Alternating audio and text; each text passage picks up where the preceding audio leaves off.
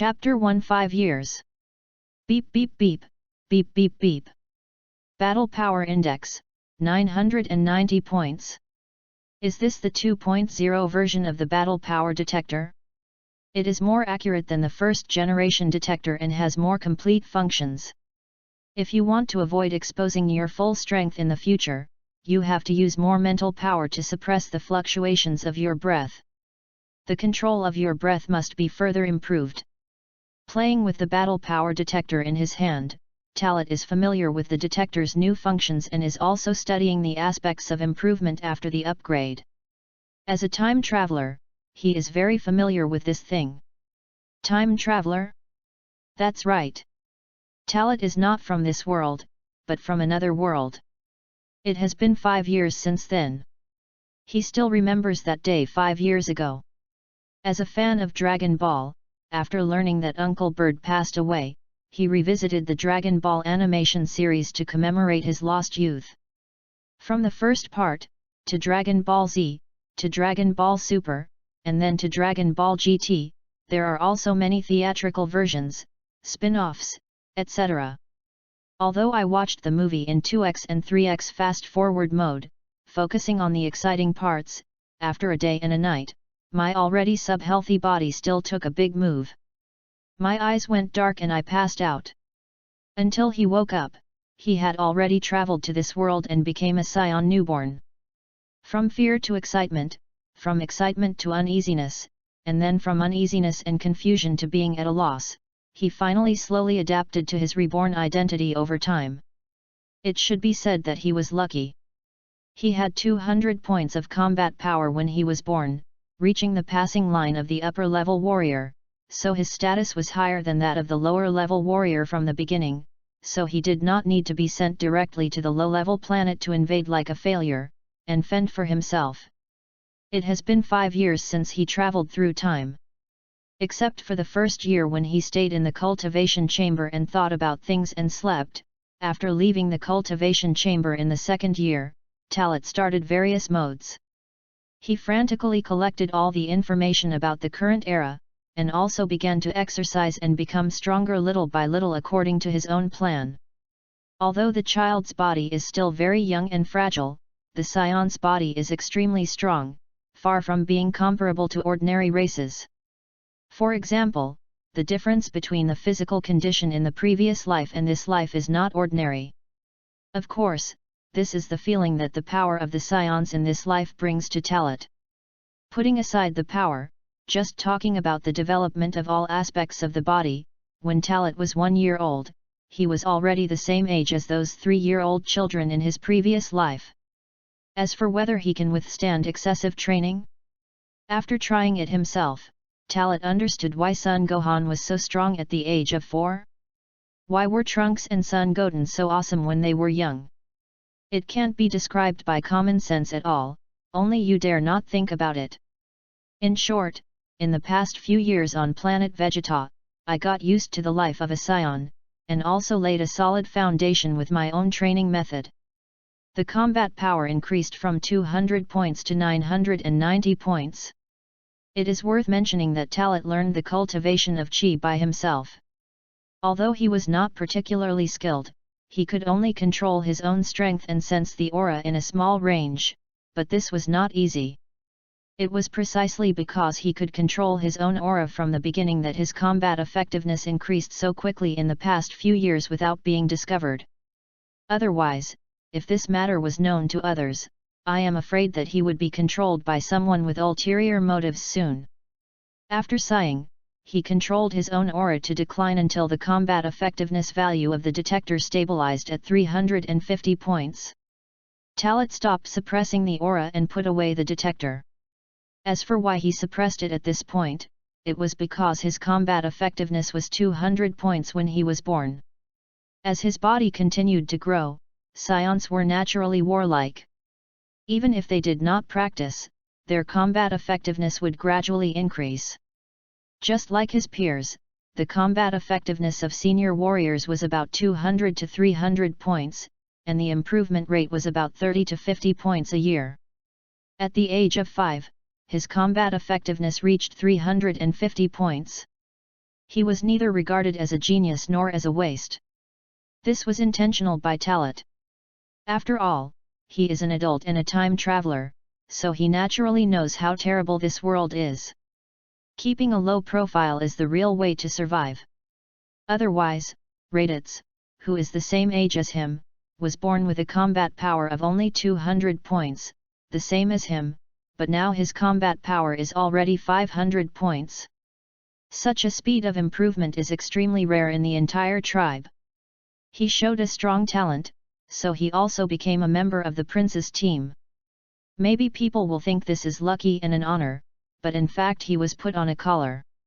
However, it must be said that Raditz is not a waste at all. At least he showed a talent comparable to that of an elite warrior at the age of 5.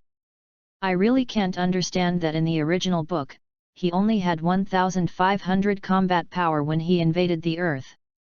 A complete plot kill.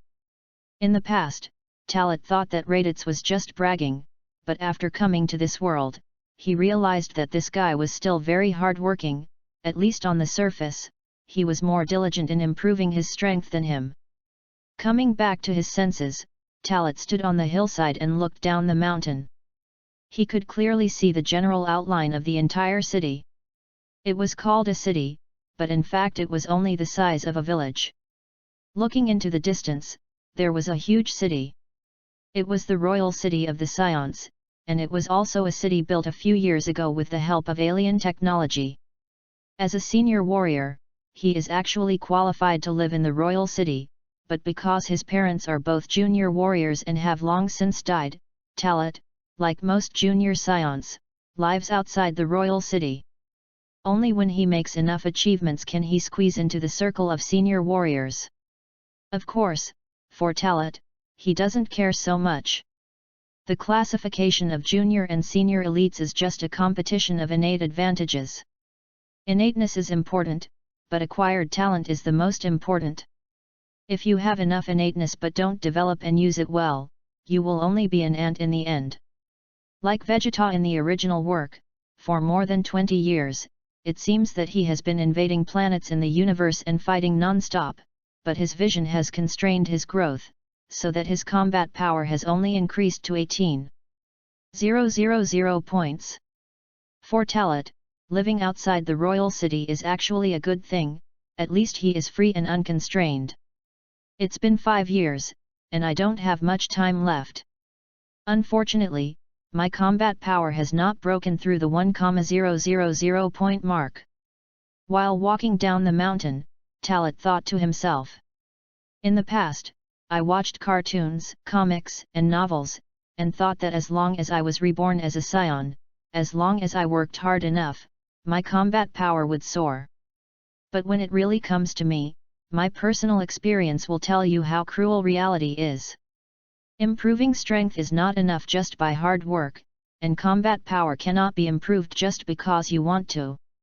Think about the combat power of those fanfictions that easily exceeds 100 million or 1 trillion, which is pure nonsense. New book uploaded. Please support me with recommendation votes and monthly tickets. I beg you to leave valuable suggestions. Chapter 2 Combat power cannot be increased just by saying so. Combat power cannot be improved just by wanting to. Although as a senior Dragon Ball fan, he knows all the plots of the original work, knows the future of this world very well, and even knows all the ways to become stronger.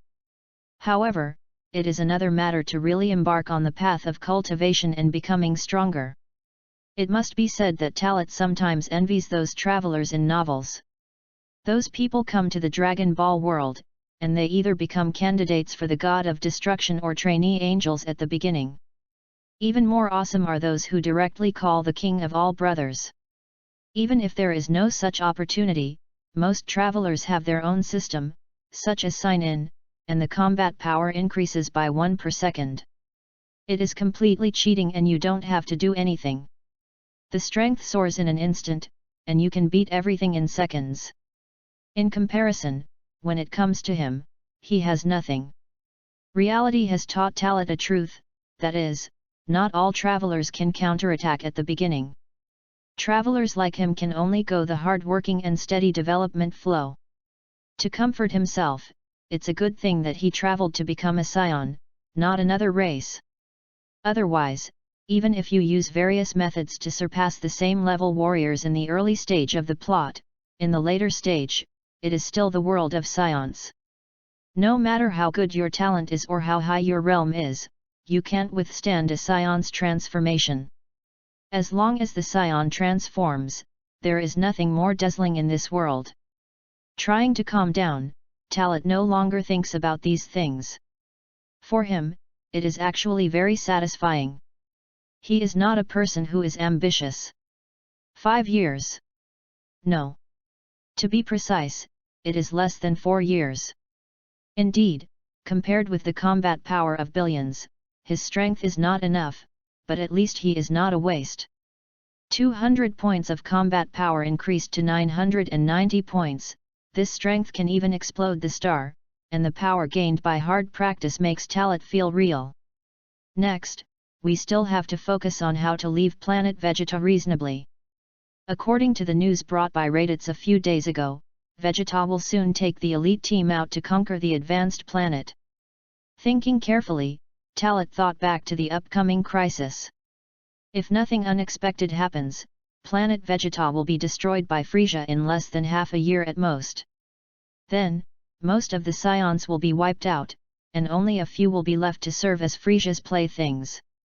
Regarding this crisis concerning his life, Talat once thought that if he were a low-level warrior, he would be regarded as the worst group of pawns at the beginning and spread to some of the lowest planets to invade. If that were the case, he would not need to be as anxious as he is now. However, each has its own advantages. For example, the scions send out so many low-level warrior babies every year, how many can survive? Those who are as lucky as Kakarot are brought by the protagonist's halo. In any case, now that things have come to this, there is only one way to break the deadlock. With his strength, it is impossible to fight Frieza head-on, after all, he can't even beat Frieza's soldiers. This is not alarmist talk, but what I have seen personally. Since Frieza took over the position of King Kurd many years ago and renamed the army Frieza Army, planet Vegeta has also begun to receive special attention, and Frieza has arranged many elite soldiers to be stationed on the planet. It is said that it is to assist the scions in managing the affairs of the planet in case of emergency, but in fact it is to monitor the scions' every move, and it is also a deterrent. Among these warriors, the weakest has several hundred combat power, the stronger ones have more than 1,000 combat power, and there are even stronger ones with thousands of combat power. So, let alone him coming to fight, even if an adult scion takes action, he may not be an opponent. Even if the combat power meets the standard, the strength is not only a numerical value, but also affected by combat experience, combat skills, combat ability, and other factors. Thoughts drifted away again. At this time, a strange sense of air was detected by Talat, which made him stop. For a moment, he felt as if he had encountered a natural enemy, and his hair stood up. This feeling. What's going on? Talat's mind tightened, and an ominous premonition spread in his heart. Because he cultivated chi, especially the direction of his cultivation, he didn't know if there was something wrong, which made his instinct to predict danger more acute. His body trembled involuntarily. This feeling only happened when he saw Frieza and Dodoria. Talat quickly shifted his gaze and looked towards the distant royal city again. Is Frieza here again? No, that's not right. I didn't sense Frieza's evil aura, nor did I sense the aura of elite commanders like Dodoria and Sabo. He clearly had a strong sense of uneasiness, but he couldn't sense the existence of any aura, and the combat power detector didn't have any information prompts. The fear brought by this unknown was particularly terrifying. For a while, Talat's breathing became rapid and his heartbeat accelerated. At the same time, inexplicably, he felt a little suffocated. It is certain that this is definitely not an illusion. Who can give me this feeling at this time? Wait. Could it be? An exclamation mark popped up in his mind, and 2 figures quickly appeared. The god of destruction. And the angel. Yes. It must be. Otherwise, how could I not sense the breath? Only the breath of God is something I cannot sense. Moreover, it can bring me absolute deterrence. Talat took a breath. In his mind, memories of the original plot also emerged. Before planet Vegeta was destroyed by Frisia, wasn't it the god of destruction Beerus and the angel Whis who came to planet Vegeta for dinner? Although the original scene was only such a short clip, as a time traveler, he knew all kinds of information. After crossing over, Talat had always wanted to escape from the planet before Frisia destroyed planet Vegeta, but forgot to think deeply about the main reason. Frisia was indeed the culprit, but the fundamental reason for destroying planet Vegeta was that he received the order from the god of destruction Beerus. This was the action without hesitation, not only eliminating the threat of the Scions to himself, but also showing his loyalty to the god of destruction Beerus. Hiss. If we re-estimate according to this progress, it will probably take no more than 2 months for Frisia to take action. Being increasingly uneasy, Talat quickened his pace and headed towards his home. He wanted to confirm one thing, that is, when will Bardock come back? The countdown to the destruction of the planet began when Bardock invaded the planet Cyril. One thing worth mentioning is that he has been relying on the care of Bardock and Jin over the years, so he can grow up without worries. Especially Jin, who takes care of him like her own son, even better than Raditz. In the words of Jin and Bardock, his parents, and they are very good brothers and sisters. Chapter 3 God of Destruction and Angel. In the palace in the center of the royal city. On the throne that represents the highest power of the Scions, a skinny, purple-skinned, hairless cat man is sitting there leisurely. This cat is the god of destruction, Beerus. On the left side of Beerus, there is a man in special clothes, holding a scepter, with a calm face. He is the angel, Whis. At this time, a very tragic scene is happening here. Under the throne, Beerus stepped on King Vegeta's head with one foot and kept crushing it. Faced with such humiliation, King Vegeta knelt on his knees and trembled. Not only did he not dare to resist at all, but he also took the initiative to cater to Beerus's actions. The face that was full of majesty in the past has long been occupied by cold sweat and fear. He never thought that the legendary god of destruction would come to planet Vegeta. He is now in a panic, fearing that the other party will be unhappy and kill him directly. Fortunately, he did not make any rash moves from the beginning, and entertained the other party with the highest standard of Scion etiquette. Otherwise, he could imagine his own fate. However, even so, he did not please the god. Instead, because the food was not to his taste, Beerus teased him and asked him to find the best pillow in the universe. King Vegeta did not dare to refute, let alone object, and could only let his subordinates prepare. The result is the current scene. King Vegeta, are you teasing me? The best pillow in the universe is not this kind of garbage. The playful expression of the god of destruction Beerus revealed the ruthless crushing of ants. As his foot exerted a little force, King Vegeta's head lowered, even to the ground.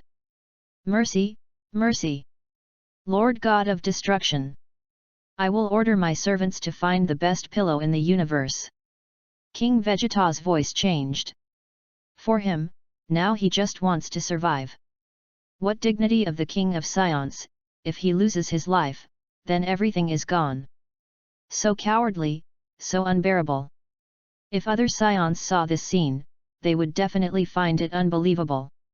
At this moment, there was a person who saw this scene.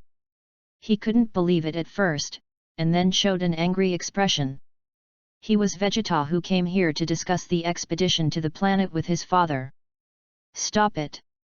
Vegeta was out of control, and even though he was only 5 years old, he burst out with great power and ran straight to Beerus. His courage was commendable, but Beerus just glanced at him casually, which made the young man dazed, staggered uncontrollably, and fell forward. With only a few thousand points of combat power, how could it be compared with the supreme god of destruction in the 7th universe? The so-called King of Scions is really a coward. Even a little kid's courage is above you. Without the mood to play, Beerus stood up from the throne, and his words were still disdainful. As the words came out, Beerus just stepped casually, and controlled King Vegeta's head to smash the ground and embed it. This terrifying power instantly made him faint. What a ridiculous fighting nation, the Scions. This garbage planet, I don't want to stay any longer. Beerus didn't care about what he did. For him, not destroying the Vegeta planet directly was already a way to repay King Vegeta's poor hospitality. Yes, Lord Beerus. Whis' expression remained unchanged from beginning to end. But before leaving, he took a deep look at Vegeta, who was lying on the ground without any resistance. This look seemed to see the future, which was meaningful. It was not until a long time after they left that Vegeta, who was lying on the ground, recovered. After confirming that the two had left, he quickly got up and ran to King Vegeta to confirm the situation. He didn't know who the other party was, he only knew that the other party was so powerful that they couldn't resist. The god of destruction Beerus taught the young Vegeta his first lesson in life. Let the prince know that although he was the prince of the Scion clan, he was actually nothing. Of course, this memory will soon be stored in the deepest part of the young Vegeta's consciousness, because in the next 20 years, he will become a toy for Frisia's amusement. The market town outside the royal city. Talat returned here as quickly as possible. At this time, if he knew what happened in the palace, he would definitely feel heavy-hearted. Because as he expected, the development of things was exactly the same as the plot he knew. Along the way, Talat greeted acquaintances on the street, and finally went straight to Bardock and Jin's house. Talat's house is next door, so it can be said that the two families are next to each other. After entering the house, Talat saw Jin, who was cutting the beast's legs. Because she was very focused, Jin didn't notice Talat coming in. "I'm back, Aunt Jin." Hearing the voice, Jin was startled and seemed to be startled, and then turned around. Seeing that it was Talat, a smile appeared on her face. "Little Talat, you're back so early today." Jin teased, and then raised her hand and pinched Talat's little cheek skillfully. As a female scion, especially a female scion who had just given birth, Jin didn't need to go out on missions like other scions. Of course, this was also because of Bardock, so Jin didn't have to be a combat scion, and only needed to work in logistics. Being teased again, Talat resisted but had no way to do so. From childhood to adulthood, Jin had been used to teasing him like this. He could only get rid of it after Jin had pinched him enough. "Aunt Jin, I'm 5 years old now, and you can't pinch my face anymore." Covering his pinched cheek, Talat habitually muttered. "So, has our little Talat grown up and started to dislike Aunt Jin?" Jin made a sad expression, and her tone was particularly aggrieved. If this scene was seen by outsiders, they would definitely think that this was a playful fight between mother and son. Of course, for Talat, Jin and him were not mother and son, but they were better than mother and son. Talat also felt the maternal love that he had lacked in his previous life from Jin. After a lot of playfulness, Talat and Jin talked about business. "Aunt Jin, I heard you say last time that Uncle Bardock will be back soon. Do you know the exact date?" "Let me think about it. The time mentioned in the last call seems to be these few days. If everything goes well, I think Bardock will be home the day after tomorrow."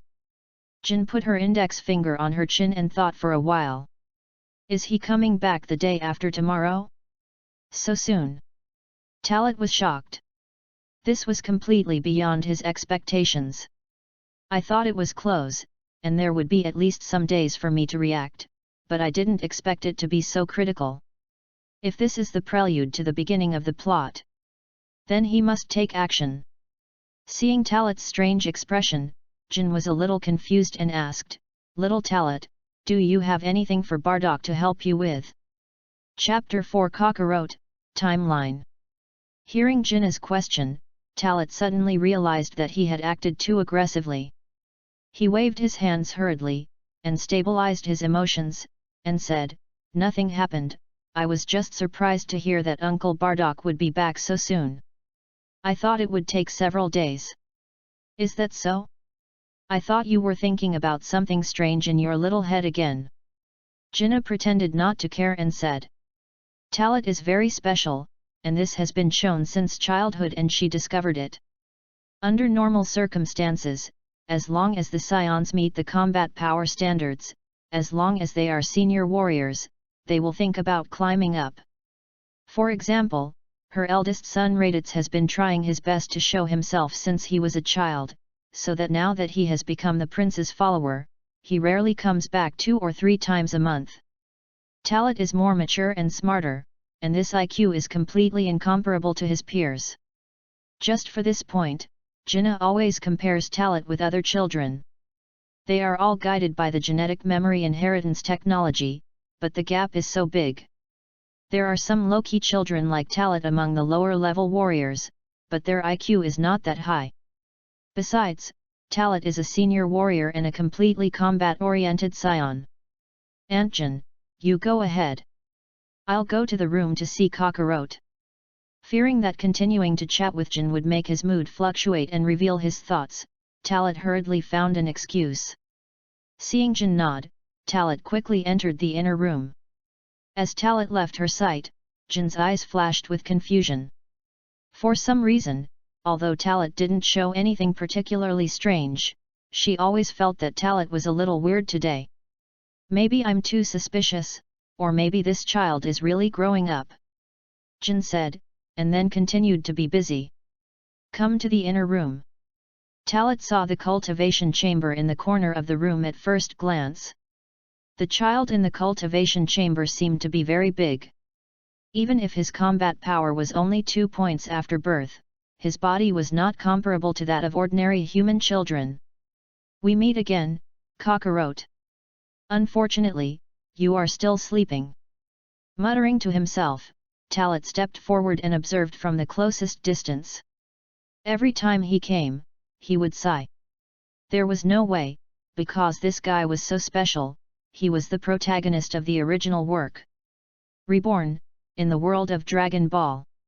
If it weren't for being a time traveler, it would be hard to imagine that a 6-month-old baby, the lowest level warrior of the tribe, would not only reproduce the legend of the Super Saiyan in the future, but also climb to become the most powerful warrior at the top of the universe. Memories came flooding back, especially that sentence, which was impossible to forget. When Kakarot transformed into a Super Saiyan, anime all over the world was eclipsed.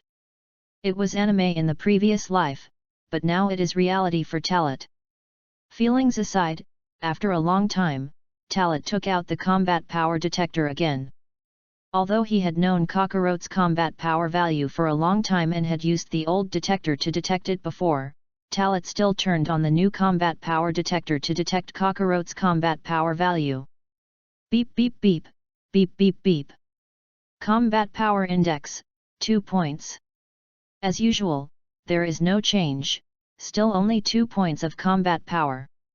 The difference is that the detector also displays the danger level and some basic information. Of course, these data are not important. After a while, you will be sent to Earth and start your own life. Talat didn't say it, but thought secretly in his heart. In fact, he didn't need to think too much about Kakarot, because he knew the subsequent plot development. As long as he didn't intervene and didn't take action, nothing would change. His future is happy. At least he can grow up without worries, and because of his own specialness, he will slowly make friends with a large group of people, and then look for Dragon Balls, keep apprenticing, and keep growing. Compared with Raditz, Vegeta, Nappa who survived Friesia's tyranny in later generations, and Tarbal, Broly, and Paragus who were stranded on other planets. There is no doubt that he has the most comfortable life. Sometimes, I really envy you, and even want to replace you. But as the days go by, I now have my own ideas. Talat spoke to Kakarot in the cultivation chamber, regardless of whether he could hear or understand. After saying this, Talat turned around and walked out of the house without any nostalgia. I don't know if the sound of his voice disturbed him, or the noise of walking and closing the door was a little louder. Cockroach's closed eyes in the cultivation chamber moved slightly a few times. After coming to the outside of the house, Talat did not leave directly, but chatted with Jine for several more words, and then said goodbye and returned to his home. The two adjacent houses, Talat's home is not big, but it is small but complete. For him, it is just right. Living alone, you don't need much space, as long as you don't lack anything. The feeling of instinctive fear has finally disappeared completely, that is to say, the two beings should have left planet Vegeta. Talat first breathed a sigh of relief, and then focused his attention. Now, he doesn't have the ability to think about the god of destruction or the angel. When Bardock comes back, I will be able to be 100% sure of the progress of the plot. Leaning on the bed, Talat fell into thought again. In fact, Talat can only deduce according to the plot he knows. For example, as a time traveler, he knows that there are actually multiple different timelines in this period alone. After specific analysis, it can also be considered as two timelines. The first one is the earliest Dragon Ball Z time setting. Bardock is on a mission to invade Kanasa. During the invasion, he is plotted against by Kanasa people, thus briefly gaining the ability to foresee the future. Because he can foresee the future, he gradually leads Frieza to deal with the Scions and destroy planet Vegeta. The second one is the Dragon Ball negative time that was set later, but this time change is better to say that this is a different story happening in another parallel time and space. The plot becomes that Bardock and other Scions invade Cyril together. Through this mission, they know that Frieza is going to deal with the Scions, so they send Kakarot away first, and the plot unfolds. In fact, Talat is now quite sure that the world he is in should be similar to the timeline of the original main space-time Dragon Ball Z. Because Kakarot was born only half a year ago, Vegeta, Raditz and he are all 5 years old, and the current time is also 737 AE. In the negative time of Dragon Ball, Kakarot was already 3 years old in 737 AE, and he was also 3 years old when he arrived on Earth, which does not include the time when the spaceship transited from planet Vegeta to Earth. Chapter 5, Bardock returns. Needless to say, Talat's understanding of the plot of Dragon Ball in this era is only based on the original novel's description of the past, and there is no accurate determination. So if you want to know everything, you have to experience this period of history. This is why Talat waits for Bardock to return. Only by understanding the circumstances of Bardock's mission and the goals of the next mission can we make a determination. What is certain is that at least the god of destruction and angel have just left planet Vegeta. Even if they go to Frieza next, the destruction of planet Vegeta will not be carried out in the short term. Moreover, before the destruction of planet Vegeta, Frieza specifically recalled all the Scions who were fighting abroad, thus destroying both the planet and the race in one fell swoop. I don't want to think about this for now. The more I think about it, the more complicated it becomes. Let's think about how to leave planet Vegeta smoothly. To put it bluntly, the plot of today's world is not as simple as Talat originally understood. He has always determined an accurate time route, in fact, in order to seize all opportunities. After all, he is a time traveler, which is his greatest advantage. What a headache! If I also have a plug-in, why do I need to use my brain? As a time traveler, it's really embarrassing. Although Scion blood is the biggest cheat, there is no time to develop. Without this restraint, if on Earth, there is more than one way to become stronger. As long as he makes effective use of the protagonist's opportunities provided by the original work, he is sure that he can become stronger quickly. I definitely can't control Bardock, but it's best to leave planet Vegeta with Antjen. He murmured. You can't be ungrateful. Talat has had this idea all along. Otherwise, if it were him, he would actually have had 1 or 2 opportunities to leave planet Vegeta alone half a year ago. The original Jinnah died due to Bardock's lack of decisiveness.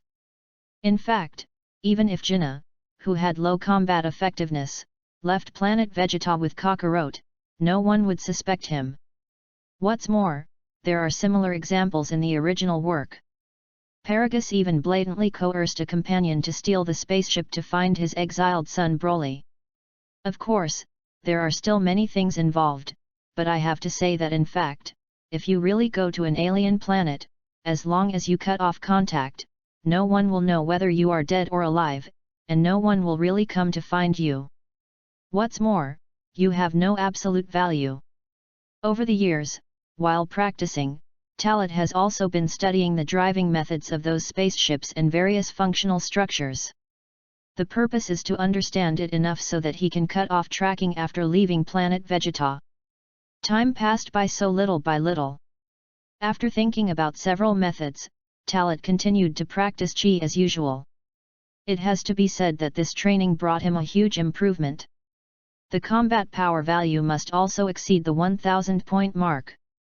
He almost lost control of his anger and was almost exposed. I don't know if it's because of the approaching crisis, or because the pressure from the presence of the god of destruction and the angel has increased greatly. All in all, it must be under the influence of various factors that the potential is stimulated. At night, Talat habitually went to Gne's place to have dinner, and then chatted with Gnei for a long time. This night was one of the few sleepless nights for Talat.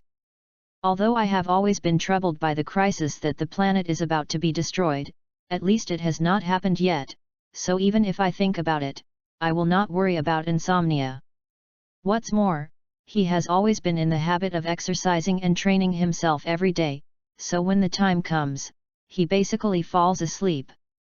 At noon the next day, because of a night of insomnia, Talat only fell asleep when it was just dawn. It wasn't until this point that I woke up. A little tired, he got up and washed his face.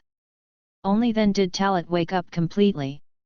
Sure enough, a person can't have too many worries, otherwise even if he has strong strength and mental power, he will be disturbed in the end. I did some simple activities in the house to relax my muscles. Only then did I let go and get used to the progress brought about by yesterday's breakthrough. Under perception, a huge aura was suddenly captured by Talat, making him slightly stunned. Bardock is angry? He's back. Surprised words came out of his mouth.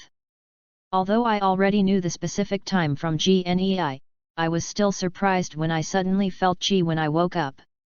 Sure enough, I'm still not sensitive enough and too slow. Such a huge aura appears around me, but I didn't notice it until now. With a sigh, Talat knew that his strength was still too weak. For a moment, I felt like I was pampered. At this time, Bardock's home.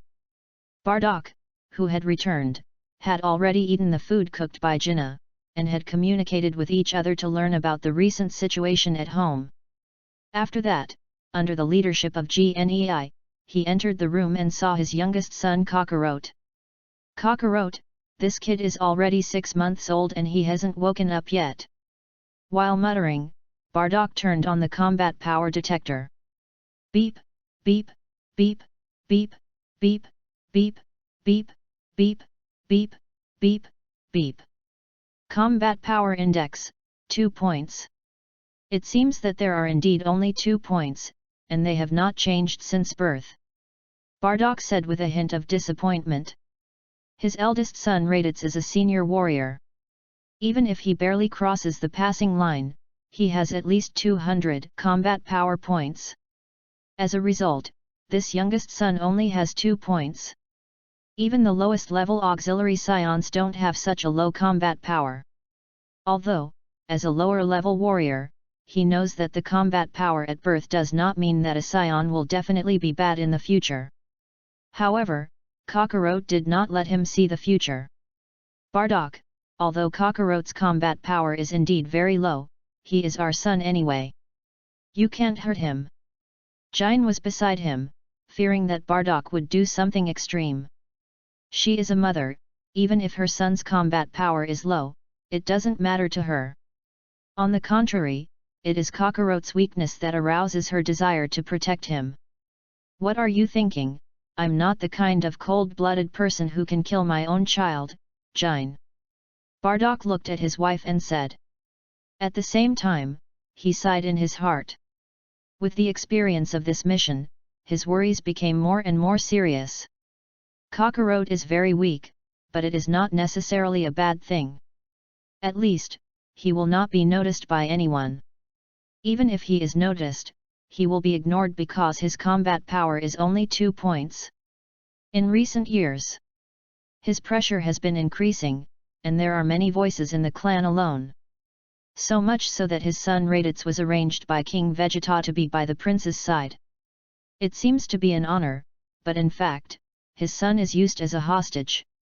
New book uploaded. Please support me with recommendation votes and monthly tickets. I beg you to leave valuable suggestions. Chapter 6 Combat Power 10,500 points. As a lower-level warrior, even if Bardock's combat power has reached a very high level, he cannot disobey the king's order. Although he will not accept it, and although he will have his own emotions, if he resists, it will be rebellion. Therefore, even if King Vegeta asked Raditz to follow Prince Vegeta, he could only accept it and could not refuse. Fortunately, his son is still quite competitive. Although his strength is far inferior to those elite warriors or outstanding superior warriors, he has also shown a high enough talent and will not be looked down upon by those guys who think they are superior. The Scions are a group that emphasizes strength. If your strength is strong enough, then you have enough say. The hierarchy first divides the Scions into upper, middle, and lower classes. Only if you keep getting stronger can you have the opportunity to climb up, get the attention of others, and even be superior. For example, he has been fighting hard to become stronger over the years, and his purpose is to have enough power and truly control his own destiny. He has his beliefs, and facts have proved that as long as he is strong enough, even elite warriors will have to stand aside when they see him. Most of the senior and elite fighters dared to gossip behind his back at most, who dared to argue with him in person. He relied on himself to make King Vegeta look at him with new eyes and had to pay attention to him. After carefully looking at Kakarot for a long time, Bardock and Jin walked out of the room. The two of them were more like newlyweds after a short separation, and it can be said that their feelings have been further sublimated. Just as they were talking, Talat dressed up and ate some dried meat casually, and came to the door. When their eyes met, both of them had smiles on their faces. Especially Bardock, his smile was even stronger, and he had a kind of affinity. It should be said that this is the face of the protagonist. Talat still remembers that when he first saw Bardock, he unconsciously developed a good impression, and the same was true for Jin. In fact, in other words, Bardock and Jin can also be regarded as the male and female protagonists, but they can only be regarded as the male and female protagonists of this era. Uncle Bardock, you're back. Yes, little Talat, you've grown up a lot. Bardock walked up to Talat and, by the way, he also turned on the combat power detector. Beep beep beep, beep beep beep. Combat power index, 350 points. Not bad, after half a year, the combat power has not only exceeded 300 points, but has reached 350 points. Bardock praised after seeing the value on the detector clearly. Although this value is not as good as Raditz's value the year before, it is not bad for Talat to have 350 points of combat power without going out for training and fighting. At this age, how much combat power did he have? In the circle of senior warriors, it can only be regarded as ordinary, but in the circle of junior warriors, it is very remarkable. You know, many Scions will hardly have this combat power in their lifetime. Bardock will not know that Talat's combat power has exceeded 1000 points at this time. If he knew, he would definitely be shocked. Because of such talent, he completely surpassed any Scion in history, and the elite warriors were far from comparable. No. If we really want to compare, there is one person who is better.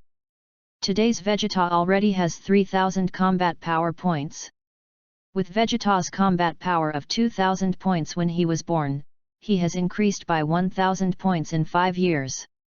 Of course, this is also because Vegeta has enough resources to use, so he can improve so quickly.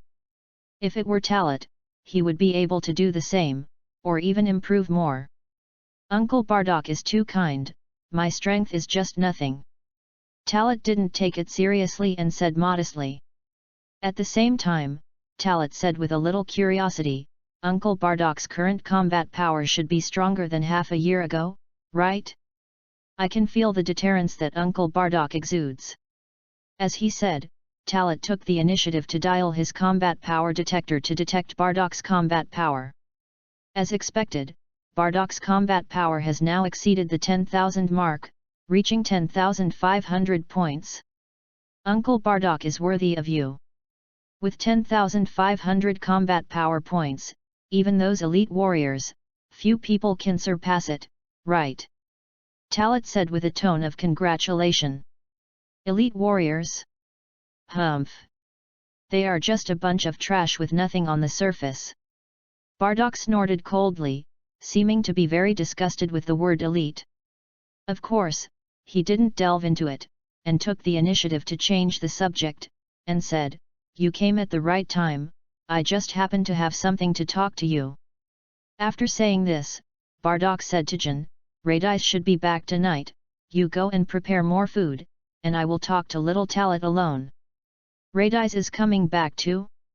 That's great, our family hasn't been reunited for more than half a year. Then you guys talk first, I'll go and prepare. Jin left in high spirits. Talat stayed aside without saying anything until Bardock said again, Come on, little Talat. Yeah. Talat nodded. This kind of private communication was what he wanted, only in this way could he understand all the situations. Soon, the two of them went to another room. After a conversation, Bardock mainly told Talat something. What he said was that he was already 5 years old. According to the protection period of the scions for the superior warriors, after the age of 5, they must go out to fight on other planets. This is the fate of being a warrior, and also the fate of being a scion. The origin of the name of the fighting nation is also partly due to this reason. Uncle Bardock, just say whatever you want to say. In my heart, you have always been my elder. Still maintaining a humble and polite appearance, Talat wanted to listen to Bardock's arrangements for him. Since he proposed it, he must have had an idea long ago. In fact, I really hope that you can go with Raditz and accompany Prince Vegeta to the expedition. In this way, not only can your life safety be guaranteed, but you can also earn a lot of merit from it. Bardock's words made Talat slightly stunned. I really didn't expect that Bardock would make this arrangement right away. It's not that Talat had never thought about it before, and even Raditz had invited him to go together. Uncle Bardock, if I don't go, are there any other arrangements? Talat did not answer directly, but asked back. Hearing this, Bardock smiled knowingly as if he had expected it. I knew you would refuse. This opportunity to follow Prince Vegeta and train is what all scions dream of. However, anyone with a little bit of brains can think that once such a team enters, those with low strength can only become cannon fodder. Indeed, his son is also cannon fodder, but because of his relationship, King Vegeta will not let him get into trouble, and his life safety is guaranteed. His first plan is to let Talat go with him, so that he can solve the problem that has troubled him for a long time. Chapter 7, Heart-to-Heart Talk, Testing. If you don't want to follow the prince to the battle, I can take you to apply to occupy a medium-level planet alone. Bardock said while observing Talat's reaction, and then said, with your current combat power, if it is an ordinary medium-level planet, it should not be difficult. After the voice fell, Bardock was more satisfied with Talat's performance. This calm and steady character, this humble mentality. If Talat had not been very precocious since childhood, Bardock would not dare to think that a 5-year-old child would be so calm. Don't rush to answer, think about it carefully, and tell me before my next mission after thinking it through. I know, Uncle Bardock, but I think I shouldn't join the prince's team. How could Talat not feel Bardak's care? Bardak also understood him, so he arranged another way for him to experience. Yet, Bardak nodded slightly, and he had already guessed such an answer. However, although Talat had made a choice, he would not rush to confirm it. There is still time, so as he said, there is no rush. Without continuing this topic, Bardak suddenly thought of something else and asked, "By the way, I heard something when I just came back. It is said that a group of invaders appeared in the palace yesterday, and many guards were killed. Do you know about this?" When the words came out, Talat was slightly stunned. Then he shook his head, indicating that he didn't know, and asked back, "Is this true?" On the surface, it was like this, but in his heart he had a definite idea. His perception was correct, and his guess was also correct. It must have been done by the god of destruction Beerus. Talat would not know that Beerus did not kill anyone at all yesterday, let alone do any damage. These dead guards were all warriors who might have seen King Vegeta being humiliated yesterday. In order to preserve the king's majesty, King Vegeta killed all the warriors on duty yesterday. It would rather kill 1,000 by mistake than let one go. Sure enough, not many people know the news. It may have been forcibly concealed. Among the dead warriors, there are elites with a combat power of up to 5,000 points. Bardak sighed again, his expression a little more cautious. The Sion Palace was invaded by an unknown enemy, and the elite guards with a combat power of up to 5,000 points were easily killed. You can imagine how strong the enemy is. And the most important thing is that it did not attract more attention, which means that the enemy almost killed all of its warriors in seconds. Bardak thought of a possibility, that is, Frisia has begun to secretly attack them Scions. This is also the information he accidentally got during this mission. There is only suspicion, and it has not been verified. But now combined with the current situation, he can only think so. The atmosphere became dull, and Talat looked at Bardak's tangled expression and asked, "Uncle Bardak, did you think of anything?" "No, I just feel very strange. I will go to see King Vegeta tomorrow, and maybe I can know the inside story," Bardak said. Then, in order to avoid Talat from worrying too much, he took the initiative to smile and talk to Talat about some other things. Talat could not delve into this. Even if he guessed something, he could not say it openly. Taking this opportunity, Talat began to ask Bardak about his experience in this mission and whether there were any interesting things during the mission. This has always been Talat's habit, so Bardak naturally told about his experience in this mission. Speaking of which, it was originally a mission with no difficulty, but there were some small episodes in the middle. My strength also broke through on Cyril Star, which completely exceeded 10,000 combat power. Along with Bardak's words, he told the process of this mission. Of course, it was just some rough details, without any extra details. But despite this, Talat also got the information he wanted. There is no doubt that Bardak's experience on Cyril Star shocked Talat. The plot story of Dragon Ball Negative actually happened. This was really unexpected, because he had long identified this timeline as the Z timeline. What doesn't make sense is that Kakarot should be 3 years old. But Kakarot is only half a year old. When will Uncle Bardak go out on a mission after he comes back this time? Talat tried his best to calm himself down and asked again. Obviously, Bardak is hiding something. He doesn't want him to know, and he doesn't want him to be involved. According to Bardak's character, he is very cautious in doing anything. Although he is a little indecisive, he always makes a decision after figuring out the whole thing. You kid, are you worried that you don't have much time left, so you have some crooked thoughts? Bardak laughed.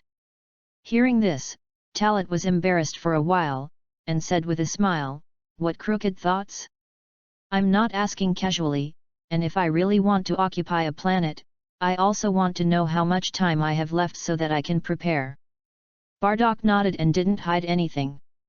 "Others can't tell you, it's okay to tell you, but you don't tell it casually.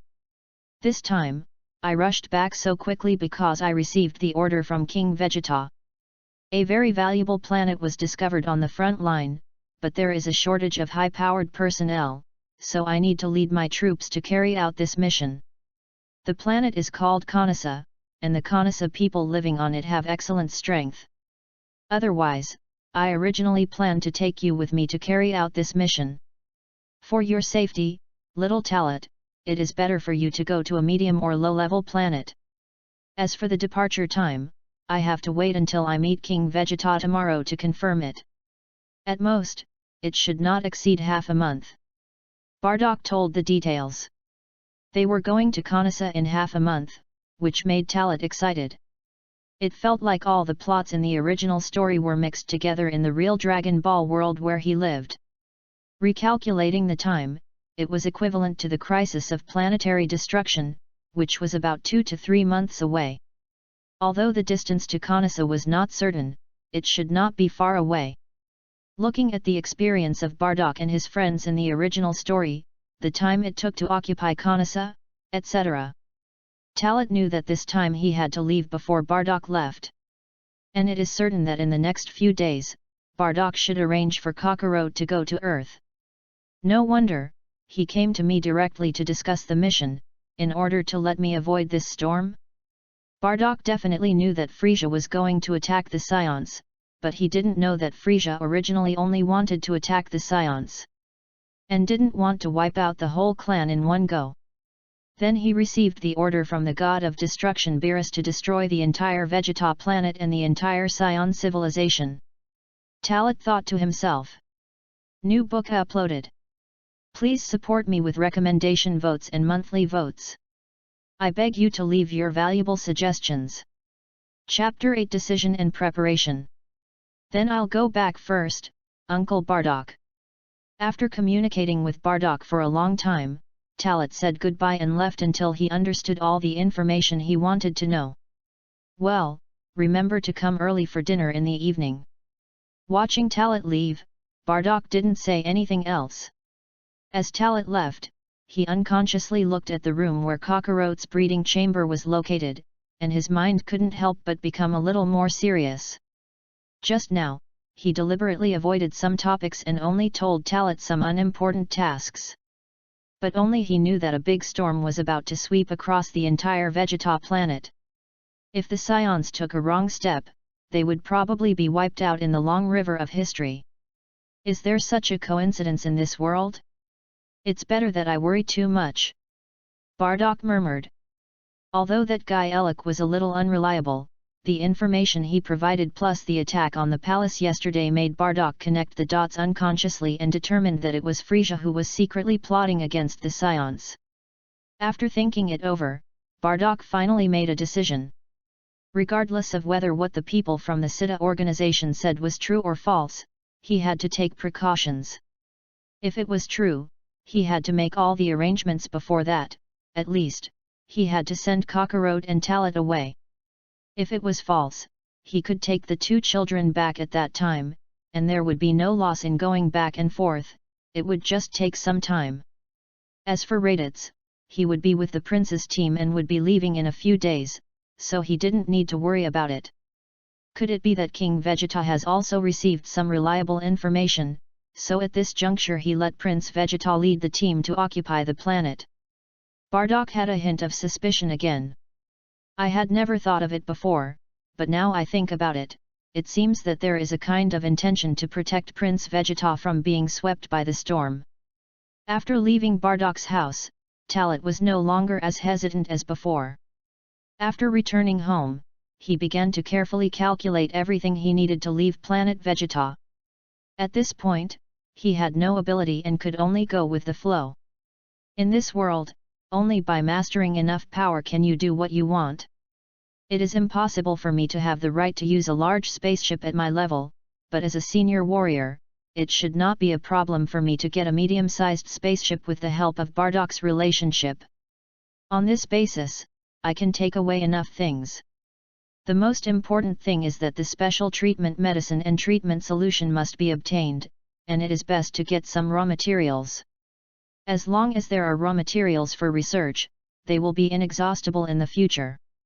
As Talat muttered to himself, the originally messy thoughts formed a complete table. Oh, maybe I can get some planter seeds. The combat power of this thing is 1200 points, and it completely obeys the words of the planter. It can be said to be the most loyal subordinate. With a thought, Talat reviewed what he had thought about before. But that thing is not something that all senior warriors can apply for, and only the elite among the seniors have the right to use it. But just because he can't get it doesn't mean that others can't get it. Bardock should have a way, and even Raditz may have a way to get it with his current identity.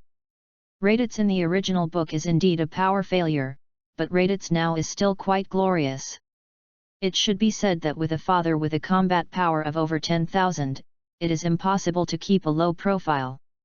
And he is a senior warrior, so naturally his status is higher. Talat even heard some flattering words to Raditz. For example, his father is a lower-level warrior and has such a high combat power, Raditz will definitely surpass Bardock in the future. Surpassing Bardock. Raditz really has such a dream. If the Scions had not encountered the crisis of extinction of the planet and the genocide, and he was allowed to develop slowly, it might be possible.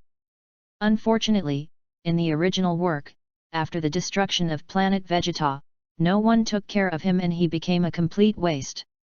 20 years later, his combat power was only 1,500 points, nearly 10 times lower than his father's peak period.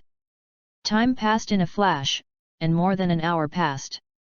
After selecting all the necessary things, Talat thought about other aspects. The most critical thing is how to take Antjin away. Speaking of which, as a senior warrior, he can dispatch several junior warriors to assist him at will when performing tasks. But the problem is that he is still a child. And this time he is going to occupy a medium-sized planet alone. Under this difficulty coefficient, I don't know if he can apply for some quotas. If it doesn't work, I still have to let Bardock come to intercede for me. If Antjin knows that I want her to go with me to take care of me, she shouldn't refuse, muttered. Antjin is most worried about Kakarot now. But once Kakarot is sent away, she will be free. If he follows me, we can go to Earth by the way, which will be very satisfying for Antjin. She said to herself. Unfortunately, Bardock is really hard to save. It is impossible to go with him. Especially in the face of the crisis of the destruction of planet Vegeta, once he knows, he will definitely stay to resist the strong enemy. Even if he tells him that he is a time traveler, and then tells him all this, it may be counterproductive. There is even a chance that Bardock will kill him because of his identity being exposed. You know, without his time travel and rebirth, the original person would be his brother's son. There is no doubt that Talat will be regarded as an encroacher. Forget it, at worst, I will go to Earth or find the planet Namek, and then use the Dragon Balls to make a wish to resurrect Bardock. He continued to think about countermeasures. Bardock can never be taken away, there is no doubt about that. In the final analysis, his own strength is still too weak. If he was strong enough and surpassed Bardock, he could just knock him unconscious and take him away. And he didn't need to think so much. As long as he wanted to leave, at least no one on planet Vegeta could stop him. The reality is so cruel. With Frisia's 530,000 points of combat power, he doesn't even need to transform. A random energy bomb can blow up planet Vegeta. If all the Scions knew about Frisia's combat power, I'm afraid they wouldn't have the slightest idea of rebellion. After recovering his thoughts, Talat took a deep breath and sat cross-legged on the bed. After a breakthrough in practice yesterday, I sensed Bardock's aura again today. After some exchanges and a lot of thinking, I seemed to have a new understanding of chi cultivation. Just like that. The afternoon passed before I knew it.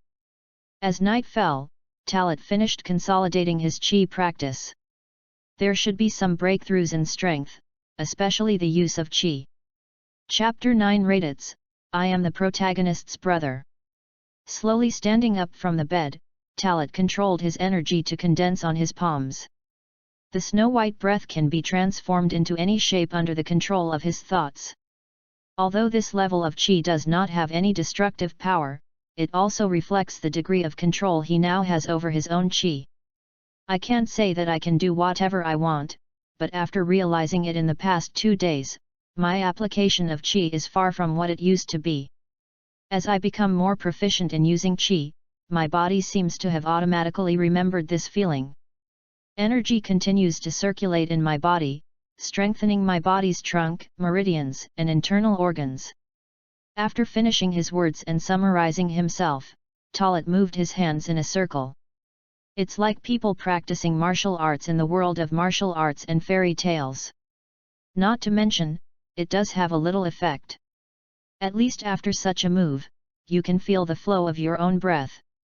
It's as if his own qi is a pool of stagnant water, but under his own promotion, it turns into living water and flows. If nothing else, my strength seems to be getting stronger after breaking through the bottleneck. The combat power value should have reached 1100 points. Maybe even higher. There is an idea of wanting to see how far one's fighting ability is. Talat pressed the combat power detector and carefully controlled the aura within a certain range so as not to leak out. Finally, the combat effectiveness detector showed his combat effectiveness at this time. 1150 points. It seems that I am on the right path. I have made such a big breakthrough in the past 2 days. It would have taken me at least several months before. Sure enough, the greater the pressure, the greater the progress. As a scion, you can continue to grow under pressure, and the same is true when you encounter strength. After talking to himself, Talat suppressed his anger again. But it's no longer 350 points, but 360 points. As you grow up and come into contact with more and more things, your strength will naturally improve. Even if the difference between 350 points and 360 points is not big, a gradual and small increase can make people feel normal. Rather than improving in one go, the shock will be even greater. Hey! This smell is Ant-Gnei. During his perception, a breath suddenly approached, and he noticed it instinctively. Although this kind of automatic perception has been possible before, it seems to be clearer this time after the breakthrough in mastery of qi. Talat spread his aura casually, and the next second he sensed Radit's aura. He's back too. Dong dong dong. There was a knock on the door, and Gnei's call came from outside the door, "Little Talat, it's time to eat." Upon hearing the call, Talat immediately stepped forward and opened the door, and said with a smile, "I'm sorry, Ant-Gnei. I didn't sleep well last night and was resting all the time. I didn't realize it was so late. I guessed that you were sleeping." Gnei nodded to Talat, and then teased, "It seems that you were really looking forward to Bardak's return last night. Little Talat has grown up. I have my own ideas." These words made Talat feel a little embarrassed. How can I have anything on my mind? Ant-Gnei, you are overthinking it. Seeing this, Gnei smiled, and then said with a full smile, okay, no more teasing. By the way, Raditz is back. You and him haven't seen each other for a long time. He is now. I'm curious about how much your combat power has improved. Her husband is back, and so is her eldest son. Now the family is reunited, which she has been looking forward to.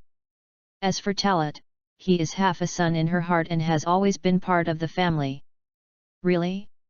Actually, I'm also very curious. How much has Raditz's combat power improved after practicing with Prince Vegeta's team in the past few months? The last time we met, I remember it was already 500 points. Taro Te replied casually. The two of them were talking and laughing as they walked towards the next door. At this time, Raditz was circling Cockroach's breeding barn, looking at his brother up and down. Of course, this was not the first time he saw her, but this time he had been away from home for another 2 or 3 months. You're still as young as the last time we met, Cockroach, when will you grow up? The combat power is the same as before, it hasn't changed at all, it's still only 2 points. Raditz murmured, and I have to say that as an older brother, he was a little disappointed. But soon, Raditz put away this disappointment. After all, as the elder brother, even if he is a superior soldier, family ties come first, and a biological brother is still a biological brother. My younger brother is weak, and he will become a support scion in the future. It's enough to have him as a brother to protect him from wind and rain. The Raditz at this time was very different from the Raditz of later generations. At least now that his family is happy and harmonious, his small heart contains a great sense of responsibility, which is what Bardock taught him. Grow up quickly, Cockroach. No matter what happens in the future, my brother will protect you. Raditz's words seemed to have a magical power. For a moment, Cockroach in the breeding warehouse seemed to hear it. His little body shook a few times and he suddenly opened his eyes. Their eyes met, Raditz shouted excitedly. This also attracted a few people who happened to hear Raditz speak. Bardock and Jin were quite satisfied with Raditz's performance, and were also happy that Cockroach actually opened his eyes. Talat didn't expect Raditz to say such a thing. Of course, he didn't show any abnormality, but only complained in his heart. At this time, Raditz had a sense of a righteous elder brother protecting the weak. The changes between childhood and adulthood can only be said that the future Raditz grew up in such an environment, which distorted his psychology. After Cockroach closed his eyes and fell asleep again, several people walked out of the room one after another. At the dining table. It seems that being with Prince Vegeta has made you grow up a lot, Raditz. Bardock sat in the main seat and admired his son. The original worry has now disappeared. What he is most worried about is that his son will be disturbed by those so-called elite superiors, making him arrogant and ignorant. Hehe, Cockroach is my younger brother, isn't this right? Dad. Raditz's answer was crisp and clear, and it can also be felt that he is serious, not acting. Bardock nodded, and Jin was even happier. There is a big gap between the brothers, but fortunately there is no situation where the elder brother dislikes the younger brother. You really exceeded my expectations. I thought you would become very self-righteous. Talat couldn't help but say at this time. This word reached Raditz's ears, causing Raditz's dissatisfaction. Tisk. You act like an adult. Do I have to become what you said? Please recommend. Please vote for the monthly ticket. Chapter 10 Fighting. Talat didn't have time to answer Raditz's question, but Bardock and Jin burst into laughter. Of course, this was not ridicule or sarcasm, but they thought Raditz's performance was very cute. At the same time, Bardock and Jin were also laughing at Talat. Talat had always been too mature, and they habitually thought it was normal. Now that Raditz reminded them, they finally reacted. 5-year-old Talat teased Raditz like an adult, and suddenly felt like a little kid. Because of the laughter, the atmosphere changed completely. Talat seemed to realize something and laughed out loud, and Raditz was also infected. For a while, there was constant laughter. After dinner, Jin was responsible for cleaning up the mess, and Bardock went to the bathroom to take a bath, leaving Raditz and Talat looking at each other. Let me see how strong you are now, Talat. Because his parents were there before, Raditz was not so anxious to find out. Now that dinner is over, it's a good time to see how strong Talat is. He wants to stretch his muscles. I'm also curious about your fighting power. Although Talat probably judged Raditz's fighting power value based on the strength of his breath, it's still a question whether it's accurate. Both sides turned on the fighting power detector. As the sound of beep beep beep sounded, 2 values soon appeared on the mirrors of the detectors of both sides. Raditz was happy that Talat's fighting power finally began to improve. I said that you were born with the same fighting power as me, so you didn't fall behind, and now you finally caught up. However, you are still far behind me, you have to work harder. Last time I asked you to come with me, you should have accepted. In that case, your fighting power can be at least increased to more than 400 points. Radit's words, which were slightly self-proud, caused Talat to have a special emotional fluctuation. It must be said that although Raditz is quite conceited now, his words and inner thoughts are indeed for the sake of his family. This also made Talat feel ashamed. They are not real family, but they really care about him. On the contrary, he was greatly influenced by the plot of the original work, so much so that he did not even think about whether to take him away with him, and began to change the plot from this moment.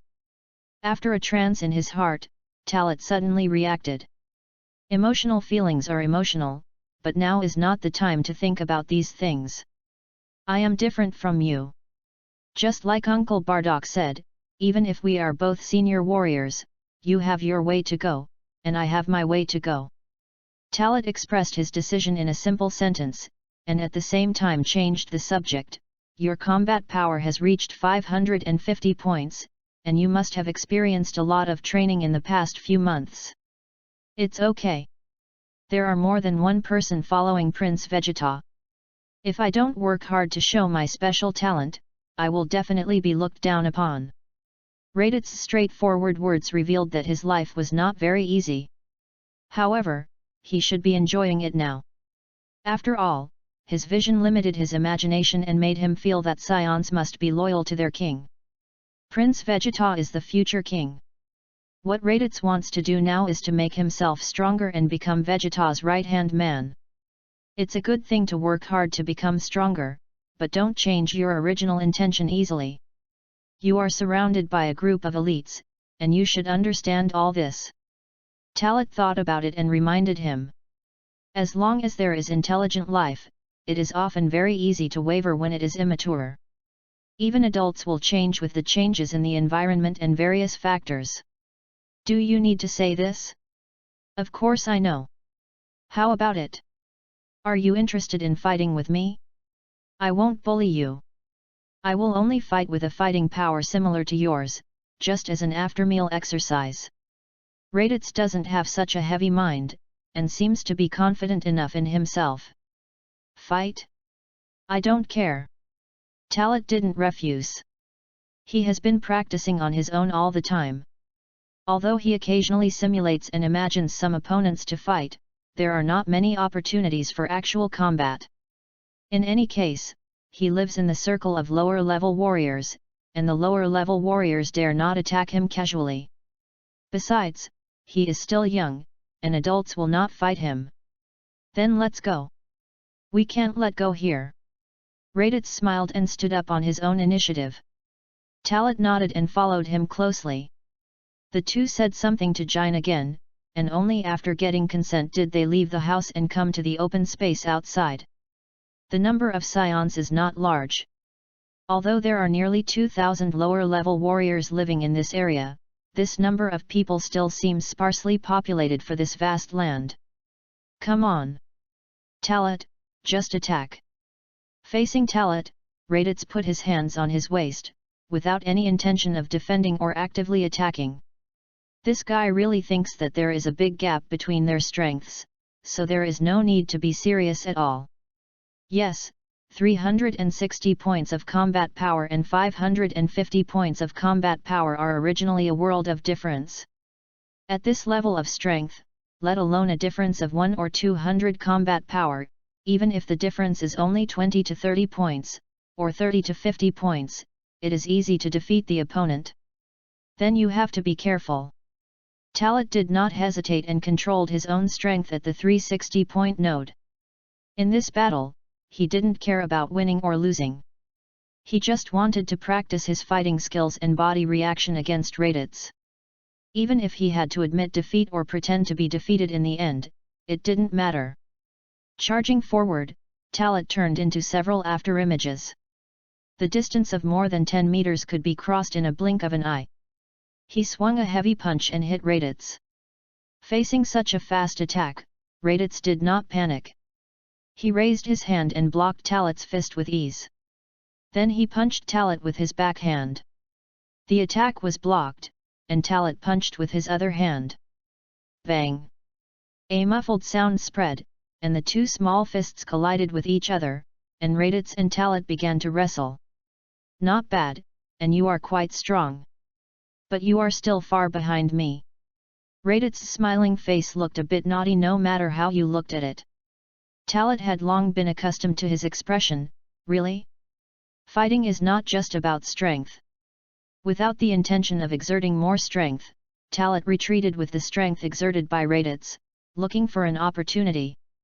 Seeing this, Raditz directly launched a violent fist and kick attack on him. Just looking at the offensive, Talat felt a little numb for a while. Luckily, he was not wasting time all the time. Even if he had no actual combat experience, he had the memory of a lifetime. And the experience of meditation and combat brought by rich imagination. Chapter 11, As the battle progresses, Salary. The attack continued, and the muffled sound continued. The collision of fists and feet, and the fighting area was constantly changing. The situation was one-sided. There was no doubt that Talat, who only had 360 points of combat power, was chased and beaten by Raditz with 550 points of combat power. He was in a desperate situation for a time, but was turned around by Talat at a critical moment. After the real battle, he summarized his past training and the use of various moves, keeping the good ones and removing unnecessary moves. As the battle became more and more in-depth, Talat also had a sense of selflessness. Although he was resisting Raditz's attack, it also made him understand the fun of fighting. No wonder Scions are all fighting maniacs. The progress of the battle will make Scions' blood boil, eager to become stronger, eager to feel the excitement brought to themselves by more powerful power. You actually blocked it all. It seems that you are not wasting time all the time. You are also practicing on weekdays, right? Raditz maintained the offensive and said with a smile. There was provocation in his voice. He thought that he would be able to defeat Talat with these strengths, but he didn't expect Talat to remain undefeated. Of course I'm not wasting time all the time, look at this move of mine.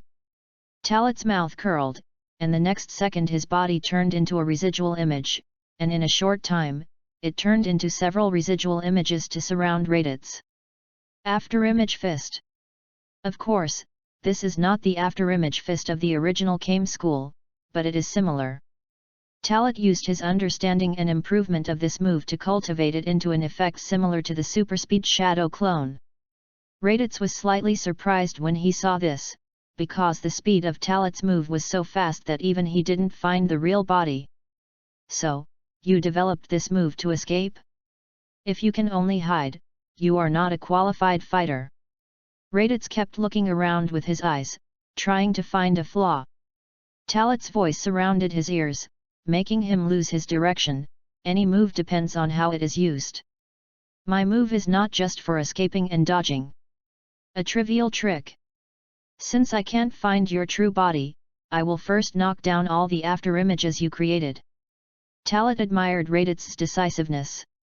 He saw that he directly launched an attack, and in a moment, he broke through the dozens of afterimages created by Talat. Found you.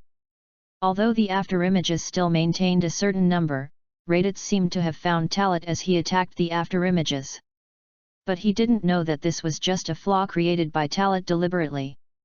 As Raditz broke one of the afterimages with a punch, it seemed that all the afterimages disappeared, but Raditz didn't feel the touch of this punch. Not good. Raditz instinctively raised his head when he noticed something strange.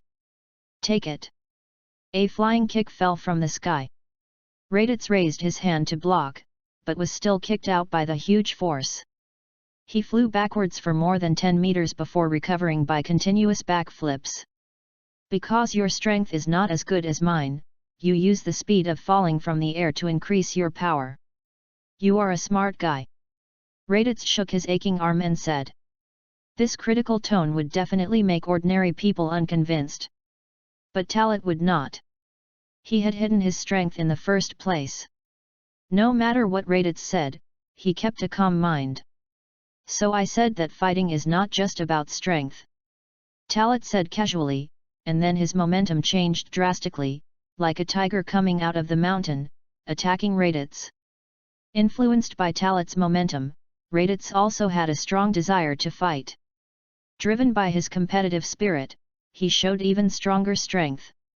The battle between the two entered a white-hot stage. The battle became more and more intense. At this time, the two people in the battle did not know that their battle had attracted many onlookers, who made comments one after another. Among them was a very beautiful and heroic girl. Her name was Salary, and she was 5 years old, just like Talat and Raditz. But her combat power was only 100 points, so she was a low-level warrior. Of course, because of her combat power, she was not treated as an abandoned child and sent out to invade the planet since she was a child, but she grew up with her parents. She and Talat were childhood sweethearts. But Talat was reborn as an adult, and he was not interested at all. That guy Raditz is really annoying. As soon as he came back, he wanted to show off his strength and bully brother Talat. In Salary's heart, she didn't like Raditz. The reason was simple. Raditz always looked superior since he was a child. Especially after following Prince Vegeta, it became more obvious. On the other side, Bardock was also paying attention to the battle. Because he knew about the battle between the two, he finished his bath and hurried out to check the situation. Even for a strong man of his level, this kind of childish fight is meaningless, but this is a fight between his son and his nephew Talat. This kid, even I underestimated him, with only 360 combat power points he can show such strength. Bardock couldn't help but sigh. For Talat, he admired and was curious. He didn't know how Talat became stronger and mastered his power to this extent. Although Raditz was stronger, if they really fought at the same level, he would probably be inferior to Talat. Raditz is really something. He knows that his combat power is 200 points higher, but he doesn't show any mercy at all. Jine said worriedly. Humph. Too much strength will break easily. Although Raditz has grown up a lot and matured a lot, he is still obviously lacking in the understanding of combat. Compared with Talat, he is much worse. Bardock said with some emotion. Raditz's strength really satisfied him, but this fighting method is very undesirable. Only those stupid elite superior warriors will fight in this way. Excessive pursuit of powerful strength to crush the opponent. When Jinna heard this, she turned around curiously. Bardock, are you saying that Raditz will lose to Talat? But it seems that Talat is almost powerless. I didn't say Raditz will lose, but Raditz could have won more easily and simply, but he just kept attacking. Even if he won, he still lost in a sense. Only with a higher level of strength can you defeat an opponent with lower combat power than yourself, and the consumption is so great. If it is a life and death battle, Raditz will have no way out. As a warrior who has grown up through hardships, Bardock sees Raditz's problem clearly. When Jinna heard this, she continued to watch the battle. Although her combat power is only 600 points and she can't fully understand what Bardock means, she also knows that what her husband said is not wrong.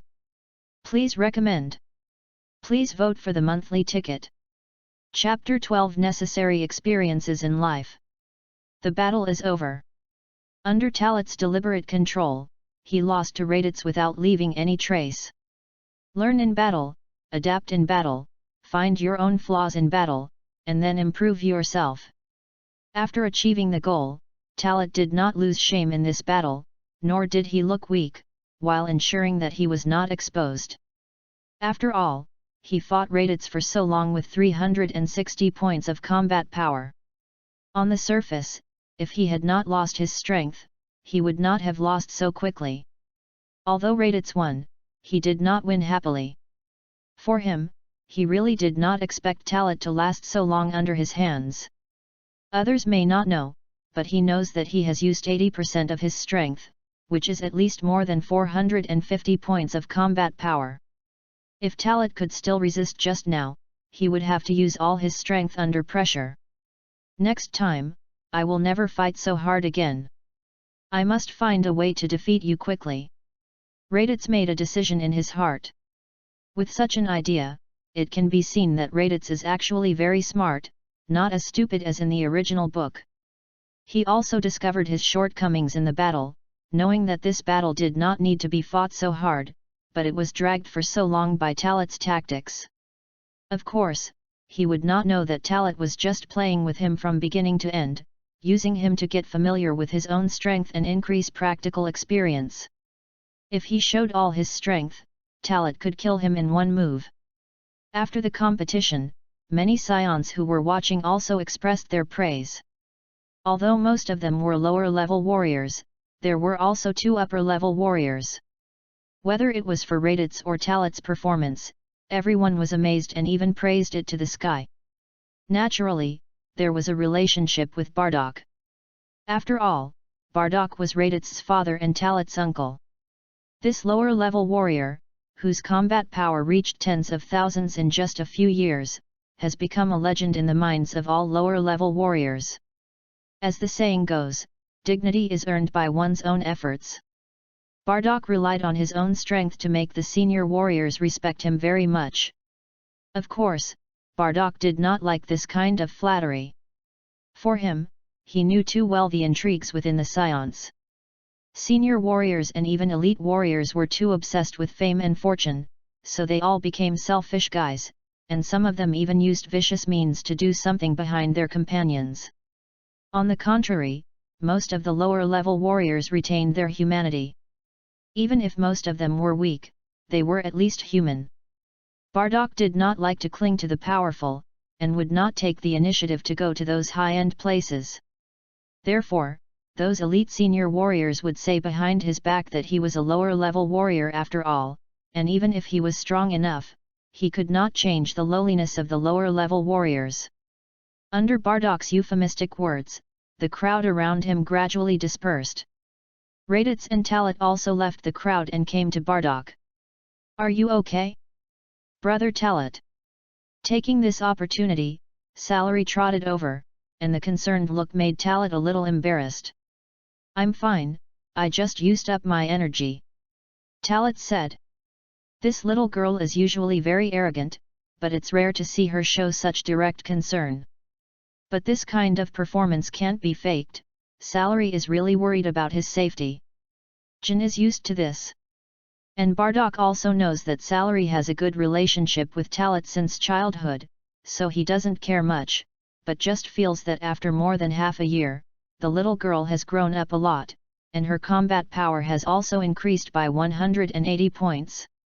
Salary maintains basic friendliness towards Bardock and Jin, but Raditz is targeted by Salary, and the little eyes seem to want to eat people. This also made Raditz a little unhappy, and he said unhappily, "Hey! I didn't really do anything ruthless. Is it necessary to be so murderous? This is just an after-meal exercise." "Humph! You did it on purpose. Everyone knows that you are learning from Prince Vegeta, and there are so many elites teaching you. If Brother Talat has as many resources as you, he will definitely not lose to you." Salary is not afraid of Raditz at all. Such a character is actually very arrogant and unreasonable, but Talat can't say anything. Because Salary is helping him to get back his face, even if Talat thinks it is completely unnecessary. After all, it was he who hid his strength. Raditz was so angry that his face turned red immediately. "My strength is obtained by my own training. Do you think that following the prince will give you the benefits for free?" Salary's words ignited a fire. There is no doubt that Raditz was very uncomfortable when his efforts were denied. After all, he is still young, and no matter how mature his mind is, he is still just a 5-year-old child. However, Salary still didn't give him a good look, and it was obvious that she felt that Raditz was self-righteous and was using the victory over Talat to show off. Jin, who was standing by, wanted to speak for her son, but she didn't know how to start. She had watched Salary grow up since he was a child. Bardock shook his head at Jin and gestured, as if he thought it was a good thing. He could see that his son actually had some negative emotions accumulated in his heart, and he could take this opportunity to release them. Moreover, he also hoped that his son could experience more and understand more. Being misunderstood, targeted, and distrusted. Sometimes it is not necessarily a bad thing. Only after experiencing these things can a person continue to grow and finally be able to resist all rumors. He also went through this. Asshole. Talat, you said, did I kill you? Did I use my full strength? Raditz asked angrily. Talat was embarrassed for a moment, raised his hand and grabbed Solari's wrist, and said, Solari, you really misunderstood, Raditz just fought with me casually. He didn't use his full strength to suppress me, otherwise, I would have lost this battle from the beginning. After listening to Talat's words, Raditz felt better. Solari also listened to this, but she still hated Raditz, because she had been at odds with Raditz since she was a child. Raditz wanted to say something, but Jine couldn't help it. However, she was smart enough not to defend Raditz, but directly grabbed Raditz's ear. It's because you always bullied Celara when you were a child, so it's no wonder that Celara hates you so much. It hurts. Mom, let go, it's going to fall. Raditz was about to cry when his ear was pulled, and he begged for mercy. Bardock sighed and could only speak, okay, it's just a contest that stops at a certain point. Raditz won, but Talat didn't lose in a sense. So Celara, you don't have to target Raditz so much. You are still young and don't understand many things. When you grow up and look back at the present, you will know that many of them are meaningless quarrels. It's normal to have a small fight, but you can't hold on to it. What Bardock said at this time was like the teaching of an elder, and it really worked. Not only did Talat understand more truths, but it also made Celara no longer hate Raditz. Of course, hate will not change so quickly, girls are very vengeful. Talat was helpless about this. In fact, he knew Salary very well. Although she was only 5 years old, she was very mature mentally. Chapter 13 King Vegeta's ambition is evident. Late at night. Talat has returned home and is lying on the bed thinking about life. After the battle with Raditz, he has gained a lot. Although there were some minor incidents, it must be said that they are not important. Recalling what Bardock said to him and Raditz, Talat deeply understood that even if he could fight against Raditz and make it difficult for Raditz to deal with him, it was actually just a trick. If he fights again, Raditz will definitely find the flaw quickly. Unless he improves his tactics again, Raditz will defeat him faster and use less power. In short, he has too many areas to improve, and he has to rely on himself to accumulate combat experience little by little in the future and make breakthroughs from practice. What Talat didn't expect was that Bardock actually said that he would teach him and Raditz combat skills in the next few days. This was impossible before. Even though Raditz had asked Bardock before, Bardock always refused. The sudden initiative made Talat feel that Bardock knew that the big storm was coming, so he was so decisive to teach them during this period, so that they would have greater self-protection ability. Even, let Salary come with him. Although we grew up together, Bardock is too direct. Could it be that he really thought I would like this little girl? Salary is beautiful, but a little strong, and I am not interested in little Loli. Talat felt like crying but had no tears. I'm afraid anyone with a discerning eye can see that Salary likes him. To be honest, Talat has thought about this issue many times. He doesn't want to leave too many emotions, nor does he want to be involved with too many people. Because Talat knows that he can't save many people. In the past few days, he has thought about this little girl, but even he is not sure whether the plan is feasible, and it's useless to think too much. While Bardock is instructing us to practice these days, I have to implement the plan step by step. After saying this, Talat continued to meditate for a while, and then fell into a deep sleep.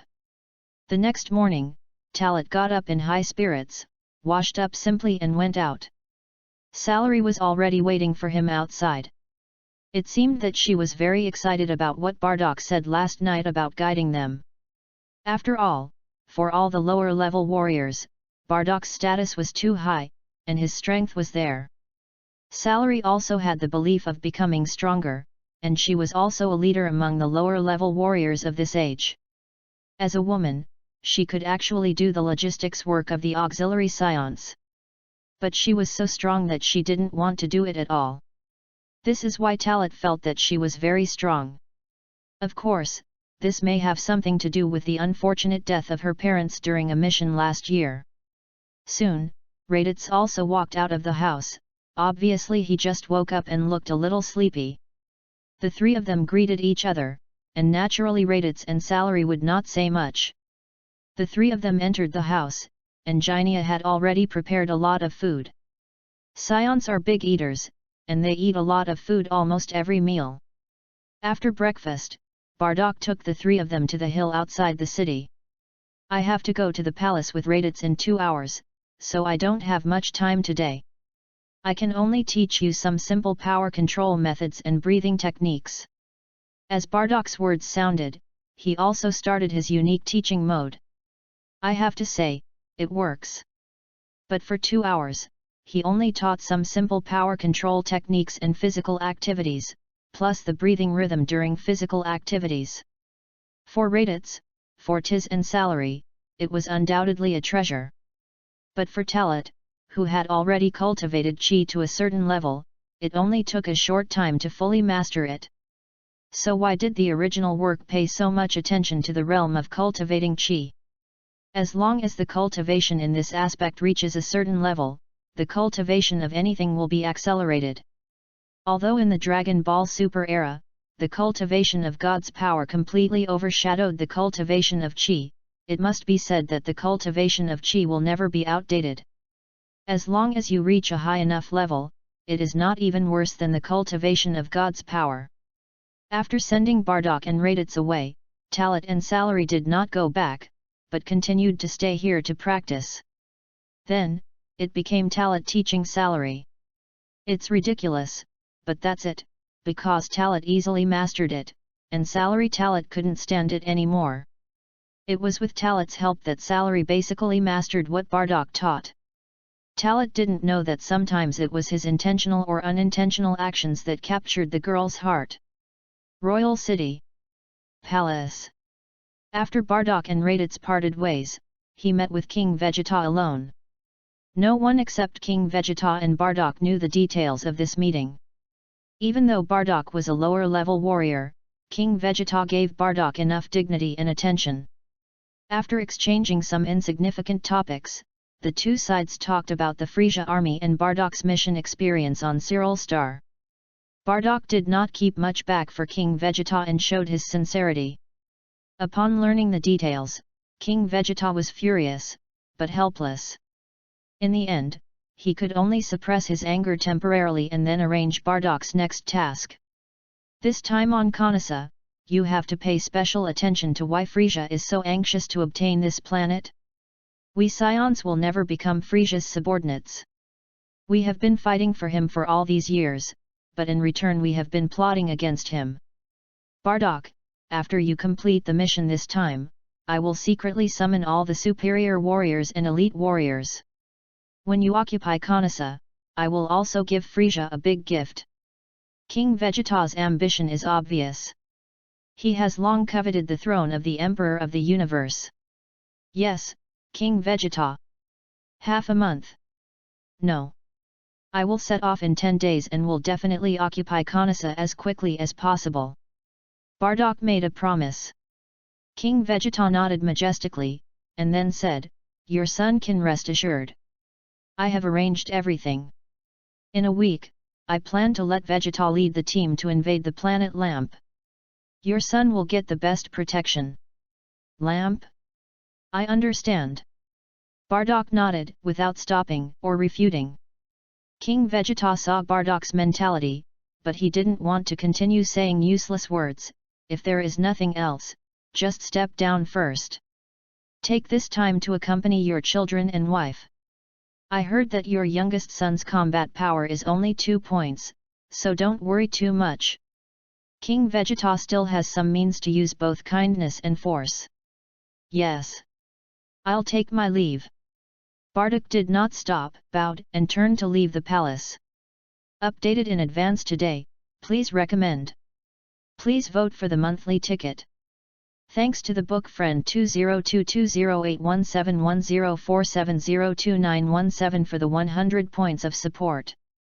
Thanks to the book friend 202209161806182990 for the 100 points of support. Chapter 14 Father and Son Talk, Bardock's Instructions. Watching Bardock go away, and finally exit the palace and disappear from sight, King Vegeta's eyes became more and more terrifying.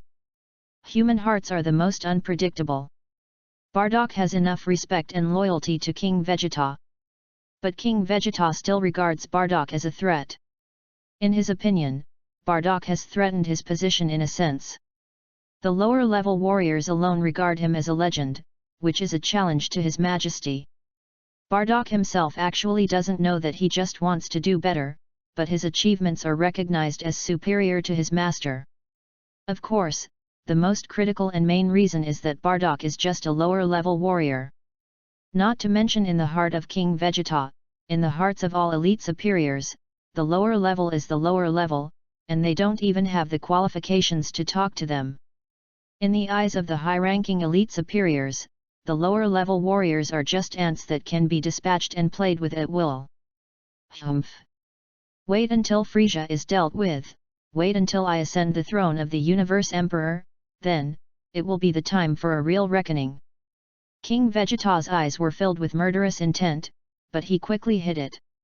If Bardock was not strong enough, if Bardock was not of sufficient use to him, he would never allow his men to be out of control. After leaving the palace, Bardock did not go back directly, but looked for Raditz' trace in the palace. The next time was even more tight. He would set off in 10 days, and Raditz would also go on an expedition with Prince Vegeta in 7 days. So in the following days, he had to impart some knowledge every day. Moreover, there were some things he had to talk to Raditz alone, and it would be best if even Jin didn't know. After strolling for a long time, Bardock found Raditz on the outermost training ground of the palace, and also met Vegeta. As a subordinate, even if his combat power reached 10,000 points, Bardock still had to respectfully address him as His Royal Highness. As for the others, they were all ignored by Bardock. First, he had enough strength to look down on these superior warriors and elite warriors. Second, he disdained to associate with them. Even if his son would work under them for a while, King Vegeta promised him that he would guarantee Raditz's safety, so these people would never dare to mess around. If they dared to mess around, he would never let them go. This is the suppression brought by strength. He took Raditz out of the palace, and in the next few days, Bardock helped Raditz ask Vegeta for leave. Otherwise, as Prince Vegeta's personal guard, Raditz would have to accompany the prince almost all the time except for occasional time. Vegeta would not refuse Bardock's request. Of course, Raditz had just taken the initiative to resign from him for a few days, and he didn't care much. For him, it made no difference whether Raditz was around or not. At the beginning, he was actually puzzled by his father's arrangement of a peer with a combat power of only a few hundred points around him. It was not until later that he gradually understood his father's intention. Although Vegeta is only 5 years old now, his mind is not comparable to that of ordinary people. As a prince, he looks at many aspects, not only status, but the most important thing is the combat power. It is inevitable to think highly of oneself. But there is also self-knowledge. Watching Bardock and Raditz go away, Vegeta's eyes were filled with a light that did not belong to this age, and his expression was serious. The lackey beside him could not help but start to instigate, "Your Highness, you should not give Bardock a good face. This guy relies on his high combat power and is becoming more and more arrogant." "Yes, Prince Vegeta. He didn't even take you seriously just now." As the two senior warriors with a combat power of 3,000 points spoke, Vegeta's eyes became sharp. But it was not to Bardock who was leaving, but to the two people around him. "If you have the ability, don't gossip behind your back. Such performance will make this prince think you are useless." After saying this, Vegeta turned and walked towards the palace hall. His combat power has already reached more than 3,000 points, so even if he doesn't have the status of a prince, he can still fight these two people. Being coldly ridiculed by Vegeta, the two senior warriors looked livid and extremely ugly. It should be said that Vegeta is more tolerant and discerning than King Vegeta. Comparing Bardock with the useless trash around him, he prefers Bardock because he is a lower-level warrior who has become stronger purely by himself. Strictly speaking, as a lower-level warrior of the Scions, Bardock is also the only lower-level warrior that Vegeta has remembered since childhood. Until the late stage of the original Super Era, Vegeta still recalled Bardock. Walking on the bustling streets of the royal city, Bardock and Raditz looked at the surrounding buildings and various aliens while talking. According to what King Vegeta said, "Will I go to the lamp planet with the prince in 7 days?" Raditz said in surprise after listening to Bardock's words. For him, he had been looking forward to this day for a long time. He didn't know that this expedition would be the beginning of his miserable life. 7 days later, you will go with the prince's elite troops. A few days after you leave, I will also go on a new mission. Raditz. You are my son. As my son, you will have to bear pressure that is far beyond what ordinary scions bear. During the time you have spent with the prince, I think you should also know that our scion family has how cruel.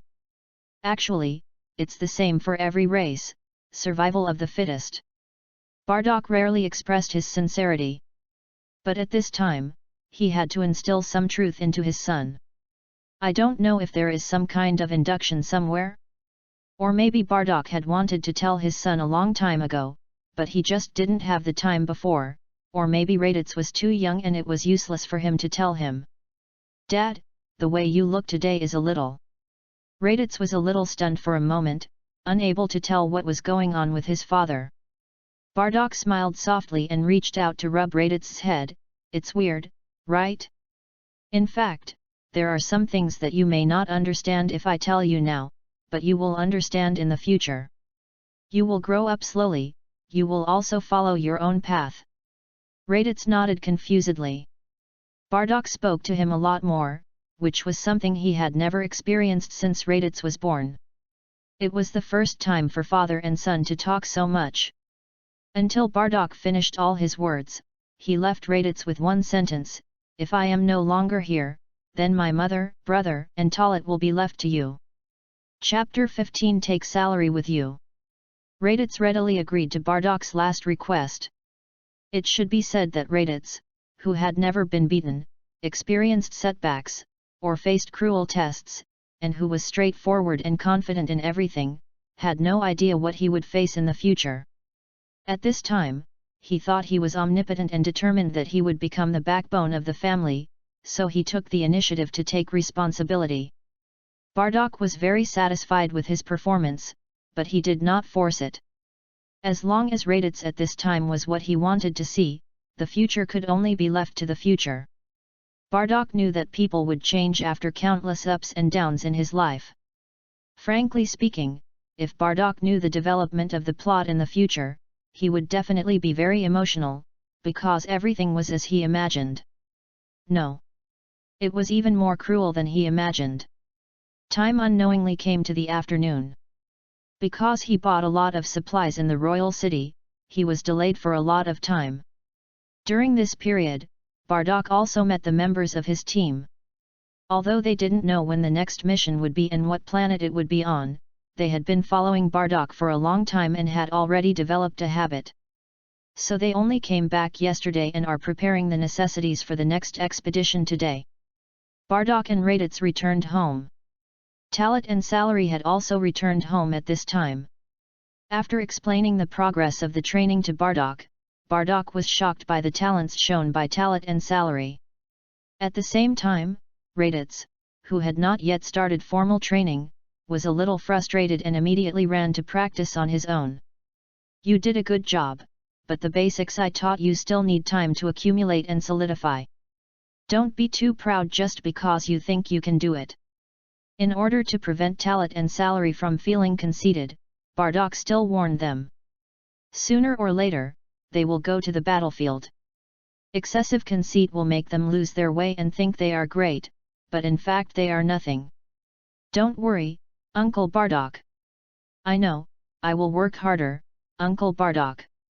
Talit and Salary nodded in response. After getting the answer he wanted, Bardock told about the next arrangements. In the next 7 days, from morning to night, he will use all his time to teach them to become stronger, and even teach them how to fight in real combat through actual combat. Not only Salary, but Talit is also looking forward to it. After all, in terms of strength, even if Bardock is not the strongest of the scions at present, he is at least the ceiling. It is conceivable what the result will be when competing with a combat power of over 10,000. However, there is no doubt that for them, the improvement brought by actual combat will be greater. After confirming the training matters, Talit did not care about Salary's presence and directly asked Bardock about his experience in the palace. Anyway, Salary has been pulled into this small group. In the next few days, they will be together most of the time, not to mention living together, so there is nothing to hide. Moreover, even if Salary knows something, it doesn't matter. As for the things he and Bardock communicated, they were all things that were not confidential. If it is a secret, Bardock will definitely not tell Talit, just like Bardock's experience on Cyril this time, concealing the biggest change. Frisia's conspiracy to attack the Scions. So, Raditz and Prince Vegeta have decided to go to Lamp Planet, in 7 days? Uncle Bardock will also go to Kanasa Planet in 10 days. Talit couldn't help but speak. The progress is too fast. If it weren't for the worst possible situation that has been thought of in the past 2 days, there will be anxiety. So, do you regret it now? Little Talit. Bardock looked at Talit with a smile. In response, Talit shook his head violently and laughed. Since the decision has been made, I won't regret it. It's just that there are too many things to consider. If I go to invade a medium-sized planet alone, although it seems not difficult, it is not simple. What ghost idea are you thinking about? Tell me. How could Bardock not hear the meaning of Talit's words? Don't think that the warriors of the Scion race seem to be strong in limbs and simple in mind. In fact, it is not like this. Not all Scions are of this type. On the contrary, many Scions have high IQs. However, they don't need to think too much about things that can be solved by strength. Talit heard this and laughed from the bottom of his heart. Uncle Bardock is really worthy of you. I didn't say anything, but you knew that I was thinking about something else. Bardock shook his head helplessly. Even if he hadn't seen Talit for more than half a year, could he not know Talit's character? Salary, who was standing aside, was trembling in her heart when she heard this. There were only 2 words in her little head: go to war. Everyone was going to go to war, and as a junior soldier, although she was 5 years old and could go out with the big army to fight and perform tasks, she had no initiative to choose her own future. The arrogant and self-respecting little girl lowered her head unconsciously, and her little fists were clenched. Talit was next to Salary, so he noticed her abnormality at a glance. He sighed in his heart, and then said to Bardock, Uncle Bardock, I know you have arranged everything for me, but I want to take 2 people with me when I go on the expedition. Do you think it's okay? The tentative inquiry was also an opportunity to ask Bardock about his real plan. After hearing this, Salary looked up and asked Talit with her eyes whether he wanted to take her with him. You want to take Salary with you, right? As a senior warrior, you do have 3 quotas. As long as the other party is a junior warrior and agrees to accept your call, they can join your team. But there is one thing you have to remember. According to the merit points, conquering a medium-sized planet only has 10,000 to 100,000 points. Once you choose to take your subordinates with you, you have to pay at least 10% of the merit points for each person. And, once a junior warrior dies in your team, you will deduct double the merit points. Bardock's answer made Talit more certain of his plan. That's fine. I don't care about the merit points. And if I don't take salary with me, she is unwilling to do logistics work. If she joins other teams, she is likely to die. Talat said with a smile. It seems like a very easy word, but in Bardak's opinion, Talat is really amazing. Merit points are a symbol of honor for scions, and they are also a universal currency necessary for survival. Obviously, in Talat's mind, people are more important than merit points. You kid. In this case, I can't say much. I will take you to fill out the application in the next few days. By the way, I will also lend you some merit points to buy a medium-sized spaceship. When you complete the mission and come back, remember to pay me back double. Bardak said with a smile. Double? Uncle Bardak, you are too mean. Talat didn't know whether to laugh or cry. Please recommend. Please vote for the monthly ticket. Chapter 16. 7 days later, Raditz sets out. Time is like running water, it never returns. In the past 7 days, Talat, Raditz, and Salary have not only greatly improved their strength under Bardak's strict training, but also broadened their horizons and thoughts.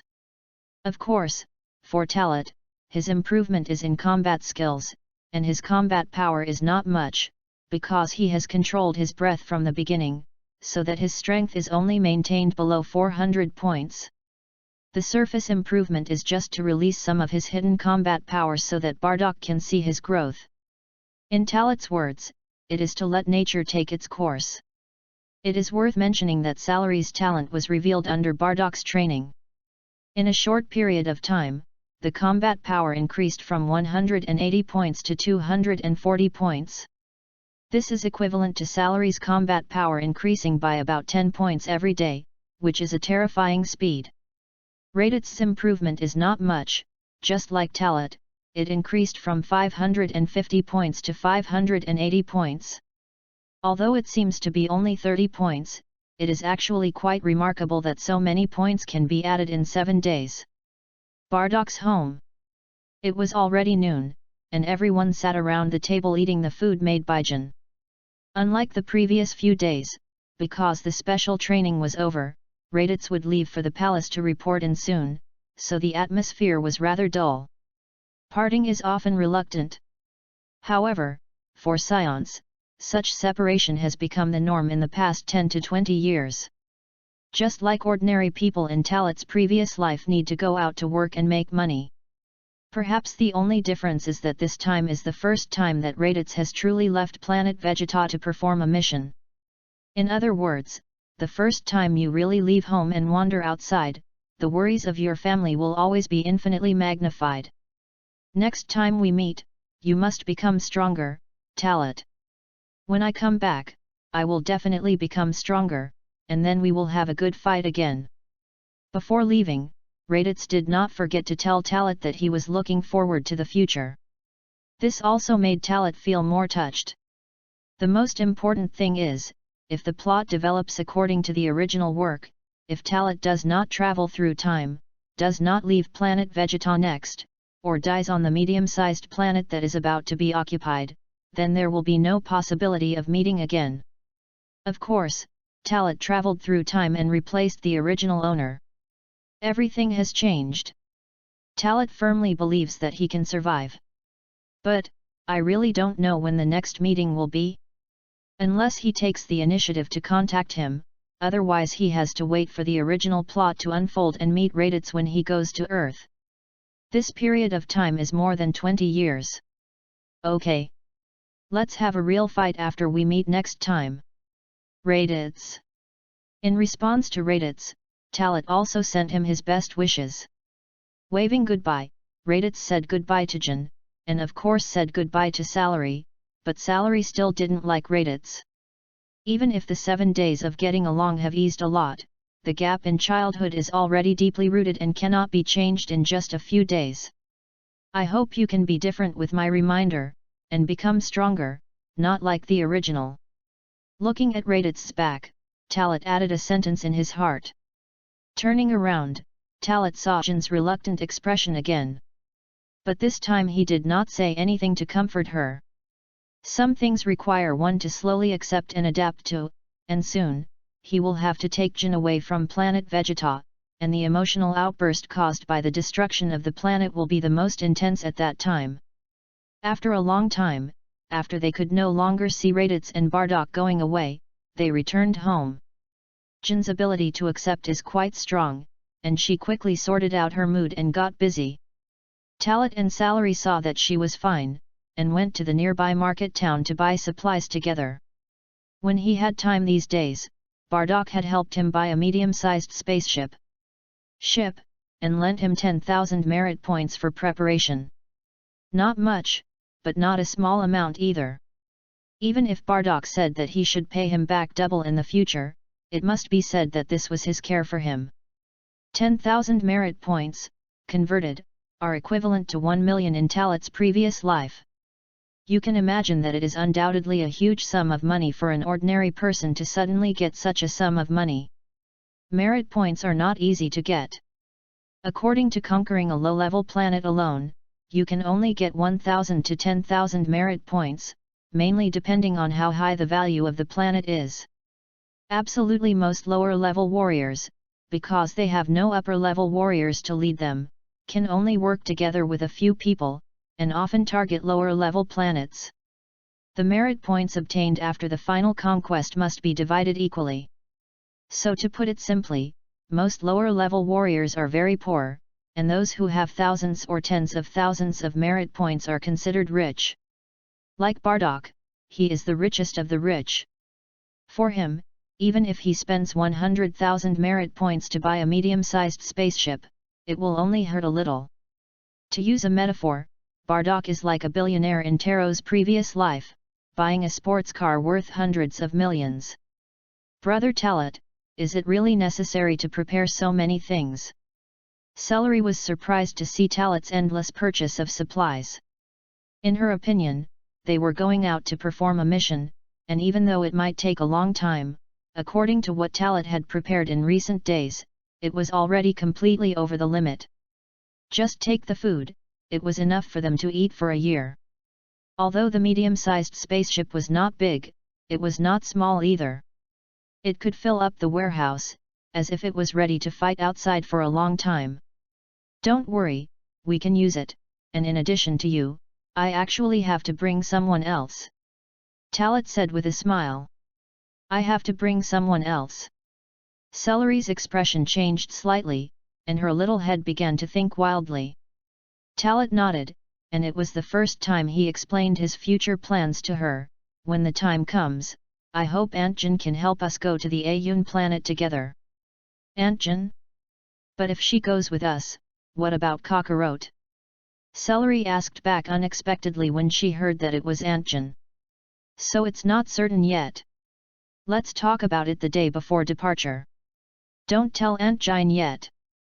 To prevent any accidents, Talat did not continue to communicate with Salary.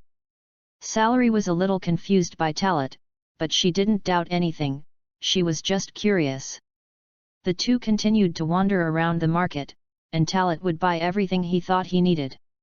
To be honest, the cost of a few days was not small. And there were only a few hundred merit points left. However, for Talat, if he didn't spend all of it before leaving planet Vegeta, it would become a string of worthless numbers. In fact, if it wasn't for buying the seeds of the 5 cultivators and the healing fluids, Talat wouldn't have spent so much. Chapter 17 At night, send Kakarot away. The fact that he could buy the seeds of the cultivator had to do with what happened a few days ago. Bardock took him to the royal city to buy a spaceship, and registered and reported for the mission. During the period, he happened to meet those members of Bardock. So, under the instigation of those people, Bardock took Talat to a tavern for entertainment. It was in that tavern that Talat accidentally saw an elite senior warrior secretly exchanging the seeds of the cultivator for merit points, so he took the opportunity to take the 5 seeds of the cultivator at the same price. Since then, Talat knew that the Scions were also secretly conducting such shady transactions. And this tavern seemed to be a place for some kind of transaction. It should be said that this incident also taught Talat a lesson. Afterwards, Talat was also reprimanded by Bardock. It was about not showing off wealth. In fact, Talat understood everything, but when he saw that what he wanted was there and he had the ability to get it, he didn't think too much about it. In the final analysis, it was because he was too young and too weak. At this age, he would have to spend thousands of merit points, and he did not hide his identity at all. In Bardock's words, if he was really targeted by someone with ulterior motives, his life might be in danger. Thanks to Bardock's presence, Talat's transaction went so smoothly. As for trading the seed of the planter with Talat, Bardock did not investigate it deeply. Perhaps for him, this thing was nothing at all. At that time, Talat even thought that he did not need to spend these merit points to exchange secretly, as long as he asked Bardock, he could get some. Later, summarizing this recklessness, Talat could only conclude that he was confused by the authorities and almost capsized in the ditch. In addition to the planter, there are special medicines and treatment fluids.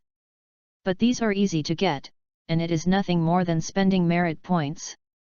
Under Bardock's leadership, Talat traded a lot from regular stores. Of course, he paid for the merit points himself. Bardock never paid any more for him. It seemed that he was telling Talat with practical actions that he had helped everything he should, and it was up to him to decide what to do next. After walking around the market with salary for a long time, Talat temporarily separated from her. In fact, this little girl was too clingy for Talat, and with her around, Talat couldn't do many things. Without her entanglement, Talat quickly returned home to calculate the time. The original plan was to take advantage of the afternoon when Bardock was not at home to find Aunt Jin and test whether she was willing to accompany him to perform the mission, so as to trick her out of planet Vegeta. As a result, when he entered the house and saw Kakarot coming out of the breeding chamber, Talat had to temporarily put away this idea. The timing was indeed not right. Kakarot was here at this time, and he couldn't take Kakarot with him to perform the mission, right? Even if Talat agreed, I'm afraid she wouldn't be allowed when she went to register. Secretly bring the mother and child on the spaceship? That's possible. But if he is discovered, it will be a big deal. For nearly an afternoon, Talat stayed with Jinia and Kakarot. Perhaps because he knew Kakarot was the protagonist, Talat felt inexplicably touched by Kakarot. He even had a very strange idea. When he meets Kakarot again in the future, he can brag about it. For example, when he sees Kakarot again, he can naturally say, Kakarot, I held you when you were a child. At that time, you were so weak that you could only cry. At night, Bardock came back from the royal city very late. He should have sent Raditz back in the evening. It was not until he saw the small single-person spaceship brought back by Bardock that Talat realized that the plot was officially pushed forward. This plot that happened in Dragon Ball Negative was actually played out in front of him. As a bystander, he was allowed by Bardock to watch and finally send Kakarot away. Jin was heartbroken, but she was helpless because this was Bardock's arrangement. Bardock would not lie to her or make up stories. After the three of them sent Kakarot away, they did not go home directly, but stared at the starry sky in a daze.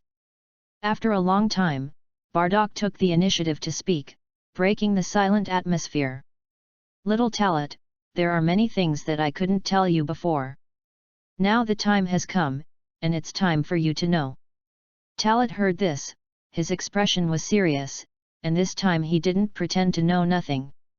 Uncle Bardock, after listening to your conversation with Aunt Jin just now, I actually guessed that Frisia should attack us Scions, right? That's why you came back so decisively, not only to send Raditz and Kakarot away, but also to send me away. After the words fell, Talat and Bardock looked at each other. The wise eyes made Bardock even more amazed. You kid, you are really smart. Now you are the only one left. It should be okay to give you 2 days to complete all the preparations? Take your celery away from planet Vegeta before I leave. Bardock's tone was very serious and did not allow Talat to refute. Jin, who was standing by, always felt that Bardock was overly worried, so she said, "Do we really have to be so cautious? Bardock, even if what you said is true, then..." Before she finished speaking, Bardock interrupted her. "Believe me, Jin. And I have already decided that you can leave planet Vegeta with Talit this time to avoid this storm. If nothing happens, it would be the best, but if something unimaginable really happens, we have to be thankful for our advance preparations." Bardock said a lot of words in one breath, which shocked Jin and Talit at the same time. Jin was shocked that Bardock actually asked her to leave with Talit.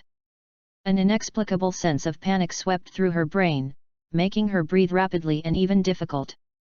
Talit was shocked. He didn't expect that Bardock would make such a decision before he had time to speak. "Aunt Jin is leaving with me, what about you, Uncle Bardock?" Talit took a deep breath, thinking that if he could change it, maybe Bardock would not return to planet Vegeta after completing the mission on planet Kanasa. But Talit knew that this was impossible. Otherwise, there would be no legend of a man standing alone in the original work. Bardock's sense of responsibility is too strong. At the critical moment of the survival of the race, how could he be afraid of death? "Don't worry about me. Don't forget, my combat power is more than 10,000 points. Even King Vegeta can hardly beat me," Bardock said with a smile. "Please recommend. Please vote for the monthly ticket." Chapter 18 Frisia, my combat power is 530,000. The combat power exceeds 10,000 points. Even King Vegeta may not be able to defeat him. Indeed, it seems. But the enemy is not King Vegeta, let alone other scions. Talit really didn't know how to describe his heart. Maybe Bardock really thought that he was very powerful and had the ability to turn the tide. Reality is so cruel. When Frisia said that his combat power before transforming was 530,000 points, the world realized how terrifying he was, the Emperor of the Universe. Talit sighed secretly in his heart.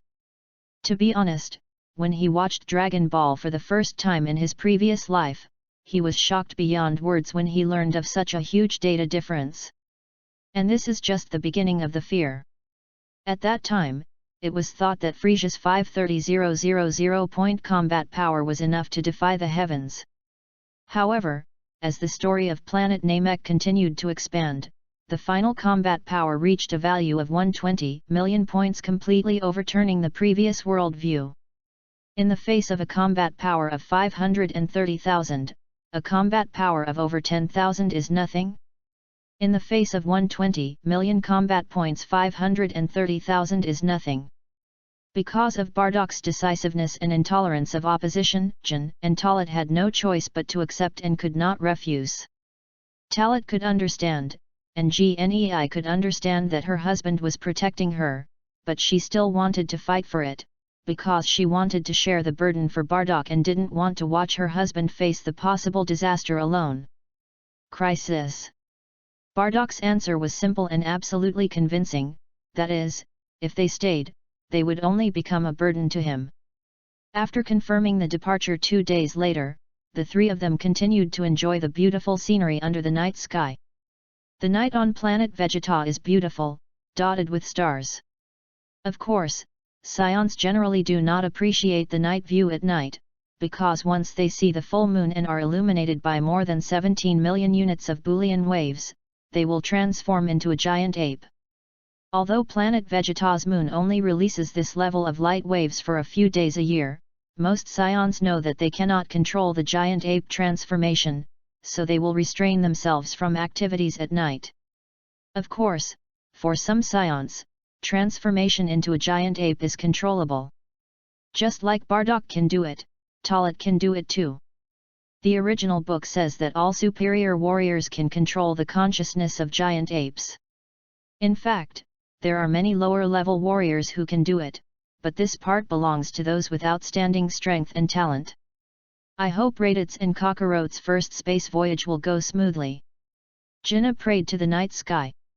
This is her way of spiritual sustenance. As a mother, she has low strength and can only do this. Don't worry. Raditz will definitely come back safe and sound. When the big storm passes, I will personally go and bring Kakarot back. Bardock put his arm around Jinna's shoulders and said. At this moment, Talit seemed to have become a redundant light bulb. However, Talit didn't shy away from it either. It's not like they hadn't gotten tired of being in front of him anyway. Unless he does that, Talit will leave without seeing anything. The scene turned and came to the universe. At this moment, Vegeta's elite team has left the small galaxy where planet Vegeta is located in a spaceship. In just half a day, planet Vegeta was already very far away. This is the sailing speed of spacecraft in this era. In a few decades, it will be even more outrageous. Especially when the spaceship is transformed by Bulma and Bulma's father, Breve, its speed will be so ridiculous that it cannot be described in words. Inside the spaceship, a group of scions gathered in the cockpit, each admiring the beautiful scenery in the universe. 3 elite superior warriors are responsible for driving the spaceship. Raditz and 2 other young superior warriors sit behind Vegeta on either side. Beside Vegeta, there is also an elite superior warrior. It was none other than Nappa, Vegeta's personal bodyguard. But unlike the original Nappa, the current Nappa is still very young and not bald. We will start the superspeed shuttle in an hour. In about a month, we can arrive at the Lamp Planet. There is no time limit in the instructions given by King Vegeta, so this time the prince can completely treat it as an experience. My subordinates and others will escort us and eliminate all threats. Nappa reported relevant information to Vegeta. In the original work, he is dull and has a simple mind but well-developed limbs. In fact, this guy is not stupid at all, on the contrary, he is very smart and knows how to flatter Vegeta. Yet, Vegeta responded simply, paying no attention to it. For him, this move had no worries at all. When he left planet Vegeta, his father, King Vegeta, told him that this was just a simple experience. Vegeta's talent and strength are too high. Let's just say that his current combat power has exceeded 3,000 points, which is already an extremely high value among advanced warriors. With this combat power, even if Planet Lamp is a superior planet, what difficulty will it still face? Therefore, in fact, even if he does not have the status of a prince, even if Vegeta is only 5 years old, Vegeta can still be said to be the absolute strongest in the team. To say that the one in the team with more than 3,000 or 4,000 combat power, only the elite superior warrior Broccoli, with 5,000 combat power points, is the strongest warrior in this mission. As for Nappa today, his combat power is only comparable to Vegeta today. Even apart from being tall and strong, he can't compare to Vegeta in other aspects. Because there was still an hour before the speeding voyage would begin, Raditz and the other 2 young senior warriors watched the universe outside more carefully. After all, for them, this was their first space voyage away from planet Vegeta. Looking at the scene outside the protective transparent layer, although the universe is dark, especially at this speed, there is actually no beautiful scenery. However, for those who experience it for the first time, they will still be excited. When they come into contact with new things and see a broader world, the sense of expectation generated in their hearts makes them lose half of themselves. At this time, they would not realize at all that Planet Lamp was not an ordinary superior planet. In this invasion, some companions will also die. Especially the other 2 senior soldiers who were young and had no more than a few hundred points of combat power. As long as the plot remains unchanged, they will die on the Planet Lamp. This feeling is really wonderful, the universe. Just like that guy in Talit said at the beginning, is like an endless abyss. Raditz couldn't help but sigh. These words resonated with the other scions. Even Vegeta couldn't help but glance at him. Endless abyss? This description is quite appropriate. Talit? Who is he? Vegeta said. After hearing this, Raditz cheered up and said, "Back to your highness, Talat is a senior soldier who was born at the same time as me. He has always lived next door to my house. That's it." Hearing this, Vegeta nodded. Without delving further, he leaned back on the spaceship chair with an indifferent expression. When Raditz saw this, he originally wanted to say something nice, but when he saw that Vegeta had no intention of listening, he had no choice but to give up. Chapter 19 Plot Progress. The God of Destruction and Frisia. As Vegeta's spaceship left this galaxy, in another starry sky in the opposite direction, a round single-person spaceship left planet Vegeta and headed rapidly towards the Milky Way. There is no doubt that this spaceship is the one Kakarot is on. Because the spaceship has the equipment needed to sustain life, even a long voyage will not threaten the life safety of Kakarot, who is only half a year old. Kakarot, the son of destiny of this world, will usher in a new era when he arrives on Earth. No. That's not right.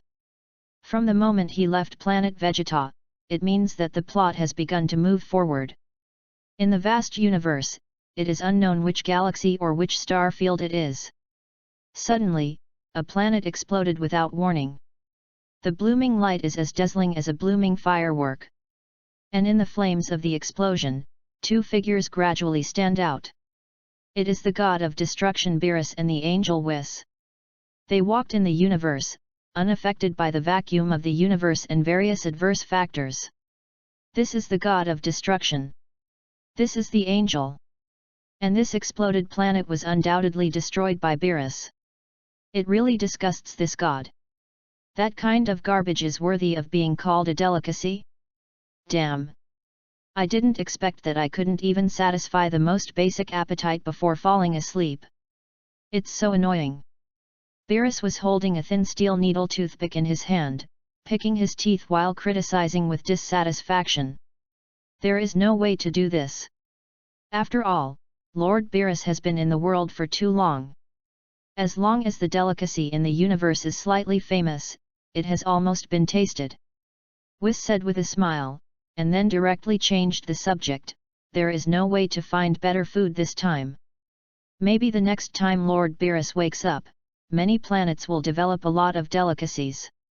Although a few decades is not long, it can create many miracles for a civilization that loves life. As Whis's voice fell, Beerus didn't care. This has been heard from Whis more than 10 times. However, every time is full of expectations, and every time there will be disappointment. Forget it, I'm too lazy to look for better food. Even if I continue, it's a waste of time. Beerus said to himself. Then, let's go back to the Destroyer God realm, Lord Beerus. Whis kept a smile and waited for Beerus' answer. No hurry. Before I go back this time, I have to go to Frisia for something. Didn't you say that he has become more and more erratic recently? Beerus yawned and said casually. Hearing this, Whis heard the implication of Beerus' words and smiled and said, ho ho ho ho. It seems that Lord Beerus not only does not think that Frisia is messing around, but thinks that he is very suitable to be the real agent of the Destroyer God. What do you mean? Seeing through his thoughts, Beerus glanced at Whis, as if asking how you saw it. Whis laughed even more directly. If Lord Beerus didn't have this idea, he would have said that Frisia was too jumpy and uncontrollable, and he should destroy him first and then go back to sleep. After getting the answer, Beerus' face straightened. You are half right. Going to see him is also to suppress him. After all, it was because of a word from this god that this ant became the current emperor of the universe. Emperor of the universe, it's really a pity that this ant dares to do that. His father, King Kurd, only calls himself the overlord of the galaxy. Beerus' words were like quibbling, unwilling to admit that his mind was completely seen through by Whis. Lord Beerus, don't you worry that Frisia will become more aggressive after receiving your order. It doesn't matter. With his level, Skywarp will only destroy more planets. At most, I will destroy him after I wake up.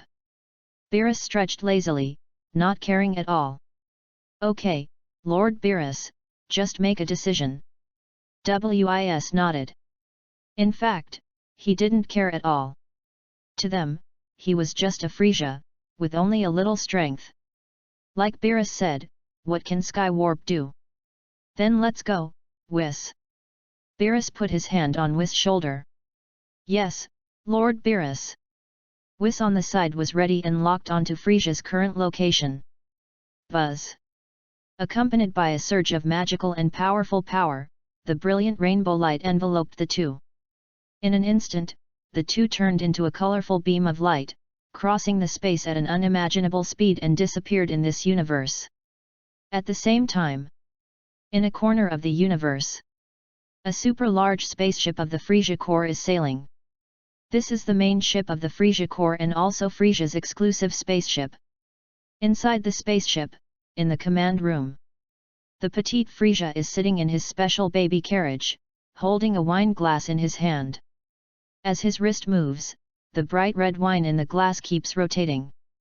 On his left and right are two newly promoted senior fighters, whose combat power has reached over 15,000 points. They are now elite fighters second only to Sabo and Dodoria.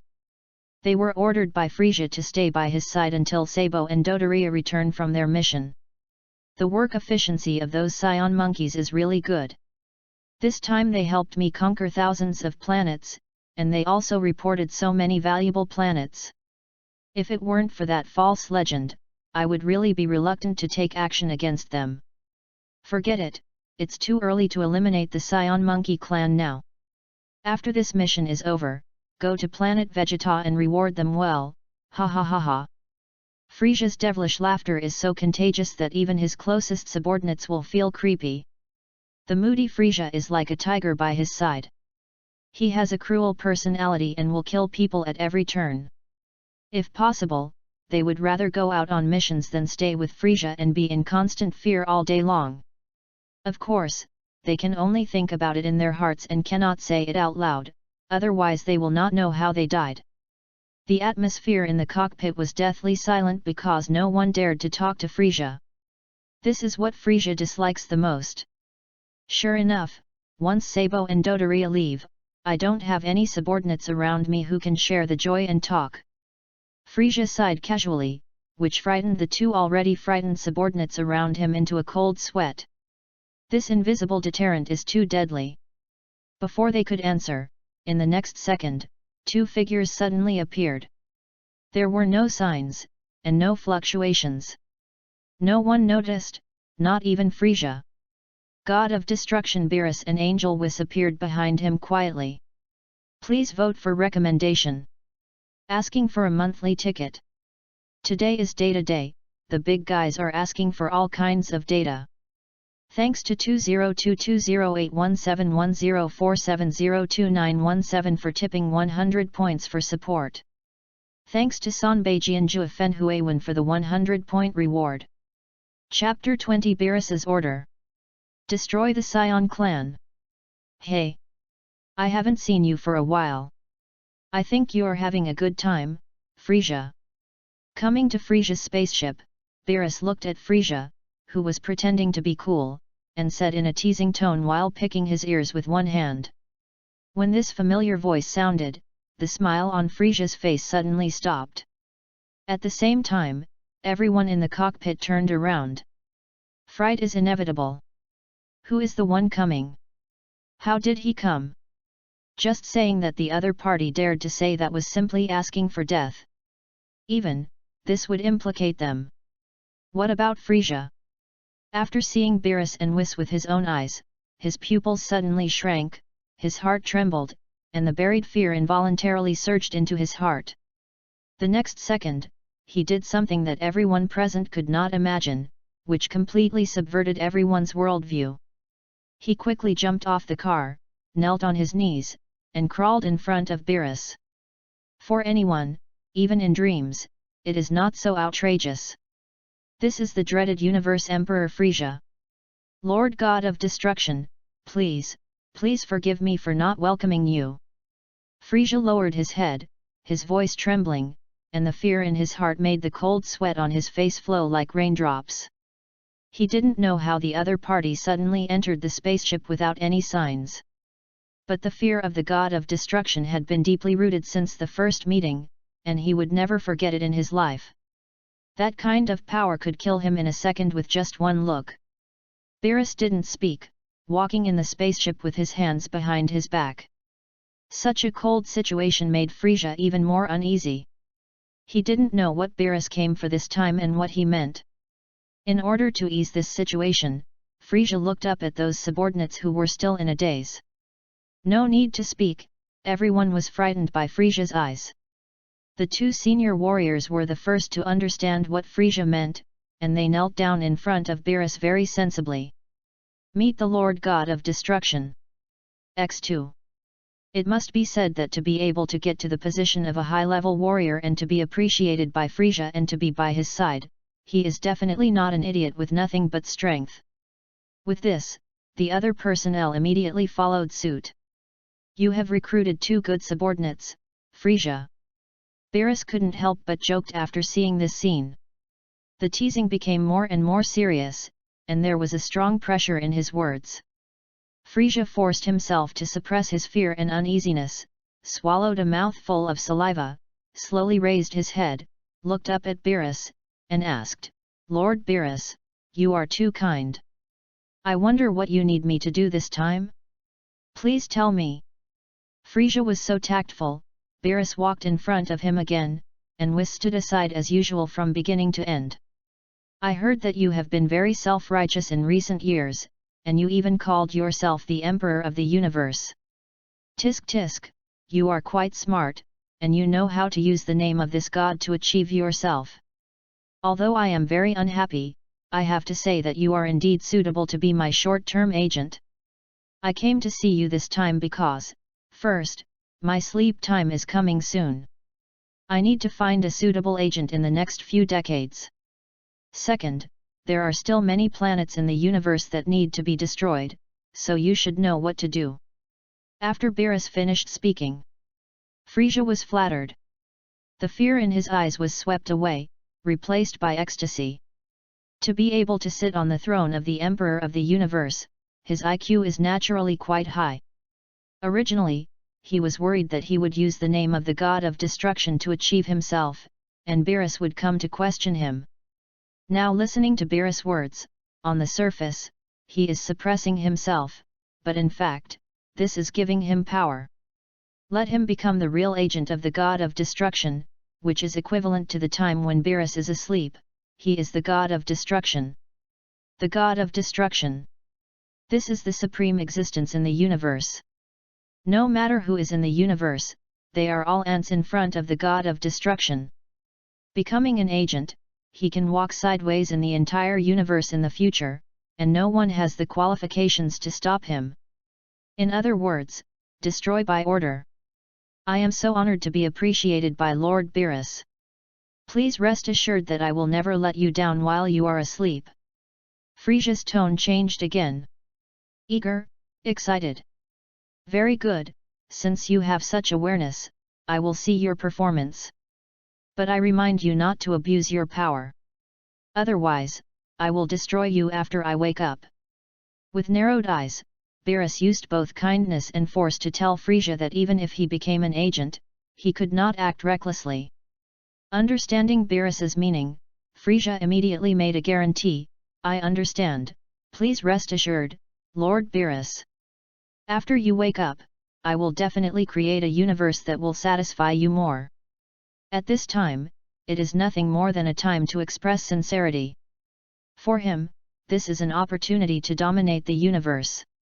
Beerus did not delve into it, nor did he care what he planned to do.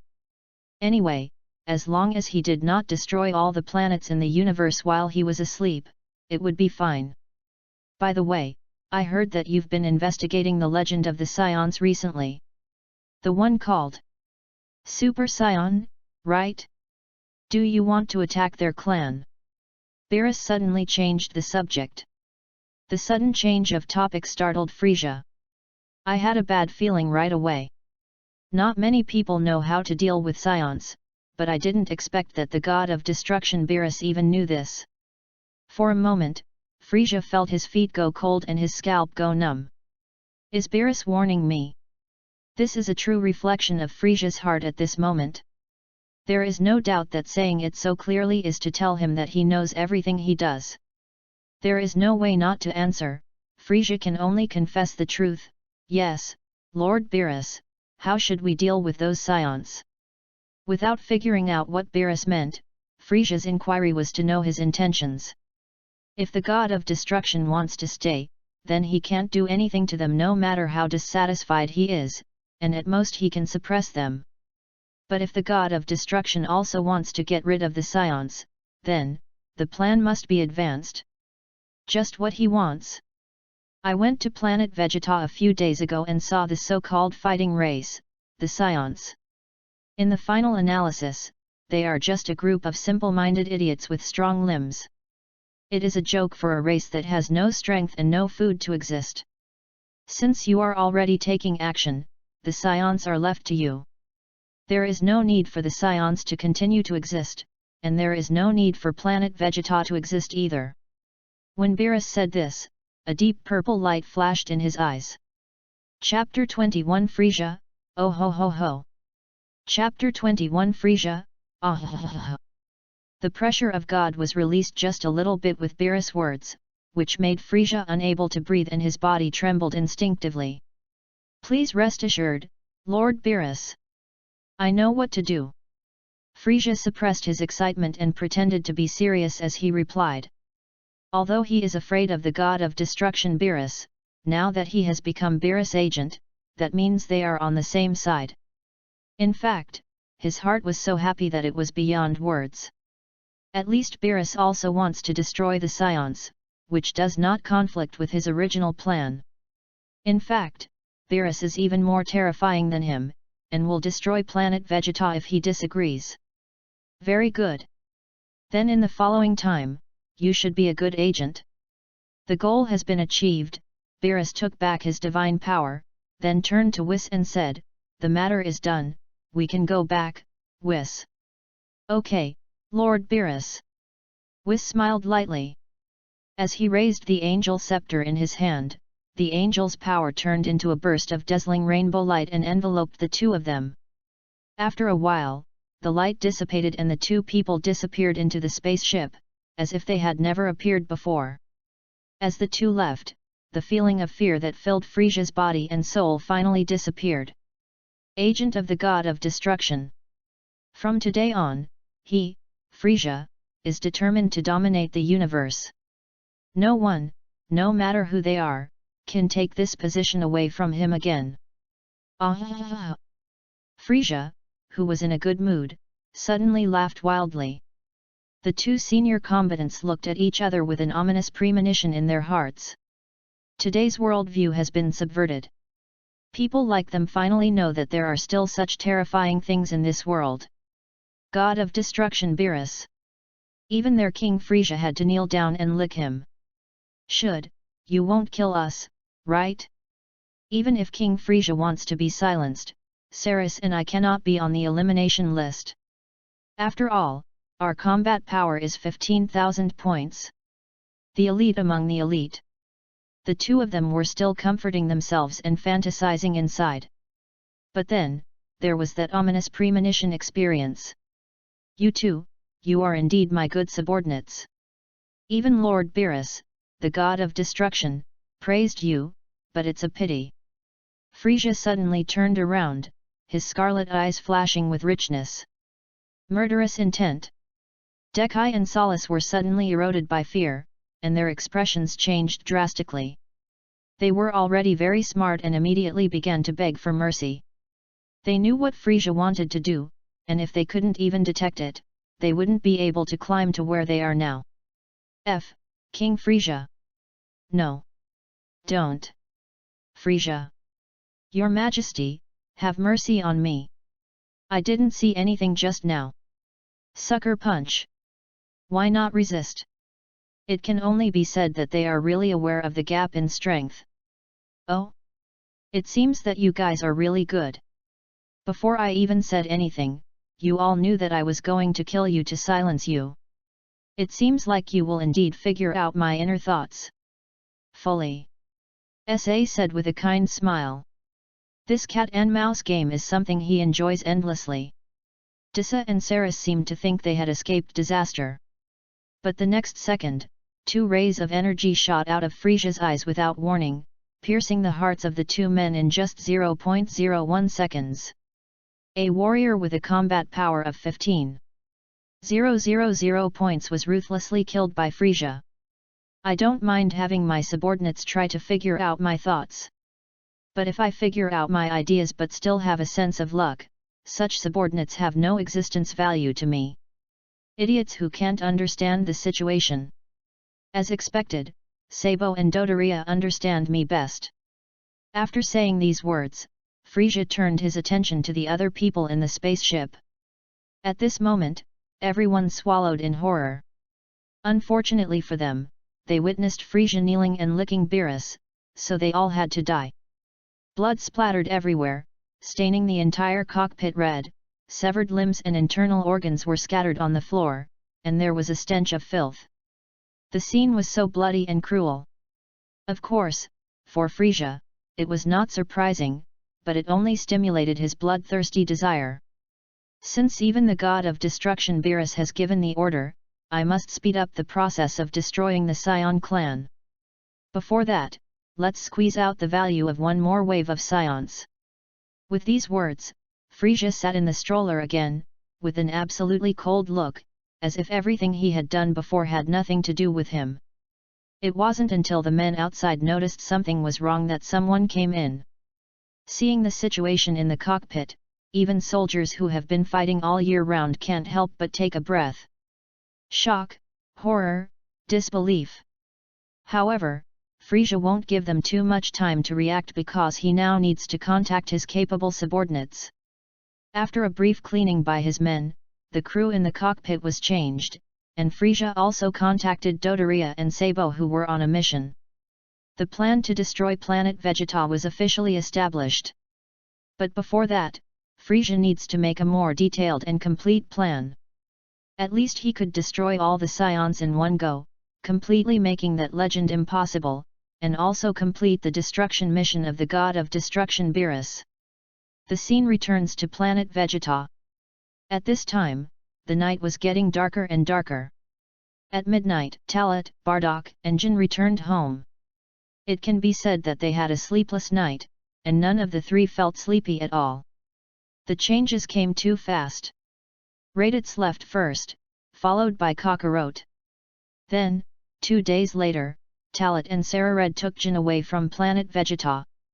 I have to say that Bardock's considerations were actually very thorough. Let Jin go with him, and then he would attract the main attention, just in time to avoid the sight of many people. Let me ask, who would care about a child with 400 combat power points taking 2 logistics junior soldiers with combat power of only a few hundred points to invade the planet?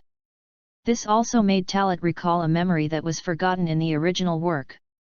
Jinnah did tell Bardock that if they were worried about Frisia attacking the Scions, they could just take Kakarot and flee from planet Vegeta. Bardock directly said that this was impossible, because with their combat power, once they took the initiative to flee from planet Vegeta, they would definitely be discovered by Frisia's army. Even King Vegeta would notice it. At that time, they would definitely be tracked down, or even hunted down. P.S. Please recommend, please vote monthly, please read all kinds of data. Please recommend. Please vote monthly. Chapter 22 The Protagonist of an Era. It's a new day. I wonder what Bardock and Jin talked about last night. Talking to himself, Talat made some food to fill his stomach and continued to think about the details. Bardock's thoughts were indeed very thoughtful, but there were still certain risks. Even if they successfully left planet Vegeta, Talat still had to be very cautious to create an illusion that they died on the road to cut off the possibility of being monitored or detected. In the past few years, I spent so much time studying and learning various scientific and technological knowledge, which was definitely not a waste of time. At least the combat power detector I have now destroyed the positioning module and the monitoring recording module under my own operation, and will not be monitored or tracked by others. although there is a big gap between the combat power of the probe and the spaceship. But Talat already knew something about the medium-sized spaceship, and he also had a complete structural drawing. In simple terms, when Talat had time in the past few days, he had already found and marked the positioning device and monitoring modules. As long as they were dismantled or destroyed, it would not only not affect the normal navigation of the spaceship, but also create data feedback of the spaceship being blown up. Maybe I think too much. After all, even if Aunt Jin and I are related to Bardock, we shouldn't be tracked down. Even if King Vegeta is afraid of Bardock, Raditz has long been under his control.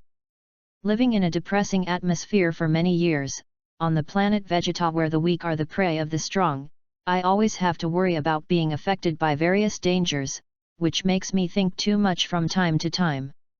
Analyzing from another situation, there are actually so many scions going out and coming back every day. 2 5-year-old children plus a logistics junior soldier, the surface combat power added up to just over 1,000 points, who would pay serious attention. You know, a capable adult junior soldier, as long as he is a combat type, has at least hundreds or even thousands of combat power. There are also many excellent junior soldiers with a combat power of 1 or 2,000, just like those junior soldiers in Bardock's team, each of whom has extremely high combat power. Speaking of this, we have to say that Raditz was called a waste and a coward when he appeared in the original work. Recalling the setting of the original work, the description of Raditz in the early paintings of Bird Uncle was really poor, and his combat power belonged to the lowest level of warriors. After traveling to planet Vegeta, Talat understood that the combat power of 1,500 points was indeed only considered to be a better one among the lower-level warriors.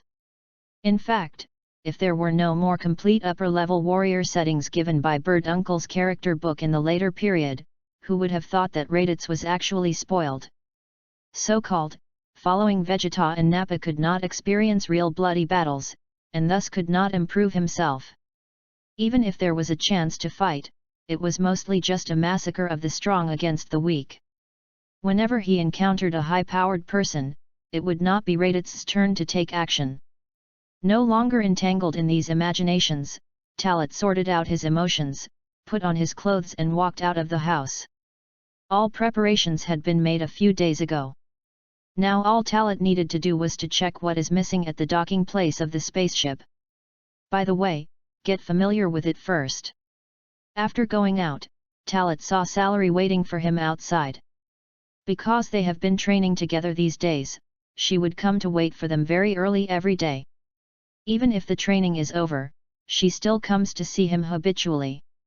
Coincidentally, Talat also took this opportunity to tell her about the departure in 2 days. Salary was extremely excited about this. She was innocent and just wanted to finally go on a space voyage and see a new world. Talat didn't want her to have too much psychological pressure, so he didn't tell her too much. The two of them came to the docking place of the spaceship together, and entered the spaceship after identity authentication. While counting the supplies, they familiarized themselves with the interior of the spacecraft again. After a long time, suddenly a shout came from outside the spaceship and Bardock and Jin arrived.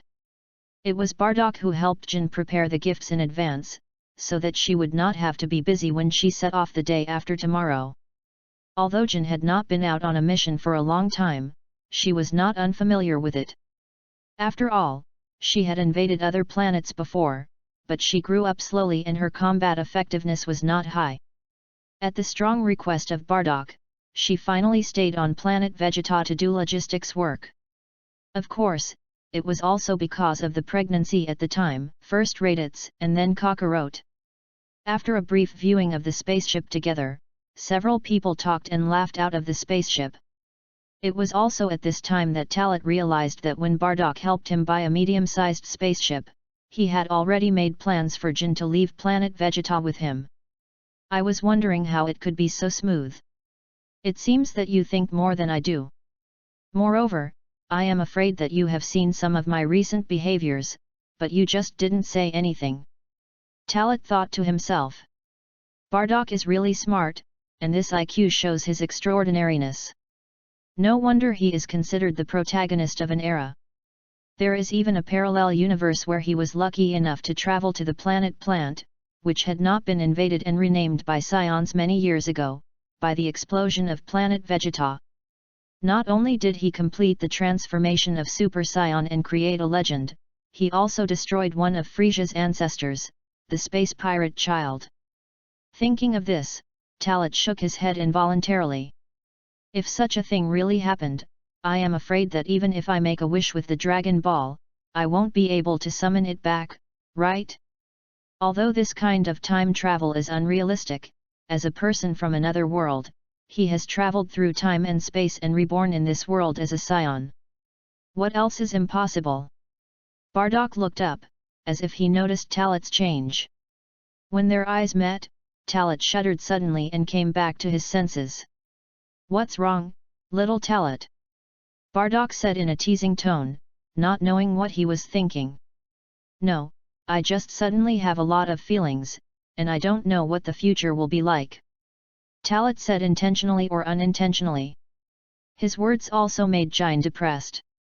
The three of them had their own thoughts, but they didn't have the ability to see through others' hearts, so they could only guess. "Don't think so much. Only by truly experiencing the future down to earth can you know what will happen," Bardock said. After he said this, the originally quiet atmosphere changed again. Talat nodded and didn't answer. Jine had no choice but to trust Bardock more. Salary was really still young, and although he was mature in some aspects, he still couldn't read people's expressions in detail. Chapter 23 Departure to Planet Ayun. My era. Time flies. In the blink of an eye, 2 days have passed. It seems very short, but in fact, it is also very long for Talat and Jine, who even did not sleep well in these 2 days. In contrast, Salary was resting and was not affected at all. Yes, after all, she knew nothing and would not have any worries in this regard. Gathering from home, Talat, Salary and Jine boarded the spaceship with Bardock's farewell. Because the time point chosen was early in the morning before it was bright, not many people noticed it.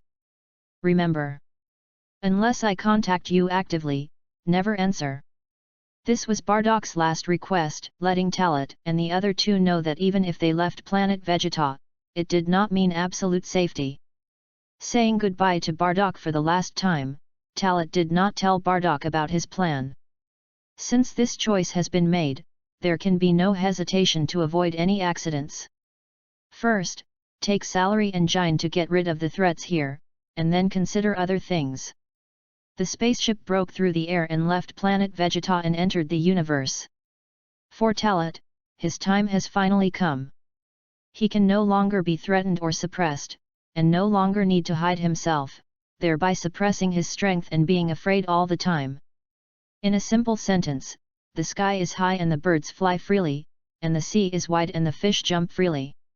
From now on, he can do whatever he wants. The most important thing is that after leaving planet Vegeta, he has no less than 10 ways to make himself stronger. Of course, for now, he will not tell Jine and Salary. First of all, planet Vegeta has not been destroyed by Frisian now. When that day comes, it will be the time for a real showdown. Standing up from the driver's seat, Talat stretched his waist and looked very tired.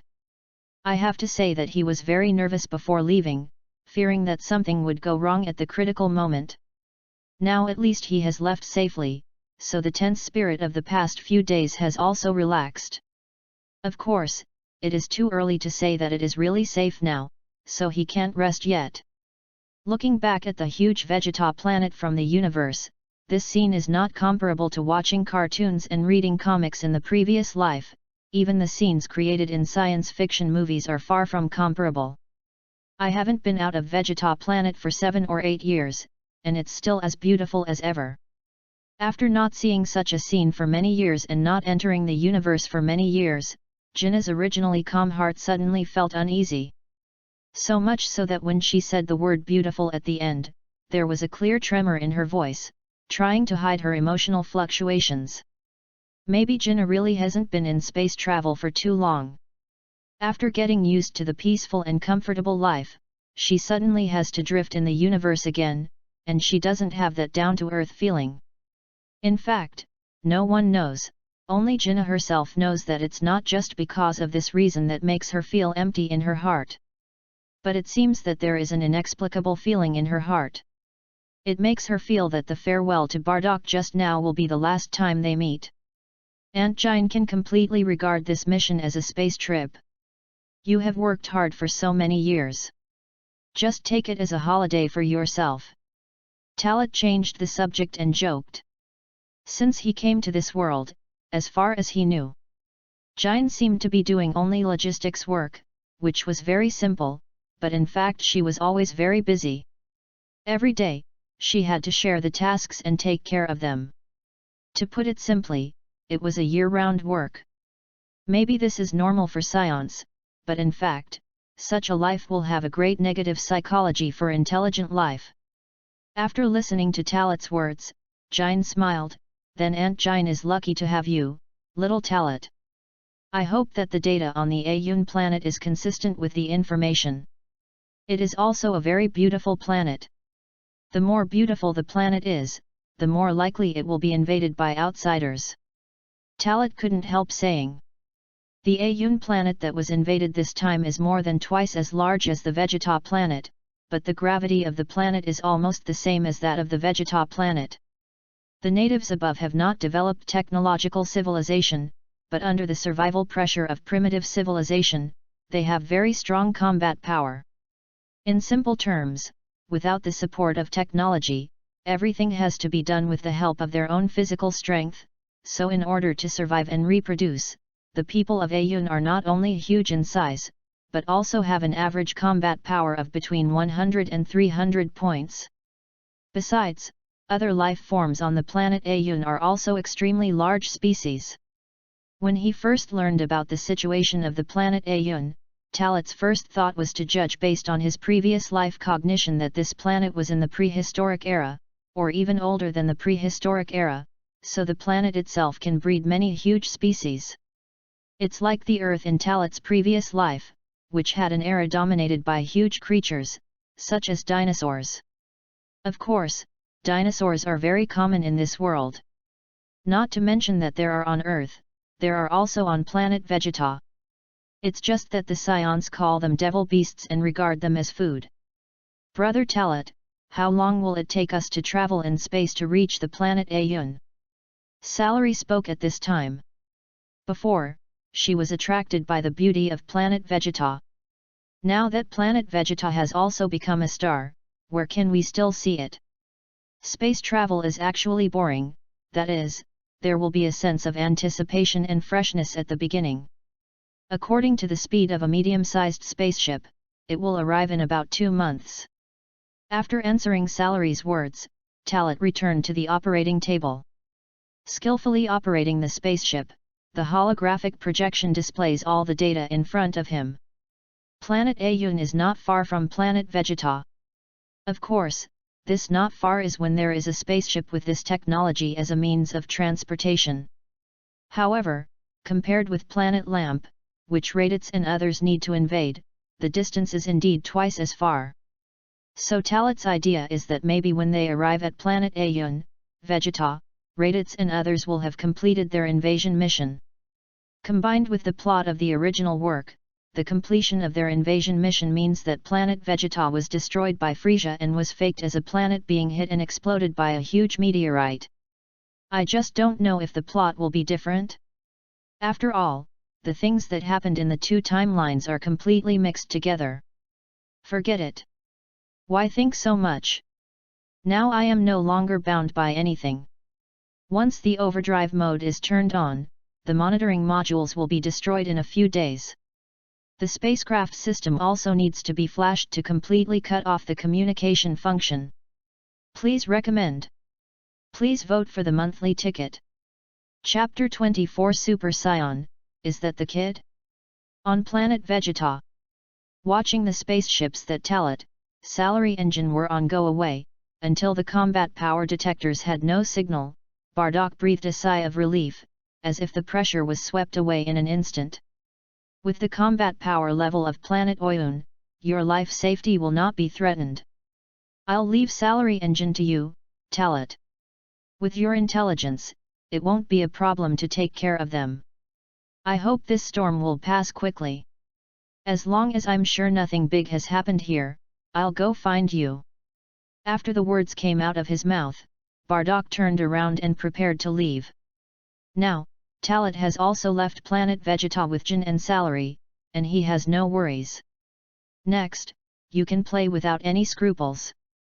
Planet Kanasa, this mission is definitely not as simple as it seems. Even King Vegeta asked me to focus on investigating Frisia's purpose. Is there really some unspeakable secret on Kanasa? I have to prepare more things on the last day.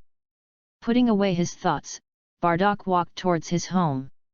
At this time, the sky was getting brighter and brighter, and the sun was rising. Most people finally got up and went out. After seeing Bardock, they greeted Bardock one by one. For the scions in this area, who doesn't know Bardock? Who doesn't admire Bardock? This is the representative of the lower-level warriors and the strongest lower-level warrior. Not long after, Bardock returned home.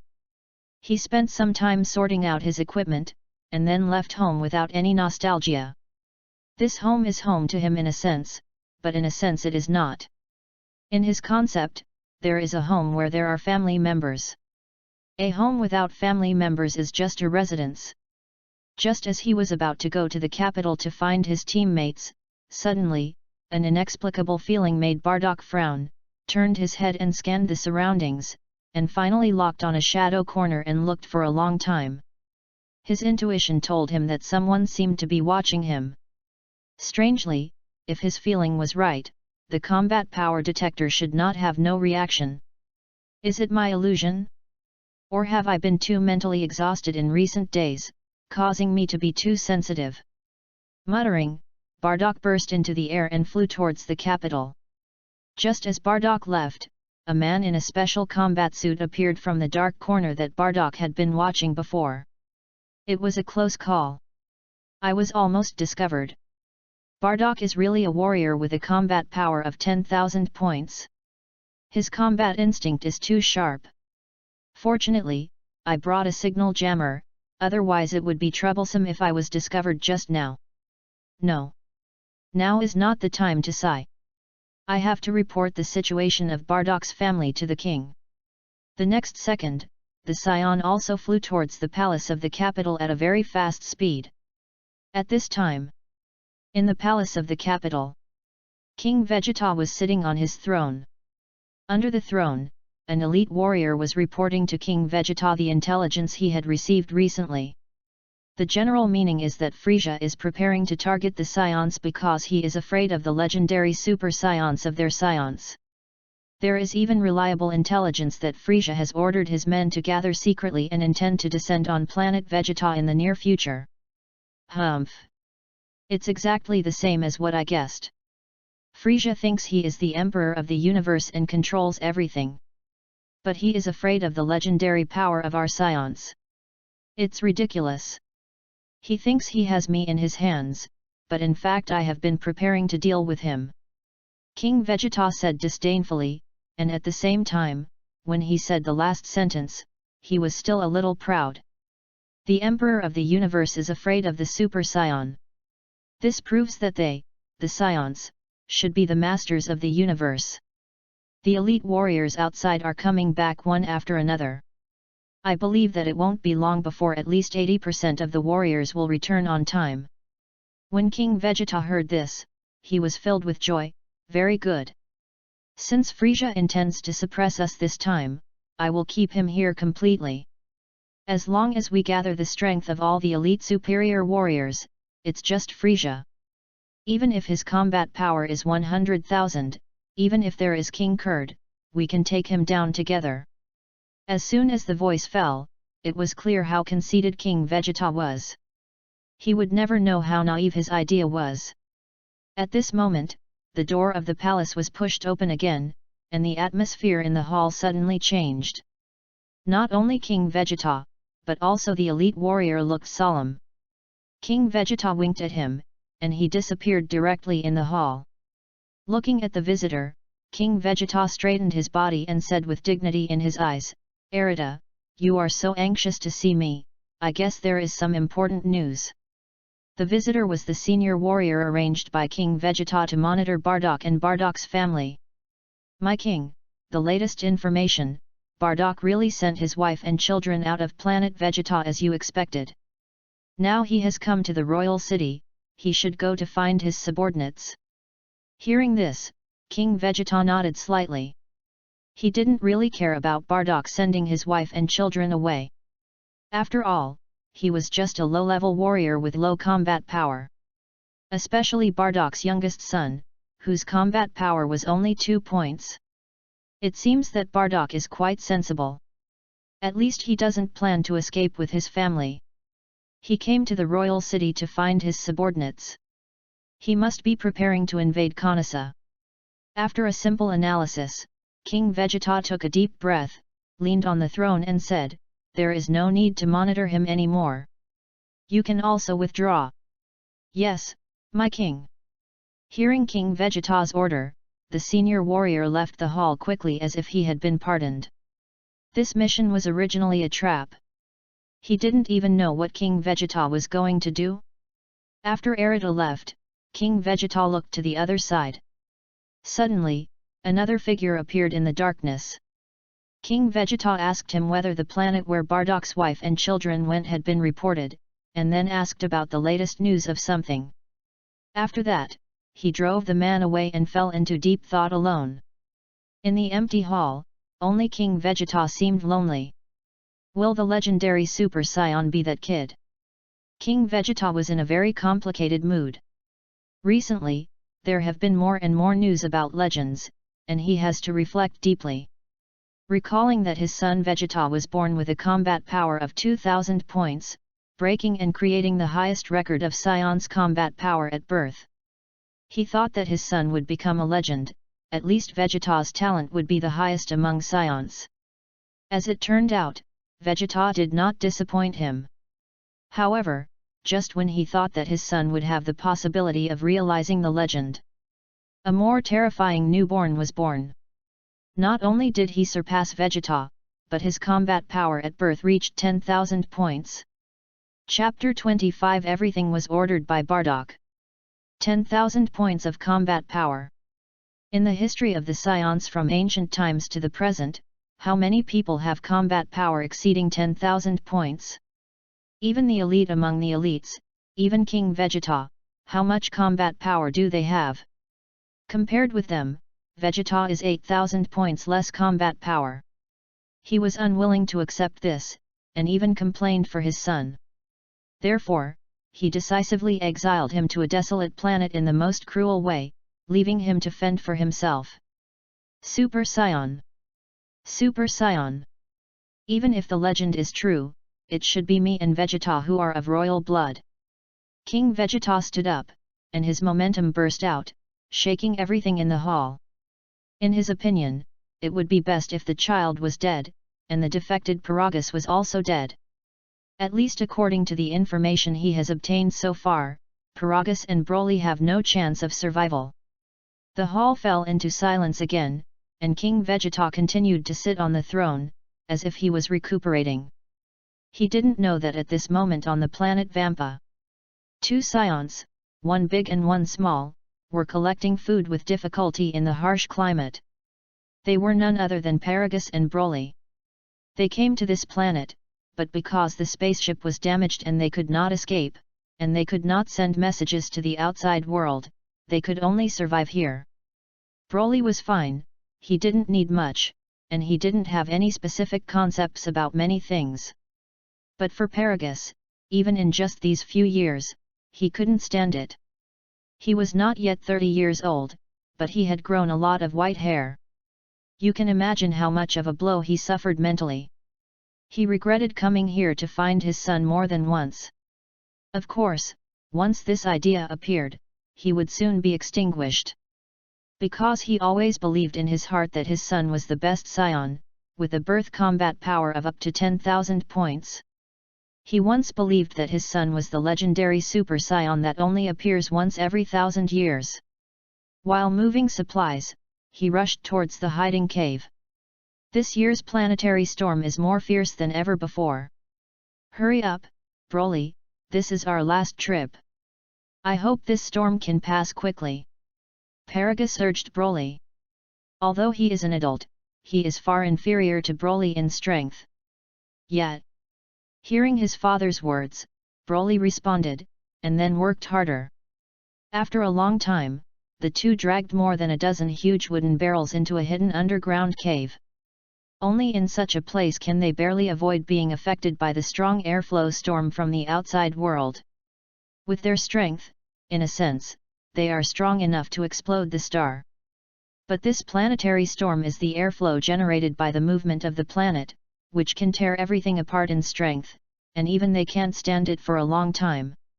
In simple terms, any object, even an extremely hard material, will be shattered under the ravages of this airflow, which is why the surface of the planet is bumpy and there is nothing. This is not the most terrifying thing. The terrifying thing is that this kind of climate will appear once every 12 months, and it will last for about 4 to half a year. Take a break, Broly. Leave the rest to me. Paragus still cares about Broly. After all, no matter how powerful he is just a child. Collecting supplies, moving supplies, and now sorting supplies. In fact, without the storm, it is very easy for Paragus. At least, he has more than 3,000 combat power. In the universe, a spaceship is sailing at an extremely terrifying speed, heading straight in a certain direction. This spaceship is undoubtedly Talat's spaceship. Time flies. 10 days have passed in the blink of an eye. In the spaceship, a very tense thing is happening. Because 10 days have passed since the departure time, Talat has also started to act. Are you sure you want to do this? Little Talat. Once it is destroyed, not only will there be no way to use the detector to detect it, but also without the communication function, once you are in trouble, you will not be able to send a distress signal. In the cockpit, watching Talat dismantle the combat power detector and use small tools to dismantle and destroy the module on the circuit board, Jin spoke with a little anxiety.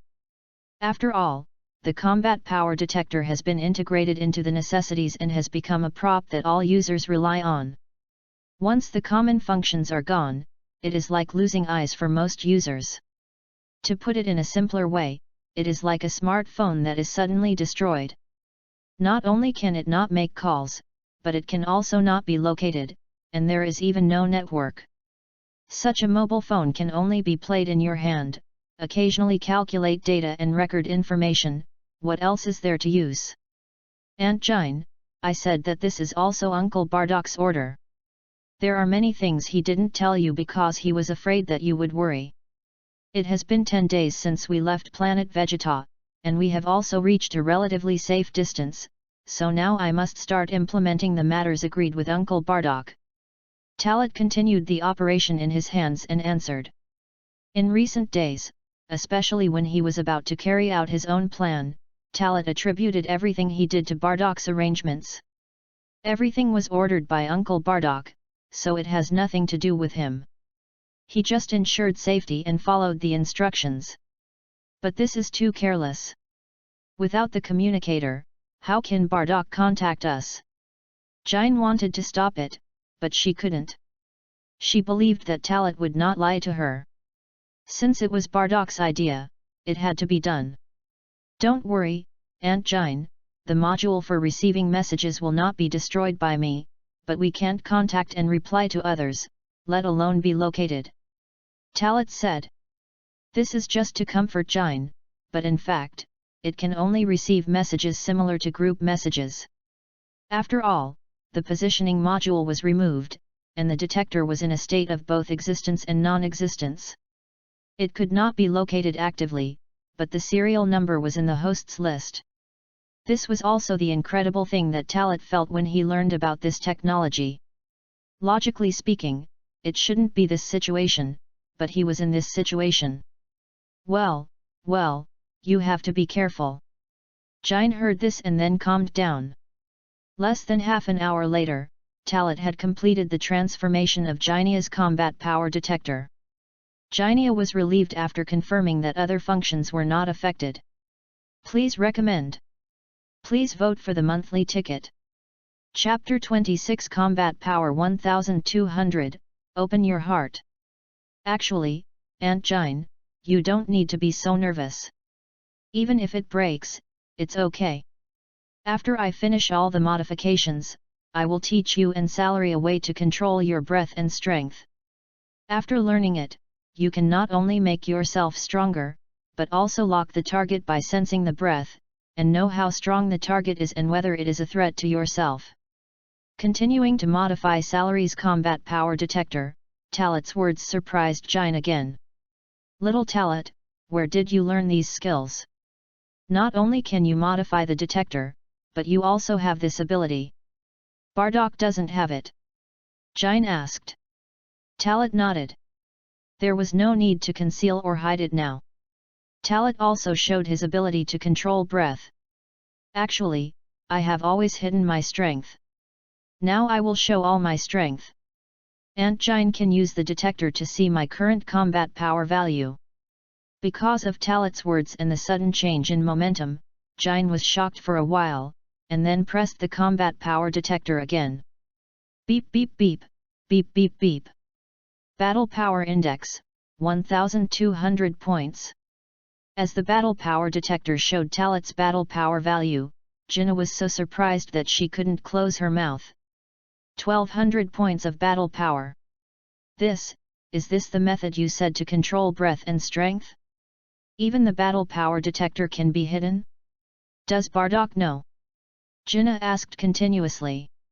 After all, for scions who don't know anything about this, such ability is simply incredible. Even if strength can control strength and weakness, the battle power detector can still detect the true value of them scions, and the same is true for other creatures. Now Talat has done it completely hidden. Uncle Bardock doesn't know about this. In fact, I want to say sorry to you because I have been deceiving you in this regard. Also, in fact, I knew long ago that Frisia might deal with our scion race, and I even knew that King Vegeta was monitoring us, so I have been practicing in secret and hiding my strength. Having said this, Talat did not dare to look at Jinna. He seemed to continue to dismantle the combat power detector, but in fact, his heart was a little confused. This was also his knot, which had been hidden in his heart for a long time. Now he took this opportunity to say it out, which made him feel relieved. Jinna was stunned for a while when she heard it. She had never thought that Talat's mind was so mature, and he thought so much and knew so much. Compared to her knowing nothing, the 5-year-old Talat was like an adult, and he took on everything like Bardock. There was a long silence. Talat did not speak, and Jinna did not speak either. The atmosphere became very quiet. Just when Talat made up his mind and wanted to say something else, he suddenly felt the temperature from Jinna's body. He was hugged by Jinna from behind. This feeling was warm and familiar, but it was different from the previous hugs. Talat, Aunt Jinna always thought you were still young, but now I know that you have been working so hard. Auntie should have seen it earlier, so that you would not have to be alone. I think Bardock saw this, so I have to listen to your arrangements. Jin's gentle words calmed Talat's originally uneasy heart. Bardock unexpectedly noticed so many details, and told Jin that he would listen to his arrangements. Sure enough. Uncle Bardock looked at me wrong when we said goodbye. I should have thought of it a long time ago. Talat took a deep breath. Jin hugged Talat for a long time. In fact, you don't have to be so tired. You can tell Aunt Jin if you have any pressure. In my eyes, you are actually my son like Raditz and Kakarot. The words from the heart made Talat's body tremble slightly. In the past and present lives, Jin really brought him enough maternal love. I know, so now I have to tell Aunt Jin something. After I finish modifying the combat power detector, I will also modify some equipment of the spaceship. Only in this way can we be truly safe. With his heart not untied, Talat had no worries. Jine was by Talat's side, and her loving face couldn't hide her smile. It seemed that Talat really opened his heart to her, making her feel that the relationship between her and Talat had taken a step forward. Less than 2 hours had passed, and with skilled operation, Talat had completely transformed Celery's and several reserve combat detectors. After the experiments confirmed that the detection function was not broken. Just then, Celery came out of the restroom yawning, rubbing her eyes as she walked. "Brother Talat, Aunt Jine, didn't you rest?" After the novelty of space travel was gone, what was left was boring. Apart from eating and sleeping, the only other thing was simple training in the not-so-large space of the spaceship. There were almost no entertainment activities. No. There were some.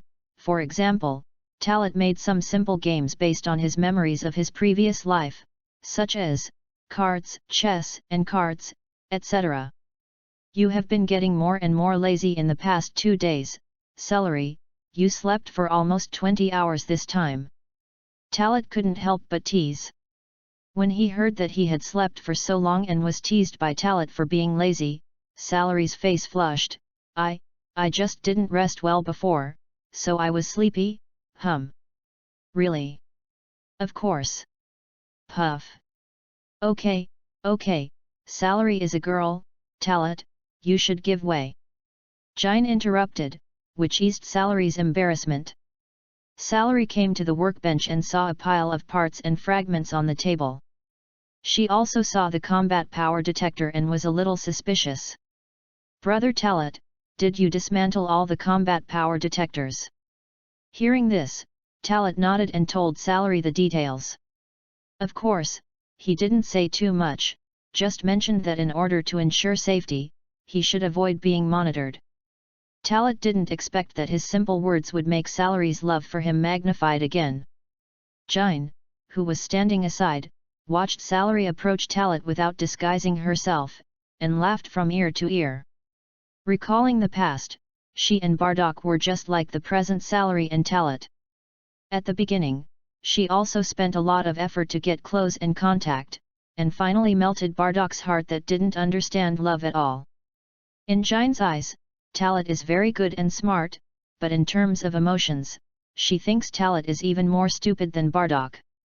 So, Talat's real combat power is actually 1,200 points, so amazing.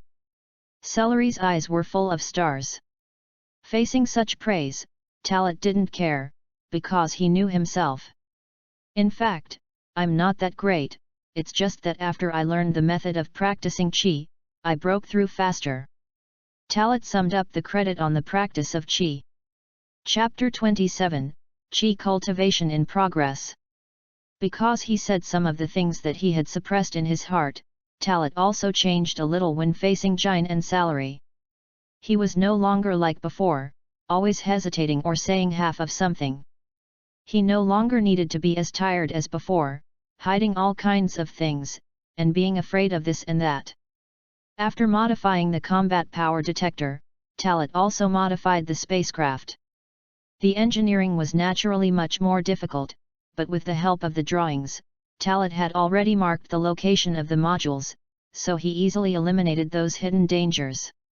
Finally, the system of the spacecraft was reset and restored, and all records were deleted. There was a self-checking procedure in this step, but because of the lack of some modules, the system almost failed to recover, which scared Talat.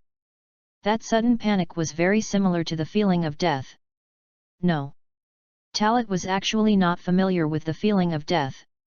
But at that moment, his brain was blank, and cold sweat broke out, making him feel like he was going to die in the next second. After doing all this, Talat felt free in the true sense. Afterwards, he began to formally explain some details to Jine and Celery to ensure that everything was foolproof, and naturally, he talked about the method of practicing Qi. After all, he had already decided to teach them. If it had not been too shocking before, it would have attracted too much attention and danger to himself, otherwise Talat would have taught it to Bardock earlier. He was unwilling to take any risks because of his low profile over the years. Now that he was free from the clutches of the devil, he became unscrupulous. As for the method of teaching Qi, Talat used the method that Sun Gohan taught Videl and Sun Goten in the later Majin Bu chapter of the original work. Including his own successful practice of Qi, it was also through this method. It must be said that Sun Gohan is a genius who can come up with such a method. Of course, it may be that Sun Gohan was just influenced by Piccolo's education. In summary, in the early days of the original work, no matter who it was Son Goku who really reached the stage of practicing Qi when he stepped into the Temple of Heaven. Before this, although the martial artists on Earth had experienced a lot and had some understanding, and could even launch Qi attacks, that was just an effective use of their own strength. In this way, the training of Jin and Salary began. They didn't know yet that such training could be said to be transformational for their future. As a bystander and a participant, Talat also started his training.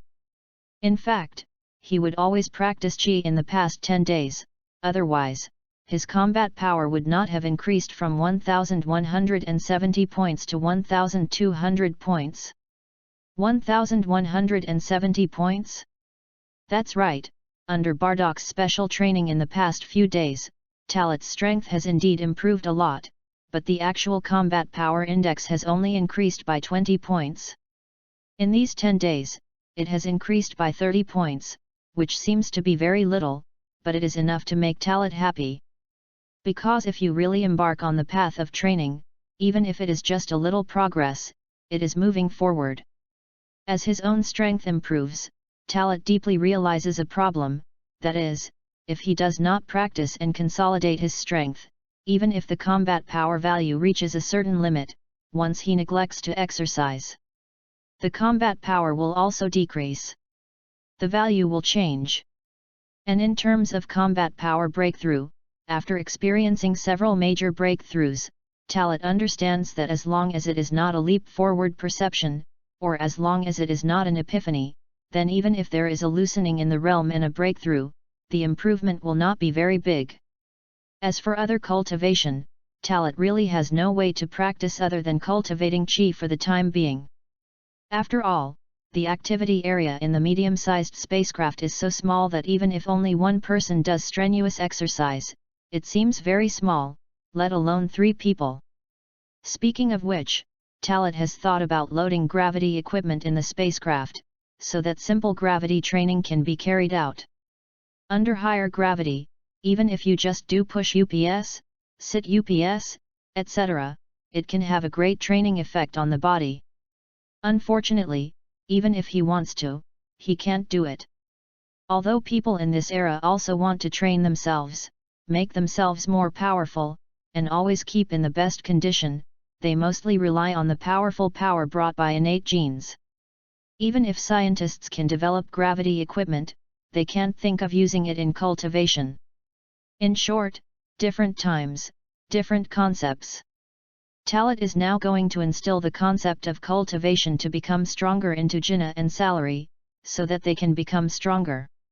Although, with the strength of Jinnah and Salary, they are absolutely invincible on Earth. But it is still too low. At least, they must have the strength to protect themselves in the future. Talat will not force anything else. Time, just passed day by day. In the long space voyage, there are goals and new things to do. For Jinnah and Salary, it can get rid of the boredom. In fact, they can enter a dormant state. But Talat did not do so. If they hibernate, Talat will be the only one left. In fact, for ordinary scions, they are all riding single-person spaceships, and space voyages are basically spent in sleep. Once you close your eyes, open your eyes, no matter how long the time in between is just a blink of an eye. The cultivation of Qi is ongoing. Only on the 3rd day, Jinnah sensed the existence of Qi first, and successfully controlled her own Qi within a certain range and guided it out. Salary was not as good as Jinnah, perhaps because of the age gap, or perhaps because of the strength gap. Both Jinnah and Jinnah had 600 combat power points. Compared with Jinnah, Salary made a more obvious mistake. She regarded the perception as a must to force the force, and had been studying the force technique, so she was always a little short. Finally, on the 5th day, under the careful guidance of Talat, she sensed the concrete existence of Qi and could do simple control. Slow? Actually not. On the contrary, it was already very amazing. After all, the future can't be compared with this era. Jinnah and Salary sensed it so quickly and could do simple control, all because of their pure minds and the strength of the scions themselves, so that they can use their own strength at a high rate. After practicing Qi, their strength has obviously improved, and what they can do is far beyond what they used to be. They will naturally become stronger in battle, but they can't fight in this small space. But at least it's very simple for them to control their combat power values now. With just a simple guide, Jine and Salary can make their combat power below 100 points. Please recommend. Please vote for the monthly ticket. Chapter 28 Arrival at Planet Oyun. A planet full of dangers. Time flies, in the blink of an eye. 2 months have passed since we set out from planet Vegeta. Das Galaxy. Planet Oyun is the 6th giant planet orbiting a hot star. In addition to planet Oyun, there are 11 other planets in this small galaxy that revolve around this star. However, except for planet Oyun, which has life, other planets are dead planets even if they have atmospheres. In the universe, a very fast beam of light came straight from the other end of the distant galaxy, breaking the original calm.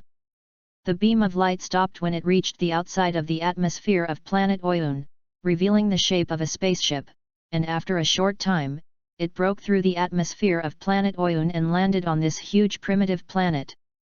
There is no doubt that this spaceship is the medium-sized spaceship that Talat, Salary, and Jine are riding. After 2 months, they finally arrived at their destination safely. The spaceship chose a flat-topped mountain to land.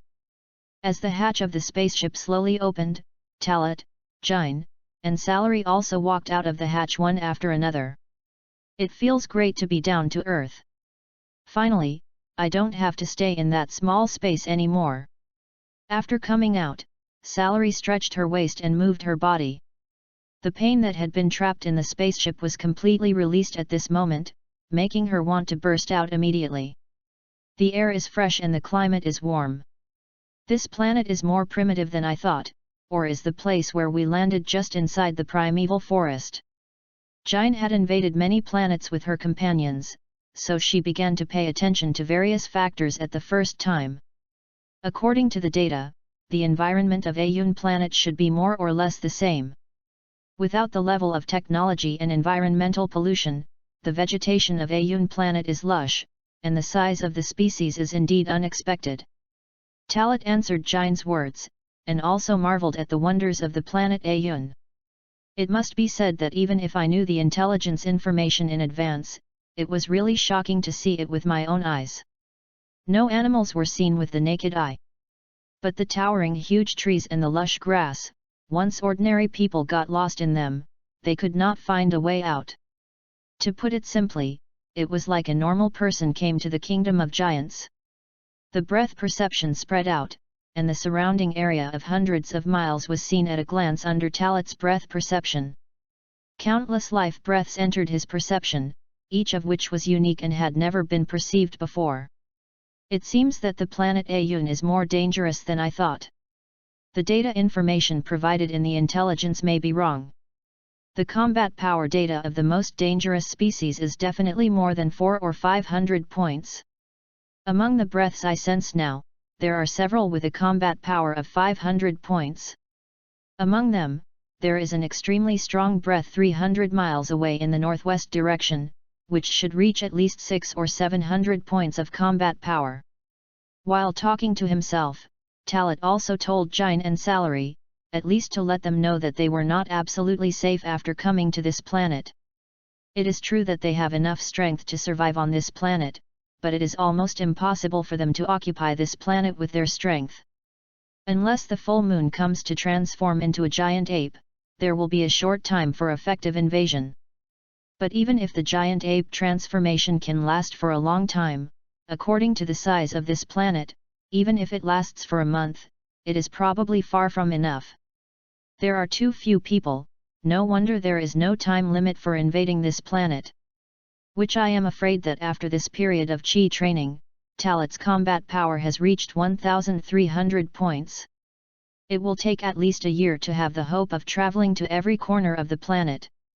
But even if he can travel all over the planet, it is impossible to conquer the Ayun planet. In simple terms, with his own strength, unless his strength continues to increase rapidly in the next period of time, at least reaching more than thousands of points within a year, it is ridiculously difficult to make this planet without any resistance. With such a high combat power and so many people, the Ayun planet should not be an ordinary medium-sized planet, at least it can be ranked at the lower limit of high-level planets. Although Jine has also practiced Qi and can sense the general situation, she still habitually uses the combat power detector to explore. Looking at the accurate data displayed on the detector, cold sweat has already appeared on her forehead. I'm afraid someone wants us to die. When Uncle Bardock took me to register, he didn't say where the information about this planet came from. Talat guessed. Jine's face changed when he heard this. You mean, Bardock was deceived? Talat nodded and continued, if Uncle Bardock just wanted to train me, there was no need to hide this information. And I think the only one who can do this is the king of our Scion race. Talat, you mean that King Vegeta secretly modified the information of this planet and then passed it to Bardock through someone else, in order to let us die on this planet? But why?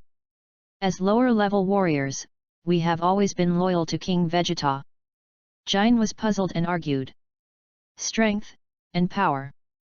Uncle Bardock is too powerful, his combat power has exceeded 10,000 points, and Uncle Bardock's prestige has been increasing over the years. King Vegeta must feel that Uncle Bardock has threatened his position, just like Frieza feels that we Scions have threatened him and wants to attack us. Talat explained. King Vegeta has no tolerance for others. Once there is a threat to him, he will destroy it. Who cares who you are? Talat even remembered that in the comic fan fiction he read in his previous life, King Vegeta also had a son, Reg, who was born with a combat power of 50,000 points. It was because he was afraid of threatening himself that he was exiled to a planet by King Vegeta in the early days. Of course, this is just a story of the fan fiction. Talat doesn't know whether it happened in this world, but it also reflects the narrow-mindedness of King Vegeta. Talat, do you think you might be overthinking? Raditz is still fighting with Prince Vegeta, and Bardock has never disobeyed King Vegeta's orders. Jine is very smart. In fact, Talat has also thought about this.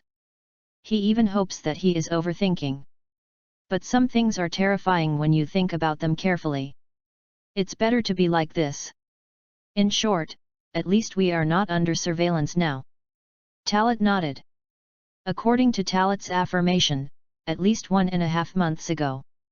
As long as you see the data information feedback of this spaceship, it must show lost contact. In space travel, lost contact means that the spaceship has exploded. Chapter 29, The Strong Prey on the Weak, and Natural Selection. Hide the spacecraft well and turn on the strong protection function. As long as there is no super strong external impact, the spacecraft will never be easily damaged.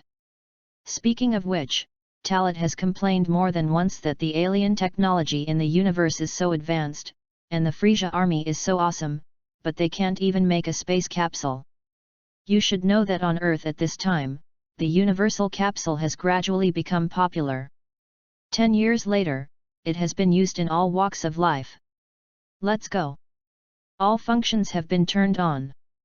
Once there is an abnormally strong energy fluctuation within a range of 10 kilometers, we can receive the news in the first time. Walking in front, Talat said to Jine and Salary. We have left planet Vegeta and come to this planet. We are in absolute freedom. No matter how high the danger level of this planet is, we have to take the initiative to take a look. If we still have to be timid and hesitant now, all these years of preparation will be in vain. Or, should I stay? There is only one spaceship. If it is damaged, we will be trapped on this planet. Jine said again because she was too worried.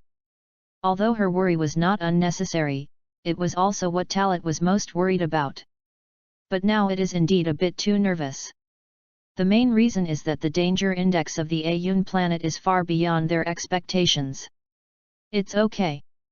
This time it's just a close-range exploration. The range will not exceed 1,000 kilometers. If it is a long-distance exploration next time, I will use the ability of the clone, so that the clone can stay here to protect the spaceship. Talat said. The ability of the clone is the only way Talat can think of.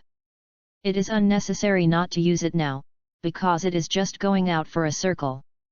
At such a short distance, even if there is an abnormality near the spaceship, they can rush back in the first time. As for the ability of the clone, it is actually similar to the four-body fist. No. It is more similar to the magic clone of Piccolo in the later period. With Talat's current strength, plus his use of this move, at least 1/3 of his own power needs to be divided after creating a clone. Of course, it can be less, but if it is too little, the combat power of the clone cannot be equal to that of the self at full strength. As for the existence time of the clone, as long as the clone is not fighting at full strength, it can last for a long time.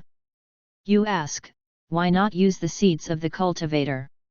It's not that Talat doesn't want to, but Bardock has warned him that although this thing will obey the orders of the cultivator, it is brutal. If there is not enough strength to suppress them, the cultivator will devour the master. Therefore, not all scions will use the cultivator. Only those with strength of more than 2,000 or 3,000 points will use it unscrupulously. Of course, Talat doesn't think he can't beat the cultivator, but as Bardock said, if he still needs to fight to suppress the cultivator to listen to him, then once he leaves, the cultivator can even run away. Moreover, it is an absolute threat to Salary and Jine. However, it cannot be used now, let alone controlled, but it does not mean that it cannot be used in the future. At least this thing is a power in hand, and the combat power can reach 1,200 points. Amazing! Brother Talat, you can also split yourself. I want to learn it too. Salary was attracted by Talat's splitting. She was eager to learn and had a strong curiosity about anything new. I'll teach you when I have time. Now you still have to continue to practice Qi. When your combat power exceeds 500 points, I will teach you more skills. Talat smiled. Upon hearing this, Salary agreed. She didn't even think about when she could break through to 500 combat power. In fact, she was already on the verge of a breakthrough, and her combat power had reached 290 points. As long as she could master Qi further, she would definitely be able to exceed 300 combat power. The combat power increased by 50 points in 1.5 months. It seems low, but it is actually quite good. Salary is only 5 years old, and she only learned to practice Qi under the guidance of Talat. Now that she has come to this vast world, it will be easier to improve her combat power. Where is Jine? Her strength has improved even more, and now she has 700 combat power points. She is not much inferior to Talat. Of course, Talat's improvement is more difficult, because the strength level is higher, and it is naturally more difficult to go further. Without any worries, the three of them used the scion flying technique to soar in the sky. This feeling of flying between heaven and earth has brought the greatest spiritual liberation to the three of them. After 2 months of space travel, the negative emotions were completely resolved at this moment. Flying all the way, without any scruples, and no need to worry about anything else. Even Talat had an idea in his heart, that is, with their strength, they can become the absolute overlord of this planet if they never leave this planet in their lifetime. Brother Talat, Aunt Jine, look, there are many giant beasts there. Salary shouted after discovering something during the flight. Talit and Jine looked in the direction pointed by Salary, and suddenly an extremely spectacular scene came into view. In the distance, countless giant beasts are fighting for some reason. The beasts were all extremely large, with the smallest being several meters long. Are they fighting for territory? Or are they trying to snatch something? Jinna asked curiously. The scene was indeed bloody, but as a scion who had invaded other planets, Jinna was only slightly shocked. Even though she had not participated in it, she had seen more cruel scenes. The strong prey on the weak, and the fittest survive. This is actually the law of survival, and it applies wherever there is life. Talit looked at Jinna, who was not affected at all, and instead looked interesting, and couldn't help but sigh in his heart. Then look at the Salary, who was hiding behind him in fear and panic. The difference between before and after is too big. So, even Jinna is not a good person in a sense. To put it simply, there is no good or bad in this world. It's just that for you, the goal is good or bad. It's like in Talit's eyes, Jinna is a relative, so he defines her as good. But for the invaded and the victim, it is absolutely bad. The scions are brutal, bloodthirsty, and kill innocent people indiscriminately. So the words that the protagonist Sun Wukong answered when dealing with Frisia woke up the dreamer and made everyone understand, it is because the scions killed innocent people indiscriminately that they became extinct. This world is so cruel. P.S. Let me explain the skill of flying, which is actually the air dance. After all, the air dance cannot represent everything. Please recommend. Please vote for the monthly ticket. Chapter 30, Guidance from the Body's Instincts. Blood Fruit. Now it can be determined that this place should be inside a very primitive forest. Because there are all kinds of huge beasts, it is not suitable for the Ayun people to settle. Combining the information he has seen so far, Talit opened his mouth to analyze. We know nothing about planet Ayun now. The Ayun people do not dare to compete with the giant beasts for living space. It can be seen that these giant beasts are more dangerous than the Ayun people. The previous intelligence can be overturned, and now we must rely on they discover it bit by bit on their own. Well, although we are not sure whether the Oyun people are the same as those in the intelligence, we have not encountered one even after flying such a long distance. There are only two possibilities. First, there are no Oyun people in this forest or on this continent. Secondly, the Oyun people may be like us scions, living in groups somewhere on the planet, and other areas belong to the territory of giant beasts. Talit said. He finally understood why this invasion mission was to eliminate all species with threat index, rather than just eliminate the Oyun people. The really tough stuff is these huge beasts. Gnei nodded and added from her point of view, perhaps it's because we saw too few places, and we were in the air and flying very fast. There were many places covered by dense forests that even the detector couldn't reach in one breath. Scan them all. Or maybe, if you go further, you can reach the edge of the forest, and the world outside is completely different from here. After hearing what Gnei said, Talit agreed. After all, any intelligent life is completely different from beasts. Let's not talk about the problem of the Oyun people. I'm curious about what's going on here. And Gnei, you and Salary should be careful. I'll go over and have a look. Talit said. There must be a reason why so many giant beasts are killing each other for no reason.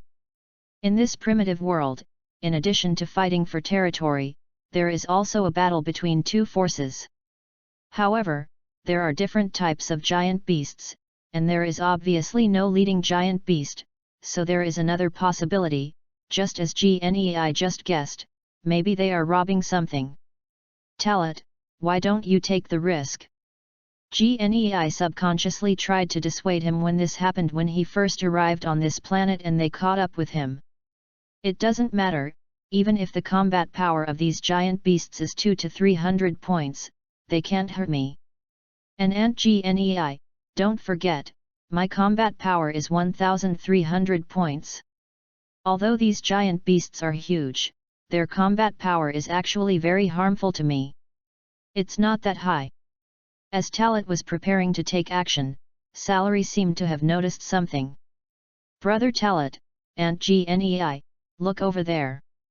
Next to the giant snake and the terrifying beast, there is a strange tree. Salary's words caused Talit and Gnei to shift their gazes and look towards the other side. Looking to one side.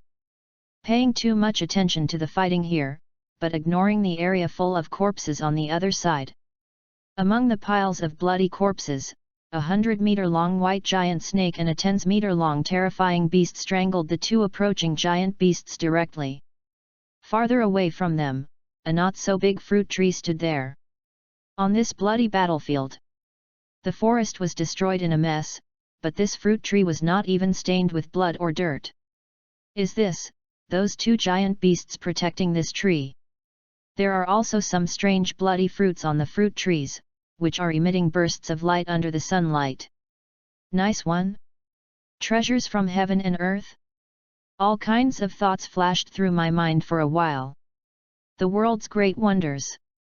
The fruits that the giant beasts can compete for must not be ordinary fruits. It should be because of the fruit on this tree that this fight started. The next second after the words were spoken, Talit flew out directly. Gnei had no time to say anything, but Salary was close to her side, and she only had time to say, "Be careful, Brother Talit." Falling from a high altitude and getting closer and closer, Talit had more thoughts in his mind. Although he knows the plot of the Dragon Ball world very well, he actually doesn't know much about this world. It's like he knows nothing about everything on this planet. Even talking about the Earth and planet Vegeta, it seems that he knows and understands it, but in fact, he doesn't know anything other than the original plot. After all, he only has a partial understanding of this world. This fruit is really weird, and it actually attracts me to it. My body instinct makes me want to eat it. Shocked in his heart, Talit soon came to the top of the fruit tree.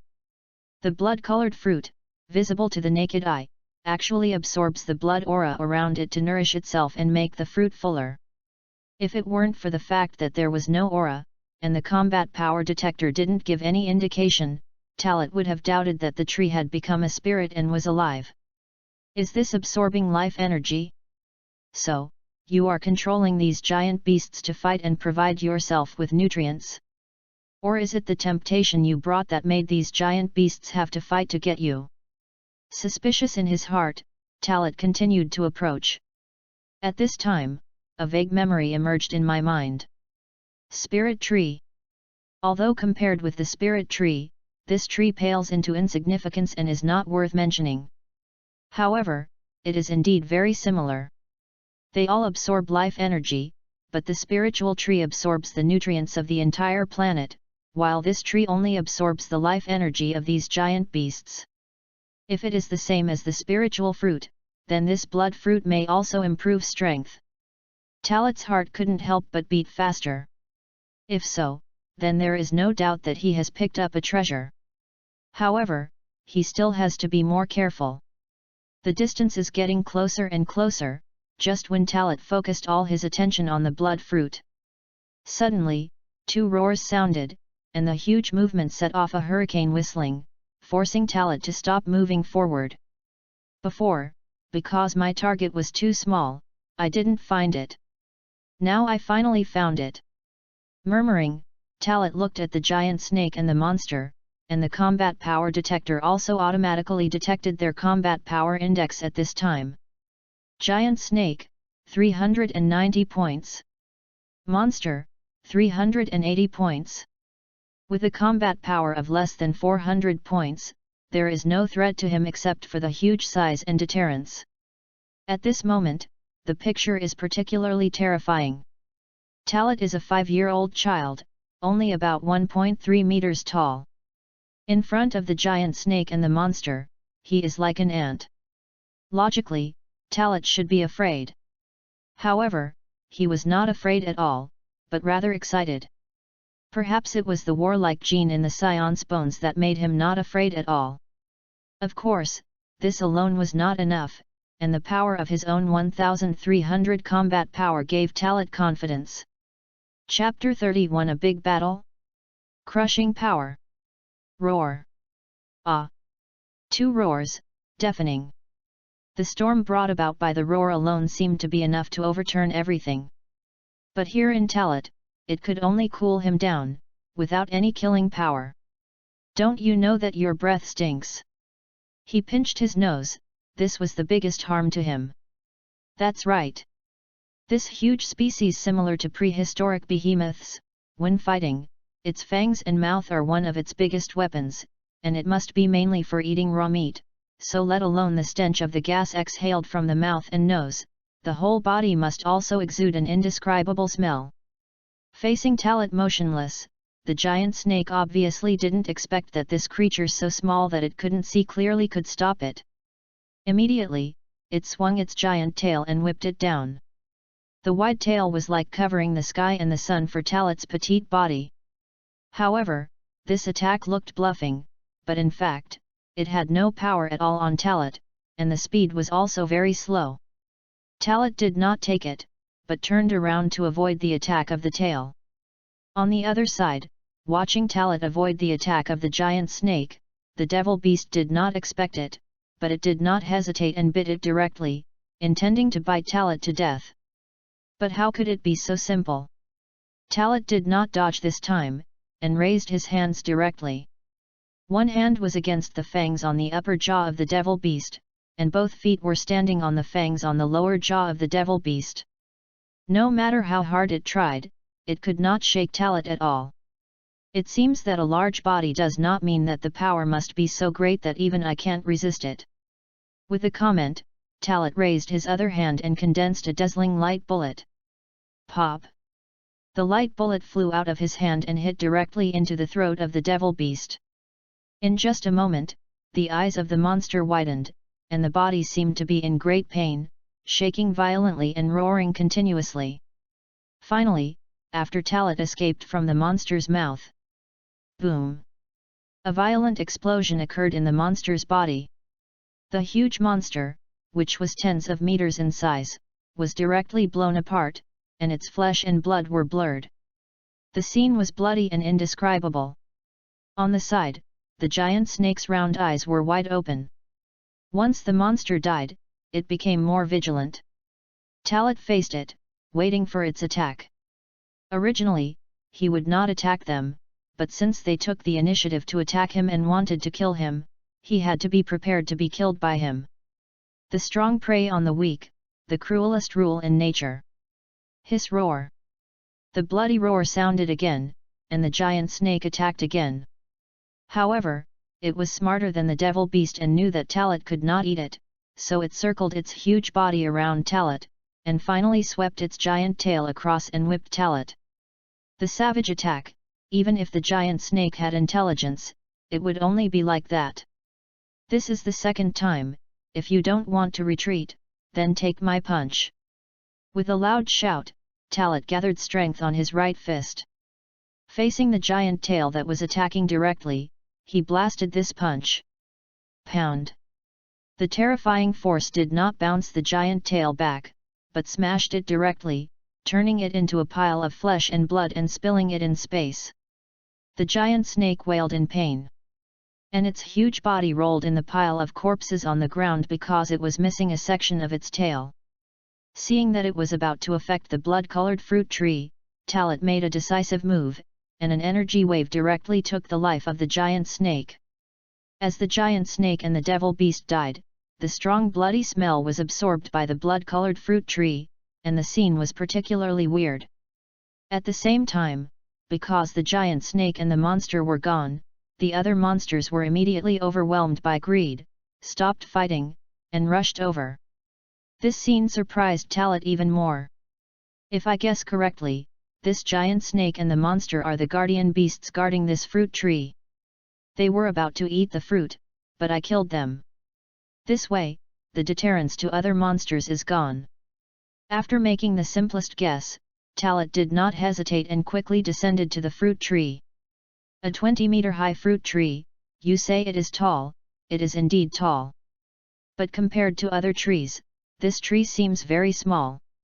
Suspended in front of the blood-colored fruit, Talat controlled his body, insisted on his will, and was not affected by instinctive desires. Even if it can increase his strength, he will not eat such an unknown thing before he understands how big the risk is. If it is poisonous, or if this thing can control people's minds, he may become a walking corpse. Therefore, we have to take it away and test it with the detection equipment in the spacecraft to see if there is any record of this fruit in the data stored in the spacecraft, or try it with a living creature. The predecessor of the Frisia army was the Kurdish army, which dominated the galaxy for many years, so the data on plants and animals on various planets are very complete. Although there is no complete information about the Ayun galaxy, many planets in the universe, although the species are different, will also have some similarities. However, such a large fruit, there are so many, how can I take it back? Talat thought, pinching his chin with one hand and wrapping his other hand around his chest. You can't just pull the tree out and take it away. After a while, he heard roars and ground shaking again. The giant beasts were approaching. But this time he didn't need to take action. Jine and Salary came here because he dealt with the giant snake and the monster, and dealt with the 3 strange giant beasts approaching. Didn't I tell you not to come down? It's too dangerous, Aunt Jine, Salary. Talat said. The giant beasts here are still very dangerous. But his strength is too strong, so he is not a threat. Jine also has a certain strength, at least she can crush the giant beasts with 200 or 300 combat power, but Salary can't, her strength is far from enough to easily deal with these giant beasts. Once besieged or continuously attacked, there will be a worry about her life. I'm not worried about your safety. Jine said. It's okay, Brother Talat, my strength is also very strong, at least I can protect myself and won't hold you and Aunt Jine back. Salary obviously knew what Talat meant. She said so, and without the initial fear, Talat put away his overprotective thoughts. Scions have a strong ability to adapt, sometimes just one experience can make them grow a lot. Maybe it was because he saw him easily kill giant snakes and monsters, and he was not affected by the blood. So he stimulated the Solarians in disguise. Hey! It turns out to be this kind of fruit, no wonder I feel familiar with it. Looking closely, Jine suddenly said something, which surprised Talat. Please recommend. Please vote for the monthly ticket. Update early today, and the update time in the future should be put in the daytime. Chapter 32 Secrets, Taboos, and What Beerus Left Over. Aunt Jine, do you know this kind of fruit?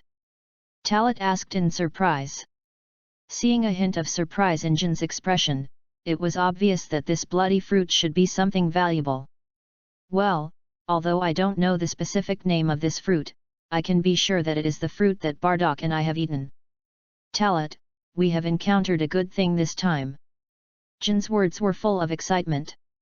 When Talat heard that Jine and Bardock had eaten it, the hesitation and worry that he had in his heart at the beginning disappeared. At least, there will be no toxins, and eating it will not affect the mind, and there is no situation where there are parasites in the fruit that will be controlled. Otherwise, Jine would not say so, nor would there be such a performance. Talat did not interrupt Jine's memories. Because of Jine's words, Salary boldly stepped forward. Aunt Jine and Uncle Bardock have eaten it, so is this fruit really edible? Can I eat it? Brother Talat. Listen to Aunt Jine first, don't be in a hurry. Talat temporarily held Salary's hand. This girl is really bold sometimes. Okay. Stopped by Talat, Salary had to put down her hand. Her body instinctively tempted her to eat the bloody fruit, as if she could get great benefits after eating it. It's okay, Talat, this kind of fruit can be eaten, and after eating it, it can not only recover from injuries, but also improve a person's combat effectiveness. Speaking of which, this is already a very long memory. Back then, I went to an alien planet with Bardock to perform a mission and accidentally discovered this kind of fruit. At that time, Bardock and I were still young, and we ate the fruit under the drive of instinct. Unexpectedly, after eating the fruit, Bardock and I not only no longer felt hungry, but also improved our strength. It's a pity that at that time, only one such fruit tree was found on that planet, and there were only a few fruits.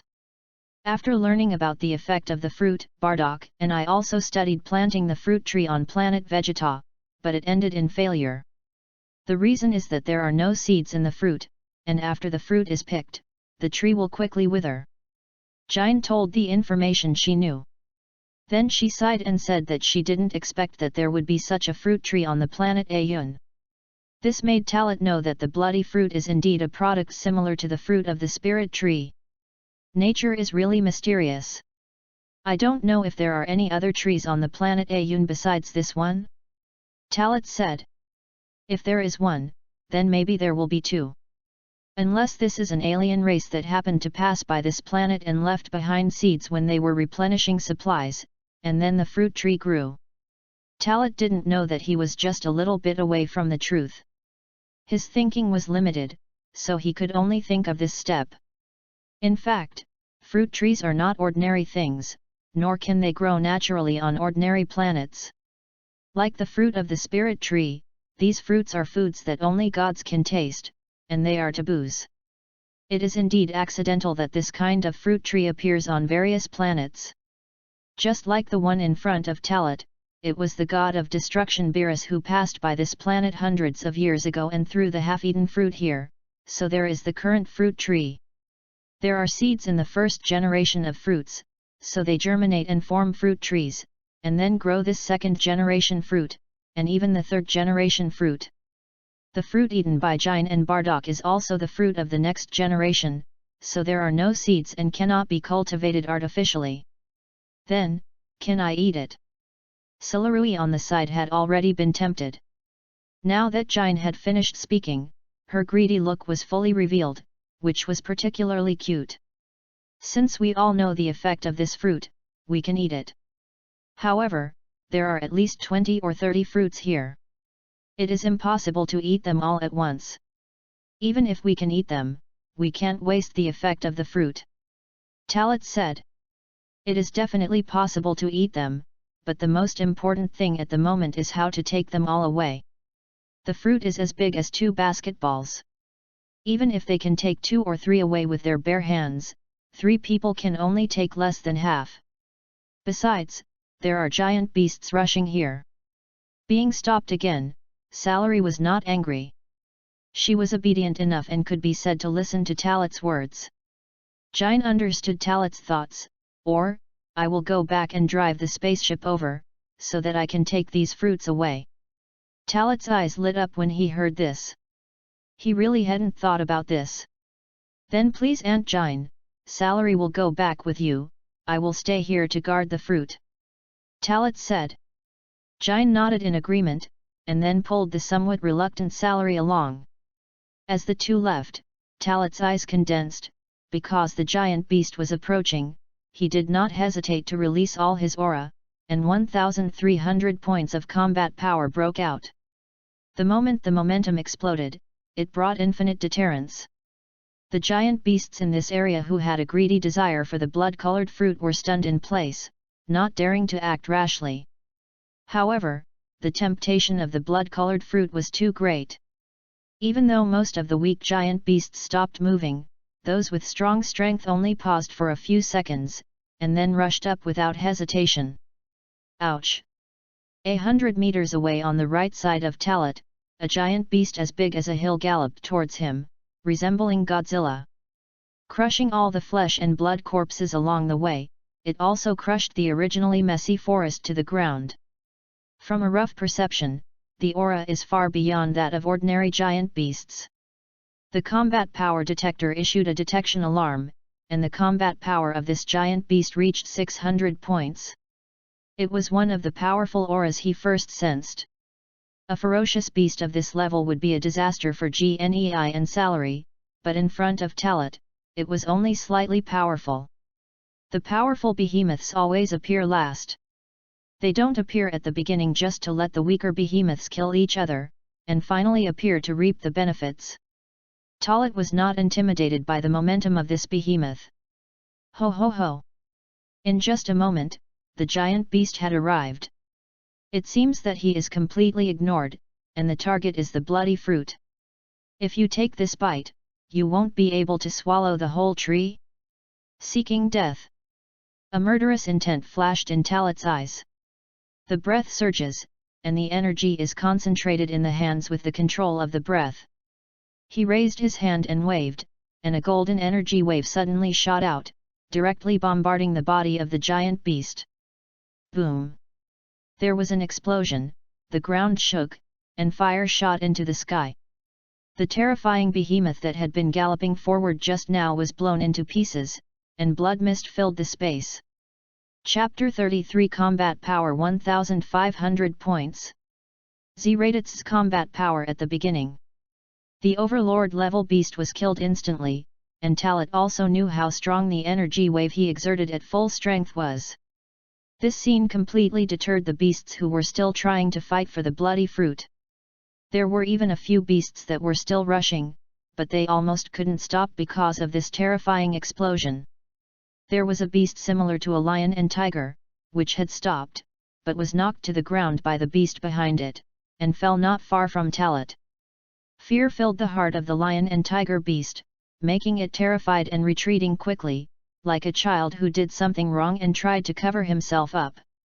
At the same time, fear also spread among the beasts. When the temptation is big enough, it can indeed overcome fear. But when the fear is big enough, any temptation is no longer attractive. The deterrent effect has been achieved. Talit folded his hands on his chest and stood in the air in an invincible posture. That small body exudes extremely terrifying pressure. Whoever gets close will die. Talit has never been a merciful person. No, even if he is merciful, it depends on the person. If you infringe on his interests, you will be at odds with him. The law of the jungle, this world is cruel. In this way, time passed by minute by minute. Not long after, Jine drove the spaceship back to Talit. According to the original plan, they picked all the blood-colored fruits on the tree and put them into the spaceship one by one. The spaceship was not big, and 24 huge fruits were stuffed in at once, which can be said to have filled the already narrow space. Of course, it doesn't matter, after all, compared to the narrow space, these fruits are more valuable. Moreover, now that we are on this planet, we can come out and move at any time, unlike space travel, where we can't move for a long time. After picking all the fruits, Talit also saw the whole fruit tree withering at a speed visible to the naked eye. Just as Jine said before, the existence of fruit trees is to make fruits grow, and it serves as a bridge for absorbing and providing nutrients. But this is just the surface. In fact, in Talit's opinion, it should be the fruit that gives the fruit tree the meaning of existence. It is equivalent to that as long as the fruit exists, the fruit tree can exist forever. After the fruit is picked, the fruit tree has no need to exist, just like a person who has lost his value and is no longer needed. Leaving a sigh, Talit took Salary and Jine to board the spaceship again. Those giant beasts could only crawl there, watching Talit and his party leave. This bloody fight is over for them. Otherwise, they will continue to fight for the ownership of the blood-colored fruit. In the spaceship, Talit controlled the spaceship to maintain a stable and uniform speed. Until another place more suitable for landing was found. This is a flat valley with birds singing and flowers blooming in the valley, rivers and streams, and a small waterfall. If you don't see it with your own eyes, it's hard to imagine that there is such a paradise in such a primeval forest. What surprised Talit and his 3 companions the most was that there was a very large wooden house here. It was very simple, but the structure of the house was very solid. Although it was already covered with plants and dust, and it had not been lived in for many years, it was still not corrupted. No surprise, it should have been built by the Ayun people who were lost here. Otherwise, the wooden house would not need to be built so big. In front of this wooden house, Talit and the other 2 were just short animals. The surrounding situation has been confirmed, there is no danger, let's settle here for the time being, we also need to rest for a few days and absorb the blood fruit by the way. Talat suggested. Jine did not object, and Salary did not. In fact, from the beginning until now, Talat has been instilling in them the concept that it is not important to invade or not. This subtle change has caused Jine and Salary to feel that this time they are not here to invade and conquer this planet. The blood fruit was taken out of the spacecraft.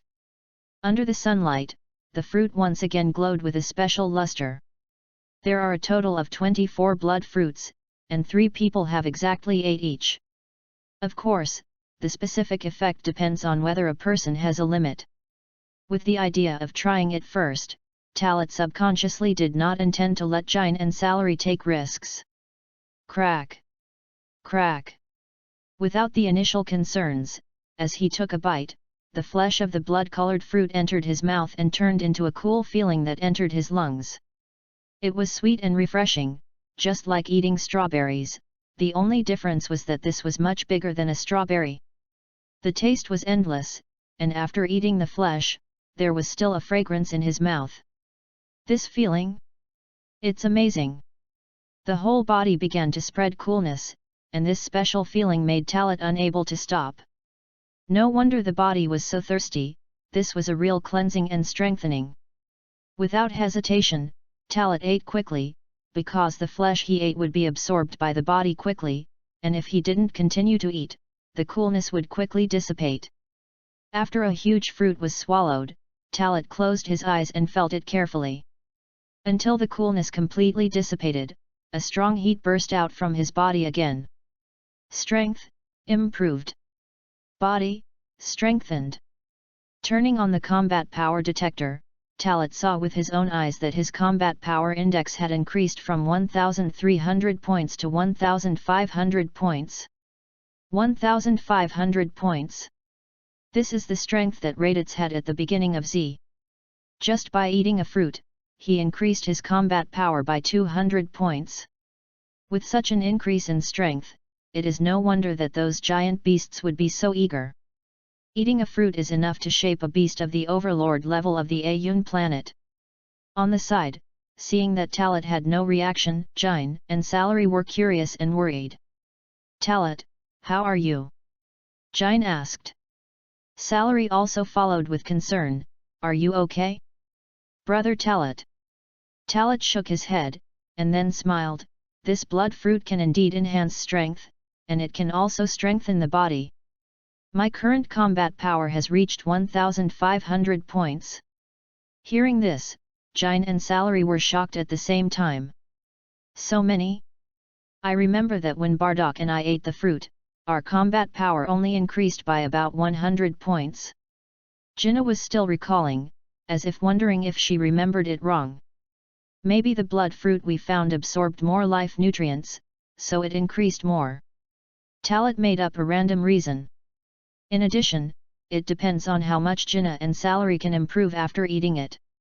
If they are different, it means that the effect of the blood fruit still varies from person to person. And Jinnah, Salary, you guys should eat one too, and see how much your strength can be improved. Talat took out 2 more blood fruits directly from the spaceship, one for Jinnah and one for Salary. Please recommend. Please vote for the monthly ticket. Chapter 34 Great Increase in Strength. As Jinnah and Salary ate the fruit, amid the exclamations of deliciousness, in just a short time, both of them were washed by the special power contained in the fruit and strengthened their strength. Just by sensing the breath, Talat knew that the strength of both of them had been greatly improved. Even if it was not as much as his improvement, it was definitely more than 100 points. The combat power detector tested the two, and after just a short time, Talat had obtained accurate data. Jinnah, combat power 830 points, increased by 130 points. Salary, combat power 440 points, increased by 150 points. Awesome, this is the strength I have now, brother Talat, my combat power is already 440 points, and my perception of the air is getting clearer and clearer. Salary was so excited that she couldn't close her mouth. In her concept, she was a lower-level warrior and could not compare with the upper-level warrior. But her current strength, even if it is not as good as those upper-level warriors with extremely high talent, but among her peers, she has the combat power, and they are undoubtedly upper-level warriors. In simple terms, this value is almost impossible to exist in the circle of lower-level warriors, especially since Salary is only 5 years old. I never thought that even my combat power would break through so much in one go. Jine was very emotional. After all, her previous combat power was only 600 points, and it has not changed over the years. Now, in just 2 months, it has broken through to 840 points. Lucky? Indeed lucky. But she felt that this was brought to her by Talat. If she had not come along, if she was still on planet Vegeta, she would still be the same as before. Aunt Jine, Salary, can you still eat it? When Jine and Salary were excited about self-examination, Talat's voice sounded again. If this is the effect after eating it for the first time, then you have to try it for the second time. After all, it is unknown how long these fruits can be preserved. No matter how effective they are, it is best to eat them in the shortest time. Jine and Salary nodded when they heard this, and Talat did not hesitate and quickly took out the blood fruit from the spaceship again. The second taste was simpler and more direct than the first time. Because I already know how it tastes and the effect of the fruit, I eat it more decisively. Talat, combat power 1580 points. Jine, combat power 900 points. Salary, combat power 510 points. Sure enough, just as I thought, the improvement will definitely be different if I eat it continuously. I just don't know if it's because of the poor effect or other reasons. Talat thought secretly in his heart while doing analysis. There are many associations. The first thing that comes to mind is that the strength has been improved and the body has become stronger. For example, when the combat power is 100 points and it is increased to 200 points, the strength has been improved by 100 points. But in other words, after the combat power reaches 1000 points, the increase of this 100 points of combat power may only represent a few dozen points at the level of 1000 points of combat power. The effect of the fruit may become worse as the more you eat, but according to the current situation, the feeling of physical feedback has not changed much after tasting the blood fruit twice, so the former factor accounts for a greater proportion. After that, he ate it for the third time, and his combat power increased again. Naturally, the value of this increase also decreased again. The third time, the absorption of the fruit energy sensed by the body was obviously not as strong as the previous 2 times. So, the effect was indeed poor, or the body had developed tolerance to the blood fruit. After that, Talat, Jine and Salary did not continue to eat the fruit. First of all, they did not feel hungry. On the contrary, they were full because they ate 3 fruits in a row. This also shows that it is true that the fruit mentioned by Jine can relieve hunger. Otherwise, with the appetite of science, 3 fruits are just enough. Secondly, Talat had an idea and planned to try it. That is, after intense exercise, or after the body is rapidly consumed, eating blood fruit again, can the effect be improved? In this way, before they knew it, Talat, Jine and Salary had been in the valley for several days. 24 fruits were eaten by the 3 people several times. The strength of the 3 people has been greatly improved. Talat's combat power reached 1850 points. Jinna's combat power has exceeded 1000 points, and now it is 1120 points. Finally, it is Salary, who has improved the most significantly, and now has a combat power of 890 points. Today is the 8th day since arriving on this planet. In the Deep Valley, Talat is training with Jinna and Salary. Everyone's strength has been greatly improved in a short period of time, and almost all of them have increased by more than 500 points. If they improve too fast, if they do not carry out basic training, or fighting, then this strength will soon decline. Not only is it a consolidation for themselves, but it also helps Jinna and Salary to become stronger, so that they don't have such strength in vain, but don't know how to play it to its full potential. Facts have proved that Talat completely underestimated Jinna. I have always thought that Jinna was doing logistics work and almost forgot how to fight. Unexpectedly, her real combat level is not low at all, and when the strength is equal, Talat will even be suppressed by her. Of course, this may be related to the difference in body shape. After all, Jinna is an adult. Even if Talat develops well, he is only 1.3 meters tall. As for Salary, her performance is also very good. In the end, Talat felt that he was the worst. Although their strength is indeed not as good as his, according to the time when he had this combat power, he was indeed not as good as them. With this idea, Talat also started to practice more diligently. The cultivation and comprehension of Qi is the first, physical training, skill practice, plus combat training, etc. After the battle, the three of them simply washed their faces by the stream and rested. You are worthy of Aunt Jinna. You are getting stronger and stronger. If it weren't for my higher combat power, I would not be your opponent at all. Talat praised. How can it be as powerful as you say, Talat? Auntie knows that you are just helping me and Salary to improve our strength. However, I really didn't expect our strength to improve to this extent. Jinna said. When Salary heard Talat praising Jinna, she started to act like a spoiled child because of imbalance in her heart. It must be said that Salary has become more and more open recently. Sometimes she behaves so intimately that Talat is not used to it. Perhaps this is the difference between men and women. If a man touches a woman, it is called hooliganism. If a woman touches a man, hugs and embraces him, and you dislike it, it is called tactlessness. In fact, Talat didn't know that he used to think Salary was a trouble, but after gradually getting used to her, he no longer resisted her. Chapter 35, Just a Transit Station. Bardock fights bloody battles. With all his praise, Talat almost made Salary so happy.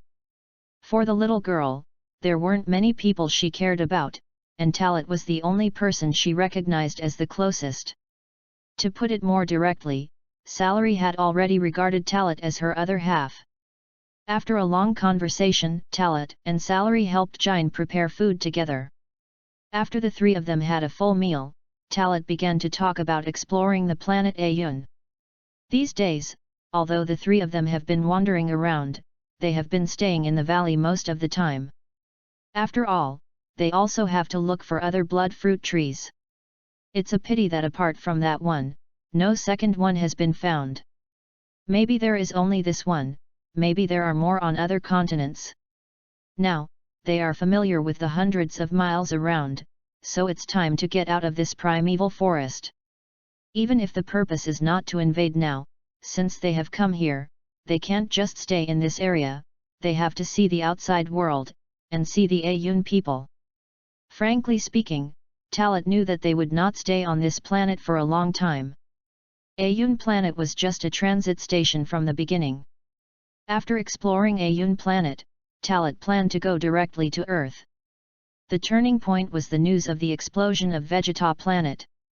After some discussion, with the consent of Jine and Salary, Talat left a clone to protect the spaceship, and then the three of them left the valley and made a longer distance. Here, the exploration of Ayun planet was in progress. On the other side, Talat and the other two did not know that Vegeta planet was undergoing a great change. King Vegeta summoned almost all the elite senior warriors to prepare for a desperate battle with the upcoming Frieza. And Frieza was also secretly gathering troops. At the same time, after this period of summons, he recalled the Scions who were wandering outside to invade alien planets one by one. The purpose was naturally to wipe out the Scions in one go. Among them, some of the stronger ones were arranged by Frieza's confidants to be executed in person. For example, some combat geniuses who are outstanding in combat power and are considered the backbone of the Scions. In the universe, on a planet called Might. The entire planet has been destroyed beyond recognition, and everything on the ground has been razed to the ground by a powerful force. Looking around, there are endless ruins and smoke. Under the ruins somewhere, a figure is being pressed in a pile of rocks, making a weak and silent roar. He is none other than Bardock. Just a few minutes ago, he had a fierce battle with the senior combatants of Frisia's army. Although he killed those guys, he was finally hit hard by Dodoria, who came here with overwhelming strength. Buried here, he escaped a disaster. But this also became his greatest pain. He struggled hard, and his consciousness was also fluctuating violently, until his mind became more and more trance, as if he had entered some kind of illusion. In front of him, he saw Talat bringing Salary Engine to the Ayun planet and exploring. Everything went smoothly. The scene jumped, and he also saw his son Raditz fighting with Prince Vegeta's elite troops. Finally, he saw Kakarot again, and the spaceship went towards the Sea of Stars, and finally, the blue planet appeared in front of him. Foreseeing the future, being able to see the future scene for a short time. This is exactly the ability that Bardock was briefly given after being attacked by the magic fist of the Kanasa people after successfully invading Kanasa not long ago. The Kanasa people also used this to predict that the Scions would also be destroyed. Just like them, the Kanasa people, they had no power to resist. Talat, Kakarot, Raditz, and Jin. The scene reached here, and Bardock's consciousness was suddenly stimulated and awakened from the illusion. An unknown force surged out of his seriously injured body, allowing him to escape from the rubble. Not far from him were the bodies of his teammates. Toma, Sariba, Dodbo, Pazimbu. All the companions who had fought side by side were brutally killed by Frisia's men, and now he was the only one who survived. Damn Frisia! We Scions fought for you, but you treated us as ants to play with at will. Unwilling to accept it, Bardock was angry about the death of his companions. Then, he dragged his seriously injured body forward slowly, his blood-stained face full of grief and anger. He originally thought that even if Kanasa knew something, predicting the future should be an illusion. Now he had to believe that what he saw might be true. There was no reason, all the ominous premonitions before were now beginning to come true. Not only did Frisia really attack them, but the companions on planet Vegeta were next. Fortunately, you are all gone. Next, leave it to me, I will definitely be able to do it, and there are also King Vegeta and the others. Bardock chose to believe in the future he saw just now. He believed that Taro, Ginia, Raditz, and Kakarot would be fine. Walking to his companions, Bardock endured the severe pain in his body and buried the bodies of his companions one by one. Finally, the blood dyed the white cloth red and was worn on his head. I will avenge you. After leaving this sentence, Bardock slowly came to his spaceship again, pressed a button, and a secret compartment of the spaceship opened, which contained special medicine and treatment fluid. Fortunately, he had prepared these long ago in case of emergency. Although these are not enough to completely heal him, they can at least recover 70% to 80% of his injuries.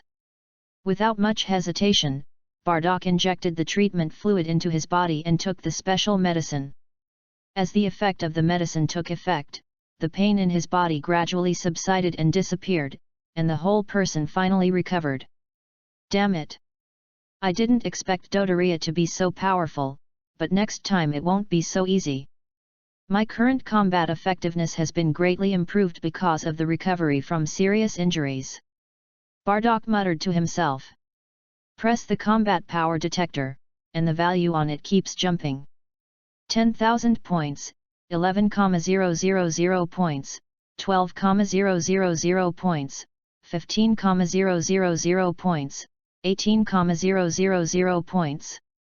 The pain brought by the death of his companions, the breakthrough brought by the desperate situation on the edge of life and death. At this moment, Bardock's combat power has reached nearly 20,000 points. There is a feeling of last gasp, an extreme explosion. In normal times, Bardock would be extremely excited, because this strength has broken through the barrier that restricts them, the science. I don't know how King Vegeta is preparing. I have to go back to planet Vegeta immediately to reunite. Starting the spaceship, Bardock closed his eyes to rest and reduce consumption. At this time, he still had an impulse to contact his wife and son, and also wanted to contact Talat. But he knew he couldn't do this. Especially Talat, since the signal was interrupted more than a month ago, he has been worried for a long time, but now he thinks this is a good thing, and it must have been done by Talat. Please recommend. Please vote for the month. Chapter 36, Planet Destruction in Progress, Frisia's Game. One day later. On planet Vegeta. With the landing of the main ship of the Emperor of the Universe Frisia on the planet, both Frisia and King Vegeta's plans were officially launched. It can be said that it was Frisia who took the initiative to land the spaceship on planet Vegeta to give King Vegeta a chance. He wanted to see the feast that King Vegeta had carefully prepared for him. For Frisia, he took this opportunity to play with these disobedient and ignorant scion monkeys. King Vegeta would not know that Frisia not only came to suppress them, but also came to destroy the scions and destroy planet Vegeta. He had been prepared for a long time, and he only thought that if he seized this opportunity, he could overthrow the rule of Frisia and Kurd in one fell swoop. Confidence. Even conceited. After the overall strength of one's own forces reaches a certain height, people will inexplicably have a feeling that the world is mine. King Vegeta's confidence comes from all the elite superior warriors he summoned. The highest combat effectiveness is nearly 10,000 points. The lowest also has 5,000 points. Even though the total number was only a few dozen, these absolute elites among the scions acted together. As long as they broke into Frisia's main ship, they would have absolute dominance and could give Frisia a thunderous blow. Even if Frisia's combat power really exceeded 100,000 points, they could transform into giant apes together. The power of one person is insignificant, but after dozens of people transform into giant apes, each person's combat power can be increased to tens of thousands points, especially him, who is confident that he can compete with Frisia with a combat power of 100,000. King Vegeta's actions were swift and resolute. It can be said that even the soldiers of the Frisia Legion stationed on planet Vegeta did not know about it. Along the way, any Frisia army fighters who encountered obstacles would be killed by King Vegeta in an instant. After a short time, under the leadership of King Vegeta, they finally arrived in front of the main control room of Frisia's main ship. The situation seemed to have been decided, but just when King Vegeta was about to break into the main control room, Sabo and Dodoria opened the door and blocked the group's progress. "You are so slow, King Vegeta, and you stupid scion monkeys." Dodoria laughed sinisterly, his face full of contempt, and he didn't take King Vegeta and his confidants behind him seriously at all. "After we transferred all the elite warriors, it still took so long to attack. With this little strength, you dare to defy King Frisia. Ignorance is fearless." Sabo on the side looked calm, his eyes swept over King Vegeta and the warriors he brought. Hearing this, King Vegeta laughed instead of getting angry. "Are you still being stubborn? Dodoria and Sabo, I know you have high combat power, but it's time to sort out the situation. We are the most elite warriors of the scions, and each of us has a combat power of more than 5,000 points. Even if we are not your opponents alone, we have an absolute advantage in numbers." King Vegeta gave an order, and the elite senior warriors behind him couldn't help but shout. At this time, everyone believed that Frisia's era was over. "Hey? Combat power is more than 5,000 points? Dodoria, do you think this number is high?" Sabo laughed jokingly. "More than 5,000 points of combat power, it's really amazing, almost catching up with a quarter of mine." Dodoria understood and pretended to be funny. The two sang in unison, completely treating King Vegeta and his trusted warriors behind him as clowns. Seeing this, King Vegeta and his confidants were immediately filled with anger. Just as they were about to kill Dodoria and Sabo, the figure behind them approached, and people could clearly feel the cold air. This scene made everyone tremble. Frisia sat in his stroller as if nothing had happened. Sabo and Dodoria, let King Vegeta and the others come in.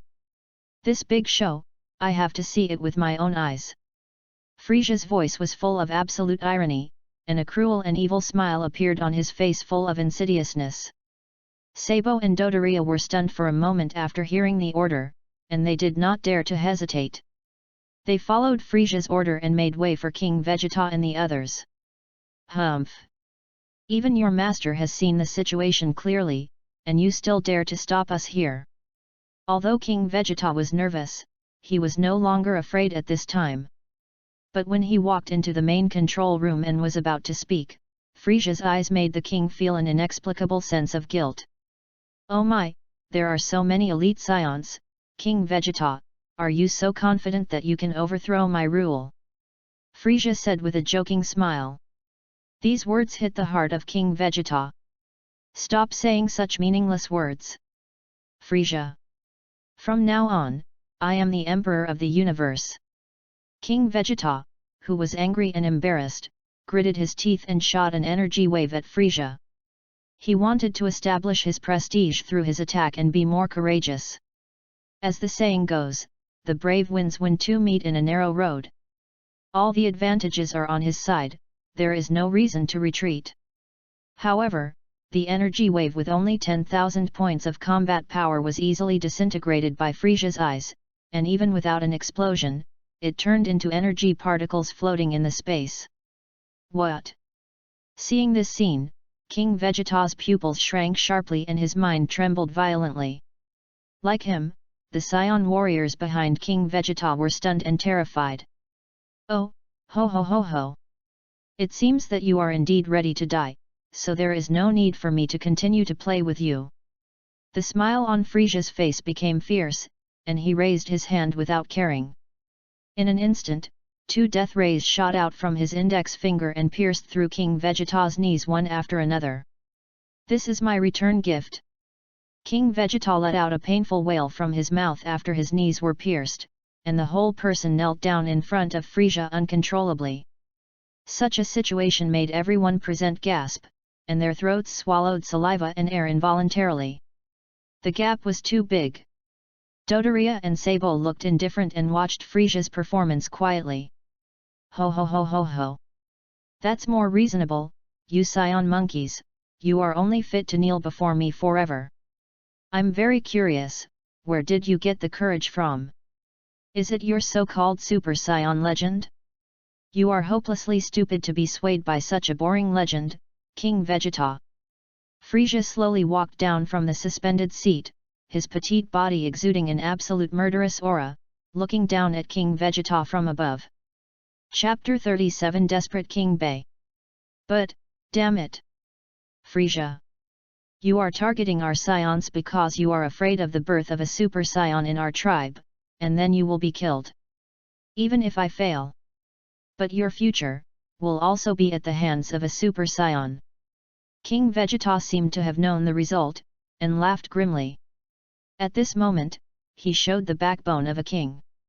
Hearing this, Frisia's eyes were filled with murderous intent. Ha ha ha ha! You really impressed me, and you still want to argue with me before you die. The cold laughter surrounded the control room, making everyone feel so depressed that they had difficulty breathing. At this moment, the temperature in the entire main control room dropped sharply, and everyone felt a chill that penetrated their hearts and surged through their bodies. Sabo and Dodoria, who were Frisia's confidants, were frightened by this aura. Not to mention the so-called elite warriors of the Scions, at this moment, they even regretted rebelling against Frisia with King Vegeta. You said that I am afraid of the super scions of your clan, but this is just a boring joke of your own imagination. Before you die, I will reluctantly tell you a secret. My combat power is 530,000. How much combat power do you think your legendary Super Scion has? Frisia's voice surrounded King Vegeta like a magic sound. At this moment, King Vegeta's pupils shrank sharply, and his brain went blank. All the Scion's hearts stopped for 3 seconds at this moment. The combat power index that was previously guessed was only 100,000 points, but I didn't expect it to be 530,000. All the Scion elite warriors began to hate King Vegeta. This is to bring them to die. 530,000, impossible. Absolutely impossible. King Vegeta forced himself to stay calm, but in fact, his brain had already accepted this fact. Fear is inevitable. Even a Super Saiyan probably doesn't have a combat power of 530,000, right? This is such an exaggerated number that they dare not even think about it. Still don't want to believe it? Well, since you are about to die, I will tell you another secret. On the basis of 530,000 combat power, I can still transform. Frisia's devilish smile seemed to drag people into hell. Also, can I still transform? King Vegeta had difficulty breathing. 530,000 was already unimaginable for him, and he could still transform, which means that after the transformation, it would even reach 1 million. Seeing that King Vegeta lost his last support, Frisia killed him and said, "This kind of transformation of the king can be performed 3 times. 3 times. Everyone was stunned. Including Dodoria and Sabo. Especially Dodoria, he knew the secret of King Frisia completely. Sabo was so frightened that he could hardly speak. Although he knew that King Frisia could transform and his combat power was definitely over 1 million, he didn't know about the 3 transformations. It's over. This thought was not only born in the minds of Sabo and Dodoria, but these 3 words were in everyone's mind. Have you completely lost the idea of resistance? It's so boring.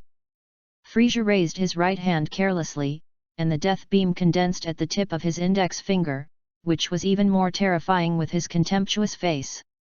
King Vegeta had lost his ability to resist, and his heart was dead now. With a sound of swish, the death beam shot out and pierced through King Vegeta's heart, killing him on the spot. King Vegeta's confidants were dominated by fear and no longer had the idea of resistance. Seeing King Vegeta dead, everyone knelt on the ground, some begging for mercy, some expressing their loyalty, and some even blaming King Vegeta, saying that it was King Vegeta who ordered them to rebel. Oh, ho ho ho! Your king is a weak and incompetent wild monkey, and you, as subordinates, are really not that good. As Frisia said this, Dodoria and Sabo understood without his order. The 2 of them attacked at the same time without hesitation, but in just a dozen seconds, they performed a brutal killing for Frisia. All the elite superior warriors were slaughtered by them in one move. The blood and filth stained the entire control room, and the air was filled with a strong smell of blood. As expected, you are worthy of being the personal guard appointed by this king. Now order people to clean up this place, and then it will be almost the final stage. As Frisia spoke, Dodoria and Sabo shuddered. After knowing that they would not be in danger of their lives even if they knew the secret of King Frisia, the 2 of them also acted quickly. Together with the men who had been arranged long ago, they quickly cleaned up the blood and bodies on the ground. The spaceship took off and soon arrived outside the atmosphere of planet Vegeta. Speaking of which, I haven't seen beautiful fireworks for a long time. I really miss it. Frisia put his hands behind his back and looked at the still pleasing planet Vegeta in front of him. In fact, if it weren't for the order of the god of destruction Beerus, he would really be reluctant to destroy this planet. After all, there are few planets like planet Vegeta that can serve as his backyard. The smile on his face became more and more gloomy and terrifying, which made Sabo and Dodoria, as his confidants, immediately understand that Frisia intended to destroy planet Vegeta now. King Frisia, many of our Frisia army's subordinates are still on planet Vegeta. Should we give orders to evacuate them first? Sabo asked. Sabo, too much mercy will only add burden to yourself. The people stationed on planet Vegeta are just some insignificant and useless people. Let them disappear with planet Vegeta. Only in this way can we cover up the fact that planet Vegeta was destroyed by the king. After all, it is necessary to keep a few of the stupid scion monkeys, such as our cute little Prince Vegeta, who is very suitable for the king to play with, hoo. Frisia sneered as he spoke. The god of destruction Beerus wanted him to destroy planet Vegeta and the scions, but he wanted to leave a few behind. Especially, he admired little Prince Vegeta very much, and this was an interesting breeding game. He made Vegeta serve his father-killing enemy, his clan-killing enemy, and his planet-killing enemy, thinking that it was just planet Vegeta that exploded due to a meteorite impact, until later, he slowly let him know the truth, and finally despaired and completely surrendered to him. Arrogance made Frisia feel that everything was under his control. These words frightened Dodoria and Sabo. This was not the first time they had seen the destruction of a planet, and they had even destroyed a lot of planets, but every time they saw King Frisia do it himself, their fear would deepen. The most important thing was that this time, their King Frisia even killed all his subordinates stationed on planet Vegeta. Please recommend. Please vote for the monthly ticket. Chapter 38, A huge explosion of combat power, a single man standing guard. At the same time, an inconspicuous single-person spaceship passed by the horizon and made an emergency landing at the landing point of the Vegeta planet. The hatch of the spaceship opened, and Bardock, covered in blood, walked out. Planet Might is very close to planet Vegeta, so it only takes less than 2 days to go back and forth, and no more than 1 day for a one-way trip. Finally, I'm back. Because of the injection of treatment fluid and the special medicine, coupled with the Scion's own strong self-healing adaptability, Bardock's fatal injuries have recovered. Not only that, his strength has completely surpassed the previous peak. 1 day of rest, plus the potential after the desperate outbreak continues to burst, his current combat power has reached an unprecedented height. 30,000 points. Strong strength gives Bardock absolute confidence. He doesn't know why he has broken through to this height, but he knows one thing, this is his power. Walking out of the spaceship landing site quickly, Bardock's appearance attracted the attention of many of his fellow tribesmen and also made the managers here tremble with fear for a while. The reason was simple. Even if there were many soldiers who came back injured occasionally, they would not be covered in blood like Bardock. Bardock chose to ignore the inquiries of these staff members. For no other reason, he knew that these people had good intentions, and the most important thing for him now was to find King Vegeta and determine what the situation was now. An hour ago, the communication function of the combat power detector had been in a state of disconnection. What he was most worried about was that King Vegeta and his men had launched an action before he came back, and even encountered an accident. As he moved forward, suddenly, the side effect of predicting the future brought by the magic fist broke out again, and he almost fainted because of the pain in his brain. He actually saw the scene of planet Vegeta being attacked and exploded by Frisia. No. Bardock, who came back to his senses, was shocked again and broke out in a cold sweat. The voice of Kanasa lingered in his ears, making him gasp involuntarily. Feel the pain of your scion race being powerless in the face of destruction. The future will not be like this. I will change the future. Whether it's mine, Origin and Raditz, or Kakarot and Taros, the fate of the scions is definitely not destruction. Bardock gritted his teeth and was determined to change everything. Continuing forward, Bardock quickly arrived at the palace. Covered in blood, Bardock's appearance also shocked everyone. Until it was confirmed that King Vegeta was not in the palace, and even some elite warriors could not be contacted, Bardock's heart tightened and he was sure of the worst. The prophecy has all come true, so now Frisia is outside planet Vegeta. Bardock took a breath. It has already reached this dangerous moment. He actually reacted only now. Gritting his teeth and running quickly, Bardock came to the most prosperous area of the capital and found the largest entertainment venue. This is where many scions come to have fun. Whether it was a high-ranking warrior or a low-ranking warrior, anyone who could spend money here was worth a lot. Of course, no matter how much he was worth now, it was useless. The reason why Bardock came here for help was because in the Scion world, another interpretation of being worth a lot was that one was also very powerful, otherwise he would not have so many merit points. When he came here, Bardock found his old acquaintances and told them about his own experience and the news that Frisia was going to deal with their Scion clan. The result was hard for Bardock to accept. Not only did no one believe him, but no one thought that the Scions were in great trouble. Everyone thought he was joking, and even those high-ranking warriors were still mocking him mercilessly. A bunch of hopeless bastards. You guys, go to hell. No longer putting hope on them, Bardock turned and left here. And watching Bardock leave, a group of Scions were still talking nonsense. The top of the tallest building in the royal city. Bardock finally managed to get here and remained calm. From the entertainment venue to here, in just 10 minutes, he had almost fainted several times.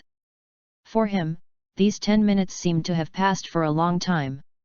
The scenes that predicted the future kept appearing in front of his eyes, making him feel as if he was living in the future, and those scenes were happening in front of him. Now, Bardock could see the distant 20 years later. He saw Talat who had grown up, and saw his son Kakarot. Opposite them was Frisia. Talat. Kaka, Roto. Bardock clenched his fists. He wanted to reach out and grab the shoulders of the two people, so that they would turn around and look at him, but the next second, everything disappeared. He panted violently to stabilize his state. He tried to shake his head, trying to throw all distracting thoughts out of his mind. Fate shouldn't be like this. The fate of the Scion race will never be like this. Bardock burst into a cry. He didn't want such a future. Although Talat and Kakarot stood in front of Frisia in the future, he still firmly believed in his beliefs. His full strength burst out, his aura was like a flame, and he also put on a layer of protective barrier. He wanted to stop everything and kill Frisia. Boom! With a loud bang, Bardock rushed straight into the sky, like a dazzling star. No one could stop him. Outside planet Vegeta, Frisia in the spaceship was admiring planet Vegeta at its last moment. Through the transparent glass made of special materials, he looked down at planet Vegeta from this angle, and everything was in his palm. That's it, this planet, I'm tired of it. Frisia sat on his baby carriage again, as if nothing had happened, as if he had no nostalgia at all. This is the Cosmic Emperor Frisia, cold and ruthless. Following behind Frisia, Sabo and Dodoria looked at each other and prepared themselves. Just when they were about to leave the main control room, the soldier controlling the spaceship suddenly exclaimed, attracting the attention of the three. The general meaning is that there is a Scion with extremely high combat power coming towards them. That guy is the Scion I killed last on the planet Might. Dodoria was surprised when he saw the face of the person on the virtual screen. That guy should have been killed by him. How could he still be alive? You are careless, Dodoria. Sabo on the side reminded him intentionally or unintentionally. Hearing this, Dodoria was sweating profusely with nervousness. He reacted, and his surprise was gone. His stiff expression revealed his fear of Frisia, fearing that Frisia would take his life because of the failure of this mission. Chapter 39 Planetary Explosion, Crossing Time. Normally, Frisia would be furious. After all, what he hates most is when his men come back without completing their mission. But when something like this happened, he found it very interesting. Especially seeing that angry face, Frisia felt excited for no reason. There are some unexpected ones among the Scion monkeys. I am very interested and asked the combatants to meet him. Frisia ordered with a teasing tone. Yes, King Frisia. As you command, King Frisia. Dodoria and Sabo immediately set off and ordered them to go down. Not long after, the hatch of the spaceship opened, and all the elite combatants of Frisia's army rushed toward Bardock. The ensuing battle not only subverted everyone's understanding, but also shocked Sabo and Dodoria, and even made Frisia unexpectedly happy. Who would have thought that a lowly scion monkey could burst out with such powerful power? In particular, the amazing fighting power displayed by Bardock is simply not comparable to that of King Vegeta and those so-called elite warriors. Hundreds of elite warriors with nearly 10,000 or even over 10,000 soldiers were besieged, but Bardock easily disintegrated and killed them. Sabo and Dodoria were stunned. Is this still the weak scion they thought? Especially Dodoria, who was suspicious of life. After all, on planet Mitre, this guy is still an ant that he can play with. Now this strength has surpassed him. Sabo, open the spaceship. I want to meet this scion in person. Frisia's expression changed slightly. Yes. Sabo nodded quickly and led Frisia to the hatch at the top. Dodoria had been standing there tremblingly, not daring to say anything.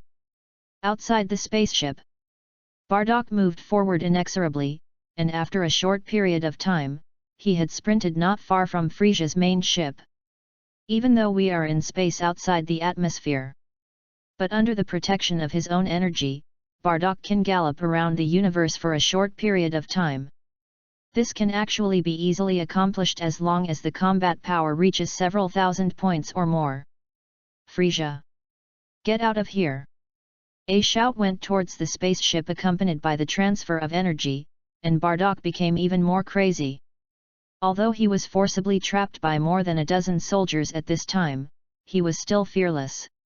The hatch on the top of the spaceship opened, and Frisia slowly appeared sitting on a stroller. All the elite soldiers of Frisia's army stopped their actions immediately and looked at the Emperor of the Universe. Frisia's expression was joking, his eyes were sharp, and his whole body revealed murderous intent. Scion, I admire your ability very much. Your king and the so-called elites are not even close to you. It's a pity that you are a scion, otherwise, I would welcome you to join. Although he was very fond of Bardock, Frisia's tone was still full of sarcasm. Scion monkeys, all must die. Especially the one in front of him, the more he likes it, the more he will die, because it makes him realize that the potential of scions is indeed incredible. Why? We scions have always been following your orders and helping you conquer various planets. Why must we kill them all? Bardock asked angrily. Hearing these words, Frisia was not moved yet, but the elite Frisia troops around him were already frightened. No one has ever dared to talk to King Frisia like this. It's just that you scions are too restless. The cold words reached Bardock's ears. The next second, Frisia no longer hesitated, a bloody red light flashed from the tip of his right index finger, and a fiery red energy ball the size of a rice grain appeared. Damn it! I will never let you go. The anger strengthened Bardock's strength again. It seemed that there was a barrier that he could touch and even hope to break through. Energy continued to gather in the palm of his right hand, and white light flashed. After the powerful energy was gathered and formed, Bardock raised his hand and fired the energy bomb filled with his anger. Everything will change, the fate of planet Vegeta, my destiny, the fate of the Scion clan. Ah! Frisia's teasing laughter became even more obvious after hearing Bardock's stupid words. The fiery red energy ball at the tip of his index finger expanded rapidly. 10 meters, 100 meters, 1000 meters. Bardock's special move was completely blocked and devoured, and the energy bombs continued to expand, and their power was also increasing rapidly. What? Seeing that his attack had no effect at all Bardock's hopes were shattered. Frisia flicked his finger, and the planet-destroying bomb swept straight down. It swept all the way and even took away many elite soldiers of Frisia's army who had no time to dodge. In front of him is a huge energy bomb powerful enough to destroy everything. Behind him is planet Vegeta. Bardock had no choice but to retreat and could only welcome him. Ha! A blue energy wave burst out from his hand, hitting the energy bullet directly. But so what if he tries his best? The gap is really too big.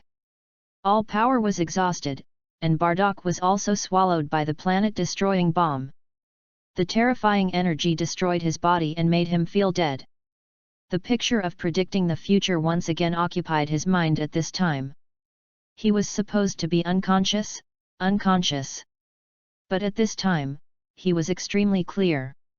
The future depends on you. Cockroach, Taro. Only Bardock himself could hear the hysterical shouting.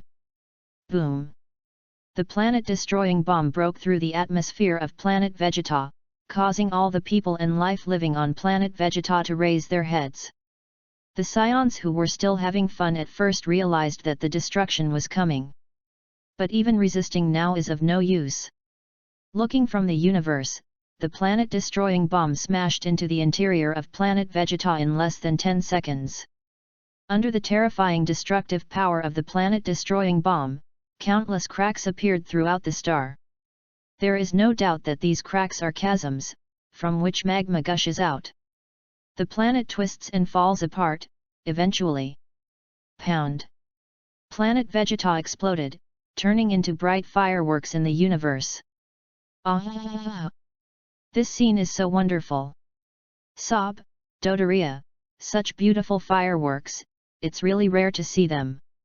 Frieza let out a sick laugh, and at this moment, his cruel nature was completely exposed. Sabo and Dodoria, who were inside the spaceship, only felt creepy, but they couldn't show any discomfort. Planet explosions are not uncommon, but the scene of Frieza destroying the planet is the most shocking. At this point, planet Vegeta vanished into thin air and ceased to exist. Everything is developing towards the original trajectory. No one knew that at the moment the planet exploded, an invisible force carried Bardock, who was about to be completely melted by energy, across time. Please vote for recommendation. Asking for a monthly ticket. Chapter 40 Vegeta's Decision, Raditz Suspicion. Planet Vegeta turned into dust in the universe. Although the final explosion was extremely dazzling, it was only a short time. With the destruction of planet Vegeta, Frieza led his subordinates and drove the spaceship away from the area full of planetary fragments. For him, it seemed nothing at all. One day later, in a ruin on planet Lamp, the smoke and pungent blood from the explosion mixed together, emitting a disgusting smell. Looking around, there were endless broken walls and corpses everywhere. There is no doubt that this is the masterpiece of Vegeta's team. Vegeta, the leader, took Nappa, Raditz and other warriors, and spent a whole month to finally slaughter the entire Lamp planet and completely conquer the planet. Now Vegeta's team is resting in a relatively clean area in the ruins. A group of people sat around the campfire, eating some special animal meat to fill their stomachs. Ding ding ding!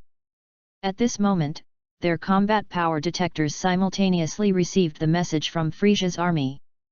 Nappa was the first to read the content above, which made his pupils shrink suddenly, and he shouted out in disbelief. The two warriors beside him had the same reaction, and were both frightened. Prince Vegeta. There is news from Frieza's army that our planet Vegeta exploded a day ago due to a huge meteorite impact. Most of the Scions died in the planetary explosion. I'm afraid there are not many people who survived except us. Nappa came to Vegeta and reported to him. In a month, Vegeta's strength increased rapidly, and his potential was released in the bloody battle. It is said that the combat power has exceeded 4,000 points. Even close to 5,000 points. After hearing what Nappa said, Vegeta took a bite of the barbecue in his hand indifferently, without being affected at all, and his personality was indifferent. Humph! What can we do if it is destroyed? As long as we are not dead, the Scions will never perish. Vegeta's answer shocked Nappa and the other two Scions. Vegeta's ruthlessness refreshed their cognition. Not long ago, the death of 3 companions was regarded by Vegeta as the sorrow of the weak. Now the explosion of the planet has not affected Vegeta's heart. Terrible! These 2 words popped up in their minds. Even though he was an elite warrior, Broccoli took a breath. He is an elite and the King's Guard. Vegeta's ruthlessness is exactly the same as King Vegeta's. To put it bluntly, he is worthy of being King Vegeta's son, almost exactly the same. Because of Vegeta's indifference, no one is going to warm up to him anymore. Several people discussed with each other, trying to determine what to do next. Because Vegeta's planet is gone, they have no home planet, which is equivalent to the fact that they are now homeless. Where is Vegeta? He completely ignored the conversation of his men and immersed himself in his own world. Bullshit meteorite impact caused the planet to explode. If there is such a coincidence in the world, there is no reason why it cannot be discovered. And even if a planet hits it, the worst that can happen is to blow it up directly. Vegeta doesn't know what the truth is, but he knows one thing, that is, the message conveyed by Frisia's army is not credible. Without planet Vegeta, without resources and backers, Vegeta struggled for a long time and made a bold and important decision. Even if Frisia would be his enemy, even if the planet explosion and the demise of the Scion race are inseparable from Frisia, he can only be inferior to others and develop slowly. On the side, Raditz fell into a deep in despair. How could this happen? How could planet Vegeta suddenly explode? Dad, Mom, Talat, Salary, and Kakarot. They all. Raditz was unwilling to accept this reality. But he had to accept it, because just after receiving the news, he immediately used the communicator to contact, but all he received was a busy tone. His family members were buried with the planetary explosion. Everything came too suddenly, leaving him unprepared. No. 2 months ago, Mom said that Kakarot sent a planet called Earth. Could it be that Dad and Mom had actually anticipated this? This is not an accident, it's a conspiracy. And Talat, he should have left planet Vegeta a long time ago. Raditz's thoughts became clearer and clearer. I don't know if he can realize it by himself, or because Talat has been influencing his thoughts for many years and making him grow bigger. Looking at Vegeta, then at Nappa, Broccoli, and Darcy's, he hesitated to speak, and finally held back his words. Some words can be said, and some words cannot be said. He is not stupid. He knows that the situation is unclear now, and he has no backing, so he can only keep a low profile. Otherwise, he will be abandoned like the other 2 senior warriors of the same age. In the blink of an eye, another day has passed. On the planet Oyun. These days, Talat has taken Jine and Salary to explore the planet Oyun in all directions. Although they only traveled around the planet roughly, they already know the general topography of the planet. In fact, there are only 3 purposes for exploring the planet Oyun. The first is to find the blood fruit tree. The second is to find the Oyun people. The third is to see if there are any special powers or special existences on this planet. Summarizing the gains of 3 days, neither the blood fruit tree was found, nor anything worth getting or exploring in depth was found. As for the Oyun people, they were found. As expected, these guys do not live in the forest. So Talat and the other 3 have never met them. The Oyun people are also humanoid, but they are as big as mermaids, and they have gills on their bodies to provide them with breathing in the sea. It is true that the intelligence says that the Oyun people are big, but the information other than that is not accurate, just like randomly fabricated and randomly filled in information. Because they are not hostile, Talat, Jine, and Salary quickly became friends with the Oyun people. There is no invasion and appreciation, and they can coexist peacefully. The Oyun people are also a very kind group. Although the rules of nature are extremely cruel, they have high intelligence, but they have not yet developed their own advanced civilization. I believe that as long as they are given enough time, or under the guidance of some alien technology, the Oyun people will soon develop. Of course, the progress of a race also means that it must experience unimaginable storms. If you are not careful, the race will be wiped out in the long river of history. Chapter 41 Comforting Ginia, wherever you go, that's home.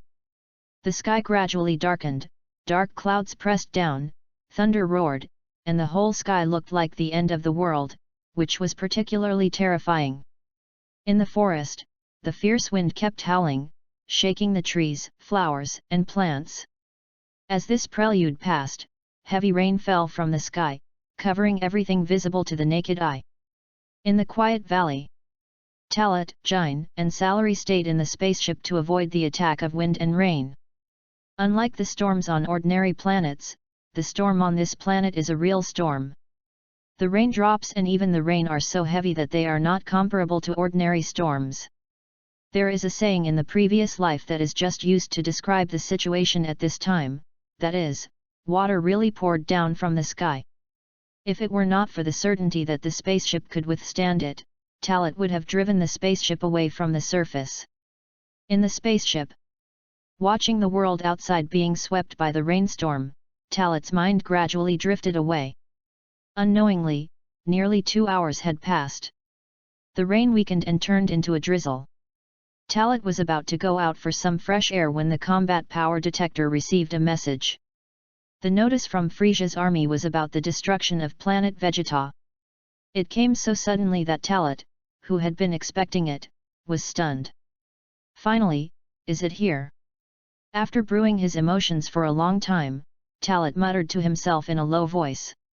Since arriving at planet Oyun. No. It should be said that since the day of departure, Talat has been calculating the time and calculating.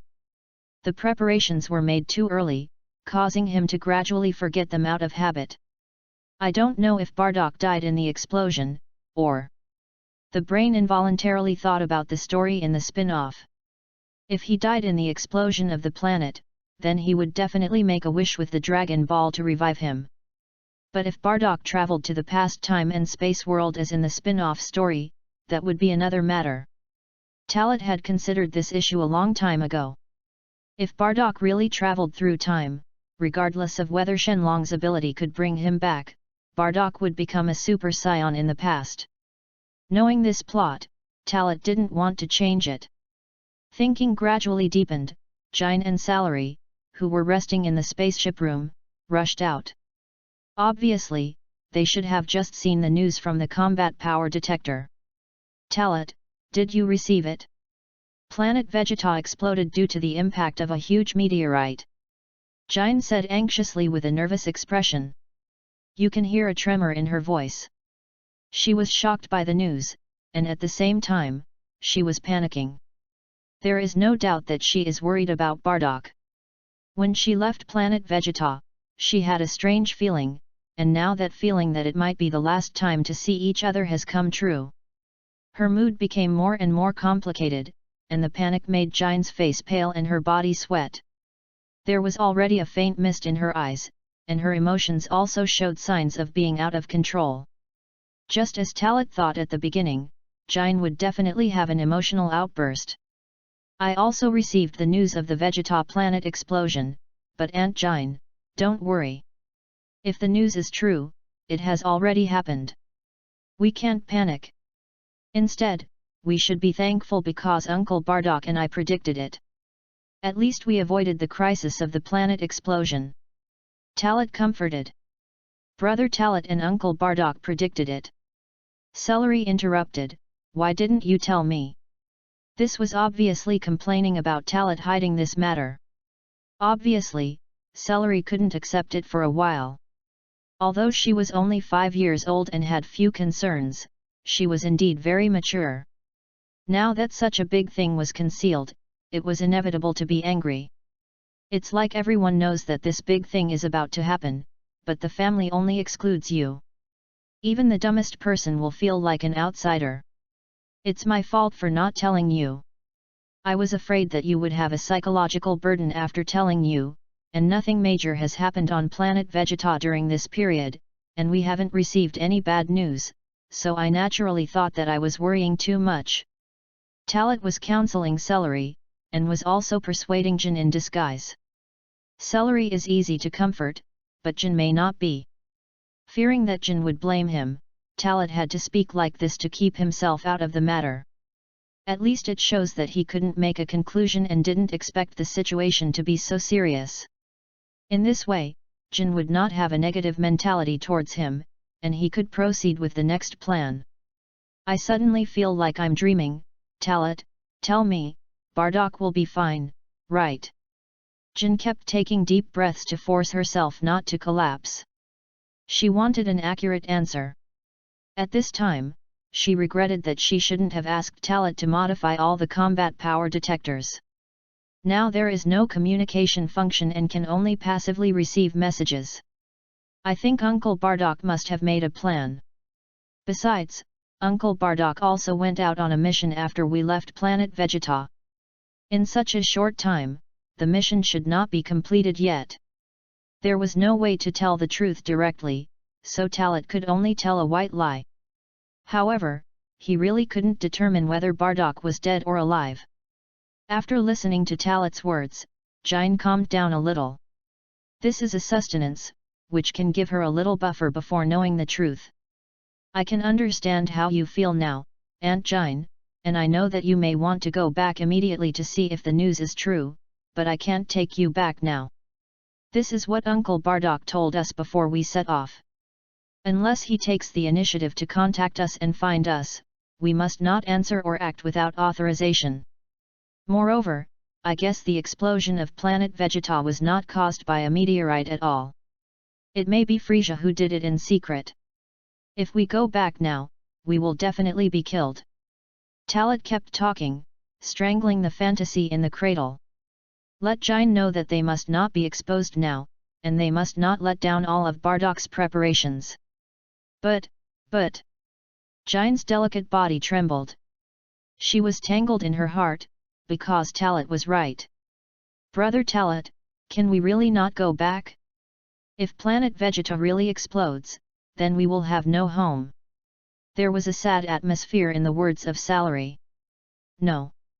As long as we are together, no matter where we go, it's home. Talat sighed. He could understand this feeling. It was as if he could never go back to the earth in his previous life. That earth was the home that Talat considered in his heart. This was something that could not be changed even after 5 years on planet Vegeta. Please recommend. Please vote for the monthly ticket. Chapter 42 Go to Earth. Find Kakarot. More than half a month has passed since the explosion of planet Vegeta. Calculating the specific time, it has been 3 months since Talat took Jin and Salary away from planet Vegeta. After learning about the explosion of the planet, Talat would comfort Jin and Salary in various ways almost every day, and at the same time, he also enlightened them and let them see things more openly. Women are sentimental, especially when there is no news about the person they care about. If Talat had not been trying to stop them, and had used what Bardock said before they left as a barrier, I am afraid that Jin would have stopped listening to him. Talat had to erase Jin's fantasy of wanting to go back to planet Vegeta to take a look. It was not that he was cruel, nor that he was afraid. After all, more than half a month had passed. At this time, even if they returned to the starry coordinates of planet Vegeta, they should not encounter any danger. However, going back was meaningless and wasted time. In short, Talat instilled in Jinnah that they should not act rashly now, and should not only consider themselves, but also Bardock and Raditz. Maybe everyone is fine now, but they will become targets because of their active appearance, thus dragging down their families. Whenever Jinnah talked about this, she would calm down. She has been doing logistics work all these years, so she can understand this situation best. She did logistics on the planet in order not to drag down Bardock. However, Jinnah is not a person who does not have self-thinking and relies on Talat for everything. Jinnah has a high IQ in her own opinions.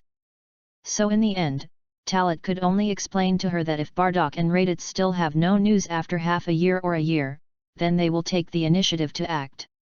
As for when, we will talk about it when the time comes. And today, Talat's combat power has finally broken through the 2,000 point mark, and he also plans to start the second interstellar voyage. Not for anything else, for his own future, so that he can become stronger. Time is money. If he wants to have the strength and status of Kakarot and Vegeta in the original novel in the future, he has to be one step ahead, or even several steps ahead. In the open space in front of the wooden house. While eating the barbecue prepared by Jinnah, Talat suddenly mentioned leaving the planet Oyun. There are some things he cannot change, but there are some things he can do now, thus disrupting the original agreement with Jinnah. Moreover, it is something Jinnah cannot refuse. What? Leaving the planet Oyun and going to Earth? Now? Brother Talat, are you kidding? Not only did we not invade the planet Oyun, but now we will directly abandon this mission and go to Earth. There will be no accidents at that time.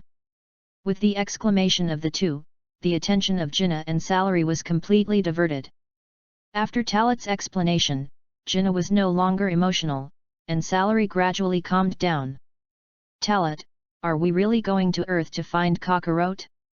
But what if Bardock and Raditz come to the planet Oyun to find us, and we are not there, will we miss them?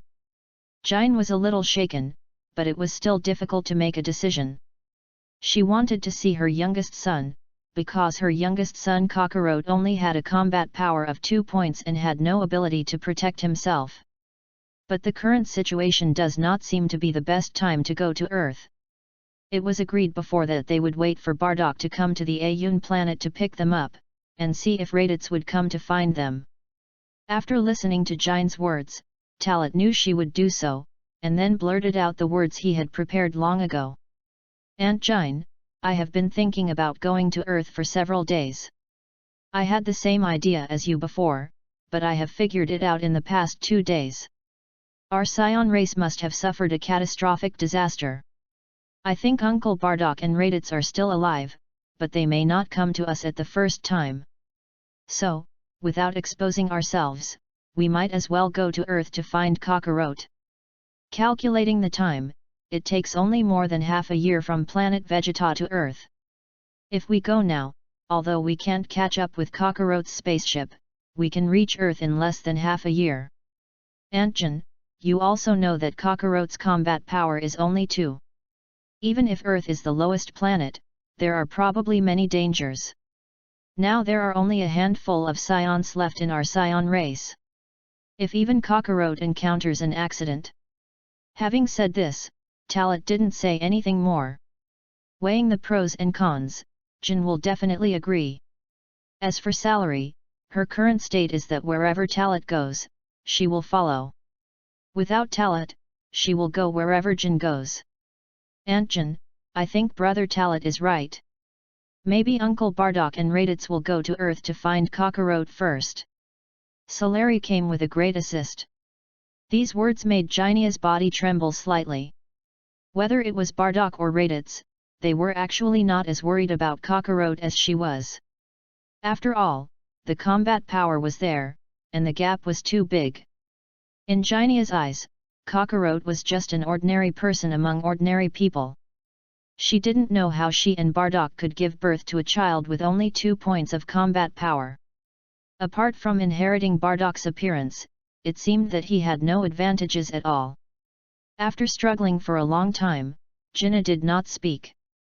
Talat struck while the iron was hot and said again, in fact, the reason why I want to find Kakarot is that I am worried that if this crisis is a conspiracy of Frisia, then Kakarot may be hunted down. After all, his spaceship has not been modified and can easily find the positioning signal. Of course, this is just my guess. After all, with Kakarot's 2 points of combat power, there is really no threat. Even if Frisia wants to destroy our Scion race, there is no need to hunt down such a child. After the voice fell, Talat used an absolute threat to touch Jinnah's heart more deeply and let her make a decision. Okay, then we will go to Earth. Jine took a deep breath, nodded and said carefully. Talat's series of analyses were well reasoned. Jine also knew that Talat was not a messy person. Although he was not very old, his IQ was probably far above hers. She didn't think of many things, but Talat did. The inspiration Jine got from Talat's words was that it was not certain whether Bardock and Raditz were safe at present, but if she didn't save her little son if she knew where he was, it would be her dereliction of duty. Of course, Jine didn't know that these were just excuses Talat wanted to find to go to Earth. If he went to Earth, he would never help find Kakarot. On the contrary. He would do his best to prevent Jine and Salary from interfering with the development of the Earth and the life of Kakarot. Otherwise, the protagonist of the original work would not be that Sun Wukong, but only Kakarot. Chapter 43. Half a year later. Earth. Time flies, and half a year has passed in a flash. Located in an inconspicuous galaxy in the northern Milky Way. The solar system is located at the edge of this galaxy. A disc-shaped spaceship is like a flash of light, shuttling between the sea of stars. After an unknown amount of time, the spaceship passed the sun of the solar system, finally stopped sailing, and docked outside the atmosphere of a blue planet. This blue planet is the Earth. The spaceship is also the spaceship of Talat, Jine, and Salary. At this time, inside the spaceship, Talat and the other two are looking at the not-so-big blue planet in front of them through the protective glass. "We are finally here, Earth." With a smile on his face, Talat said with emotion. "After half a year of interstellar voyage, to be honest, I am almost growing hair on my body. If it weren't for the 2-month voyage, if it weren't for the absolute purpose, it would be difficult to survive in a small space for half a year. In the final analysis, I just don't want to waste a little time, so I didn't even use hibernation. Otherwise, it would just be a blink of an eye." In the past 6 months, Talat's strength has made great progress again. Before leaving the Ayun planet, his combat power exceeded 2,000 points, and now it has reached 2,500 points. It can be said that this is the improvement brought by the continuous cultivation of Qi. Like Talat, Jine, and Salary's strength has also improved significantly. Although the increase in combat power is not much, the cultivation and use of Qi has reached a higher level. Jine, combat power 1,250 points. Salary, combat power 980 points. In comparison, Talat's improvement is much more obvious. Of course, Talat will not be proud of this. After all, this improvement in strength is nothing at all. It is indeed invincible on Earth, and even on most planets in the current era, it is considered a very powerful existence, especially since he is only 6 years old. Is this the Earth? The planet is not very big, but it is so beautiful. Salary has been attracted by the beauty of the Earth. After all, there are not many planets in the universe with such an ecological environment. Even the planet Ayun is also a planet with a very perfect and beautiful ecology, but the ratio of land to sea is slightly inferior to that of the Earth. "Yes, it's beautiful," Talat murmured. The Earth in front of him has to be said to have awakened Talat's memories that have been sealed in his mind for many years. Although this Earth is not the Earth in the previous life, as the Earth of the Dragon Ball world, the center of the world, and the starting point of everything, it always brings Talat a sense of belonging. In any case, I also tacitly agreed that I want to settle down on the Earth in the future. On the surface, the Earth seems to be really good. As a lower-class planet, it is just this appearance, and its value is enough to be ranked among the ranks of upper-middle-class planets. Jine said more bluntly. However, it is indeed very appropriate to evaluate the Earth by value. I don't know where Kakarot landed on the Earth. As Jine asked another question, Talat's eyebrows raised slightly. Sure enough, after arriving on the Earth, Jine wanted to know this first. "I have tried to use the spacecraft to locate the exact location of Kakarot's spacecraft before, but there is no accurate information. I think the spacecraft is either damaged, or the place where Kakarot landed is very special, and the signal is blocked," Talat said perfunctorily. Jine heard this and was a little anxious. "Then let's land first, if Kakarot is in trouble. We have to wait a little longer, first sense the breath of the Earth. I am curious if there are very powerful beings on this planet," Talat said intentionally or unintentionally. Cautious, careful. This is Talat's usual character. Jine and Salary directly regarded this as Talat's way of ensuring safety, so they did not stop it, and began to use their perception ability to sense the breath of the Earth. In fact, Talat was just pretending. After all, he had never been to the earth and did not know the situation of the earth. If he knew the earth well, not to mention Jine would be suspicious, Salary would think it was abnormal. The three of them used the breath perception at the same time, covering most of the earth. In an instant, the breath of countless life forms entered their perception. If these breaths were converted into combat power, most of them were only in the single digits, and some were even not in the single digits, so weak that they could not be detected. However, there were also people whose combat power should reach double digits. On this planet, these people's strength should be considered the top batch. As for the very few people whose combat power reached 3 digits, Jinia and Salary did not care, and Talit had already guessed who they were. There is no doubt that they are the representative figures of the Earth in the past 100 or 200 years. Characters such as Kame Senin, Crane Senin, Tao Pai Pai, and Sun Gohan.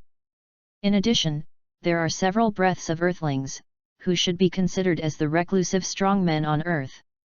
Naturally, Talit did not care about these, and his eyes involuntarily looked towards the other side of the planet. Following the perception of the 2 strongest breaths on Earth, Talit roughly determined the specific location. Earth's god, Piccolo, and God's servant, Popo. Talit clearly remembered that in the original book, they were assigned the values of 220 combat power and 1030 combat power. However, Popo's combat power is not more than 1000 points, and it is impossible to exceed 500 points. Judging from the strength of the aura, it should be between 200 and 300 points at most, which is comparable to the god Piccolo. After thinking about it carefully, Talit did not delve into it. After all, the 1030 points of combat power mentioned in the original official book was the chapter of the Scion invasion. Popo practiced with Krillin, Tien Shinyan, Yamcha, and Jiaozi for half a year, and he practiced hard for another half a year to have this strength. Even if it was there before, it was only after Sun Wukong arrived at the Temple of the Gods. Brother Talit, there doesn't seem to be a very high combat power on this earth. Celery suddenly spoke, interrupting Talit's thoughts. The only strong ones are only 2, but the combat power should be only 200 or 300 points. Jine added a sentence. Talit nodded. Their aura is not weak, it is normal to be able to sense it. We are new here and we don't know much about this planet. Why don't we visit the strongest person on this planet? Maybe they can help us. Talit suggested. That's good. Maybe they know where Kakarot is. Jine said. After all, the other party has a certain strength. Maybe they know that Kakarot came on a spaceship. Talit's heart tightened when he heard this. But he soon relaxed. In the original work, at the beginning, neither the god Piccolo nor Popo knew the true identity of Sun Wukong, so the god Piccolo should not know where Sun Wukong is. Please recommend. Please vote for the monthly ticket. Chapter 44, Temple of the Gods, Piccolo and Popo. As Talit, Jinnah, and Salary reached a consensus, the spaceship entered the Earth's atmosphere under the control of the intelligent system and headed towards the Celestial Temple. At the same time, located high in the sky somewhere on Earth, the Temple of Heaven stands above the clouds, like a sacred fortress in the air, and also shaped like a huge soup bowl. Its style is unique, but it also looks magnificent. The platform of the temple is inlaid with square and pure white stone slabs, and on one side of the platform is the temple of the god. Being here is like coming to a holy place isolated from the world. At this time, in front of the temple, God Piccolo seemed to have a premonition of something, with cold sweat covering his old face. A strong sense of foreboding surged into his heart, making him involuntarily panic and feel weak. Fortunately, Bobo's quick eyes and hands helped him, so he didn't fall. Lord God, are you okay? Bobo asked with concern from the side. Hearing this, God Piccolo shook his head. After stabilizing his body, he looked at the distant horizon. I'm fine, Bobo, do you feel it too? There are 3 extremely terrifying auras that have descended on our Earth. As the words came out, God Piccolo's expression became more solemn. Bobo nodded aside. His strength is very strong, and his cultivation of chi has naturally reached a certain level. God Piccolo felt it, so how could he not feel it? I don't know if these three outsiders are enemies or friends. If they are enemies, I'm afraid the Earth will face the biggest crisis in history. God Piccolo said again in a deep voice. He is old and has been a god for 300 years. He has never imagined that the Earth is facing such a crisis. Lord God, we haven't seen these three outsiders yet, so before that, everything is unknown. You must take care of yourself. Bobo said worriedly. He knew very well that at this time, the god Piccolo was already in his old age. That's why he would be so worried every time he saw the god Piccolo's mood fluctuating violently. Although the god Piccolo still has 20 or 30 years to live, Bobo has witnessed the fall of the previous generation of gods, and for him and the god, 20 or 30 years of life is already pitifully short. I know, don't worry Bobo. God Big nodded. The two of them continued to look at the sky, their emotions clearly reflected on their faces. As time passed bit by bit, heavy cold sweat dripped down their cheeks. Because not only in their perception, they also saw a spaceship falling from the sky with their naked eyes. In just a few seconds, the disc-shaped spaceship had docked firmly on the platform of the Temple of Heaven. Lord God! Bobo nervously stood in front of the god Piccolo, showing his keen loyalty to protect his master. It is simply a monster beyond imagination. In this world, there are people whose aura can be so powerful. God Piccolo stirred up a storm in his heart. This was the first and only time he felt the aura of death since he became a god. I just hope that the three outsiders in this spacecraft did not come to Earth to invade the Earth. Click! Click! The hatch of the spacecraft was opened, and the internal space was connected to the external space. Fresh air immediately filled the interior of the spacecraft, allowing Talat, Jinnah, and Salary, who had not yet come out, to take a deep breath. Having been trapped in the small space of the spaceship for half a year, if Talat and Salary were both adults, the space for movement would be even smaller. It's hard to imagine what kind of power can allow such a large building to float so high in the sky. GNEI walked in front and jumped off the spaceship as he spoke. I can finally move around. I'm almost suffocated. Salary immediately jumped off the spaceship. The refreshing environment of the Temple of Heaven made them feel as if they had entered another world. Finally, there's Talat. However, while admiring the scenery of the celestial temple, he sighed a few words in his mind and then focused his attention on the celestial gods Piccolo and Bobo in the distance. The combat effectiveness detector conducts detection immediately. God Piccolo, combat power 220 points. Bobo, combat power 300 points. It's the same value as he predicted. Just as he was about to say something, Salary suddenly discovered something and said unexpectedly, "Hey? It's so strange here, I feel so relaxed." Upon hearing this, GNEI was also curious, while Talat's memories came flooding back and he reacted immediately. I almost forgot to mention that the gravity of planet Vegeta and planet Aun is 10 times that of the Earth, so the Earth gives us a relaxed feeling. Standing on the celestial temple, Talat moved a few times. Down, Tau. So that's it. I thought it was because I stayed in the spaceship for too long.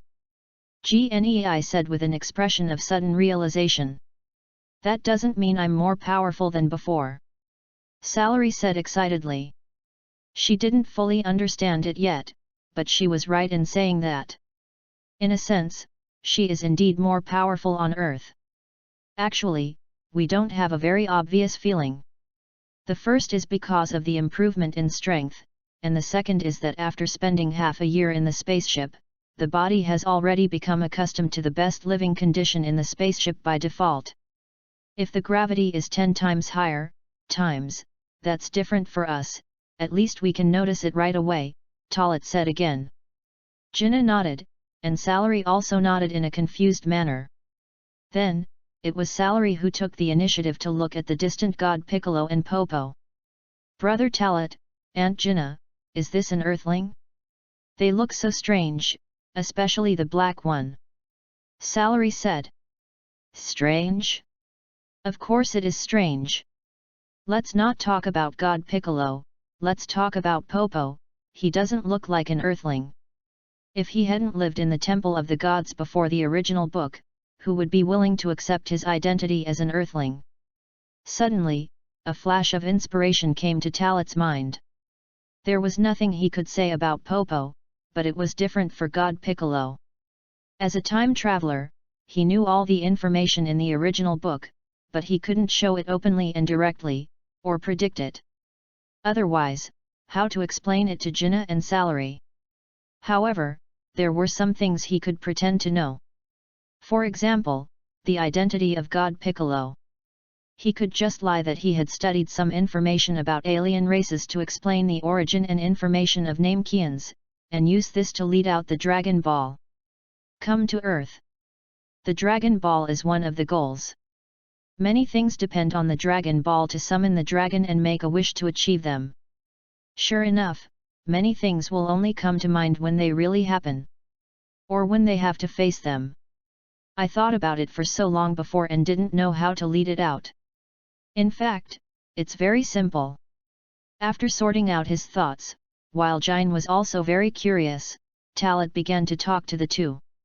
Chapter 45 Talat, you are a Namekian.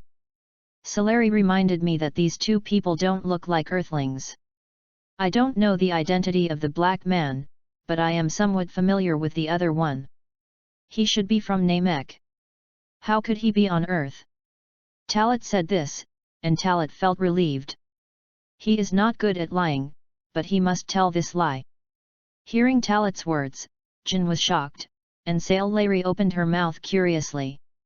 Are you sure? Talat, is he from Namek? Jin asked back. She had to think deeply immediately. Because if there are Namekians on Earth, it means that Earth has already been invaded by alien forces, and her cockroach will be in trouble. Seeing Talat nod, Jin took a breath of cold air, and whispered that cockroach would be fine. Salary didn't expect to go so deep. Talat discovered Jin's embarrassment and anxiety, and quickly realized something. He said quickly, according to the information I know, Namekians should all have very high combat power, at least comparable to us Scions, but the Namekian in front of us is very weak, and there is no stronger aura on Earth except them. Could it be that this Namekian was sent to Earth when he was a child, just like Kakarot, so he is very weak in strength? Give a certain explanation, and also use words in disguise to calm Jin down and not to worry. Jin heard this and came back to her senses. It is true that they did not sense a strong aura, and the detector did not detect a higher combat power value. So, there is no situation where the Earth has been invaded by Namekians with high combat power. The three of them kept communicating. A dozen meters away on the opposite side. The heartbeats of God Piccolo and Popo kept accelerating. The development of the matter has made them feel uncontrollable. Now, the God of Heaven, Piccolo, has heard Talat's words with his super hearing, which makes him fall into the memories deep in his heart. Although he was shocked that the visitor was a woman and two children, and was frightened by that kind of strength. But now, nothing is more important to him than knowing that his true identity is Namek. I am actually also from an alien race. Namek. No wonder I look completely different from the people on Earth. No wonder I went through so much suffering before I was recognized as the god of Earth. No wonder I have waited for so many years and have not waited for my family. I, the god of Earth, am actually an alien race. The god of Heaven, Piccolo, was thinking wildly in his heart. Popo beside him didn't know that his Lord God had heard the content of the conversation on the other side and was now in his own world of thought. He was sweating all over his body at this time, and he didn't dare to make any move. Strictly speaking, he was just a servant, and the god didn't say anything, so he was not qualified. The atmosphere became more and more oppressive. At this time, it was still the god Piccolo who took the initiative to come back to his senses and tried his best to pretend to be calm and walked forward. Even though he was panicking in his heart, he was still calm on the surface. Guests from afar, welcome to the earth. I am the god of the earth. This is the temple of the god. The god Piccolo took the initiative to speak. As soon as the words came out, the salary on Talat's side was extremely surprised. God? Brother Talat, he said he is a god, isn't he a Namekian? How come he is a god again? Salary turned his head to look at Talat and asked. In fact, the biggest feeling should be, is God so weak? Jin also looked at Talat. Since leaving planet Vegeta, Talat has said what he wants. Although Jin is an adult woman, she has given the leadership and decision-making power to Talat. The universe is so big that there are so many wonders. A Namekian has become the god of the earth. Talat pretended that he didn't know and was shocked. Hearing these two sentences, God Piccolo was very upset and completely confirmed his identity. Popo looked at Talat in surprise, then looked at God Piccolo. At this moment, there was no such depressing atmosphere as before. It was just luck, I didn't expect that I would be an alien. Thank you for telling me that I was actually a Namekian. God Piccolo was very kind. Weak in strength, and not knowing why Talat and the other two came, naturally the more low-key and friendly the better. Looking at God Piccolo's performance, and then looking at Popo, Talat didn't mean to suppress him. Before she could speak, Jinna couldn't help but speak. You said you are the god of this earth. In my understanding, gods should be omnipotent, right? Since you call yourself a god, you know everything about the earth. Although I don't have complete control, I, as a god, do know everything about the earth. I don't know if there is anything I can do to help you, a guest from outer space. Without asking directly about the purpose on earth, God Big suppressed his restless heart and asked in disguise. Upon hearing this, Jinna didn't hesitate anymore and said bluntly, I need you to help me find someone, that's my son, who should have arrived on Earth a few months ago. After saying this, Jinna wanted to say something, but she was embarrassed because she didn't know how to describe it. Seeing this, Talat pulled Jinna's hand and told her not to worry, and then said, let me tell you, Aunt Jinna. After receiving a nod from Gnei, Talat looked at the god Piccolo again. He could feel the uneasiness in the heart of God Piccolo. Don't be nervous, we have no ill intentions in coming to Earth. First of all, let me introduce ourselves. We are scions from planet Vegeta. As for the reason for coming here, that is a few months ago, Aunt Gnei's son was sent to the Earth due to some accidents. Now, we must find him, so can you, the god, help us find him? As Talat revealed the specific information, God Piccolo finally understood the cause and effect. At least, after knowing the purpose and origin, he no longer needs to be so nervous. Even though the three Talats have great power, they are not here to destroy the invasion, that is, they are friends. The tense nerves were relaxed. Although they could not completely let go of their vigilance towards Talat and his party, there was no need to worry so much. What surprised the god Piccolo was that he did not expect that the person among the three would be the one talking about it, not Gnei. So, can you help us find it? Talat asked again. I was already hoping in my heart that it was best not to find the god. At least, don't find it in a short time. Let Kakarot's head be hit before finding it. It can ensure that Kakarot will become the original Kakarot. Please vote for recommendation. Asking for a monthly ticket. I had a cold and fever and slept for a day. Just after I was put on an intravenous drip and I went home, my whole family was infected again. It is really difficult to get over the cold and fever now. Taking medicine does not help at all. Chapter 46 God's Calculation. Although I am the god of the earth and do have the ability to patrol all parts of the world, according to the information you provided me, the scope is too wide. Even if it can be found, it cannot be done in a short time. The god Piccolo gave a tactful answer. Jin immediately became anxious after hearing this. It is obvious that they have already arrived on the earth, but they don't know how to find their son. She felt that she was a failure, but there was really no way. If Kakarot had the ability to take care of himself and if he had a certain strength, as long as they swept the earth forcefully, they would definitely be able to find him in a short time. Even after learning of their existence, Kakarot would take the initiative to find them. It's a pity that he is still young. Even though he is more than 1 year old, he can only be stronger than ordinary earthling children. The atmosphere became dull, and the god Piccolo seemed to be afraid that something unexpected would happen. He opened his mouth and said, "Why don't you give me some time? It would be best if we can find him. If there is really no way, I can also cooperate with you to find him by other methods." Such sincere words, anyone who heard them would accept them. Time is not a problem.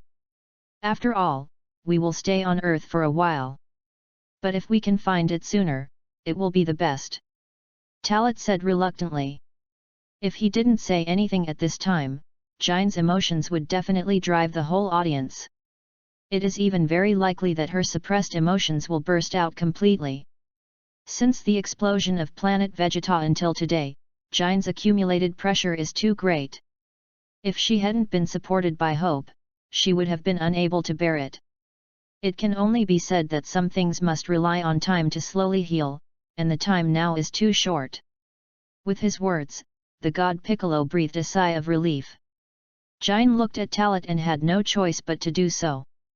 Although she didn't know why Talat believed this Namekian god, she knew that Talat was a rigorous person and would not choose to believe for no reason.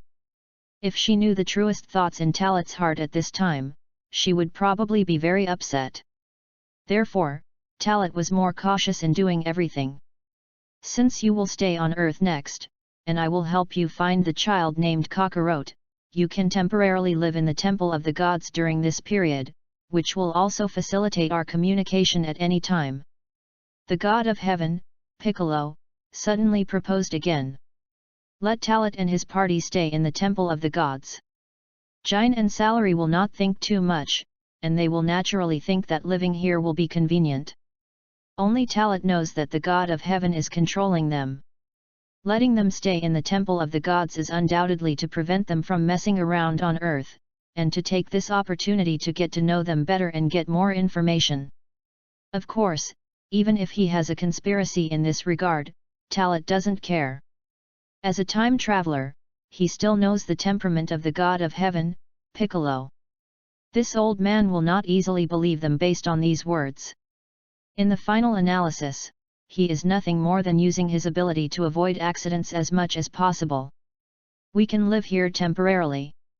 After all, we don't have a clear goal and we don't know much about the Earth. Can you prepare a room for us first and let us wash up? It's really hard to travel in space for half a year. Talat complained. God Piccolo heard this and turned to look at Popo with a smile. "This is a small matter. Popo, go and prepare it now. It can be regarded as our welcome to your arrival." "My Lord God, I will prepare it now," Bobo said respectfully and left quickly.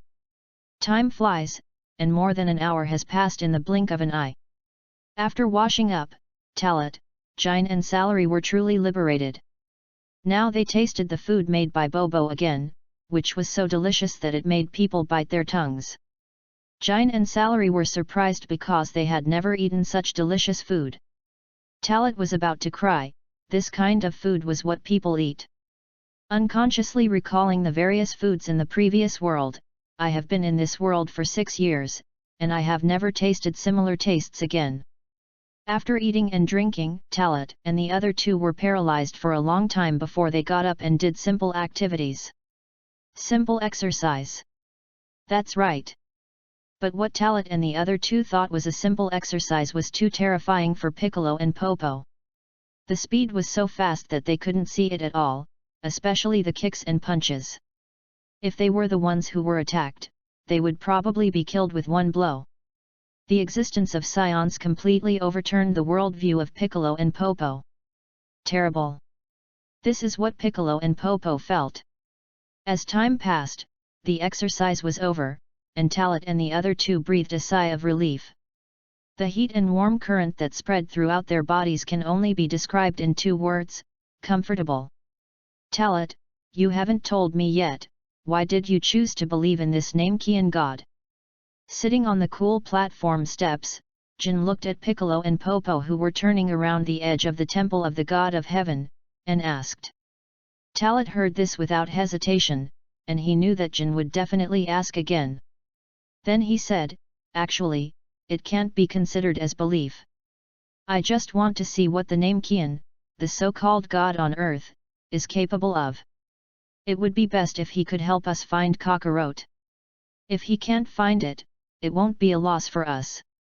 And as far as we can see now, at least we are not enemies, and they won't lie to us.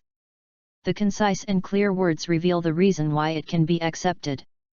Jin nodded after hearing, I hope he can find it, although with the strength of the Earthlings, Kakarot should be fine. Jin's worries were half resolved by Talat in these short 2 hours. Because he instilled in Jin that the Earthlings have low combat effectiveness, even if Kakarot's combat effectiveness is only 2 points, it is equivalent to an adult on Earth. Brother Talat, Aunt Jin, do you think they can find Kakarot just by wandering around the edge? Sailori asked curiously. She actually wanted to ask it a long time ago. It should be able to see the scene that we can't see. Since we have chosen to give him time, we can't doubt it, otherwise aren't we questioning ourselves? Talat said with a smile. Sailori stuck out her tongue, and Jin nodded and said, I just realized that he asked us to live here not just to help us find Kakarot, right? He was afraid that we would do something bad on Earth, right? Talat. Talat looked at Jin in surprise. He didn't expect that she was getting smarter and smarter, and could think of the calculations of the old man Tianshan so quickly. I thought so too, but it doesn't matter. If we really want to leave, he can't stop us. Talat said. Chapter 47. 3 days later, the lower world. Time flies. Unknowingly, 3 days have passed since Talat and the other two arrived at the Temple of Heaven on Earth. During these 3 days, they temporarily lived in the Temple of Heaven under the arrangement of the God of Heaven, Piccolo. Because of the agreement with the God of Heaven, they stayed in the Temple of Heaven for 3 days without going to the lower world. It should be said that seemingly simple things are actually quite difficult to do. In the words of the God of Heaven, Piccolo, there are a lot of meteorites falling on the Earth every day, many of which will disappear due to atmospheric friction, and some will fall to the ground, but they are not very targeted. Now it is quite laborious to trace the impact and fall records of the past few months. Moreover, the target cannot be discovered and taken away by people on the ground. In short, now it is a matter of luck. If you are lucky, you can find it in a short time, but if you are unlucky, you can't find it at all. In a word, it is like looking for a needle in a haystack. In the center of the square in front of the Temple of Heaven. At this time, Talat and Sailori are sparring. In terms of strength, Sailori is definitely not Talat's opponent, but this kind of sparring brings about a significant improvement in strength, so Talat has never tired of it. Either with Sailori or with Jin, and even 1-on-2 has been fought many times. To be honest, it is also because there is no better opponent, otherwise they would not only target Jin and Sailori. For Sailori and Jin, they can improve more by fighting with Talat. Take Sailori's combat power as an example. In the past 3 days, it has finally broken through the 1000 point mark and reached 1020 points. After long-term suppression and 3 days of release, Sailori will grow even more in the next period of time. As for Jin, the value is the same as Talat, but it changes by about 10 or 20 points. After the fist and foot sparring, Sailori collapsed directly on the ground, gasping for air. This bold and unconcealed action is only Sailori. If it were another girl, she would be more reserved and not so reckless. However, the straightforward character made Talat feel that Sailori was even more lovable. There was no barrier between them, and they were not restricted by the relationship between men and women. Brother Talat, you are really getting better and better. Ha! Ha! Already in a very tired stage, Salary still couldn't stop praising Talat. They were still 6-year-old children. If they grew up a little more, Salary would definitely say such fierce words as "You are worthy of being the man I have set my eyes on. You are getting better and better. In the past 3 days, not only has your control of power become more perfect, but your perception of chi has also been further improved." Talat smiled. Hearing Talat's praise, Salary's already rosy cheeks became even redder, and a sense of pride rose in her heart. Talat didn't know that this girl's admiration for him was getting deeper and deeper, to the point that as long as he said she was good, she would have wild thoughts. After resting for a long time, Salary recovered and sat on the steps beside Talat to rest. They saw Jin standing at the edge of the celestial temple. Although Jin had calmed down and waited for 3 days, she was more and more worried about Kakarot. This worry was different from the previous worry about Bardock and Raditz, because now they were on a planet and her mother was powerless. "Brother Talat, do you think Aunt Jin will get sick if she continues like this? It's been 3 days. That name Kian celestial god is not playing tricks on us, right? There is still no news about Kakarot. What should we do next?" Salary was concerned about Jin and asked Talat. Hearing this, Talat's mind was also touched. After so many years of companionship, seeing Jin like this now, he was a little impulsive and wanted to tell Jin the whereabouts of Kakarot. Although Talat was also confident that if he took the initiative to guide Kakarot, at least he would not let Kakarot become an evil scion. However, I still couldn't get over that hurdle. After all, it's not possible to turn Kakarot into the original Sun Wukong just by someone's guidance. What would happen if there was no Sun Wukong in the original? It will take a while.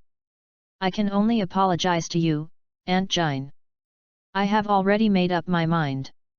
At least the original Sun Wukong must be born. As for the future, even if it changes, it doesn't matter.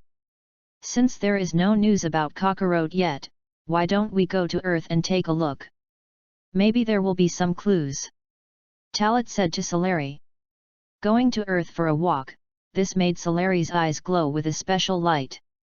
"Great, Brother Talat, you don't know, I'm almost bored here. Although this place is good, there is nothing. People will go crazy after a long time." Salary is the kind of woman who can't calm down. Seeing her like this, Talat smiled, and the two of them got up and walked towards Jin. After a conversation, Jin was also persuaded. Instead of waiting here, they should go down and look for it. At least there is more hope. God Piccolo can't stop this. After all, they go down to the world just to find their relatives. If he wants to stop it, it may be counterproductive. However, God Piccolo is basically relieved about the 3 people of Talat. After 3 days of getting along, he determined that the 3 Talats were strong, but they were not the bad guys who were unforgivable, and established basic trust. Of course, trust is trust. As the saying goes, you should not have the intention to harm others, but you must be on guard against others. God Big still left room for maneuver. For example, he had actually found the target, but he didn't say it. In order to take a closer look at the true nature of the 3 Talats? In a short period of time, it is very likely that what he saw was false. At this time, the 3 people went to the lower world, which was just right for him to distinguish them. "Lord God, now they have all gone to the lower world, do you need me to go with them?" Bobo asked. Obviously, although he knew the plan of the god, Bobo was still worried and wanted to share the worries of the god. "Forget it, let them move freely and see the situation first. You have worked hard these days, go and rest." God Big said. "Okay, Lord God." Bobo nodded, but did not leave. God Piccolo didn't care, he focused his attention and looked down at the lower world. At this time, he not only looked at the 3 people of Talat who left, but also looked at a remote deep mountain forest somewhere in the lower world. According to the geographical location name on the Earth, it is Bayazai Mountain. He found the spaceship and cockroach.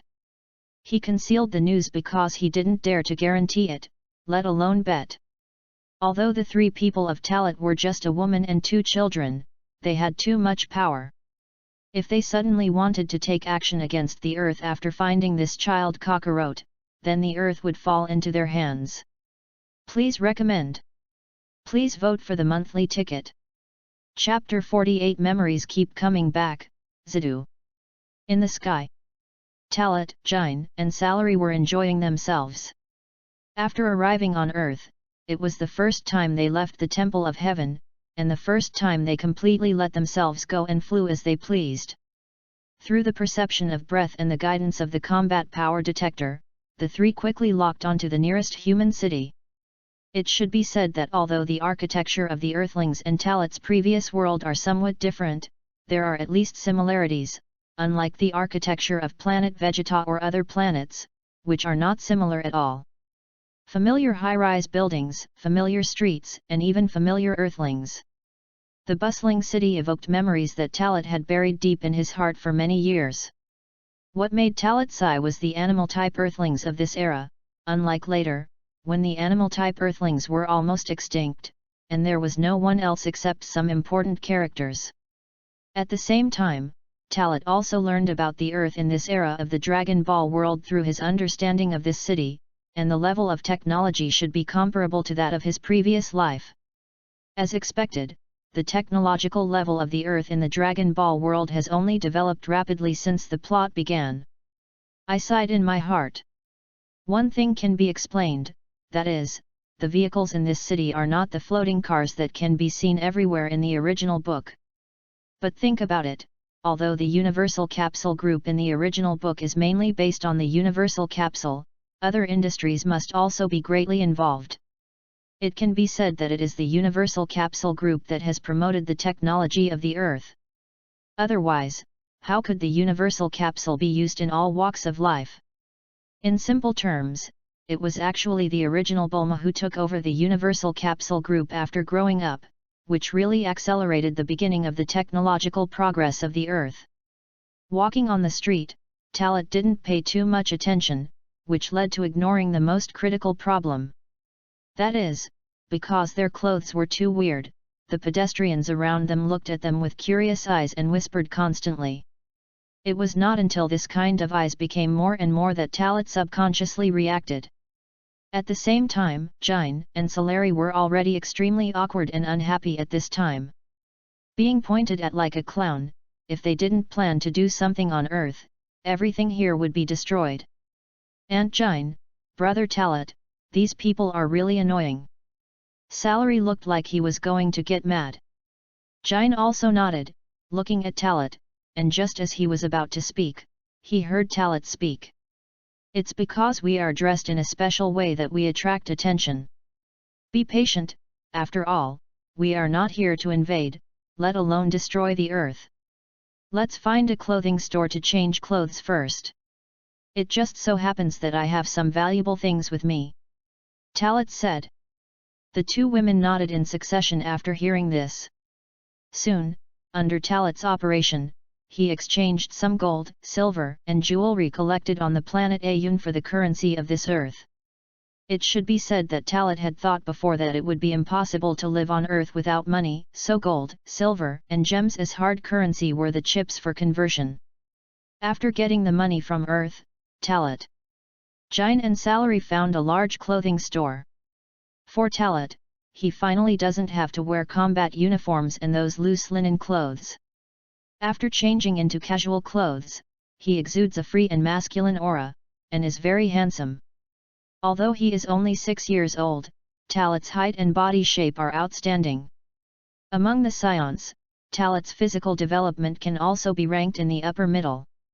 Unlike Vegeta, his height after adulthood is only 164 centimeters, and Kakarot is only 175 centimeters. In other words, Talat and Raditz are of the same category. If they grow up normally, it is normal for them to be over 190 centimeters after adulthood. Over 1.9 meters is only in the upper middle? That's right. There are many scions who are over 2 meters tall. For example, Nappa in the original work is 247 centimeters tall. There are naturally many people with the same height as Nappa in the original work. The classic character is Broly, whose normal height is 232 centimeters, and after transformation, it reaches a terrifying 286.5 centimeters. Apart from the height issue, Jinna and Salary also changed into clothes from Earth.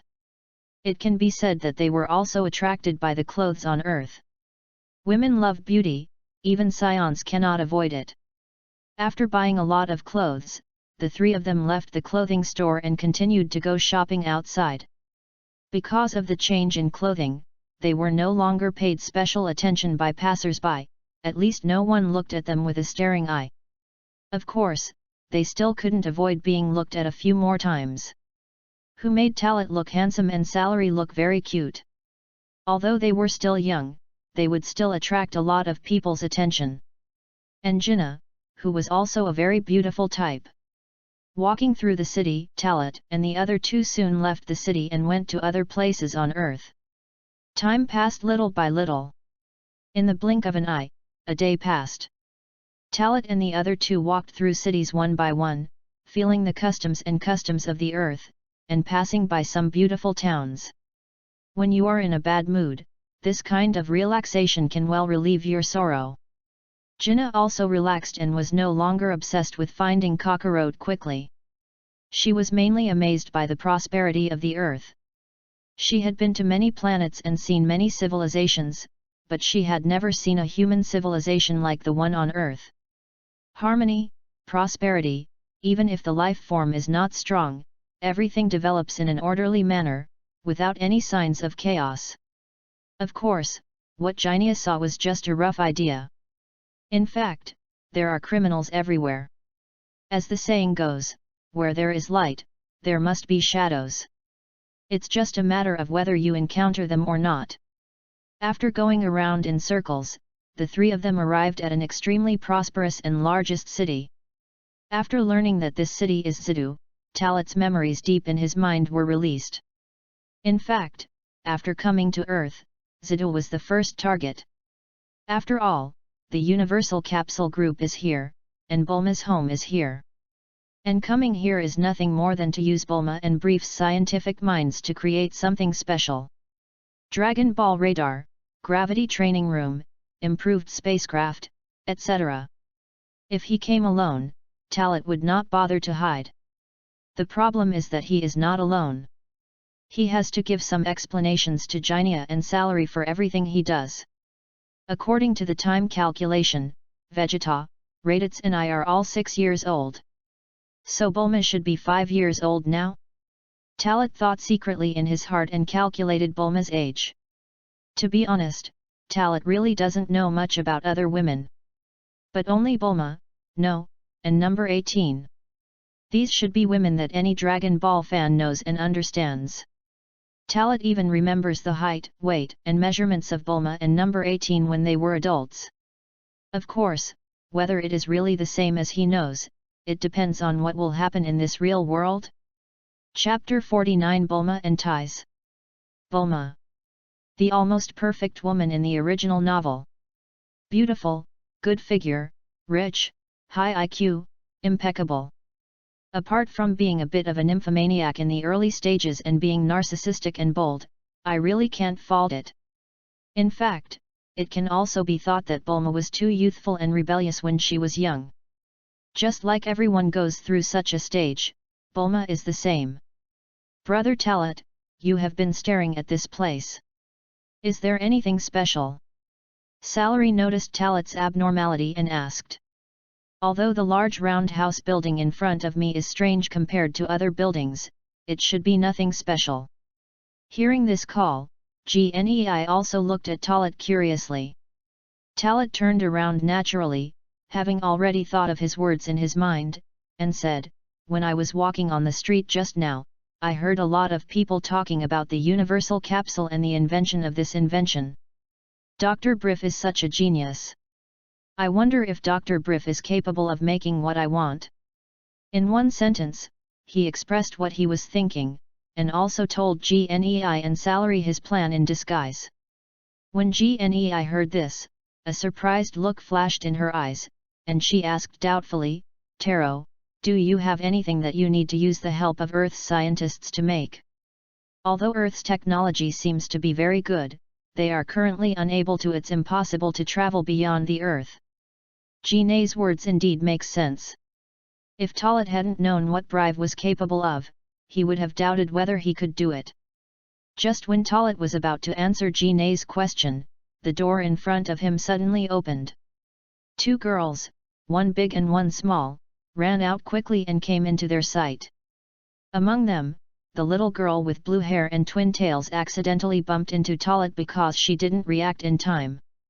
Talat instinctively hugged the little girl to prevent her from being ejected and falling to the ground. Bulma and Tais. Talat recognized the identities of the two girls at a glance. Especially Brive's eldest daughter Tais, with her long golden hair and energetic temperament, is very attractive. Taisai, who recalled the original novel, once revealed her age. She was 16 when Bulma was 5 years old. Tais is still on Earth, which means her plot has not yet unfolded. I couldn't help but think of the plot of the original side story. Taisai is still on Earth, which means that Galactic Patrolman Gok hasn't arrived on Earth yet. Galactic Patrolman Gok, thinking of him, Talat had another headache. This was indeed the person he ignored. The Galaxy Patrol officially intervened in the plot of the original work, which was actually at the end of the Super Era. "Who are you?" "Big brother." Suddenly, Bulma, who was being held by Talat, spoke. The voice sounded, and Talat let go of her. Before she could answer, Taisai quickly hugged Bulma into her arms and said apologetically, "I'm so sorry, we rushed out suddenly and scared you guys." "It's okay, but you should be careful next time. After all, there are cars on the street, and something will happen if you are not careful," Talat said with a smile. The behavior was very natural, without any pretense. It should be said that this is common sense, so the persuasion was very reasonable. Upon hearing this, Taisai nodded to express her gratitude, and then said, "I wonder what happened to you at my door." Taisai was almost an adult after all, and her IQ was not low. She could tell at a glance that the three Talats were here because of something. When she asked, Talat introduced himself naturally, and also introduced Jinnah and Salary. Then, he mentioned that he wanted to ask Brive to make something. After learning her identity and purpose of coming, Taisai said politely, "Since you are here to see my father, please come in with me. Dad happens to be at home now." "Excuse me then." Talat didn't expect it to go so smoothly. At Taisai's active invitation, Talat, Jinnah, and Salary entered the living room of the big round house. Taisai ordered her servants to prepare some tea, desserts, and fruits to entertain them, and then placed Bulma in the room upstairs before going to notify her father, Brive. Taking this opportunity, Talat and the other three looked at the furnishings and decorations in the house with appreciative eyes. GNEI and Salary are full of curiosity because they don't understand many things on the earth. Of course, they are more curious about what Talat wants to make. I just didn't ask in detail now. The time spent waiting for Brive to arrive passed slowly. It wasn't until Bulma suddenly ran downstairs that she attracted the attention of three more people. Especially attracted by the thing in Bulma's hand. Of course, only Talat cared more. "Because this is Dragon Ball. Little sister, can you lend me the beads in your hand?" Talat said with a smile. After hearing Talat's words, Bulma hesitated, looked at the Dragon Ball in her hand, and then looked at Talat. She didn't hate this person, so she chose to raise the Dragon Ball in her hand generously. "This is my toy. If Big Brother wants it, I can give it to you, but you have to play with me." Bulma's voice is very childish and very pleasant. Talat took the Dragon Ball she handed over and looked at it carefully. If you look closely, you can clearly see the 2 stars inside the Dragon Ball. No matter which angle you look at it, it looks like a 5-pointed star. It's just as described in the original work, it's particularly magical. Let's play, big brother. The 5-year-old Bulma was straightforward and wanted to take Talat's hand and leave here immediately. Talat didn't think much of it. After all, this was Bulma. Establishing a friendly relationship with her now would be convenient for him in the future. However, what Talat didn't expect was that Celery suddenly interrupted Bulma and pulled Bulma's hand away from Talat. Brother Talat won't play with you alone. There was obviously a strong hostility in the words. Celery didn't know what was wrong with her. She was so alert, as if her brother Talat was about to be taken away. Big brother didn't refuse, so why do you say that big brother doesn't want to play with me? Bulma retorted unconvinced. That strong look, at this time, already looked like a strong woman. I said no, it's no. Celery did not show any weakness, and a dispute broke out between the two at the first contact. The situation was not good, and Talat immediately spoke to stop it, and also held Celery's hand, telling her not to act impulsively. Compared to her, Bulma is just an ordinary little girl after all. If Bulma provokes Celery again, she might be beaten to death by Celery. Bulma was obviously very angry, and her puffy cheeks looked like she didn't get what she wanted and was very unhappy. Little sister. I apologize to you on behalf of Celery. She didn't mean to target you. I'll give you this Dragon Ball. Talat said as he comforted Bulma and returned the Dragon Ball. Celery was obviously unhappy, but after Talat gave her a look to calm her down, she calmed down. Please recommend and vote for me. Chapter 50 Dragon Ball. Make a wish. Dragon Ball? Talat, do you know this thing? Jine heard Talat's change in the name of the ball and asked. At the same time, she was intentionally changing the topic to ease the conflict between the two little guys. Obviously, not only Celery, but Bulma was no longer angry. She blinked her curious eyes and asked, so this ball is called Dragon Ball, big brother? Bulma spoke first, and Celery followed up with a question, Brother Talat, what is Dragon Ball? You look very concerned and surprised. Talat wanted to arouse their concern and ask questions. It seems that he mentioned Dragon Ball inadvertently, but in fact he did it on purpose. Speaking of Dragon Ball, we have to talk about Namek again. According to the information I know, Namek not only has a very strong combat power, but also their clan has the ability to make Dragon Ball. If I hadn't seen this Dragon Ball, I would have thought it was nonsense. After all, Dragon Ball that can fulfill wishes should not exist in this world. Now that I have seen it with my own eyes, I can be sure that this is the Dragon Ball. It should have been made by the Namekian god in the Temple of the Gods. At this point, Talat paused. Talat, you mean, this little ball called Dragon Ball can fulfill people's wishes? Jine exclaimed. Celery also looked at the Dragon Ball in Bulma's hand in disbelief. This scared Bulma, thinking that Celery was going to snatch it, so she quickly covered the Dragon Ball in her arms, muttering, no one can take my toys away. As the second daughter of the Universal Capsule Group, Bulma has everything she wants since she was born, and no one can take her things away. So this has made her extremely strong in this regard. Celery rolled her eyes and had a bad face, while Talat didn't know whether to laugh or cry. As far as I know, there are 7 Dragon Balls in total. Each Dragon Ball has a different number of stars inside. Gathering 7 Dragon Balls can summon a dragon, and the dragon can fulfill people's wishes. The one in the hand of this little sister Bulma should be a 2-star Dragon Ball. As he said this, Talat pondered again. So naturally led to the Dragon Ball, anyway, all the sources of information were attributed to the exploded Vegeta planet. Is this true? Talat, where did you get this information from? Jine was surprised again. Talat's understanding of Namek and Dragon Balls is wrong. In addition to these, there are other things. Since leaving Vegeta planet, more than half a year has passed until today.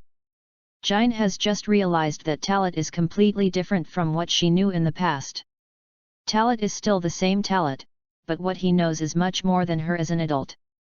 Obviously, she has experienced more than him, and has definitely been to many planets, but she knows nothing. For a moment, Jinna began to look at Talat in a different light. She suddenly had a strange feeling, that is, she wanted to know how much more Talat knew? Or how many things he had hidden from her. I only learned about the name Kians occasionally. At that time, I was curious, so I looked up some information. Talat evaded Jinna's doubts. Hearing this, Jinna said nothing more, but she would not think about it in her heart.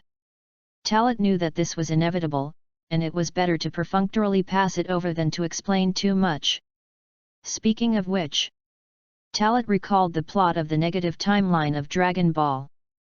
Namekians had actually been known to the Scions for a long time, and even Bardock had come into contact with the Dragon Ball of Cyril and made a wish to Shenlong that his son would grow up healthily. As for whether this plot happened in this world, Talat didn't know. But speaking of it, when he learned about this plot before, Talat also thought whether it was because of this wish that Kakarot and Raditz grew up safely. Until Raditz came to Earth, the wishes fulfilled by Shenlong conflicted under some irresistible force, so in the end they could only perish together. Of course, no one knows what happened. As long as we gather 7 Dragon Balls, any wish can be fulfilled. Bulma suddenly spoke, changing the atmosphere again. Obviously, because she was young, although she had a high IQ, she didn't think of the other information mentioned in Talat's words at the first time, but only had a great interest in the Dragon Balls. Talat was very satisfied with her reaction, because he did this to let her know the wish-making ability of the Dragon Balls in advance. With Bulma's temperament, she should find a way to find other Dragon Balls soon. After all, the temptation of making a wish is too great. Not only for Bulma, but also for Jin and Salary. If the Dragon Balls can really summon Shenlong to make a wish, then can we make a wish to restore planet Vegeta to its original state? Suddenly, Salary asked a question that made Talat and Jin stunned at the same time. The two looked at Salary at the same time, and could see a hint of melancholy in her expression. In their opinion, for Salary, planet Vegeta was indeed her hometown, her home. Even after half a year, it was still difficult to forget that feeling. Even if the wish can be fulfilled, I'm afraid such an outrageous wish would be difficult to realize, right?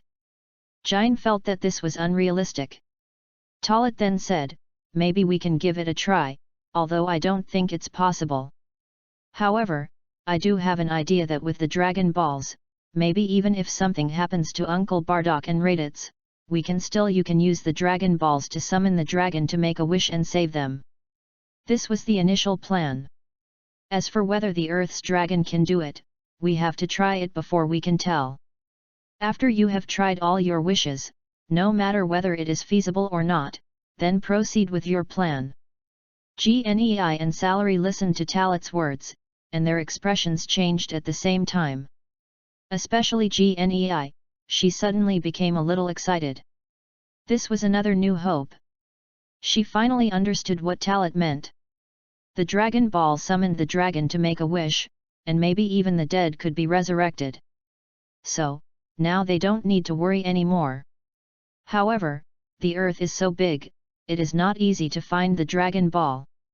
If there is some kind of device that can detect the location of the Dragon Ball, then...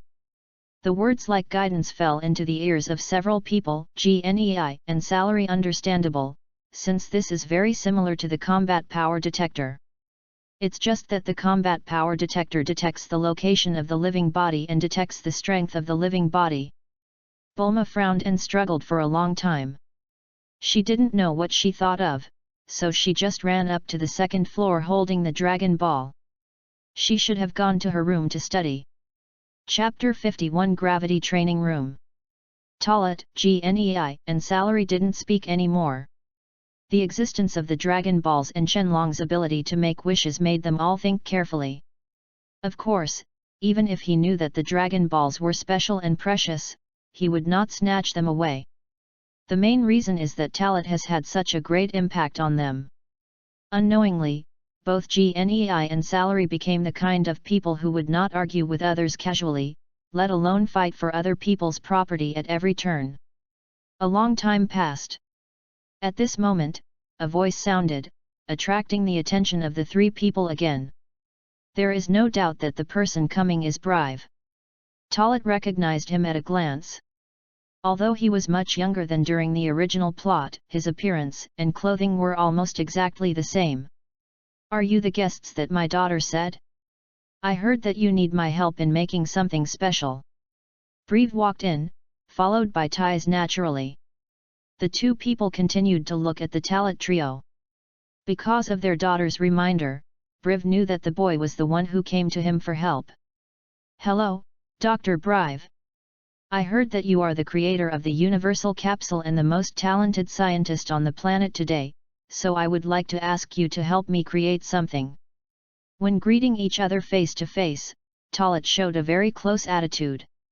People. The so-called wearing everything but flattering may not mean much to Brive, but almost everyone in this world likes to hear good things. There are many famous scientists on Earth. I'm just outstanding in some aspects. Brive answered tactfully. Then I saw him sitting down, and Tat is also sat on the sofa, and proactively asked, "Dad is here now, so if you want any help, just ask." With the intervention of her words, Talat started to speak smoothly. "In that case, I won't waste time dilly-dallying. In fact, I need Dr. Brive to help me create a device that can control gravity." "A device to control gravity?" Brive and Taisai were stunned at the same time, surprised. "It may be difficult for you to understand what I say. Then let's put it another way. I hope you can help me create a room that can control the size of gravity and has a huge space," Talat said. Hearing this, Brive and Tais were stunned. "I'm curious, what do you need a room like this for?" Brive couldn't help but light a cigarette for himself. "Maybe you have this habit when you use your brain." At the same time, Gnei and Salary became curious. They didn't know what Talat was going to do. Faced with the inquiry, Talat did not hide anything and said directly, "Practice." "Practice? So you are a martial artist?" Taisai asked in surprise. Talat knew what the martial artist meant, and even though Gnei and Salary were present at this time, he did not hesitate and replied, "You can put it this way, in short, you need gravity to cooperate with practice to make yourself stronger." Taisai was even more surprised when she heard this. Although she is not very proficient in this aspect, she also knows that relying on gravity to practice is simply crazy. The most important thing is that Talat is obviously much smaller than her. "Although I am surprised by your mind, I still have to tell you that controlling gravity is no joke. I think you are only 11 or 12 years old at most. At such a young age, you may withstand stress several times greater than that of the Earth. Gravity will put your life in danger," Brive said. His reminder is for ordinary people. "You can rest assured that my strength is far beyond your imagination. For example."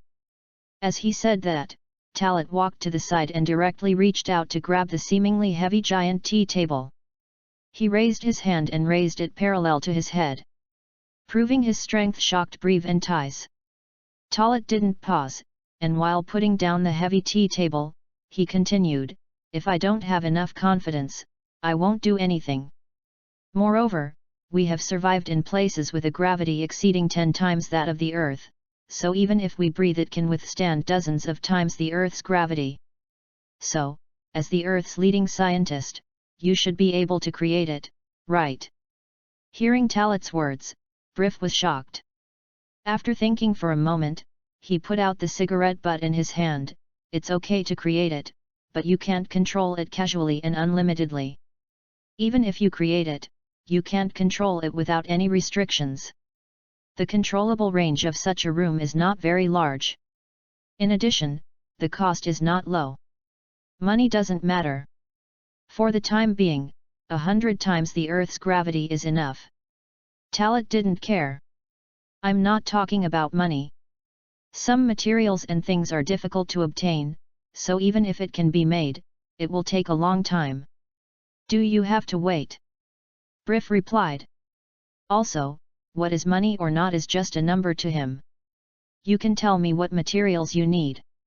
As long as they are available on Earth, I can get them. Even if they are things from outside the Earth, I can do it. Talat did not hesitate. Although he didn't make it too clear, he still expressed his decision. The gravity training room is too important. If you cannot master the artifacts in the early stage, you will have a treasure mountain without digging. Seemingly shaken by Talat's sincerity, Brief raised his hand and pinched his chin, thinking for a long time, and then said, "Let me study it for a while before I can draw a conclusion. It just so happens that I also want to try to explore and discover new fields. This time should not be too long. 10 days or half a month will give you an accurate answer." Okay. Talat smiled and nodded. Just like that, this matter was settled. Ties, Jine, and salary on the side were still in a state of confusion. I just felt a cloud of fog. Time, nearly an hour passed in a flash. Chatting, plus some discussions on concepts. Although Talat didn't understand anything, as a time traveler, all kinds of bold guesses and many things he knew in his past and present lives gave Brief a lot of inspiration. In short, in such a short time, the two established a good relationship. Before leaving, Brief kindly invited Talat and the other two to stay for dinner. "No, we have something else to do. We'll come back to bother you in a few days. Maybe we'll have to stay here for a while." Talat didn't accept it. After almost 2 days, they not only eased their emotions, but also indirectly finished some things. Next time, they would go back to the Temple of the Gods. Before leaving, Talat took out a transparent crystal stone that was shining with blue light and gave it to Brief. Brief's eyes were immediately attracted by the blue crystal stone. Although he didn't do much research on minerals such as crystal stones, his years of experience told him that this blue crystal stone didn't seem to be a known crystal stone. "This is a small gift. Next time we meet, I'll give you a big gift. I may need your help then." After leaving Brief's house, Talat took Jine and salary to fly away. Brief and Ties were shocked again that Talat and the other two could fly. Please recommend and vote for me. Chapter 52, Karen Tat, the Cat Immortal. Soon after Talat and the other two left, Bulma came downstairs from her little room. When she learned that the three had left, her temper almost broke out again. Fortunately, Ties was there, and she calmed the little girl down. If Talat was still here, he would be amazed, because 5-year-old Bulma actually had the idea of Dragon Ball radar. The reason why she was so anxious was to tell Talat, her big brother, that she could make a device to find Dragon Balls. Then when she made it, she would take her to find Dragon Balls. Flying in the sky, Talat talked with Jin and Salary. There is no doubt that Jin can't see through Talat now. Salary is okay, because she doesn't think so much. After all, she is only 6 years old, and no matter how rich her emotions are, they won't be complicated. Talat, since Dragon Balls are so important, don't we really take them directly? Jin asked. If it were in the past, such things would definitely be taken for themselves. Aunt Jin, even if we take the Dragon Ball now, it doesn't really make much sense. It's better to leave it in the hands of little sister Bulma. She should be very interested in making wishes with the Dragon Ball, and maybe she and her father Brief will develop something similar to the Dragon Ball radar. Besides, we can now ask the God of Heaven to see if he can help us find the other 6 Dragon Balls. If he can do it directly, then we don't need to look for the Dragon Balls. Talat had expected Jin to ask this and answered. This is also his plan. Although he doesn't know whether the God of Heaven has the ability to directly locate the specific location of the Dragon Ball, according to some speculations, it may be possible. In short, it is also to inform the God of Heaven to let him know that they already know the existence of the Dragon Ball, and they will need to use the Dragon Ball to summon the dragon to make a wish next. The old guy seems to be polite to us, but in fact he has all kinds of calculations. I doubt whether he has helped us find Kakarot, and will he help us find the Dragon Ball? Salary's sudden words startled both Jine and Talit. It must be said that sometimes Salary can always say something very reasonable. In fact, even Talit was wondering whether the old man, the god, had already found Kakarot, but he just didn't say it. Even if the man can't be found, the spaceship can always be found, right? If you really want to find it, it's impossible that you can't even find the landing site of the spaceship. Jine took a deep breath and tried her best to suppress her emotions. Choosing to believe in the god, this is Talit's decision. As the god of the earth, it is normal to be wary of outsiders like us. Anyway, we haven't torn our faces. He is polite, and we can't force it. We are no longer scions who can only survive by invading or occupying resources. The past era ended with the explosion of planet Vegeta. The truth is unknown, but a civilization that develops for the purpose of invasion will never last long. No matter whether this Namekian god sincerely helps us find Kakarot, or whether he will help us find the Dragon Balls, as long as he doesn't stand in front of us to stop us, he is not our enemy. After all, we are on Earth, and Earth is their territory. Talit said. He couldn't speak for the god Piccolo, but he couldn't let Jin and Salary use force against the god Piccolo. In short, he could probably understand the thinking of the god. If he were a god, he would be the same when facing uncontrollable aliens. Just like when the Scions faced the arrival of Frisia. After listening to Talit's words, Jin and Salary said no more. In the past 6 months, Talit had said a lot of truths, letting them know that Talit was fundamentally different from most Scions. No invasion, no harm to the world.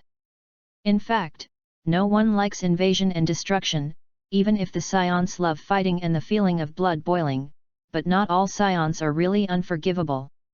There are always exceptions, but such exceptions could not survive in the Scion community in the past. It was still caused by the different times. In the environment of the universe, if the Scions were kind, it would be a sharp knife that could destroy the race. Heading west, across a vast land, and crossed another sea. Finally arrived at the big forest below the location of the Heavenly Temple. Because it was a low-altitude flight, it was completely different from when leaving the Heavenly Temple. The reason for this was naturally for a purpose, that is, to find the Kalon Tower. Looking from a distance, Talit had already seen with his naked eyes a pillar standing on the ground, towering into the clouds, extremely spectacular.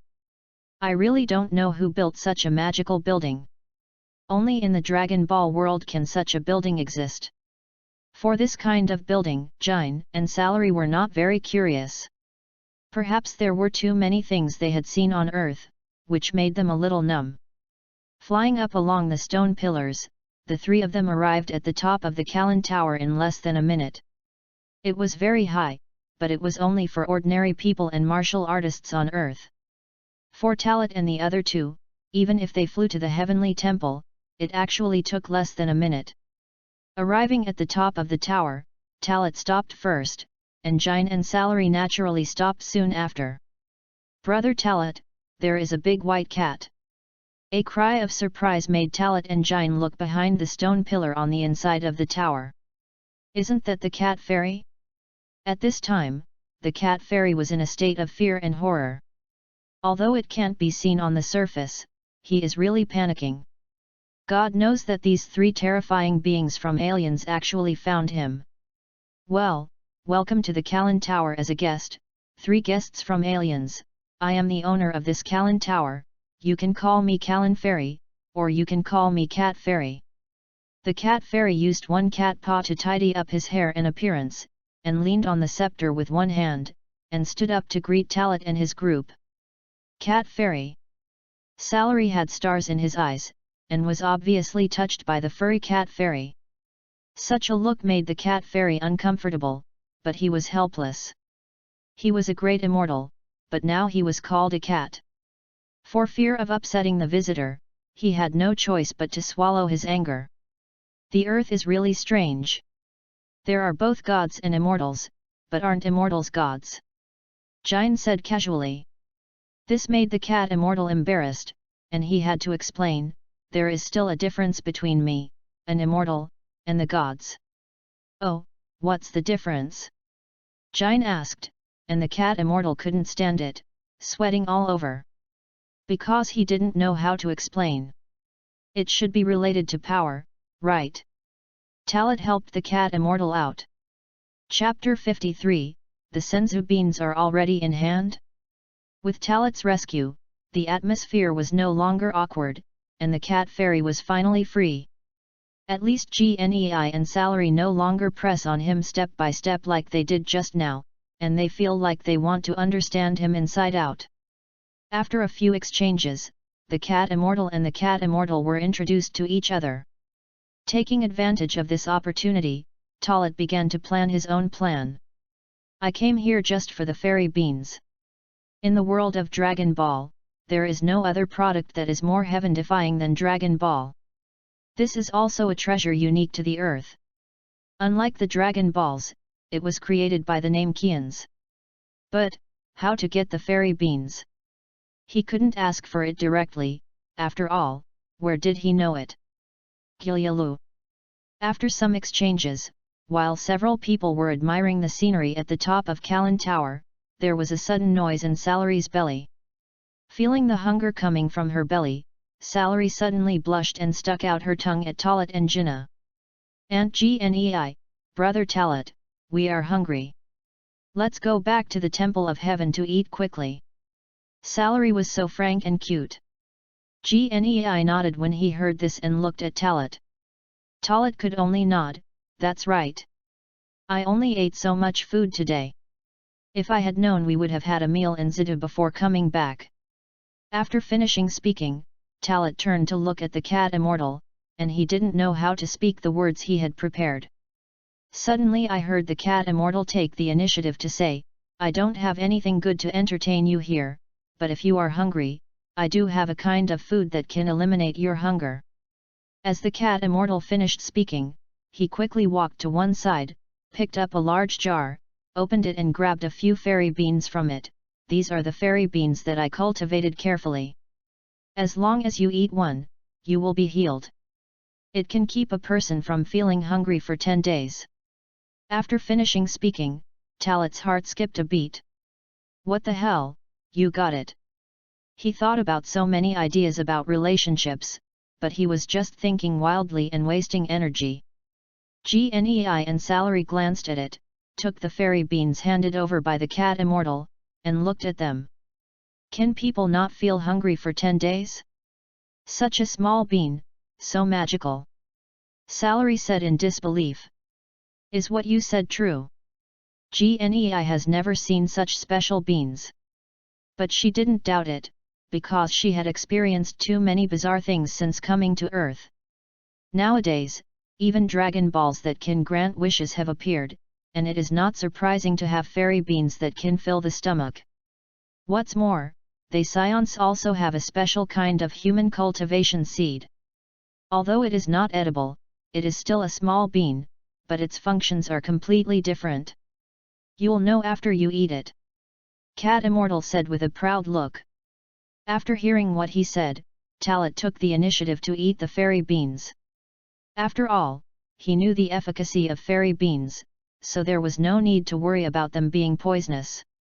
Seeing this, Salary and Gnei also ate the fairy beans. As the fairy beans entered his belly, Salary, who was still hungry, suddenly felt a strong feeling of fullness. Talat and Jinnah also felt tired due to the feeling of abundant physical strength. Talat, Salary, how do you feel? Gnei asked. Looking at Talat and Salary from left to right. Aunt Gnei, not only am I not hungry anymore, but I also feel full of strength. These beans are so powerful. After experiencing the effects of fairy beans in person, Salary was pleasantly surprised. Talit also nodded and pretended to express emotion. It is indeed an incredible thing. This fairy bean not only makes people not hungry, but also has the effect of restoring physical strength. As expected of a powerful person, you guys noticed it after just eating one. Yes, eating fairy beans not only makes people feel full, but even if they are seriously injured, as long as they eat one, they can instantly healing. Cat Immortal introduced the other effects of fairy beans with a proud look on his face. In fact, he didn't want to say it originally. But if it was discovered, that would be a different matter. He took out the fairy beans because he felt that since everyone came with good intentions, as the owner of this place, he had to entertain them. Can it still heal the injury? Gnei showed a shocked look. This little earth is getting more and more wonderful. She didn't know if there was anything else that shocked her more. It seems that I have underestimated fairy beans. You, the fairy, can cultivate such magical beans. You are worthy of respect. I just don't know if you can give us some of these fairy beans. If you have any needs, you can tell me. I can exchange it with something, Talit said to the cat fairy. Establishing a good relationship was the intention of the cat immortal. For him, he has been paying attention to the whereabouts of the three tarots in recent days. If he hadn't confirmed that none of the three were evil people, he would never have taken out the fairy beans. It's okay to give you some. Although fairy beans are difficult to cultivate, I have stored a lot of them over the past few hundred years. As the cat immortal said, he led Talit and the other three down to the top of the Kalin Tower. Of the lower level, there are 10 or 20 altars of fairy beans cultivated by the cat immortal. As soon as the jar is opened, it can be seen with the naked eye that it is full. There is no need to count them in detail, at least there are hundreds to thousands of pills in each jar. So many fairy beans. For a moment, Talit felt that Yasuo, a meat-suited man, deserved to die. Knowing that senzu beans are so precious, they were eaten up as snacks. He was angry, but Talit couldn't show it. Now that he has come to the earth of this world, especially in this era, he must avoid such things. In the future, when he reaches that era, he must pay attention to that guy Yajirobe. The small jars here are all senzu beans, each with about 500 beans. You can move any jar. If you need it in the future, you can come to me again. But next time you come, it would be best if you can help me get some fish.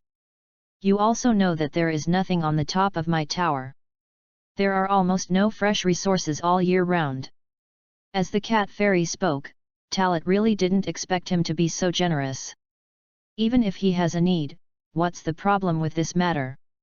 Thank you, cat fairy. Talit thanked him. Compared with a certain Namekian god, his pattern is much bigger. You're welcome, you're welcome. The cat fairy waved his hand politely. Suddenly, his face changed drastically, as if he had seen something horrible. He hurriedly stopped them, but it was too late. Talit and Ginia both looked to the other side. It was Salary who opened the lid because he was curious about what was in the big jar over there. As a result, Salary was sucked in by the suction from inside the jar. This scared Talit and Ginia, and they hurried over. Please recommend. Please vote for the monthly ticket.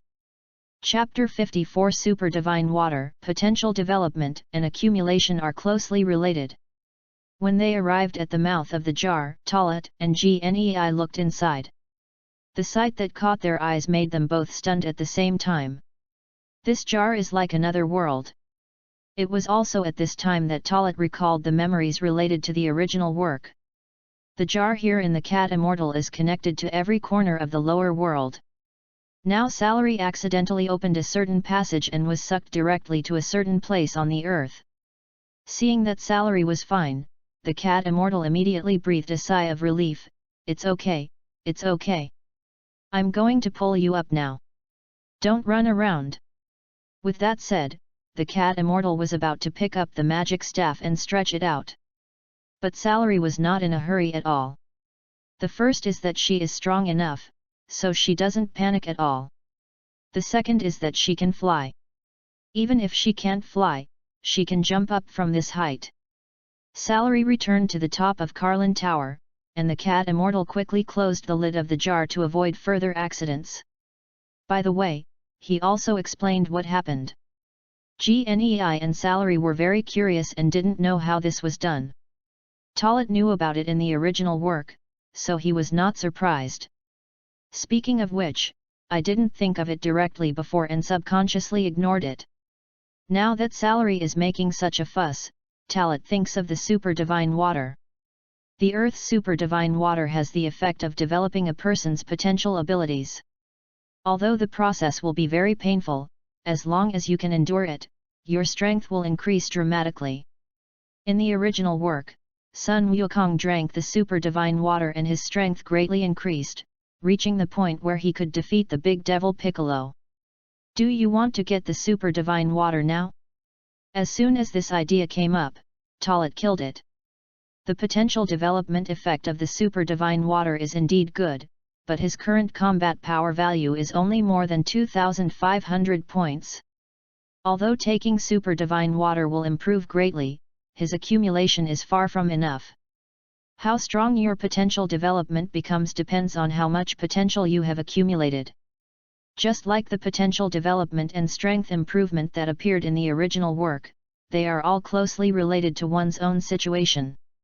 In fact, the most outrageous thing about the development of potential is not only that Son Gohan's potential was exploited by the old Kaishin in the later Majin Buu chapter, but that it was so terrifying in the Namek chapter of the Great Universe era. Krillin and Satoru Fan's strength greatly increased after his potential was developed at will by the Great Elder. Directly from a combat strength of 2,000 or 3,000 to a combat strength of over 10,000, until the plot develops, it reaches tens of thousands or even hundreds of thousands. In other words, for Talat, now is not the time to use the super divine water to develop its potential. It will be used later when the time is right and when enough strength has been accumulated through gravity training. Talat was silent, and it was obvious that he was thinking about something. Gnei and Salary were silent on the side, while the cat immortal was thinking secretly, what was Talat thinking?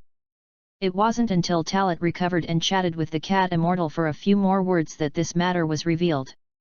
Before leaving, Talat, Jinnah, and Salary thanked the cat fairy for a few more words. After that, the three of them took off through the air and went straight to the Temple of Heaven. After seeing off the three taros, the cat immortal looked solemn, and after murmuring meaningfully, he breathed a sigh of relief. As for what he said, only he himself knows. Temple of Heaven. As three figures flew up through the air, they finally landed steadily on the square. At this time, the gods Piccolo and Bobo have been waiting here for a long time. Originally, there was no need to wait so long. Who knew that the three Talats would stay at the top of Kalin Tower for some time when passing by Kalin Tower? Seeing the jar of fairy beans held in Talat's hand, God Bik roughly guessed that it was given to Talat and the others by the cat fairy. You're back. How have you been spending the past 2 days on Earth? God Piccolo didn't pay too much attention to Sendu. After all, there was no point in worrying about it now. He could only ask about other aspects with a smile on his face. Ever since the Talat trio left the Celestial Temple and went to the lower realm, he had been paying attention to their actions. When you ask this, you actually know it, but you have to pretend. It's not bad, the Earth is developing very well, and there are a lot of new things. The most important thing is that I saw something that reminded me of another ability of our Namekians. Make Dragon Balls. Taro Te casually said a few perfunctory words, and finally told the story about Dragon Ball. When the Dragon Balls were mentioned, God Piccolo's expression changed slightly. What he was most worried about happened. Dragon Balls can grant wishes, which is an absolute temptation for anyone. When he created the Dragon Ball, he didn't think too much about it. Now as he gets older, he gradually begins to realize that the existence of the Dragon Ball is actually against the laws of nature. Of course, he wouldn't panic before, because it was harder to get the 7 Dragon Balls than to reach the sky, so in the past hundreds of years, it can be said that the Dragon Balls have never been collected at all. Now, the existence of the Dragon Balls was mentioned, and it was attributed to the ability of the Namekians. While God Piccolo was shocked, he was also thinking that fortunately the Dragon Balls were now scattered all over the earth. It turns out that it's not me who has this ability, but the ability of our Namekians. Thanks to you, I learned something I didn't know. God Piccolo said euphemistically. It's like thanking you, but also like changing the subject. Talat didn't care what he said, and said bluntly, we need Dragon Balls to help us realize some wishes. Since you are the creator of the Earth Dragon Balls, can you help us collect the Dragon Balls scattered on the earth? After the words fell, the forehead of the God of Heaven was obviously sweating, and Jine and Salary also stared at him, making him uncomfortable. Bobo was worried on the side, and the God of Heaven, Piccolo, forced himself to stabilize his emotions and said, I'm sorry, although I created the Dragon Balls, I have no way to find the Dragon Balls scattered on the earth. If you want to use the Dragon Balls, you must rely on your own strength to find them. Speaking. The God of Heaven, Piccolo, continued to say, just in case, if you need my help, I am willing to do my best. Not stopping, but also can't help find. It can be seen that the God of Heaven, Piccolo, always maintains the concept of being on guard against others. As expected, if this is the case, then we can only rely on the power of technology. He looked sideways at Jine and Salary. They actually didn't like God Piccolo anymore, and even felt a little disgusted with him. The main reason was that God Piccolo said he would help, but he only paid lip service. It was like this when he was looking for Kakarot, and now it was the same when he was looking for the Dragon Balls. This conversation was not pleasant, because Jine and Salary no longer had expectations for God Piccolo as before. If Talat hadn't said he was leaving, they wouldn't even want to stay here any longer. Chapter 55 10 days later, leaving the Heavenly Temple. In the blink of an eye, 10 days had passed since they returned to the Heavenly Temple from the lower realm. In the past 10 days, Talat and the other 2 stayed in the Heavenly Temple to practice, except for occasionally leaving the Heavenly Temple to relax. Of course, Talat was the main one in practice, because compared to others, Talat knew what he wanted to do and what height he wanted to reach in the future.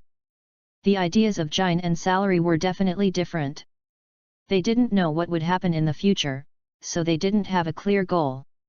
In short, staying in the Heavenly Temple for these days can be regarded as a complete change of the past life. In other words, it can be regarded as a disguised stabilization. Of course, this stability does not mean that they will stay in the Heavenly Temple. They did not leave the Heavenly Temple these days because there was no better place for them to settle down, and Talat decided to stay for a few days to get through these days, sort out their thoughts, and make all plans. In fact, it is possible to go to Vegeta to find Brief, but Talat simply waited for a few days in order not to disturb him from studying gravity equipment. It just so happens that he can continue to practice in the Temple of the Gods for a while, and then get some advice on practice from the gods Piccolo and Popo. Although the strength of the gods and Popo is very weak compared to them, they are definitely better than them in the practice of Chi and in some aspects of understanding. During the practice, Talat did communicate with the gods Piccolo and Popo, and learned some of their experience from the communication process, so as to make his understanding of Chi practice more in-depth. It was also these 10 days of contact that made the gods Piccolo and Popo have a deeper understanding of Talat and the other 2, and confirmed that the 3 did not have evil intentions. Although they still maintained a certain degree of vigilance, they were not as cautious as when they first met, and they had to be cautious in all aspects, fearing accidents. For 10 days, Talat was very surprised that the god Piccolo still helped to find Kakarot every day. In fact, even if he couldn't find it, Talat, Jine and Salary would not do anything to him. They would not force him. After all, he had no obligation to help them find it. With such deliberateness, Talat suspected that he had already found Kakarot, but just pretended not to find him and pretended in front of them. Talat didn't know what he was thinking. He couldn't guess his plan. But no matter what, it just suited his mind. As long as Kakarot's whereabouts were not known by Jin, then Jin would not disturb Kakarot's recent development. Speaking of which, Talat did think about whether to take time to pretend to go to Bayazai Mountain on Earth, and then see how Kakarot is now. It's impossible to say that he didn't sense it. After coming to Earth, Talat actually used breath perception to slowly cover the world, and finally found Kakarot's breath. The reason why he was able to confirm it was naturally that in his perception, Kakarot's breath was very close to Bardak's breath, and there was a very strong breath next to Kakarot compared to the Earthlings, which should be Sun Gohan. In fact, the breath of Scions is more or less different from that of Earthlings.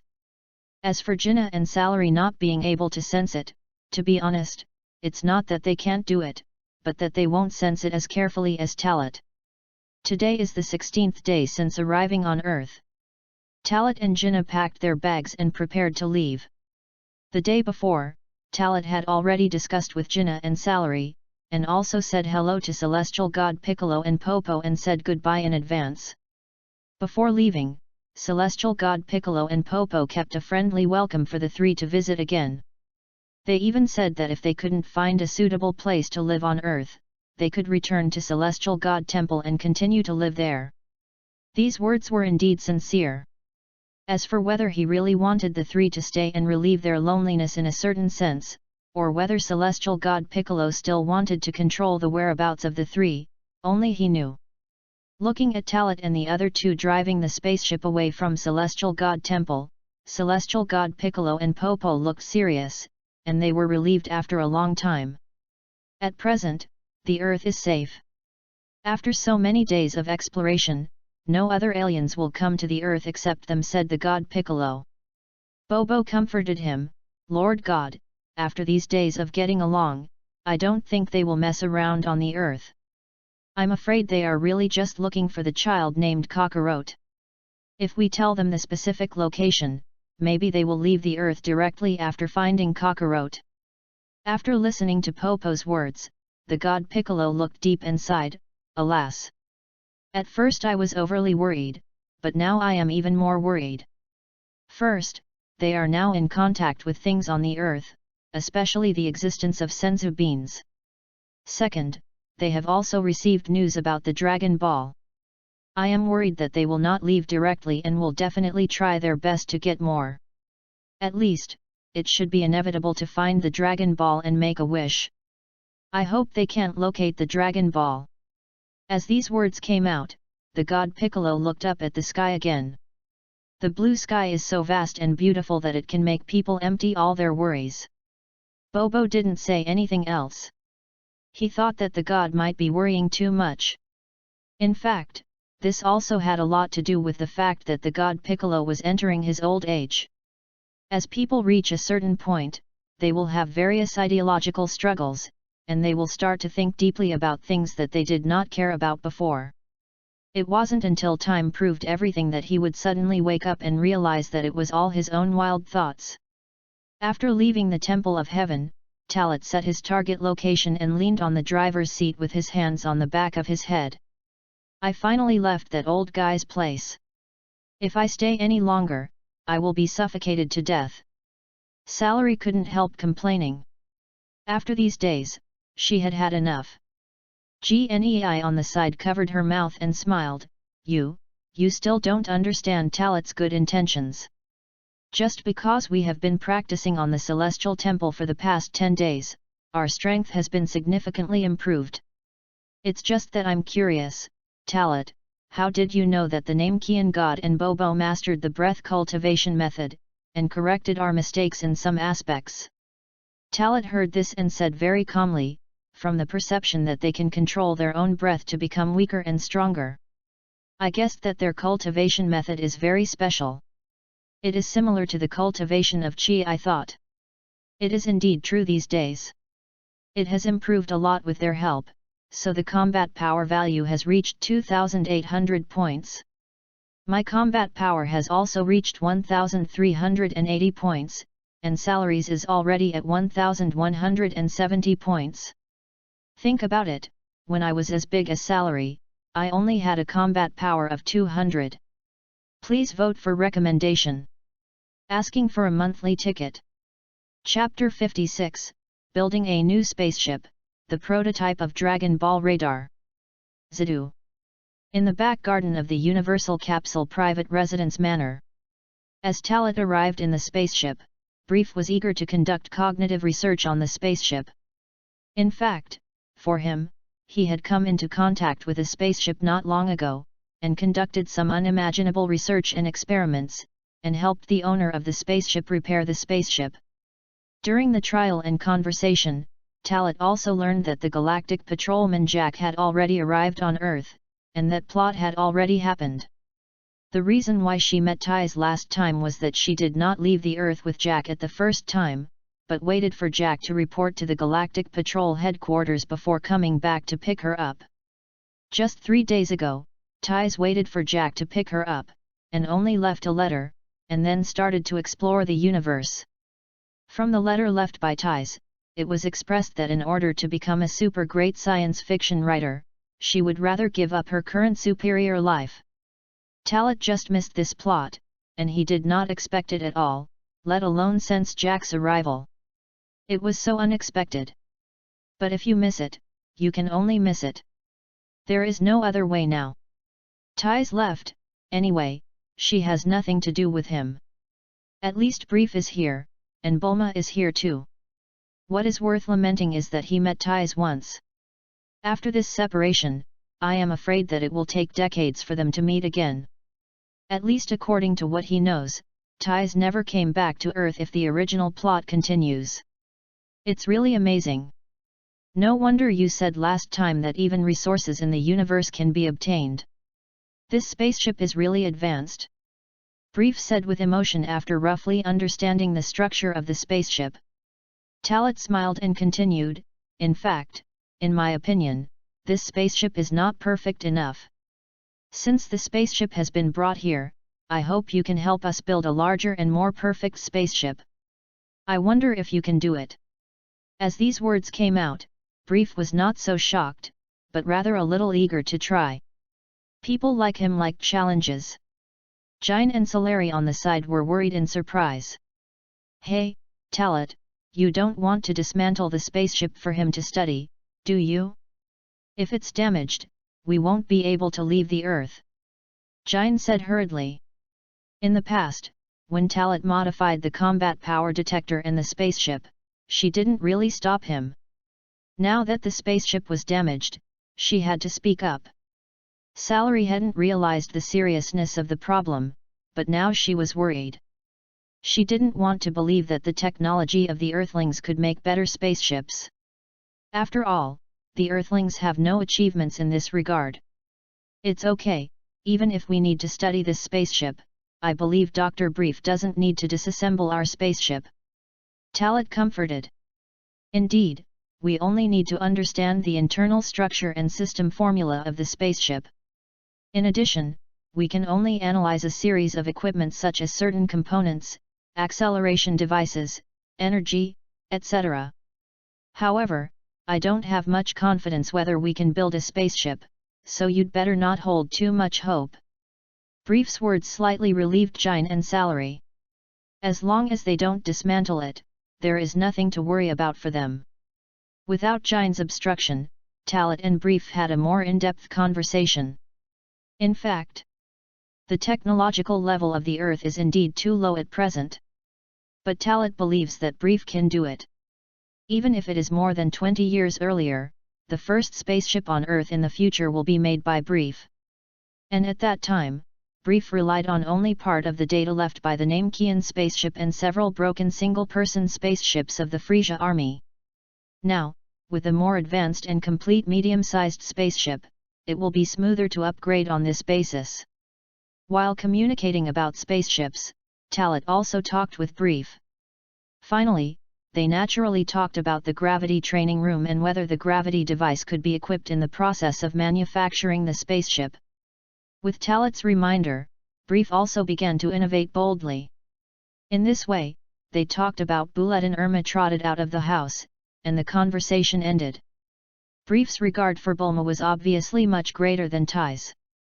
From Brief's introduction, it can be seen that although the eldest daughter is smart, she is not suitable to be a scientist, but the younger daughter is different. She likes various research and innovation.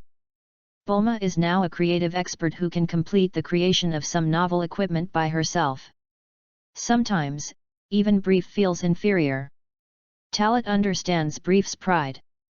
After all, a person who has been more than 30 years old in his past and present lives, how can he not understand the pride brought by the excellence of his children? Even if Talit didn't have a girlfriend in his previous life, let alone a child. Little Bulma was extremely happy because of the arrival of Talit and the other two. In particular, her good impression of Talit is far greater than that of ordinary people. It may be that Talit is really handsome, and he gives people the feeling of a sunny big brother, full of security. Fortunately, Celery didn't fight with Bulma like the first time they met. It was because of Jinnah that Celery became more mature, and she knew that her brother Talit would never be easily snatched away by other girls. However, they still didn't get along, at least they didn't talk much. There was no other way. Time must be used to lay the foundation for feelings. After living together for a period of time, things will naturally improve. So, this is the signal receiver you made, Bulma. Looking at the rough motherboard and small screen in his hand, Talit was surprised. Yes, big brother, just press the button on it, you can directly receive the special signal emitted by the Dragon Ball, and then display it on the screen. Bulma said with a smile. While talking, she tried it. Put the Dragon Ball on the table, then press the search button, and the signal feedback will soon appear on the screen. Isn't it the prototype of the Dragon Ball radar? Bulma is so talented that she made such an amazing thing so quickly, which also shocked and incredible Jinnah and Celery. The two girls' views on Bulma have also completely changed. Before, I just thought it was an exaggeration when I heard Brief say it, but now I understand it. Bulma, what is the detection range of this radar? Talit asked the most critical question. The little girl thought about it carefully, and then said, it is as big as 100 homes. As big as 100 homes? Talit was slightly stunned, and then felt a bit amused. It's really small. Even if it is as big as 100 homes, it's only this small range. So the equipment needs further transformation and development until it can detect the entire Earth. Chapter 57 Combat Power exceeds 3,500 points. Gravity equipment is successfully manufactured. The central part of the Great Plains of Zidu. This is an endless wasteland, with no grass growing in a radius of 200 miles. Except for some special animals that can adapt to life in the wilderness, human footprints will basically not appear here. Of course, normal people would not live in such a place, but there are also desperados, and even some bandits, who specialize in robbing passers-by in such places to make a living. Two roads cross each other, running east, west, north and south, with no end in sight. It is these two roads that connect to other towns hundreds of miles away. Deep in the wilderness, the sky is filled with wind and sand. As a shout rang out, the earth shook. Boom! A violent explosion sounded. A 100-meter-high rock mountain standing on the ground was directly shattered by a powerful force. At the same time, a figure quickly shuttled back and forth among the splashing gravel, exercising his reflexes and speed. He was none other than Talit. After arriving in Zidu, the three of Talit settled in Brive's home for a long time. And he practices extremely hard every day, no longer requiring all kinds of restraint and hiding as in the past. In this flash, nearly half a month has passed. Half a month is not long or short. Counting the day of arrival on Earth, a whole month has passed. It should be said that after coming to Earth, I feel much freer. Although there will be a lot of troubles when they first arrive on Earth, and they will even worry about what GNEI and Salary will think when doing some things. But as life on Earth gradually stabilizes, everything is moving in a good direction. All in all, both Talat, GNEI and salary have naturally changed themselves over time. In fact, it's because I have a new goal. Jinnah and salary came to the Earth with Talat.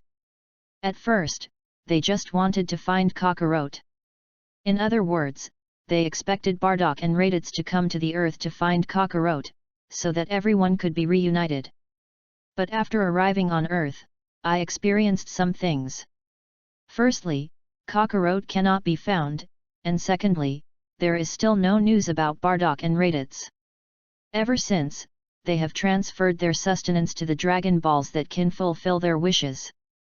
Although the other 6 Dragon Balls cannot be found yet, Bulma has now created a Dragon Ball radar that can detect 100 kilometers. As long as it continues to be improved, the Dragon Ball radar will definitely be able to detect the entire Earth. When the time comes, the Dragon Balls will be found. That's a piece of cake. Find the Dragon Balls to summon Shenron, and then let Shenron transfer Bardock and Raditz to Earth. As all the rock fragments fell to the ground, Talat's figure finally stabilized in the air. The dust below was billowing and messy, but it did not arouse any special emotion in Talat. It can be said that with his current strength, it is easy to do such a thing. Press the combat power detector, and as the beep sounds continue to sound, the last series of values appear on the mirror. Combat power, 3,500 points. Heaving a long sigh of relief, Talat gathered his breath. In half a month, the combat effectiveness has been increased by 700 points. On average, it will be increased by 50 points every day. To have this effect, he actually has to thank the old guy from God for helping him make some weight-bearing clothes. With the help of weight-bearing exercises, you can put more pressure on yourself, while stabilizing the foundation and making progress step by step. It can be said that scions need oppression in order to progress faster. Taro not only improves his combat power, but also improves his realm. In half a month, I have continued to accumulate, so that I can become stronger more smoothly in the future. With my current strength, I should be able to catch up with that guy Vegeta soon, right? Thought secretly in his heart, Talat used his current strength to compare with Vegeta. He doesn't know what level Vegeta's combat power is now. The only thing that is certain is that it should be at least 4,000 points. After all, more than 10 months have passed since he left planet Vegeta. At that time, Raditz once told him that Vegeta's combat power exceeded 3,000 points. So if it was 3,000 points when he left planet Vegeta, based on Vegeta's early talent, it has now increased by at least 1,000 to 2,000 points. Even if it can't compare to him, it should be more than enough than the other surviving scions. Of course, a certain legendary freak is another matter. Was not too entangled. After Talat completely relaxed, the combat power detector suddenly made a contact sound. The original communication function has been destroyed, but under Brive's modification, a new module has been added, which at least allows existing combat power detectors to communicate. After the contact was connected, Talat heard Brive's voice in his ears. In order to facilitate Brive's research, Talat gave the excess combat power detectors to Brive, hoping that he could make more advanced ones. What? Has the gravity equipment been completed? Didn't you say it will take a long time? Talat said unexpectedly. The next second, surprise came to my mind. He really didn't expect that Brive would get out of the gravity training room so quickly. Sometimes scientific research is like this. Either you are at a loss or you succeed suddenly due to a sudden inspiration. But overall, we have to thank the gravity regulating equipment in your spaceship. Of course, don't be too happy too early. The specific gravity equipment of this first generation can reach many times that of the Earth. It still needs to be tested, so you should come back quickly. Brief said. After hearing these words, Talat couldn't wait. He immediately told Brief to go back immediately, and the next second he burst into anger and went to Zidu. This place is not far from Zidu, of course, for Talat. With his flying speed, he returned to Zidu in minutes and arrived at Brief's private research institute very quickly. Jine and Salary were also there. They should have heard the news, so they were waiting here. Talat came back and chatted with them for a while. Then the three of them entered the specially made large practice room with Brief. In response to Talat's request, the space inside was as large as 4 basketball courts. Although Talat still felt it was small, it was quite difficult to make the room so large in this era. You have to think it through. The gravity test is not a joke. Do you really plan to do it yourself? Brief was still a little worried. After all, Talat is strong, but once the gravity reaches a certain level, it is extremely terrifying. It's okay. I think I can still withstand it, as long as it doesn't reach the level of hundreds of times in one breath. Talat said with a smile. Jine and Salary were a little worried, but they thought that the gravity of planet Vegeta is at least 10 times that of the Earth, so even if it is dozens of times the gravity of the Earth, it is only equivalent to several times the gravity of planet Vegeta. Talat's combat power exceeds 3,000 points, they know it. With this combat power, even if he can withstand a higher gravity multiple in one breath, his life will not be in danger. Please recommend. Please vote for the monthly ticket. Chapter 58 Test. 30 times is already so terrifying. After confirming, Talat stayed alone in the gravity room, while Jine and Celery went to the main control room next door with Brief. This place is isolated from the gravity training room and is not within the coverage of gravity. Brief can perform remote control here, and if there is any accident, he can also directly interrupt the operation of the gravity equipment. Are you ready? If you are ready, press the round button to turn on the gravity equipment, and then press the left button to reduce the gravity by half, and press the right button to increase the gravity by half. Brief conveyed to Talat through the radio. Hearing this, Talat nodded and quickly walked to the control console. It looks like an ordinary machine, with only a small display screen. There are no fancy buttons on the operating table. As Brief said, there is a start and stop button and 2 buttons to control gravity addition and subtraction. As Talat pressed the gravity start button, the display screen lit up and the gravity test officially began. Buzz buzz buzz. The sound of the machine roared, and the current gravity environment was displayed on the display screen.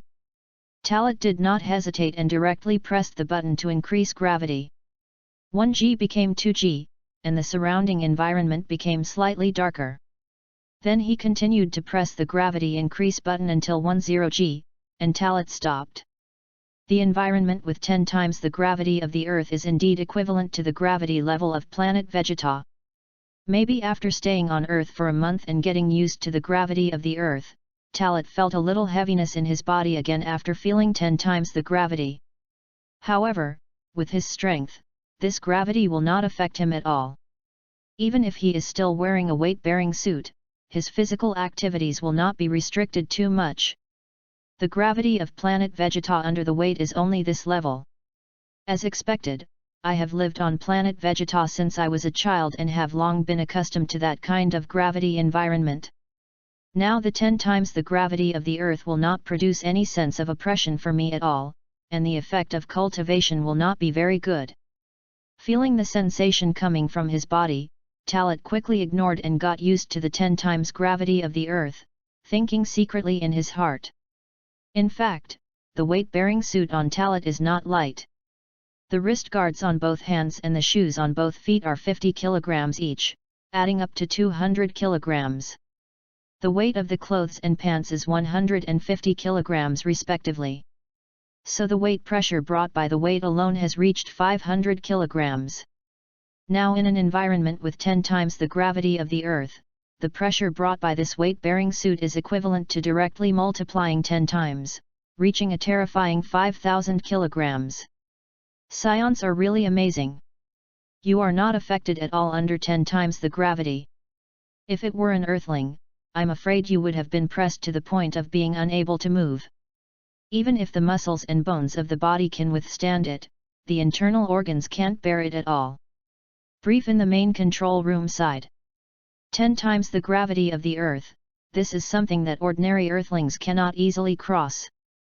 In Brief's understanding, even if there are powerful martial artists among Earthlings, it is impossible for them to be safe and sound like Talat.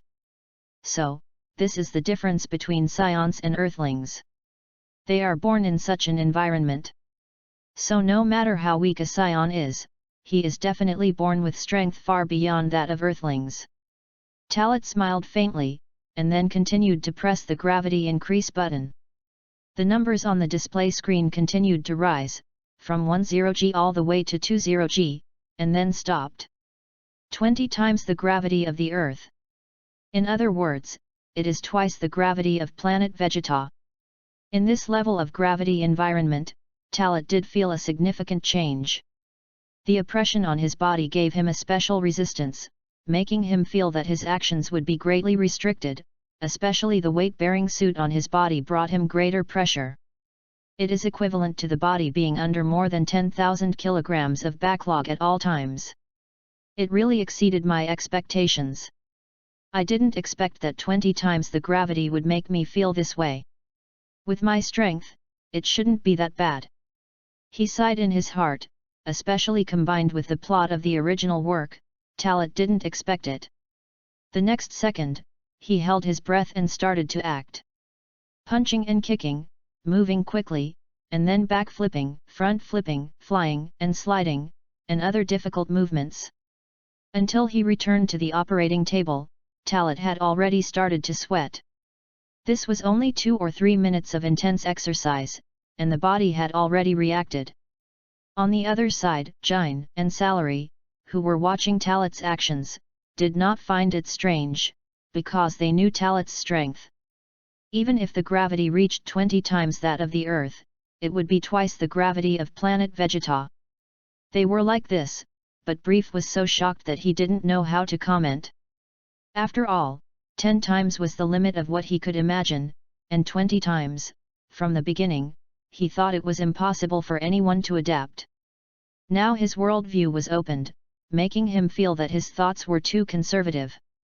Perhaps Talat could fully withstand the equipment's limit of 50 times the Earth's gravity. Buzz buzz buzz. As Talat increased the gravity again, the gravity training room was no longer the same as before, but the light dimmed.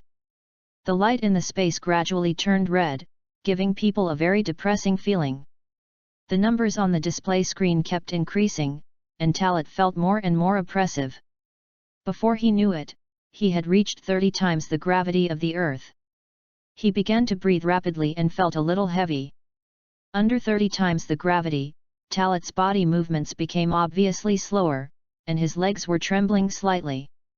It was not until he adapted for a long time that Talat was barely able to stabilize, and sweat began to slide from his forehead. This is 30 times the gravity environment. It's just 3 times the gravity of planet Vegeta.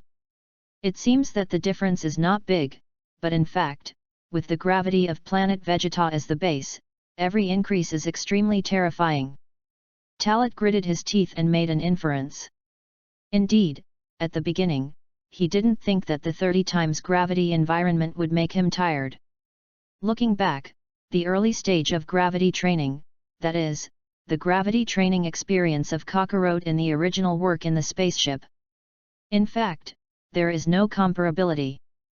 Because when Kakarot set out for Namek after recovering from his serious injury, his combat power level was at least over 10,000, or even 20,000.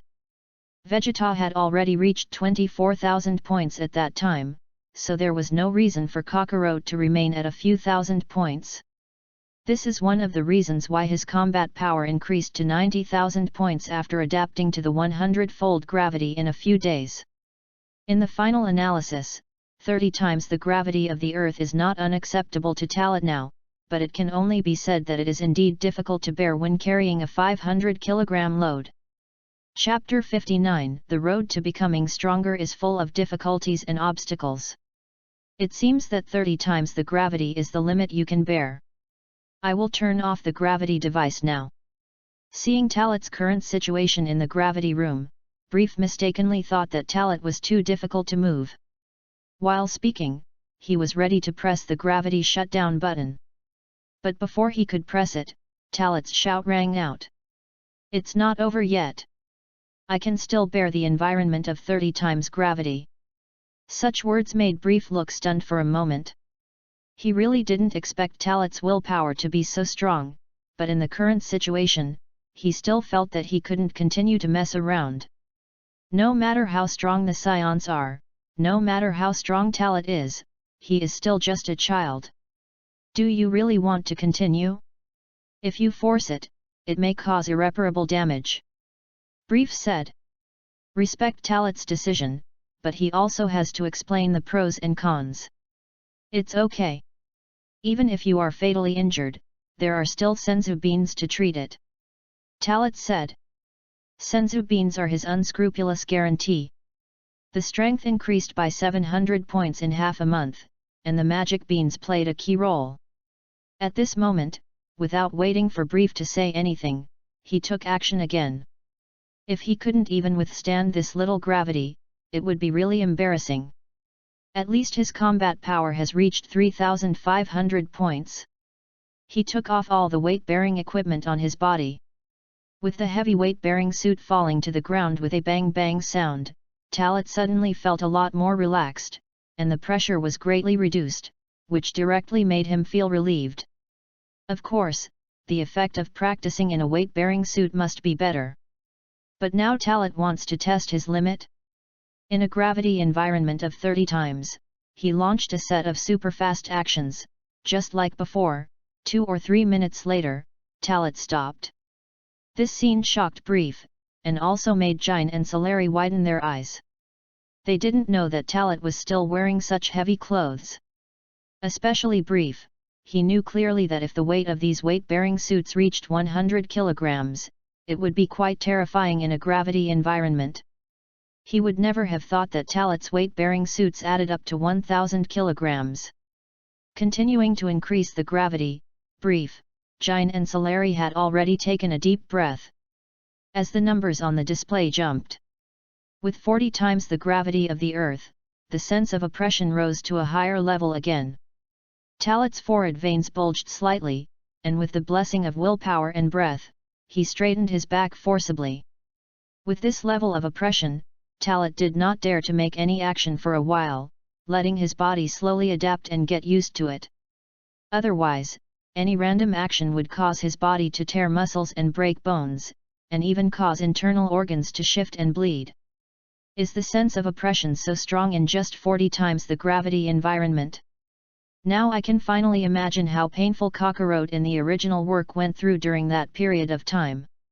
Under such circumstances, he continued to recover from serious injuries, so Kakarot could break through to that level. Talit was constantly sighing in his heart and made the most intuitive evaluation. The gap between 30 times and 40 times is too big. This is like a watershed. Before, I could move freely without constraints, but now I can only come slowly. To use a simple analogy, when the gravity is 30 times, it is like an ordinary person carrying 2 buckets of water and jogging. When the gravity is 40 times, it is like carrying 2 buckets of water and carrying a person weighing hundreds of pounds on his back. Let alone running, you have to be careful when walking. Now think about Vegeta, who came back from Namek in the original work and directly challenged the training of 300 times gravity. Even if Vegeta's combat power at that time was millions of points, Talit could imagine how terrible the load was. This also made Talit understand that without paying, there must be no gain. The reason why Kakarot and Vegeta are getting stronger is that they are always moving forward, never afraid of difficulties and obstacles, constantly breaking through limits and creating possibilities. The road to becoming stronger is full of ups and downs. If it is smooth and there is not even a stone on the road to hurt your feet, then this kind of strengthening is also extremely fragile. As a scion in this life, Talit has already made up his mind not to lose to anyone easily. The huge pressure also aroused his fighting spirit, making him more clear about his goals and knowing in which direction he should move forward. Supporting his heavy body, Talat slowly mobilized the energy in his body, waiting until the breath stabilized at a certain height, and finally started the next step. Continue. 40 times the gravity is not the limit, he also needs to feel higher gravity pressure. Without hesitation, Talat adjusted the gravity to 50 times. This scene made Brief, Jine, and Salary in the main control room clench their fists nervously. They saw Talat's situation and knew clearly that Talat was already struggling at 40 times, and now 50 times, it was completely messing around. Time passed by minute. Talat endured the absolute pressure brought by 50 times gravity. Although he could only move with great difficulty under this gravity, he knew the difference between 50 times gravity and 40 times gravity. Another watershed. At least in his current situation, it was absolutely difficult for him to adapt to 50 times gravity in a short period of time. This seems to be only 5 times the gravity of planet Vegeta, but in fact it is so terrible that it is impossible to move unless the combat power reaches more than 5,000 points.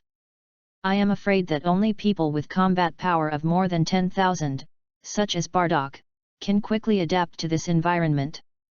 After a long time, Talat turned off the gravity device. If there were higher 60 times or 70 times, he would like to try. But the current limit is 50 times. But 50 times is enough. It is more than enough to improve his strength in a short period of time, stabilize the foundation and accumulate potential. With the closure of the gravity device, the environment in the gravity training room changed back. All the pressure dissipated, and Talat breathed a sigh of relief. The door of the main control room opened, and Jine and Salary hurried over to ask about Talat's current situation. Seeing Talat eating the senzu beans to recover, Jine said with a serious face, "Don't mess around like this next time, Talat. If you really get into trouble, what should Salary and I do in the future?" Such words obviously regard Talat as the backbone. "Don't worry, Aunt Jine, I know what's going on." Talat smiled and said, looking at Salary, "Okay, I'm fine, right? The test of the gravity device will help us to become stronger in the future. Our strength is too weak, we must become stronger faster, only with enough strength can we be fearless of any threat. Please recommend. Please vote for the monthly ticket." Chapter 60 Collecting Cosmic Minerals. Jinia and Salary join the practice. Honestly, what happened today is beyond my imagination. There are people in this world who can withstand 50 times the gravity. Thanks to your test this time, I got very valuable data. As long as I have 1 or 2 days, I can perfect this gravity device. However, if you want the device to reach a higher gravity multiple, it will be difficult to complete in a short time. As the gravity test ended, Brief said with emotion. After hearing his words, Talat did not pursue too high. At least 50 times the gravity is enough for him to use for a while. 50 times the gravity is enough for the time being, but when the spaceship is developed, I still hope that you can continue to study to increase the gravity multiple. I don't ask for thousands of times, but at least more than 100 times. Talat said. Brief's ability is actually amazing. How long has it been? Not to mention this era. After listening to Talat's words and experiencing this gravity test, Brief began to accept the upper limit of gravity. Nodding to indicate that there is no problem, Brief thought of something and said, "Before making a spaceship, you have to do me a favor. When studying your Scion spaceship, I found that the materials used in the internal structure of the spaceship are very special. There are no similar materials on the Earth, but I found some space minerals with a high degree of similarity, and I need you to bring them back from the universe." Hearing this, Talat nodded without hesitation. "No problem, as long as we can make a more advanced large spaceship, I can find a way to get the same materials." "That's not necessary, and I think it might be better to use the materials I choose instead," Brief replied. Soon, several people walked out of the gravity training room while talking. At this time, Jine and Salary had changed their views on Brief. They just followed, without saying a word, just listening to Brief and Talat communicate. In the past, they were worried that Brief would be as unreliable as the god Piccolo, but now Brief has completed the gravity equipment in such a short time. Although the spaceship is more complicated, Jine and Salary began to choose to believe. Just like that, another 2 days passed. According to Brief's request, Talat drove the spaceship alone to the universe to find the rare minerals he needed. Jine and Salary wanted to follow, but Talat refused and asked them to stay on Earth. It was a small matter, and it required action in the universe, with on the contrary, it would be inconvenient for Jinna and Salary. Of course, I feel relieved that they are staying alone on Earth because they have been together for half a month, and I am sure that Jinna and Salary will not mess around because of a little bit of unhappiness. It must be said that after coming to Earth, especially living in Zidu, Jinna and Salary will inevitably have some small tempers in life. At the beginning, they were guided by Talat to suppress their tempers. Gradually getting used to the life of Earthlings, they also accepted their current life. At least the appearance of Earthlings is no different from that of Scions, and life on Earth is very comfortable, without the cruel system of the survival of the fittest like Scions, so the comfortable days have corroded their competitive hearts. Not to mention Jinna and Salary. Brief once again broke Talat's his original cognition, he is really a super genius. The original work overemphasizes Bulma's genius IQ, but in fact, Brief is the real super genius. As long as he is given a certain concept, he can be infinitely magnified, even in this era. Looking back at the original work, in fact, many of Bulma's scientific research were carried out under Brief's guidance. Take the portable universal capsule, for example, which is not necessarily something that exists in later generations. In order to allow Talat to bring back enough cosmic ores, Brief specially developed this prop. It belongs to space storage technology, similar to the space ring, but the medium has become a universal capsule. As long as it is used on a certain item, the space capsule has enough space to accommodate the item in the capsule. That is, with this prop, Talat's collection process is simple. There were a lot of orders, and in 2 days, the required quantity given by Brief was exceeded. After returning to Earth, the required materials were handed over to Brief, who had also completed the final stability test of the gravity training room. The previous gravity equipment was already ready for use, but there were many hidden dangers, especially that it could not be turned on for a long time. Now with the addition of various components, such as heat dissipation, backup processor system, etc., the gravity equipment can be operated for a long time, and there is no problem in not shutting down for 10 days and 10 nights. Gravity training can be carried out normally, and Talat can't wait to enter it. Because Talat has been pursuing strong strength, Jine and Salary also have the desire to become stronger. As Talat said, only when one's own strength is strong enough can one control one's own destiny. Talat will not object to the joining of Jine and Salary. Although it will slow down his training progress in a sense, in some aspects, they can also bring him more rigorous training. After all, practicing by oneself to improve strength is one of the methods. If someone helps under this premise and gives him more pressure, his progress will be greater. Let's start with 10 times the gravity. Let's adapt to the gravity of planet Vegeta. Aunt Jinna, Salary, you all get ready. After speaking to Jinna and Salary, Talat got their nods and then directly activated the gravity device. As the number on the display screen turned to 10 Guaranis, the gravity in the room reached the level of planet Vegeta. The 10 times gravity of the Earth also made Jinna and Salary feel like they were back to planet Vegeta. For them, although they were used to the gravity on Earth, the gravity of planet Vegeta was also engraved in their bones. In addition, their strength was constantly improving, so even if they were not used to it at the beginning, it would not affect them. Sure enough, the gravity of planet Vegeta can give me a sense of solidity, and the gravity of the Earth always makes me feel light. Jinna said with emotion. Salary had different ideas in this regard, because she liked this very relaxed feeling. After getting used to it for a while, Talat began to increase the gravity value. Until the gravity reached 20 times, Jinna and Salary's faces changed slightly. For them, they could clearly feel that their bodies were much heavier. However, 20 times the gravity was also within their tolerance range. If they couldn't even do this, then Jinna and Salary were too weak. After all, this was the lowest limit set by Talat. If it was less than 20 times, even if he was still wearing 500 kilograms of weight, the effect would not be very good. Chapter 61, Improvement like a cheat, Day after day. Practice has officially begun. In an environment with 20 times the gravity of the Earth. Whether it is for Jine and Salary, or for Talat who is wearing a weighted suit. Simply put, not too much, not too little, just right. In fact, Talat underestimated Jine and Salary's ability to adapt.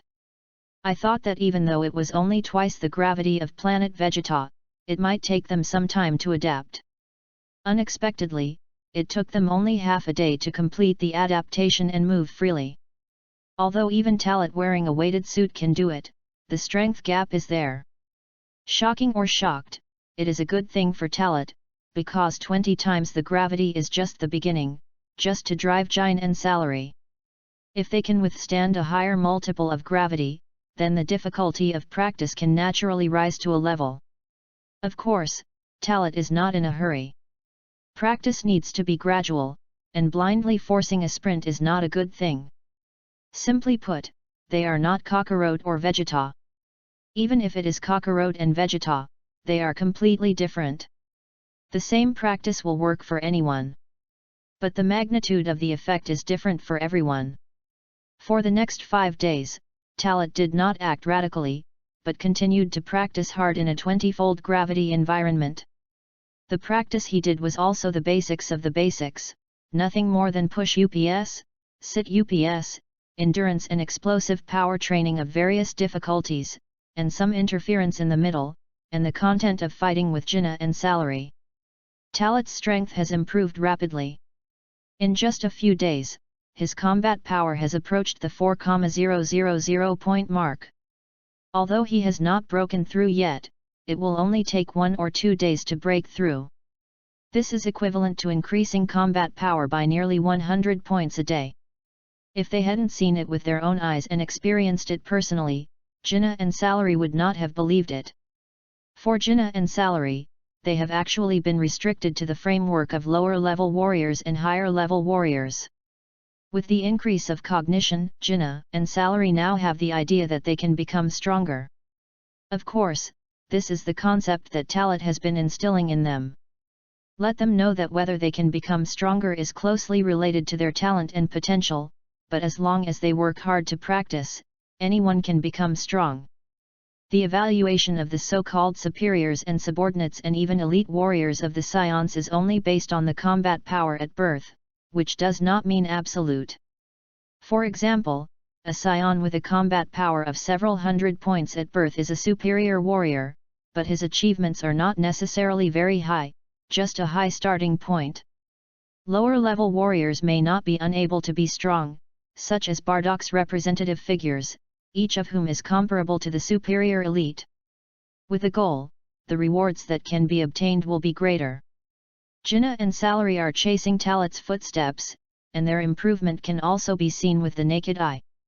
Although not as outrageous as Talat, Jinna's combat power has also increased by 120 points, to 1,500 points.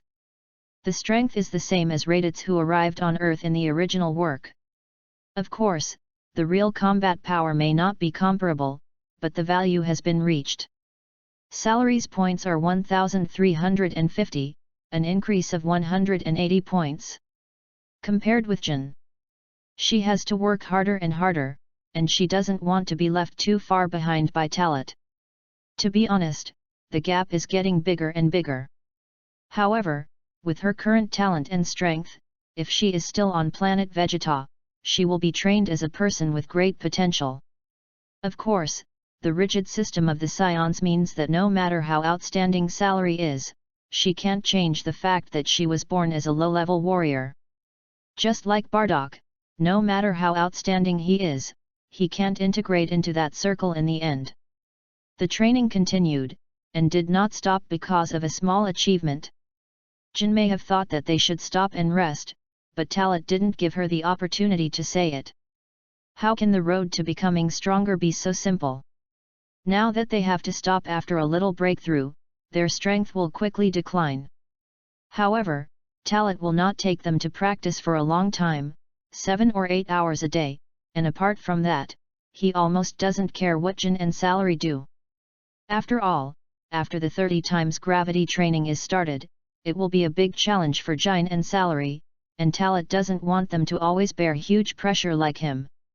As for him, after 10 hours of gravity training every day, he will practice Qi to consolidate himself.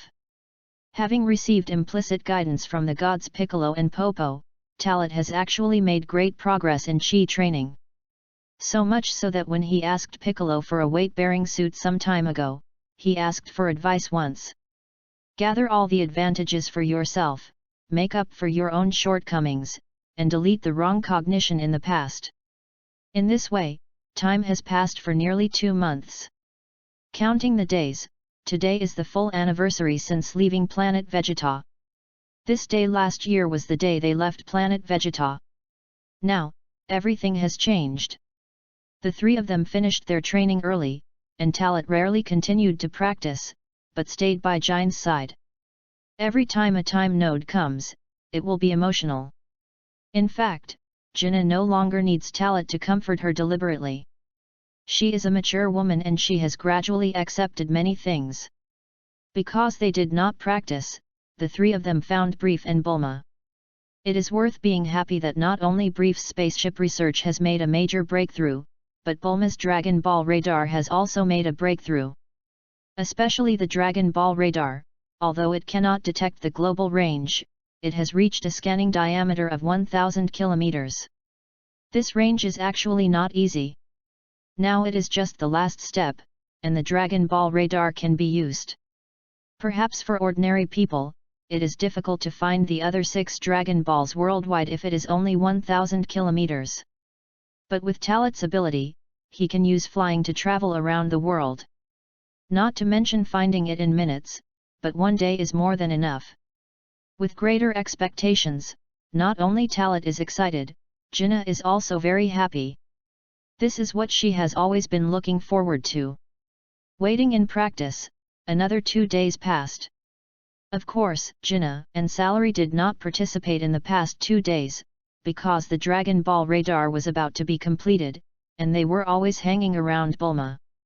In the gravity training room, the display screen showed a value of 50 guaranis. 44.97. 44.98. 44.99. 5,000. With the last suppressed sound coming out of his mouth, Talit turned over directly and lay on the cold ground, gasping for breath. It must be said that the weight training under 50 times the Earth's gravity made him feel extremely tired even though his combat power reached 8,000 points. If it were not for the support of senzu beans, it would be impossible to maintain it for a long time. P.S. Brothers, please give me some data. Monthly tickets, recommendation tickets, rewards, otherwise the new book list will be beaten down. Oh. Please recommend. Please give me monthly tickets. Chapter 62, The First Generation of Dragon Ball Radar. Searching for Dragon Balls. 8,000 points of combat power. Today, Talit already has the strength of Sun Wukong who returned from the North Kai King planet in the future. Of course, it is only the normal combat power index that is equivalent.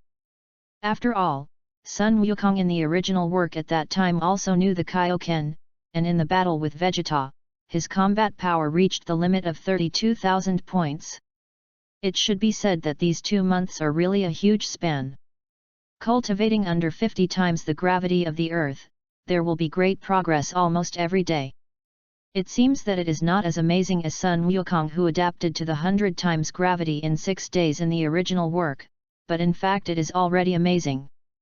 The first is the age problem and physical condition. Talat is only more than 6 years old and it is impossible to compare with Sun Wukong at that time. The second is the strength problem. The gap is too big, and coupled with the different training methods, Sun Wukong was forced to exceed the limit by the high pressure of the situation, and recovered from several serious injuries, while Talat was gradual and stable. In fact, if Talat wants to break through more, he also thinks he can. He only needs to eat senzu beans to recover after a serious injury once, and the combat value should exceed 10,000 points. However, instead of doing this at this time, it is better to continue to stick to your own ideas. When the time is right, when you are old enough and your body has developed to a certain extent, then you will have a real breakthrough. Brother Talat, Bulma's Dragon Ball radar is complete. Suddenly, a shout came from the radio. Talat just breathed a sigh of relief.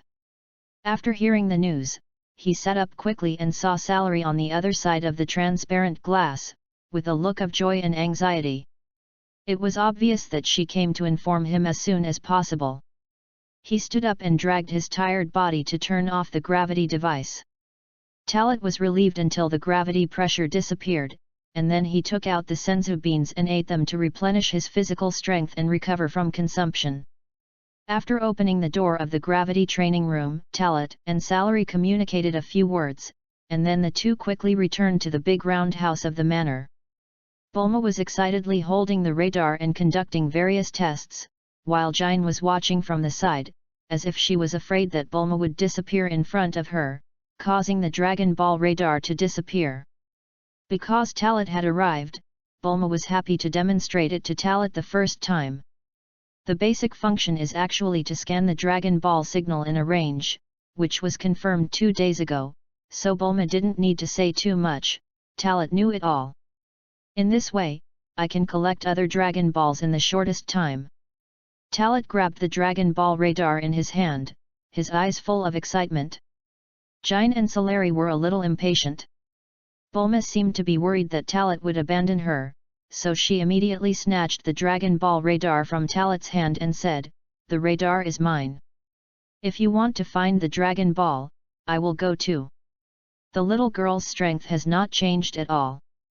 However, Talat really can't take her with him to find the Dragon Ball this time, otherwise the speed will be too slow. Moreover, Talat had already thought that even Jine and Salary could not follow. After all, the 4-star Dragon Ball involves Son Gohan and Kakarot of Bayazai Mountain. Before he was sure that Kakarot's head was hit, he was still firm in his thoughts. Talat knew too well what kind of person Jinnah was. "I may disappoint you, Bulma. I really can't take you with me when I look for the Dragon Ball this time. The scanning range of the Dragon Ball radar is still too small. If it can cover the entire world, we can determine the target location, and then I will take you to find it slowly. But first of all, no one can guarantee that the Dragon Ball is waiting for us to take it in a fixed location. Secondly, if we take you with us, the flying speed will be too slow, and the difficulty of finding it will increase," Talat said. This is to comfort and also to tell Bulma some facts. Although Bulma is young, she understands the truth. It's just that she has been spoiled since she was a child and thinks that everything should be done according to her will. When Bulma heard this, her eyes were red and tears were about to come out. "Talat, the Dragon Ball radar was made by Bulma anyway. She spent a lot of effort. Without the Dragon Ball radar, we wouldn't even have a chance to find the Dragon Ball. So since Bulma asked to go with us, why don't we take her along? It'll just be slower." Jine has already established a good relationship with Bulma during these days of getting along. To her, Bulma is very cute and a very smart girl. Although she is from Earth, it doesn't stop her from liking her and treating her as a relative. "That's right, Aunt Jine still loves me." Bulma hugged Jine, as if complaining. Salary on the side couldn't help rolling her eyes. Talat said directly to Jine, "It's not that I don't want to take it, but it will be faster for me to find the Dragon Balls alone. It only takes 1 day, and I should be able to travel all over the earth to find all the Dragon Balls." "One person? Brother Talat, you're going to find it alone. Solari exclaimed. This is leaving them out as well. Jinnah seemed to understand what Talat meant. According to what you said, it would be faster for you to go alone. With your current strength, it won't take too long to go around the earth. Talat nodded. I know, Bulma, you just want to go out for adventure. When there is a chance in the future, I will take you there, okay? Or, you can let Aunt Jinnah and Celery accompany you to other places on the earth. Talat's words touched little Bulma's heart. The current Bulma is definitely different from the 16-year-old Bulma in the future. The reason why she needed the Dragon Ball to make a wish in the original work was, firstly, her yearning for the legend, wanting to know the truth, and secondly, she wanted to use the wish to get a perfect Prince Charming. How old is she now? What she pursues is naturally just to satisfy her curiosity about the unknown. Well, okay. Bulma thought for a moment, and then gave the Dragon Ball radar to Talat again. It won't take too much time. I will come back as soon as I find the Dragon Ball. Talat said again. Jin nodded, and Bulma had accepted this arrangement. Celery was a little embarrassed and said, why don't you take me with you, Brother Talat? I can catch up with Brother Talat and won't cause any trouble. After hearing this, Talat raised his hand and touched her little head. You should stay with Aunt Jin. Finding the Dragon Ball is not an interesting thing. After a few perfunctory words, Talat said a few more words to Jin and Celery. After that, he asked Bulma for a backpack and left Zidu. In fact, it is not particularly difficult for Talat, who still remembers the original story, to find the Dragon Balls. It is just that the timeline is now 10 years before the original story, and there are several Dragon Balls without Dragon Ball radar, so it is really difficult to determine the exact location. The only ones whose exact locations are known are the 4-star Dragon Balls in Baizai Mountain, the 7-star Dragon Balls in Bull Demon King's place, and the 3-star Dragon Balls that Master Kame picked up at the bottom of the sea 100 years ago. Chapter 63 5-Star Dragon Ball. We finally meet. Starting from the West Capital, heading eastward. Every few hundred to 1,000 kilometers, Talat would use the Dragon Ball radar to confirm whether there was a signal from the Dragon Ball within the range. The original intention was to follow the map he knew to go to Baizai Mountain to get the 4-star Dragon Ball and meet Kakarot and Son Gohan at the same time. Although it is not certain when Kakarot hit his head in the original work, any time period is possible. To put it bluntly, in fact, the initial belief was that this happened 1 or 2 months after Kakarot was picked up by Son Gohan. Now it has been dragged to this point in time, and it has been more than 3 months since he came to Earth. In other words, it has been half a year since Kakarot arrived on Earth. Go all the way forward. After more than 10 minutes, and I don't know how many times 1,000 kilometers have passed, the Dragon Ball radar suddenly showed a signal from the Dragon Ball. This direction should not be Baizai Mountain. From here, go east for about 2,000 kilometers to the location of Baizai Mountain. This location, if correct, should be considered the north of Baizai Mountain. North, right. In the original work, the first Dragon Ball that Bulma found with the help of the Dragon Ball radar seemed to be the 5-star star in the valley in this direction. With an idea in mind, Talat burst out his anger and went in the direction indicated by the Dragon Ball radar. Unknowingly, Talat crossed thousands of kilometers and came to the mountains in the east and north, and a long and narrow valley appeared in front of him. Descending from the sky, the scanning range of the Dragon Ball radar was accurately reduced to 100 meters by Talat. This is the limit after minimization. Bulma has been committed to expanding the scanning range and has never thought about accurate to meters. It is quite difficult to find within 100 meters, but Talat also has a way, because he brought Bulma's 2-star Dragon Ball. The Dragon Ball will resonate and emit light when it is very close, so even if it is 100 meters, it can be found quickly. Wandering in the valley, Talat also encountered some mountain spirits and monsters. There are many such creatures on the earth of this era, especially in the eastern mountains. In the final analysis, it is that the stronger beasts suddenly become enlightened and have an IQ that is not inferior to that of humans. Of course, they are all ants to Talat. Even if the combat power is nearly 10 points, or even higher, it is only strong for the Earthlings. After finding the 5-star Dragon Ball on a desert, Talat did not stay for long and flew away directly. With the Dragon Ball in hand, the next step is to go to Bayazai Mountain. At the same time, in the Temple of the Gods, the God of Heaven, Piccolo, is looking worried. He really didn't expect that the Dragon Ball radar was really made by the Earthlings, and it was made by a girl who was only 5 years old. Originally, he still thought that this was fake, but now seeing Talat directly cross half of the earth to find the 5-star Dragon Ball, he had to believe it. Lord God, if this continues, Talat will soon find Bayazai Mountain and meet the child named Kakarot. Bobo said beside the God of Heaven, Piccolo. It has been concealed until now, and now because of the search for the Dragon Ball, Talat will find Kakarot. God Piccolo sighed, sometimes it's true that one wrong step leads to another. Mr. Bobo, do you think I should have told them about the child earlier? God is also thinking about the earth. If it weren't for these few months of observation, no one can be sure what kind of aliens Talat and his friends are. Bobo comforted. God Piccolo nodded. He was just looking for balance. He felt uneasy because he lied and deceived Talat and his friends. When time proved that all his original vigilance and caution were just his own overthinking, he would feel guilty. I hope they won't make excessive wishes.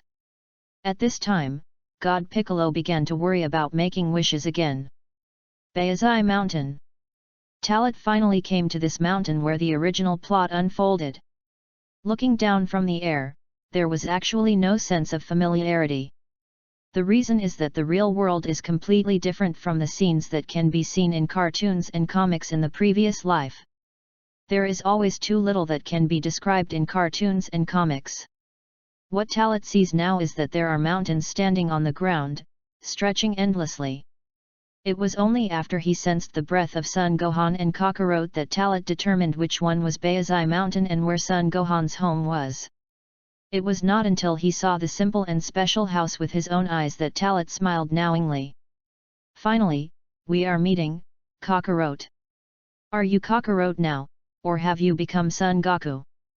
With a sigh in his heart, Talat quickly fell from the sky and finally landed on the open space in front of the house. Inside the house, Son Gohan seemed to have noticed something, walked out of the door, met Talat and looked at each other. It's really strange. I have never had outsiders here. Half a year ago, a baby suddenly came, and now another child has come.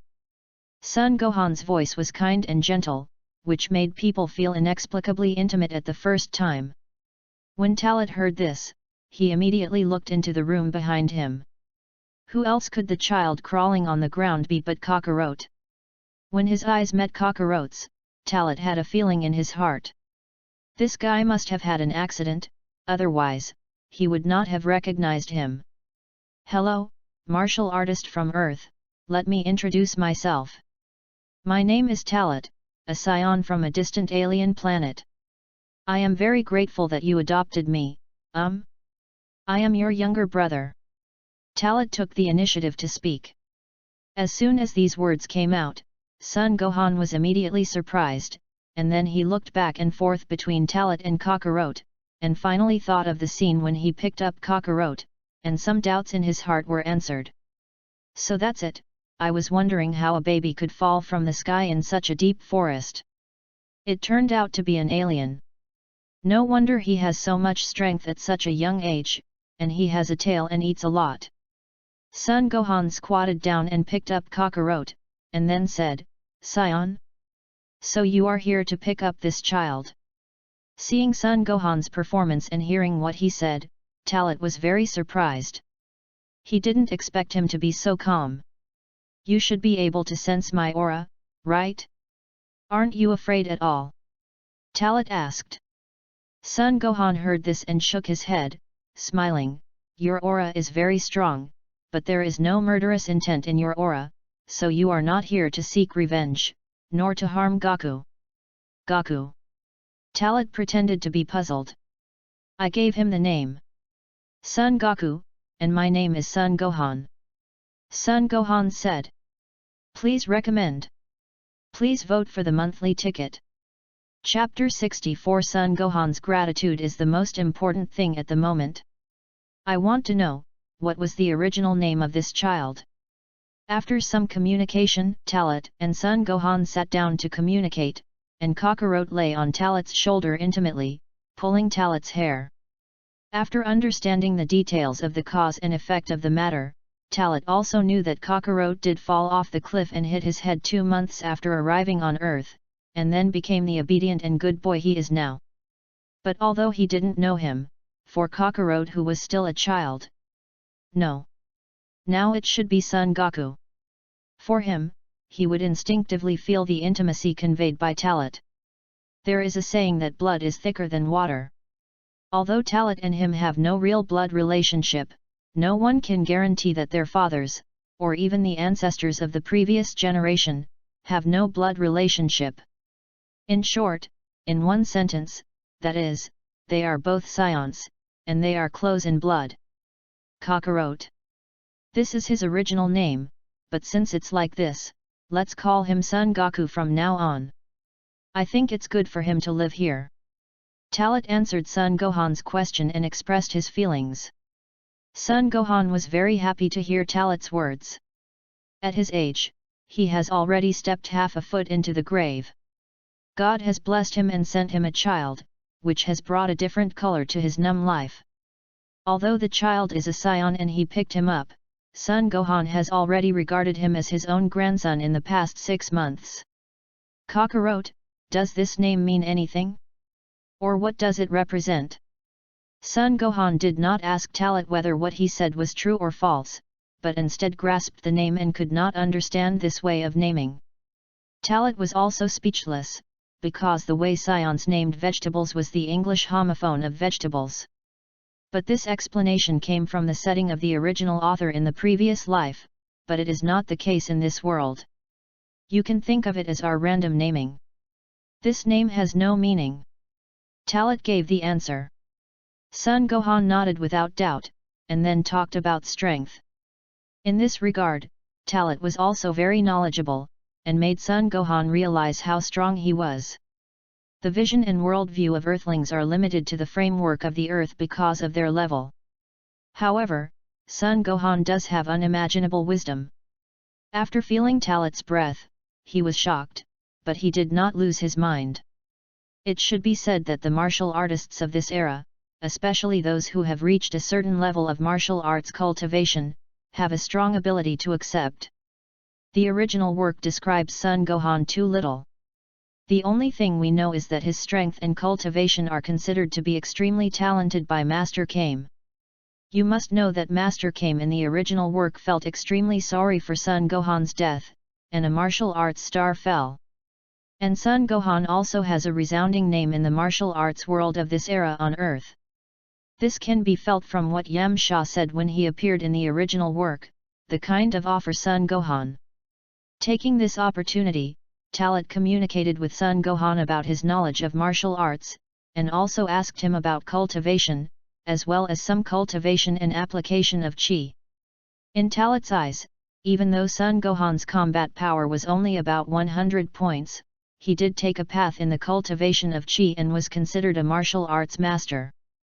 Thank you for your advice, let's stop here today, I still need to find other Dragon Balls. I will ask you for advice next time we meet. Talat said as he stood up and prepared to say goodbye.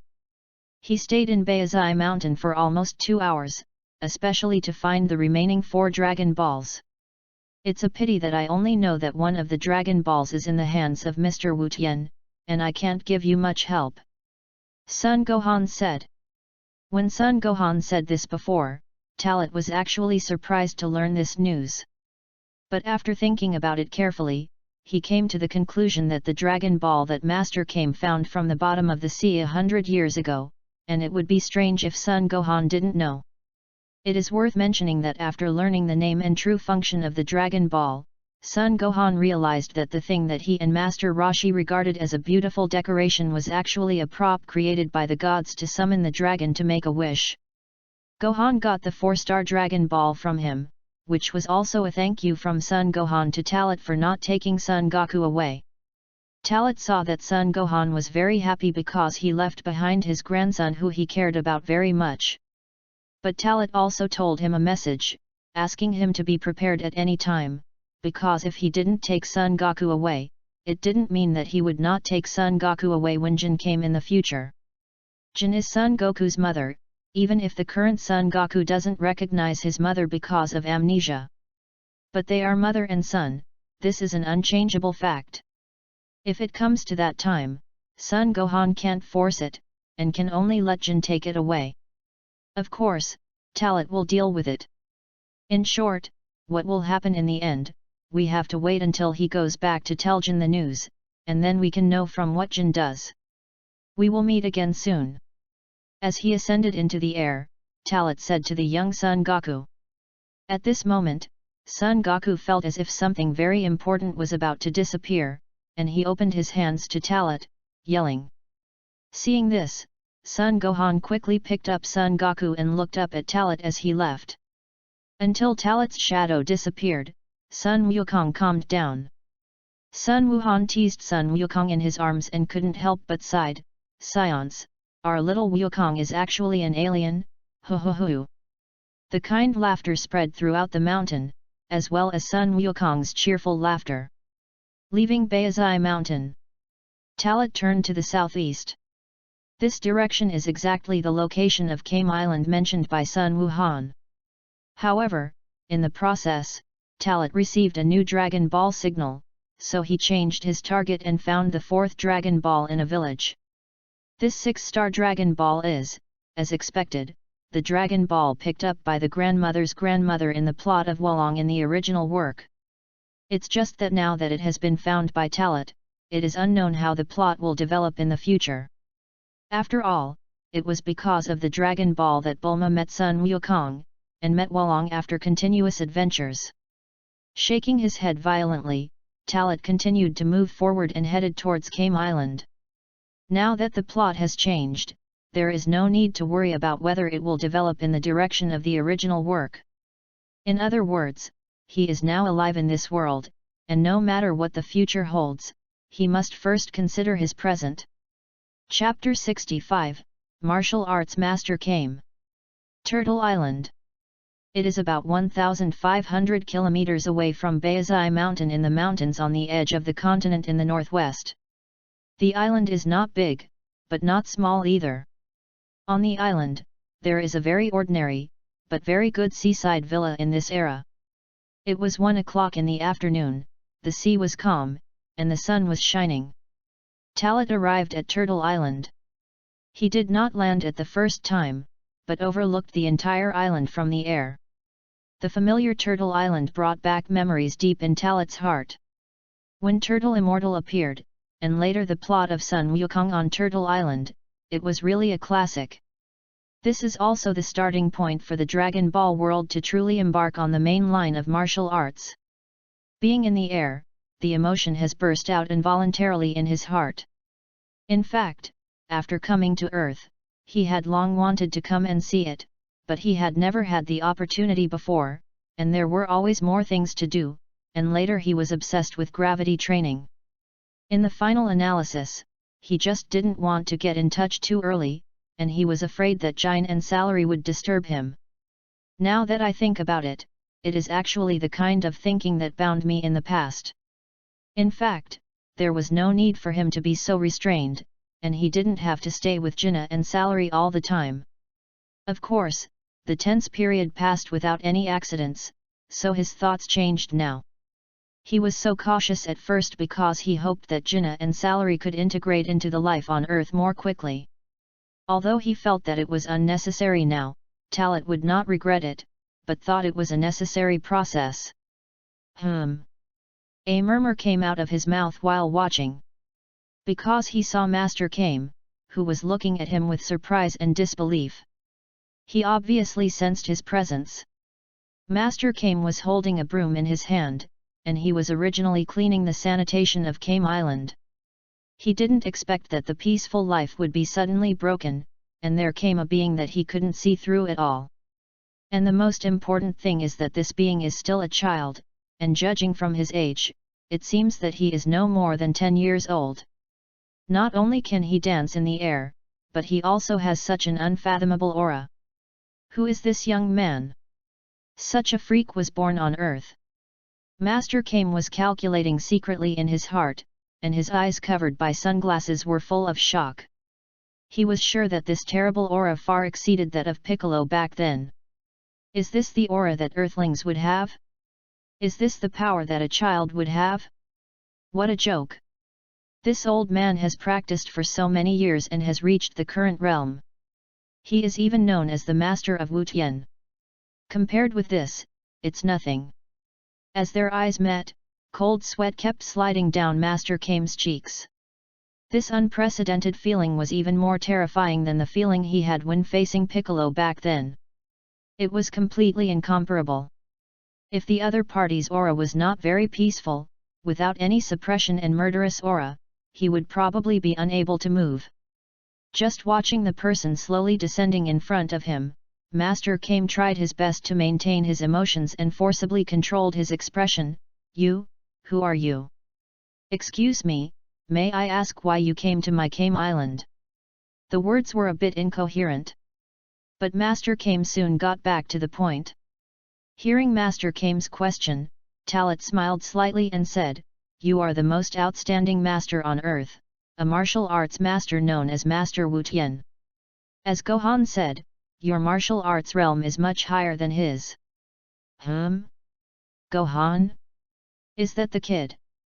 Master Kame heard the familiar name, and pictures kept appearing in his mind. He hasn't seen Gohan for many years. Talat saw that he was thinking about it, and immediately introduced himself. "Let me introduce myself. I am a scion from outside the earth. I came to earth and happened to be looking for something. I just met Gohan. He told me that you have the same thing, so under his guidance, I came here." After speaking, Talat took out a 4-star Dragon Ball from his backpack, and the meaning was clear.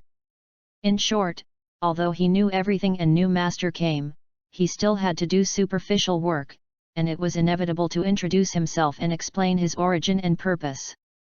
Outside the earth? So it's an alien?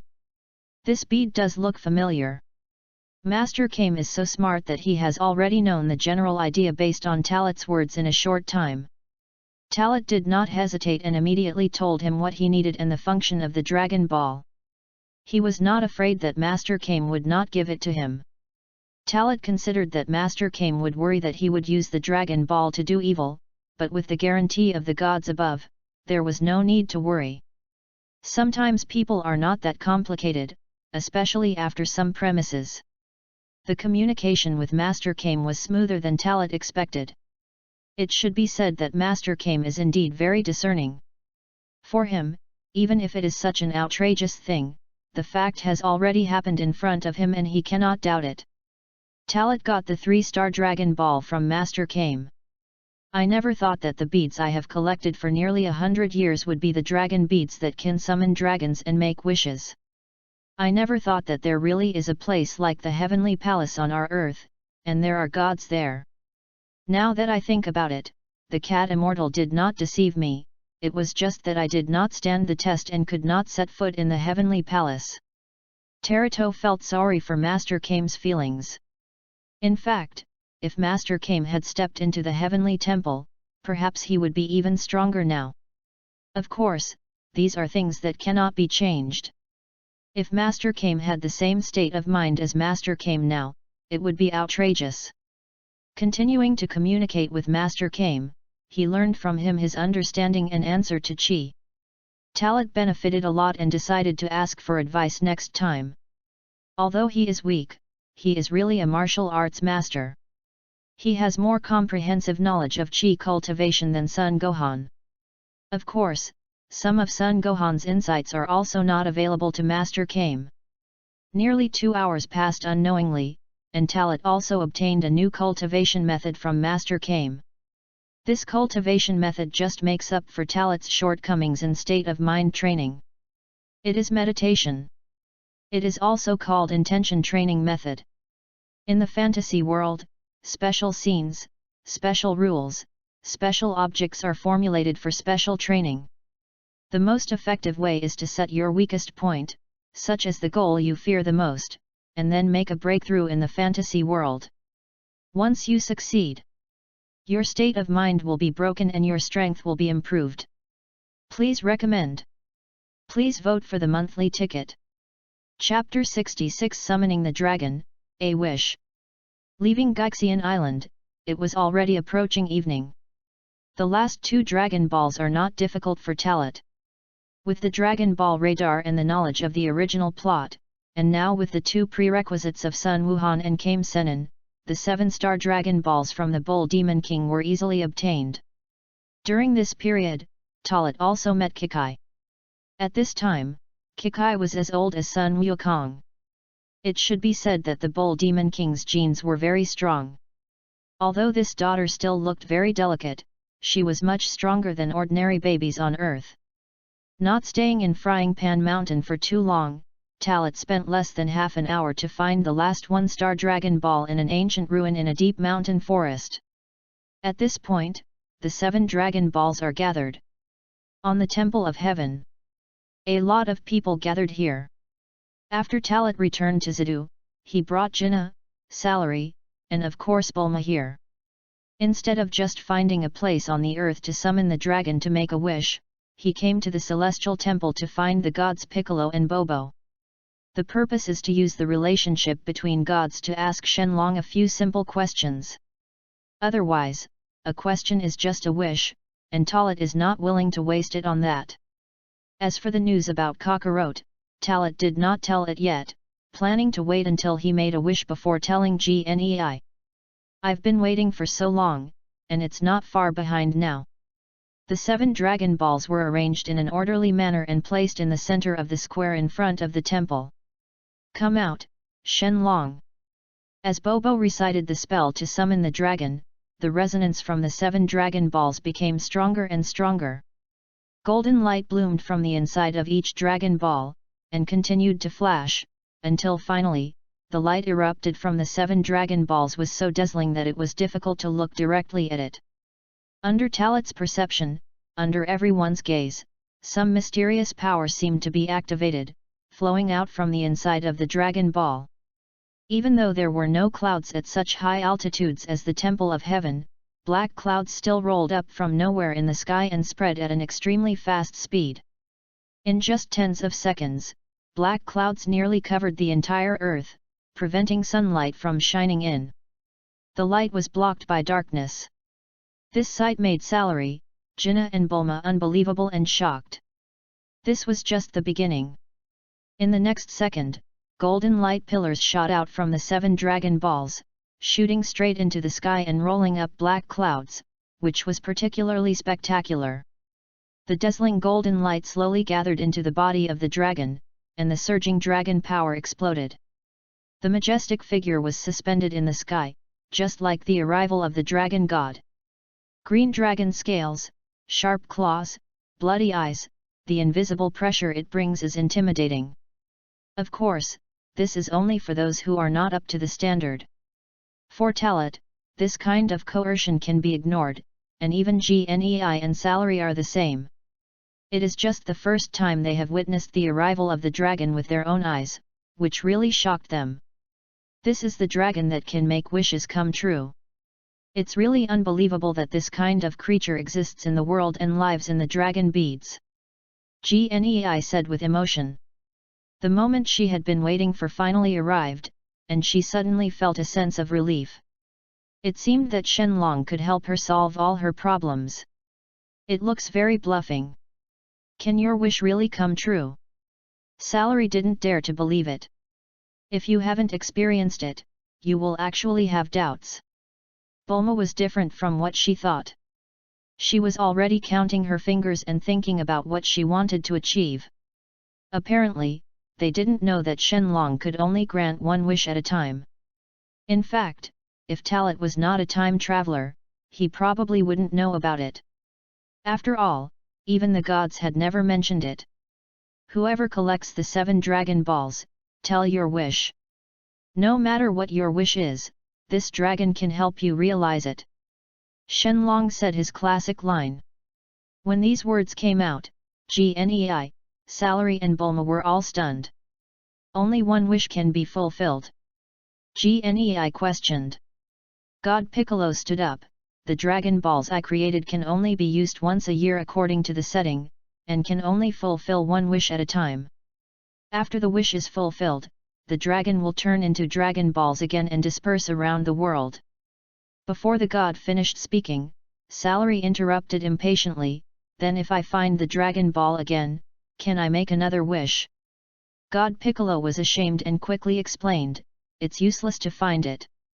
Once the wish is over, the Dragon Ball will turn into stone and the dragon can no longer be summoned. Then all the wishes I thought about can't be realized. Bulma was a little disappointed. When she was still young, she only thought that all her wishes would come true after summoning the dragon. Now that she has received this result, how can she accept it if she is still immature? However, Bulma appears to be cute and self-centered, but in fact she is not really unreasonable. At this age, she is already a good girl who considers others.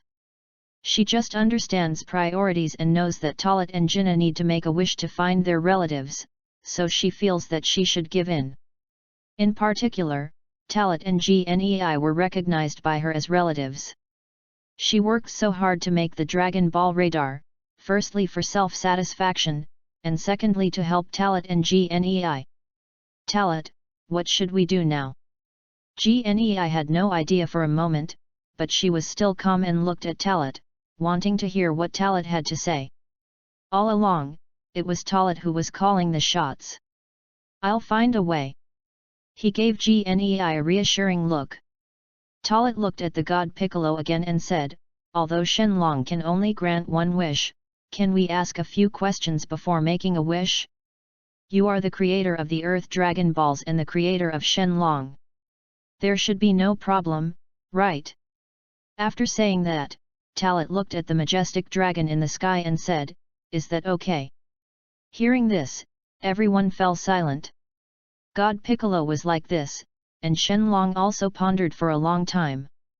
Finally, Shenlong's eyes swept over everyone, and then looked at the god Piccolo until the god Piccolo nodded in acquiescence. Theoretically speaking, although Lord God created this dragon, the rules do not allow this. Your question can be regarded as a wish. However, since Lord God has agreed, and it is the first time, this dragon can make a special case. Of course, it is not without cost. Your inquiry will consume a certain amount of wish power based on this dragon's answer. So it will affect whether your final wish can be realized. I wonder if you can accept it. The dragon's voice echoed in everyone's ears. This kind of answer was exactly what Talat wanted. Acceptable. Talat nodded. Then, tell me your problem. Shenlong asked. Chapter 67, Insufficient Ability, Unable to Achieve. After pondering for a moment, Talat looked at Jinnah and Salary again. Seeing Jinnah nod, Talat sorted out his thoughts and asked, this question may involve a lot, because it is not within the scope of the Earth. I want to know, in another distant galaxy, there are 2 scions. Are they still alive? Their names are Bardock and Raditz. As the question was asked, Jinnah and Salary's hearts tightened, and the gods Piccolo and Popo also pricked up their ears. Hearing the question, Shenlong remained calm, as if this was not an outrageous question. After a while, Shenlong did not answer, which made everyone present feel nervous. If Shenlong could not answer, it meant that the wish could not be fulfilled. How is it? Shenlong. Talat could not help asking. Shenlong lowered his head and said to Talat, are the scions you are talking about the fighting nation that once occupied the planet Plant and renamed it the planet Vegeta? Hearing Shenlong's answer, Talat nodded subconsciously, yes, it seems that you should be able to answer my question. Shenlong nodded and said, I have found one of the two scions you asked about, named Raditz, who is still alive in this world, and there are 4 scions who survived with him." As this sentence came out, Talat was surprised. He didn't expect that in addition to Raditz, Vegeta and Nappa, there were 2 scions alive. Perhaps, these 2 scions will die in battle soon. After hearing this, Jine was so excited that tears filled her eyes. At least she was sure that her eldest son was still alive, and there were 4 scions accompanying Raditz. However, Shenlong's next words made Jine feel like falling into an ice cellar again. "As for the other scion named Bardock that you asked about, my ability is limited. All I can find out is that he is still alive, but I can't find any trace of him. He seems to have completely disappeared from this world." Shenlong said. "You mean, Bardock is still alive like Raditz, but you can't be sure of Bardock's exact situation at the moment, you can only be sure that he is still alive." Talat took the opportunity to answer. This is actually the question that Talat has been struggling with for a long time, and now he has got the answer. The Bardock in his world should be like the story in the spin-off, crossing time at the moment of the planet explosion and returning to the past plant planet. So, even Shenlong can't detect it. Maybe the more advanced Shenlong Porunga can do it, but the current Shenlong on Earth is too incompetent. Shenlong nodded, which was considered to be another answer to Talat's question. Jinna couldn't help but want to know more, so he hurriedly said, "Shenlong, can you tell me more about Bardock's situation? Or, can you tell me roughly where he was when the planet exploded?" This kind of questioning, Jinna should be said to be very smart. Knowing where Bardock was before the explosion of planet Vegeta, it can be confirmed that Bardock was not threatened by the explosion of the planet. However, the less you hope for something, the more it will come. The last trace of Bardock's existence was on planet Vegeta, but after the explosion of planet Vegeta, there was a special force that prevented this dragon from continuing to explore. Shenlong gave another answer. "Then do you have a way to bring Bardock back? My wish is to let Bardock come to my side." The wish came out just like that, which also caught Talat off guard. But he would not stop it, because he had already made such a decision. But according to the current situation, Shenlong couldn't even explore, let alone bring Bardock back. "Unfortunately, my power is limited. I can only be sure that he is still alive. As for bringing him here, it is impossible, so please change your wish." Shenlong gave the answer. The wish could not be fulfilled, and Jinna's disappointment became even worse. "Really? Even if the wish can be fulfilled, it can't be done." Seeing Jinna like this, Salary on the side supported Jinna's arm, and Talat also spoke to comfort her, "Although even Shenlong can't make a wish, at least we can be sure that Uncle Bardock is still alive. Maybe one day in the future, Uncle Bardock will come to Earth to find us with his own power. Will it really be like this?" Although Jinna doubted, she had no other choice now. "Yes. Definitely. As long as it is strong enough," Talat said. Hearing this, Jinna took a deep breath, quickly calmed down, and thought of something. Then, "Can you tell me about Kakarot?" After saying this, Talat reacted immediately and spoke before Shenlong, "You don't need to answer this question, Shenlong." Preventing Shenlong from answering also saved some of the wish power consumed by asking questions. Talat looked at Jinna, who was surprised, and said, "Aunt Jinna, I haven't had time to tell you about Kakarot. I met him unexpectedly while looking for the Dragon Ball. Because the situation is special, I will tell you after the wish is over." "Really? Found Kakarot?" Jinna's emotions fluctuated violently again. Talat nodded, and then said nothing more. The god Piccolo on the side was about to say something, but finally held it back. "Well, now you can tell me your wishes. If you don't have any, I will leave." Shenlong finally got rid of the questioning session and began to urge. Although he hadn't come out of Dragon Ball for many years, he was impatient to get off work early. Hearing his words, Talat had already thought of a wish. Although doing so would change everything, he had figured it out and it didn't matter. Shenlong, since you can't bring Bardock back, can you transfer Raditz to Earth? As soon as the words came out, Jine and Salary focused their minds at the same time. They were immersed in the fact that Bardock couldn't come back, and completely ignored Raditz. And letting Raditz come back to her side was also what Jine thought about day and night. After hearing Talat's wish, Shenlong was silent again. After a while, Shenlong said, "I'm sorry, this wish is also beyond the ability of this dragon and cannot be realized." Shenlong's answer surprised Talat. Is the Shenlong on Earth so lame? Although I know that the Shenlong of Earth is far inferior to the Shenlong Porunga on Namek, the Shenlong of Earth during this period was also the Shenlong that resurrected all the lives on Namek killed by Frisia during the Great Universe era. It shouldn't be impossible to transfer just one person. Please recommend. Please vote for the monthly ticket. Chapter 68 The Ability to Survive in the Universe.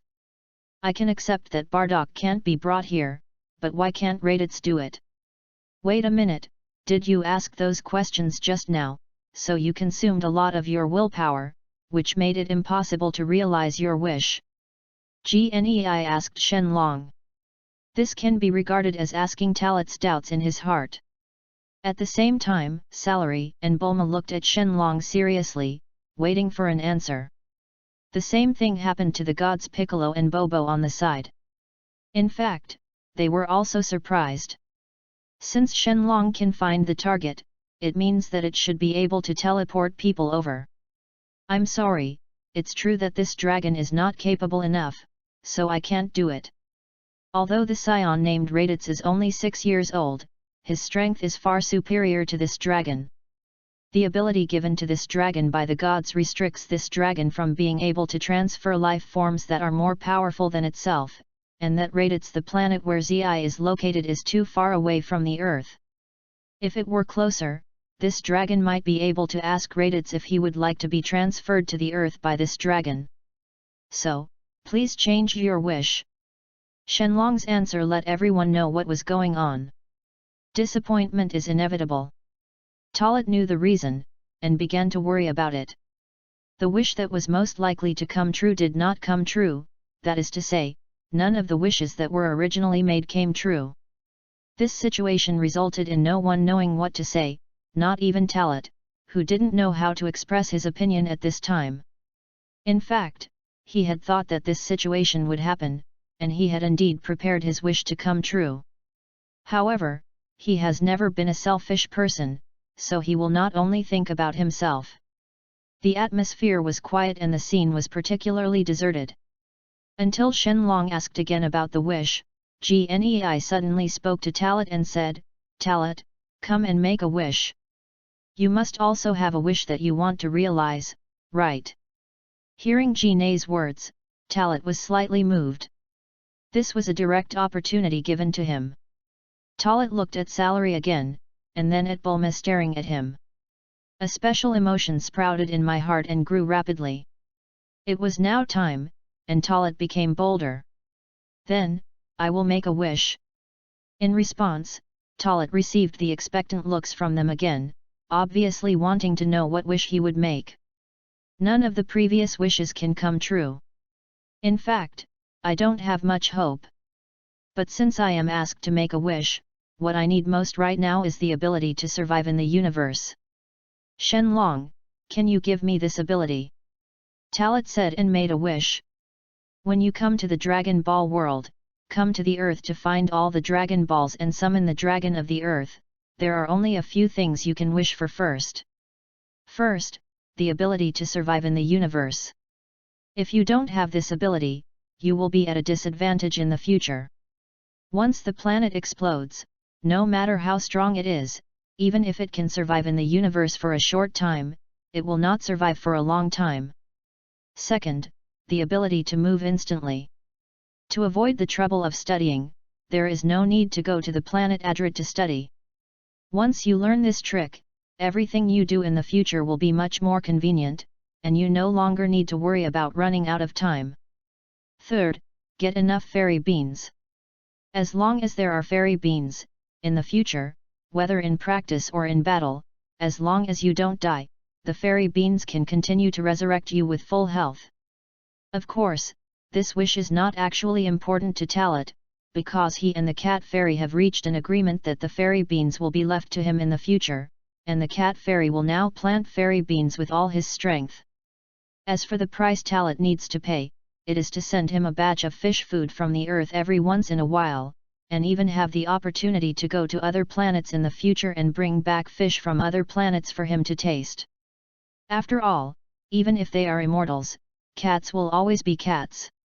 In addition, such as the ability to self-heal, the ability to regenerate cells, like Majin Buu, who can be resurrected infinitely as long as there is still one cell, etc. To be honest, Taro thinks that self-healing is possible for the Earth's dragon, but cell regeneration, even for the Namekians, is difficult to achieve. Make a promise for what you want most first, but if it doesn't work, then step back and do the next best thing little by little, and you will eventually have a wish that can come true. Under Talat's gaze, Shenlong replied, I understand. This wish can be realized for you, and in the process of realizing this wish, it can also strengthen your body. In fact, with his strength and physical condition can withstand most of the harsh elements in the universe. As Shenlong's words came out, Talat felt happy and relieved. At least the first wish you want to achieve can be realized without changing to another wish. On the side, Jinnah, Salary, and of course Bulma, all had their eyes widened at this moment. They didn't know why Talat made this wish, but if the wish could come true, they also wanted to see how Shenlong realized it. Along with this, a scarlet light flashed in Shenlong's eyes. In an instant, an invisible force of will enveloped Talat's body. With the blessing of this power, Talat could clearly feel the changes in his body. Not only did his physical strength increase, but he seemed to have awakened some special skills, and his strength had been improved to a certain extent. The most important thing is that he has learned an ability to survive without the help of breathing air. As long as he has enough energy, he can do things that he couldn't do before. Your wish has come true, goodbye. The wish came true. Shenlong did not stay for long, and turned into golden light in the shocked eyes of everyone. The shadow of Shenlong disappeared, and finally the light returned to the 7 dragon balls. Not good. With a cry of surprise, Talat acted quickly at the first time. In less than 0.1 seconds, he jumped to the height of the 7 dragon balls, locked 2 of them, and grabbed the 4-star ball and the 2-star ball that were about to run away with his 2 hands. It's a pity that he only has 2 hands, otherwise he would have wanted to grab the 3-star ball and return it to Master Kame. According to the agreement, the 2-star ball must be returned to Bulma, and this 4-star ball is borrowed from the old grandfather who adopted Kakarot. Talat said. As soon as these words came out, Jine's heart was touched again. Kakarot was adopted by an old grandfather. Brother Talat, has your wish really come true? Can you survive in outer space without a spaceship now? Celery didn't care about anything else, only whether her wish was fulfilled, and asked anxiously. Seeing the serious expression on her little face, Talat nodded slightly. It really came true. It's amazing. Nothing happened, but I did feel it. That is to say, Brother Talat can now do without any equipment, even without breathing, and without fear of harsh environmental changes such as vacuum, low temperature, and high temperature. Bulma asked in more detail. If I didn't know how much knowledge was in her little head, it would be hard to imagine that a 5 or 6-year-old child would ask so many questions. Chapter 69 Stay on Earth. Jine's plan. In theory, it should be, but where is the limit of this ability? I need to verify it myself. I have a hunch that the ability given to me by Shenlong will continue to transform as my strength grows stronger. Talat answered Bulma's question. Such an answer made her, a genius, fall into her own imaginary world. For Bulma, she has not been exposed to too few things, and as she gradually opens up her worldview, her IQ is constantly improving. Shenlong fulfilled this wish, which caused her a huge shock. It completely subverted the rule that humans cannot survive in the universe. Talat, you should have experienced the explosion of planet Vegeta, so you chose this wish, right? Jin asked. Others can't guess, but she thinks she guessed it right. Talat didn't want to explain too much. Since Jin thinks so, let it be. It can't be said that it's for future enemies, just like Frieza and King Cold can survive in outer space. Now that the wish has been fulfilled, what are your plans for the future? God Piccolo is asking questions that are irrelevant. He knows that Talat and the other two have settled down on Earth, but he still asks this question. Perhaps for him, it is a good thing for Talat and the other two to leave Earth. If they all leave Earth, Earth will not have to face threats from the universe in the future. Anyway, Talat just said that he found Kakarot's child. This is the main purpose of their coming to Earth. Obviously, God Piccolo is thinking too simply. For a long time to come, I think we will stay on Earth. As the god of Earth, you already know that our home planet Vegeta exploded. Now we are just one of the few scions who survived, and we also need to recuperate on Earth. Talat said bluntly. It has been 3 months since we came to Earth. If we still want to hide this, it would be too deliberate. Jin did not object, and so did Salary. When God Piccolo heard this, he felt heavy-hearted, but helpless. This was what he least wanted to see, but he was powerless to stop it, so he could only let Talat and the other two stay on Earth. To put it simply, the arrival of Talat and the other two explained to him a fact: without strength, no matter how high your status is, it is useless. It is because he is too weak as the god of Earth that he can no longer control the overall situation. The atmosphere was a little cold, but God Piccolo was a smart man who had lived for so many years. After exchanging a glance with Bobo, he formally welcomed Talat, Jin, and Salary on behalf of the Earth. It's fake. But it doesn't matter, Talat didn't care, and Jin and Salary didn't have any good feelings towards the god Piccolo, so they chose to ignore it. After leaving the Temple of the Gods, Talat, Jin, and Salary left with Bulma. This time, the matter has come to an end. But the god Piccolo and Popo know that this is probably just the beginning, and the situation on Earth will be more chaotic in the future. Especially now that there are only 4 scions, it is hard to say how many scions will come as time goes by. Of course, they can't imagine the future now. The Earth will completely transform because of the arrival of Talat and others, and it will even develop faster than the original work. At the same time, on the Karan Tower. Sensing the breath of Talat and others going away, the cat fairy couldn't help but murmured. Is the wish finally over? I don't know what wish it is, it took so long. He knew that this was the wish made with the Dragon Balls that Talat had gathered, so he was very curious. After all, the wishing process should be quick, but it had been so long, and it was obvious that many details had happened that he didn't know about. After thinking about it carefully for a while, the cat fairy had to give up, because many things were not seen or heard with his own eyes, and guesses were inaccurate. Back in the West City, the time here was exactly 5 o'clock in the evening.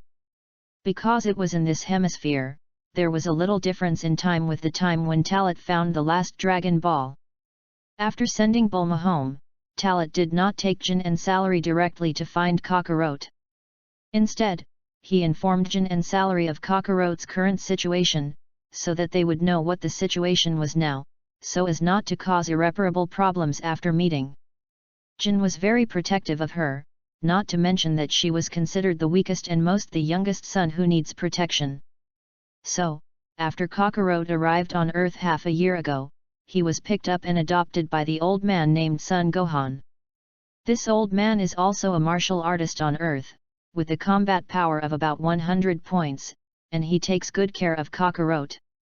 Jin confirmed back and forth, especially when she knew that Kakarot lost his memory due to a head impact caused by falling off a cliff, which made her heart tighten.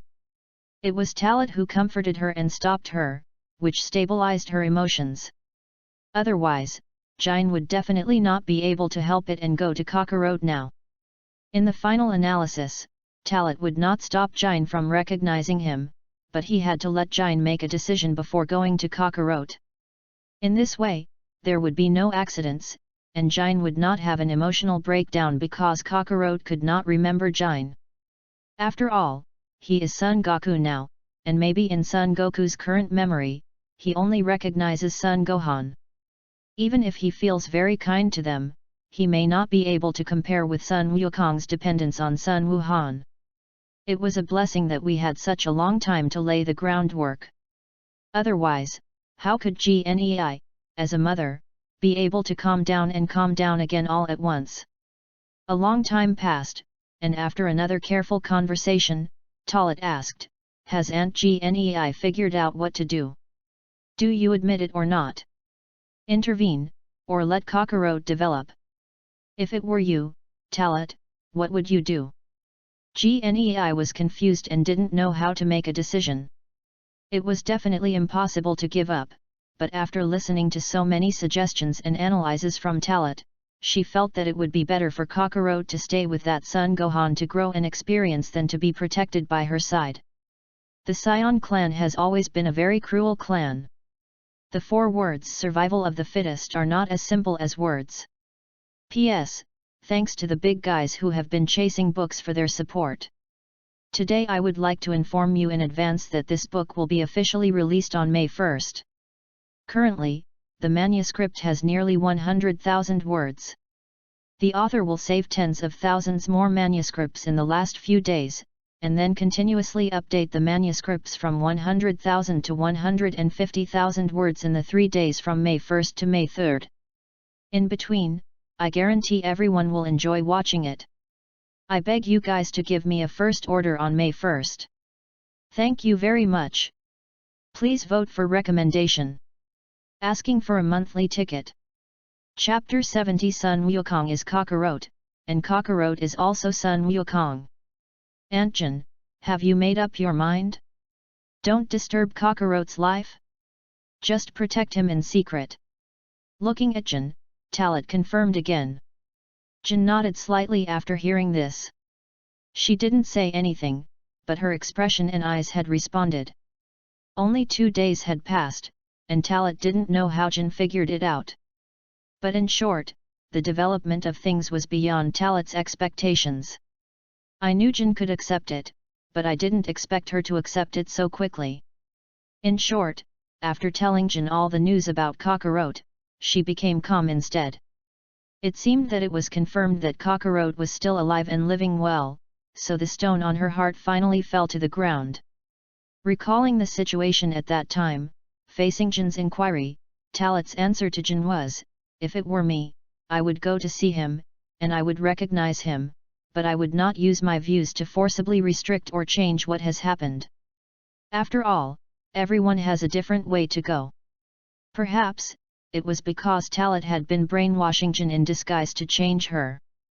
With more experiences and the passage of time, Jinna is completely different from before.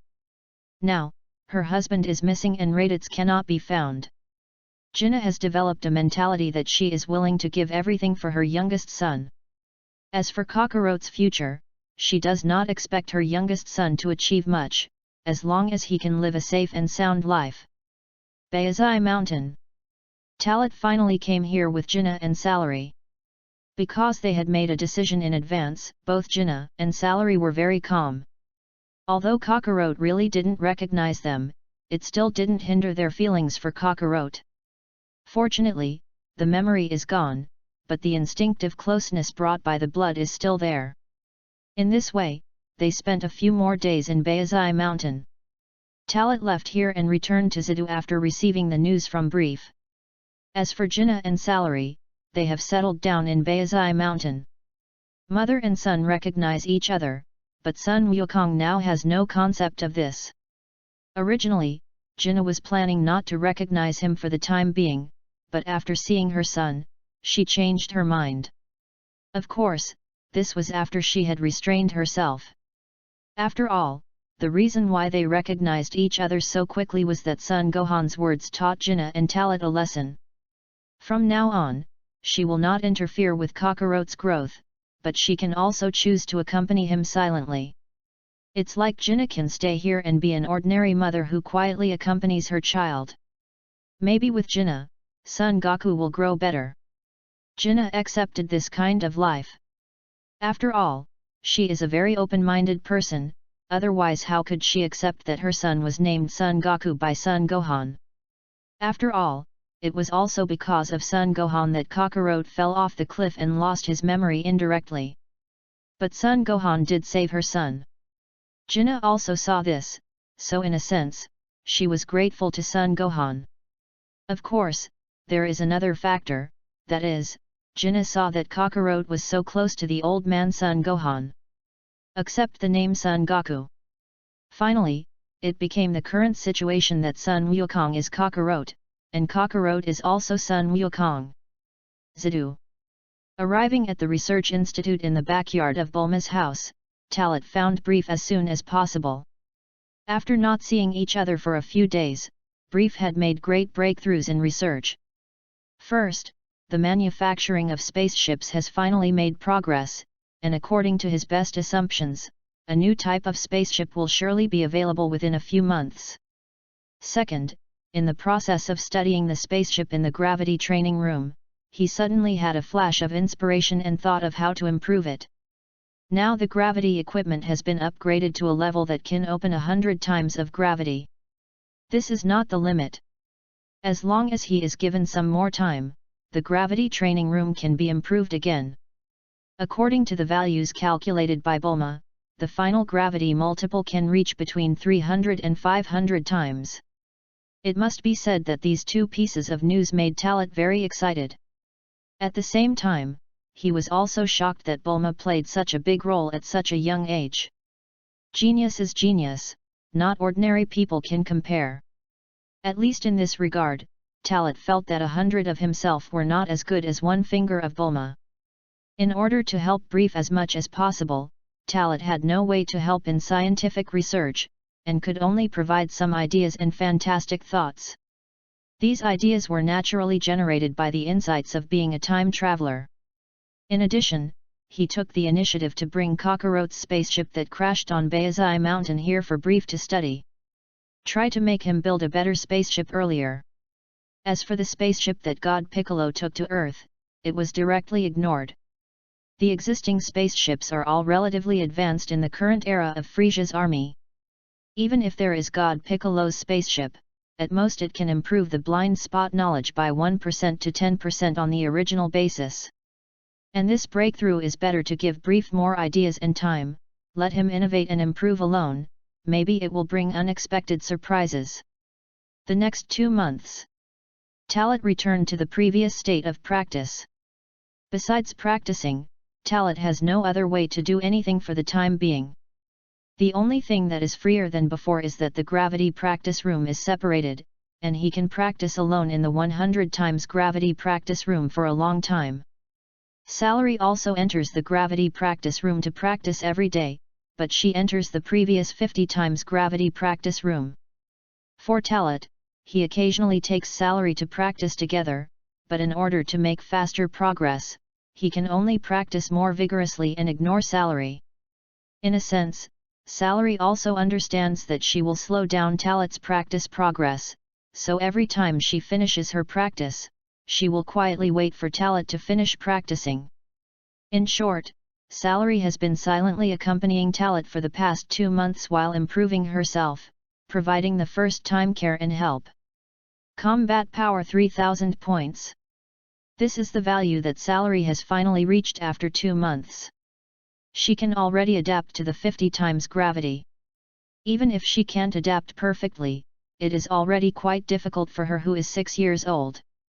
After all, not everyone can be compared to the adult Sun Wukong and Vegeta in the original story.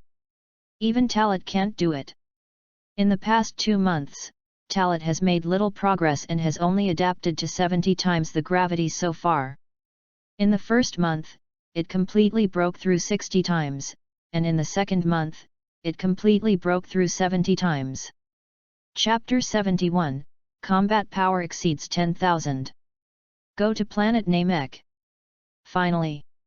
Completely stabilized 12,000 combat power points. In the 100-fold gravity training room, the space was filled with rich red light. The value on the gravity display screen was 75G.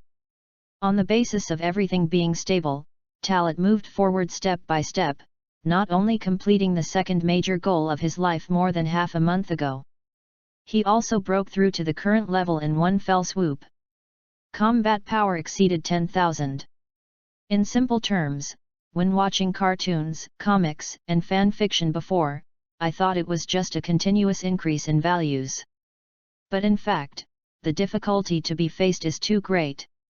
It is not just the improvement of strength, but also the need to break through the limits in all aspects of oneself to completely cross this hurdle. After the breakthrough, Talat clearly felt that his life level had been raised, and that special feeling was something he had never had before. At that time, Talat also realized the realm that Bardock had truly reached after his combat power broke 10,000. It seemed to open a door lock, allowing him to see a new world, and the subsequent strengthening would be more rapid. It can be imagined that challenging 60 times gravity and 70 times gravity for a month and a half can only increase one's combat power by 2,000 points to break 10,000. In the next half month, even if the gravity was only increased by 5 times, it brought a full 2,000 points of combat power improvement. With such an experience, Talat has a better understanding of the martial arts in the Dragon Ball world. In particular, he has a new view on the original work that Sun Wukong only performed 100 times gravity but improved so much. Various factors will interfere with and limit the improvement of strength. If he practices under the same circumstances, Talat thinks he should not lose to anyone. But if he compares his current situation with Sun Wukong in the original work, it is to seek abuse. At least, even if he completes the 100 times gravity practice, Talat will definitely not be able to make his combat power reach 90,000 points. Let alone 90,000 points, even if it is only 50,000 points, it is difficult to achieve. For him now, it is like a fairy tale. Even after completing the 100 times practice, adding weight to the enhanced gravity practice is the same. Of course, if he is given more time, he can do it. After finishing the training and shutting down the gravity system, Talat breathed a sigh of relief and began to summarize today. This is a review that is done every day. Otherwise, the training only improves brute force, and the realm does not grow at all, and he cannot fully control his own strength. This is what he learned from Son Gohan when he went to discuss martial arts training with him. Of course, the key is also the guidance of Master Kame. In the improvement of the martial arts realm, Master Kame gave him a lot of help. Therefore, Talat would go to Master Kame to discuss every now and then. The knowledge of this martial arts master is far more than what he knows. No wonder, he can be on the stage of the Power Conference in the future. In fact, he has been making progress, but the demand for Earth's combat power in the early days was not high, and the upper limit of the Earth determined that his upper limit was only so much. Later, when the Z-plot chapter was opened, after the era of the universe, Master Kame has been secretly improving his strength, but he is much weaker than the Z-warriors and can no longer be on the stage of elegance. Times have changed, the older generation has left the stage of history, and the younger generation has arrived. It was not until the Super Age Power Tournament that the situation of Kame-sensei was revealed. Kame-sensei discussed with Talat, firstly to use Talat to improve himself, and secondly because he really liked Talat. If Talat was not too powerful, he would definitely accept him as his apprentice. Who doesn't like a talented apprentice? Who doesn't like an apprentice who has reached this point in the martial arts? Unfortunately, Talat has no intention of becoming his apprentice, but only calls him Master Wu Tian. After completing the stabilization of his realm, Talat walked out of the gravity training room. The first thing he saw when he came out was Salary, who was waiting for him to come out with her legs straddling the swing not far away. Her legs were very long, round, and beautiful. Salary has always maintained a good figure, and at this age, you can roughly see that she will definitely have a super hot figure in the future.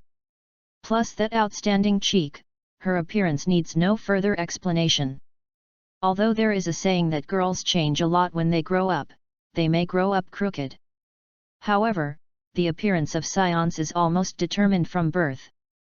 No matter whether they are men or women, as long as there is no major change, there will be no major change. Seeing Talat finish his training, Salary rolled down from the swing and greeted him with a smile. The words "Brother Talat" made Talat nod habitually. It sounds nice and pleasant.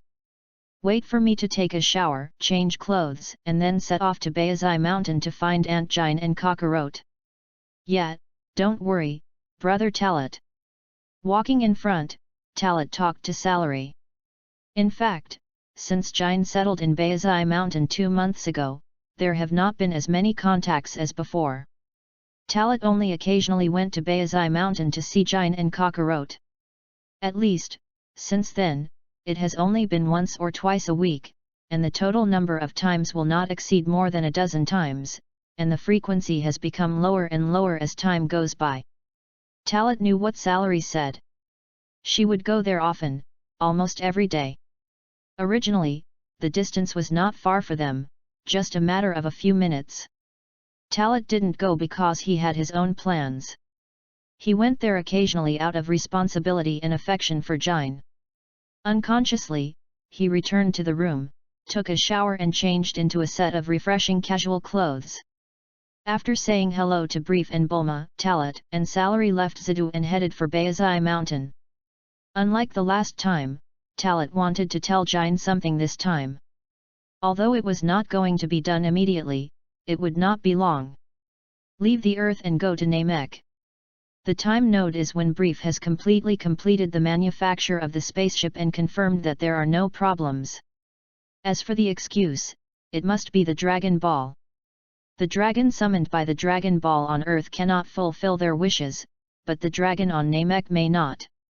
Bayazai Mountain. Talat and Salary fell from the sky. Jine had already received the news from Salary, so she prepared a large table of food early. Because of Jin, Cockroach lived a wonderful life surrounded by maternal love. By the way, even Son Gohan was taken care of by Jin. In other words, Son Gohan is an old man, otherwise Bardock would have crawled out of the grave after his death, right? Of course, this is a joke. For Son Gohan, in a sense, he recognized Jin as his goddaughter in disguise. Seeing Jin, Talat greeted happily. Jin hadn't seen Talat for nearly 7 or 8 days this time. After looking him up and down, she teased Talat. Please recommend. Please vote for the monthly ticket. Chapter 72. A new journey is about to begin. Go to Namek? Are you sure? Talat. After finishing dinner, several people sat at the table and chatted. Talat told his plan, which shocked Jine. Nodding slightly, Talat said without hesitation, as I said, the wish that the Dragon of Earth cannot fulfill may be fulfilled by the Dragon of Namek. So this trip must be made. When is it? I will prepare in advance. Jine's answer was very direct and decisive. Perhaps it was because Bardock and Raditz were involved again that she was so decisive. As for Cockroach, she has been with him for 2 months.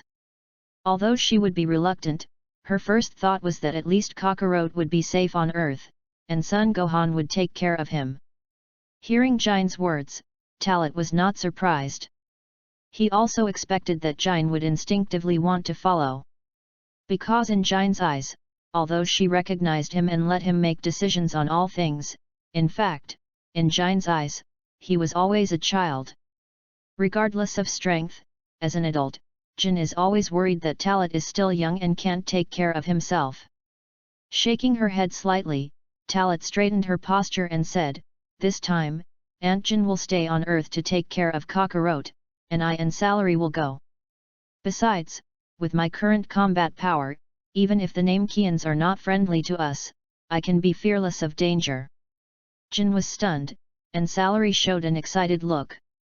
Because Talat left the Earth without taking her. Although she didn't plan to take Aunt Jin with her, she cared more about whether she could stay with Talat. But, is this really okay? You and Salary are only 6.5 years old. Jin was very worried. But she understood what Talat meant. He and Salary are strong enough, so they can be fearless of the dangers of Namek. But she can't. Even if her combat power is maintained at 1,500 points, she has been taking care of Kakarot for the past 2 months. Not only has her strength not improved, but now it may be difficult for her to fully exert her combat power of 1,500 points. Even if she tries to catch up in the next period of time, she will not be able to make a big breakthrough due to various concerns. So, if she goes with them, she will be a drag. Looking at Talat and Salary, Jine suddenly felt like she didn't know what to say. Since the explosion of planet Vegeta, everything seems to have changed. The times are advancing. She had not been left behind before. Now, in comparison, Talat has a combat power of over 10,000 comparable to Bardock, and Salary's strength can be compared with that of a senior warrior. It's okay, Aunt Jine, I will take good care of Salary, and don't you still believe me? I won't do anything I'm not sure of. Besides, don't forget that we Scions have to go out to fight since we were young. This was the case when our combat power was low, let alone now. Facing Jinnah, Talat had already thought of an excuse. They are Scions. They are a very crazy fighting nation. I won't hold brother Talat back. Salary followed Talat's words and made her promise. Seeing her serious look, Talat smiled with a hint of doting in his eyes. Jinnah looked left and right, and finally sighed and agreed to Talat's decision. In fact, Talat thought about it for a long time before making the decision to bring Salary. One of the reasons is that Salary has been by his side all the time, and in order for him to pay attention to her. The little girl even tried her best to practice and catch up with him at all costs. Imagine having such a girl who follows you wholeheartedly and loves you wholeheartedly, and before. Talat is 30 years old in this life and the present life, how could he turn a blind eye? How could he do something that would hit her, or even make her hate him and no longer like him? Besides, Jinnah might disrupt his future development, but Salary would not. He didn't need to act and pretend in front of Salary. Just like these 2 months, without Jinnah by his side, Talat was completely free and didn't need to think so much about anything. Of course, this is not a complaint, but Talat always has to grow up, and he will always take this step. In other words, Jine has her own things to do in her future. Talat and Salary also have their future. The second is to make Salary have greater self-protection ability in the future. Going to Namek, in addition to getting the Dragon Ball to make a wish, it is definitely necessary to use the ability of the Namek Elder to develop potential. Bringing Salary along can also develop her potential, at least improve her strength. It is definitely impossible for Salary to have no potential. After all, gravity training has been going on for so long, how can there be no accumulation at all? Why don't you look for the super divine water until now? This is the point that Talat has been hesitating about, and the final decision is to save the super divine water for later use. At least for now, it doesn't make much sense to use the super divine water to explore itself, especially after using the super divine water for development. It would be redundant to let the elder develop it at this stage. After the agreement, Talat and Salary stayed at Bayazai Mountain tonight. It was not until the next day that the two returned to Zidu. In order to facilitate communication with Brief and Bulma, they lived in Brief's house. Of course it was not the big round house, but the cozy little house that Brief had specially prepared for the two of them. For Brief, this was a piece of cake. In other words, the departure date would not be too early, but not too late either. At the fastest, it would take half a month, and at the slowest, it would take a month. The spaceship had been completed 90% of the time. The last 10% seemed very troublesome, but it was just some minor problems. The most important thing was that after the spaceship was completed, it was still necessary to conduct a short-distance navigation test. in order to ensure that the spaceship had 100% safety performance. In the original work, Brief took only 1 month to build the spaceship, and there was also a 100-fold gravity training room. But there was no way to compare them. The span of 20 years could not be described in a few words for the development of Earth's technology. Moreover, the specifications and models of the spaceships were completely different. Time passed day by day. Talat and Salary waited while using the gravity training room to steadily improve their strength. After more than half a month, Talat and Salary's strength had improved to a certain extent. Of course, the biggest improvement is not the increase in combat power, but the innovation of skills and combat methods. This day, the spaceship was finally completed. Under the leadership of Brief and Bulma, Talat and Salary had a detailed understanding of the spaceship. Although Talat had come to see and listen to Brief's introduction during the manufacturing process, it was a different concept when the finished product was completely in front of him. Chapter 73 300 times the gravity. A spaceship that transcends time. The location of the research institute in the Universal Capsule Private Estate. A large area here belongs to the Universal Capsule Group. The research institute is very large, and there is a very wide square surrounding the research institute.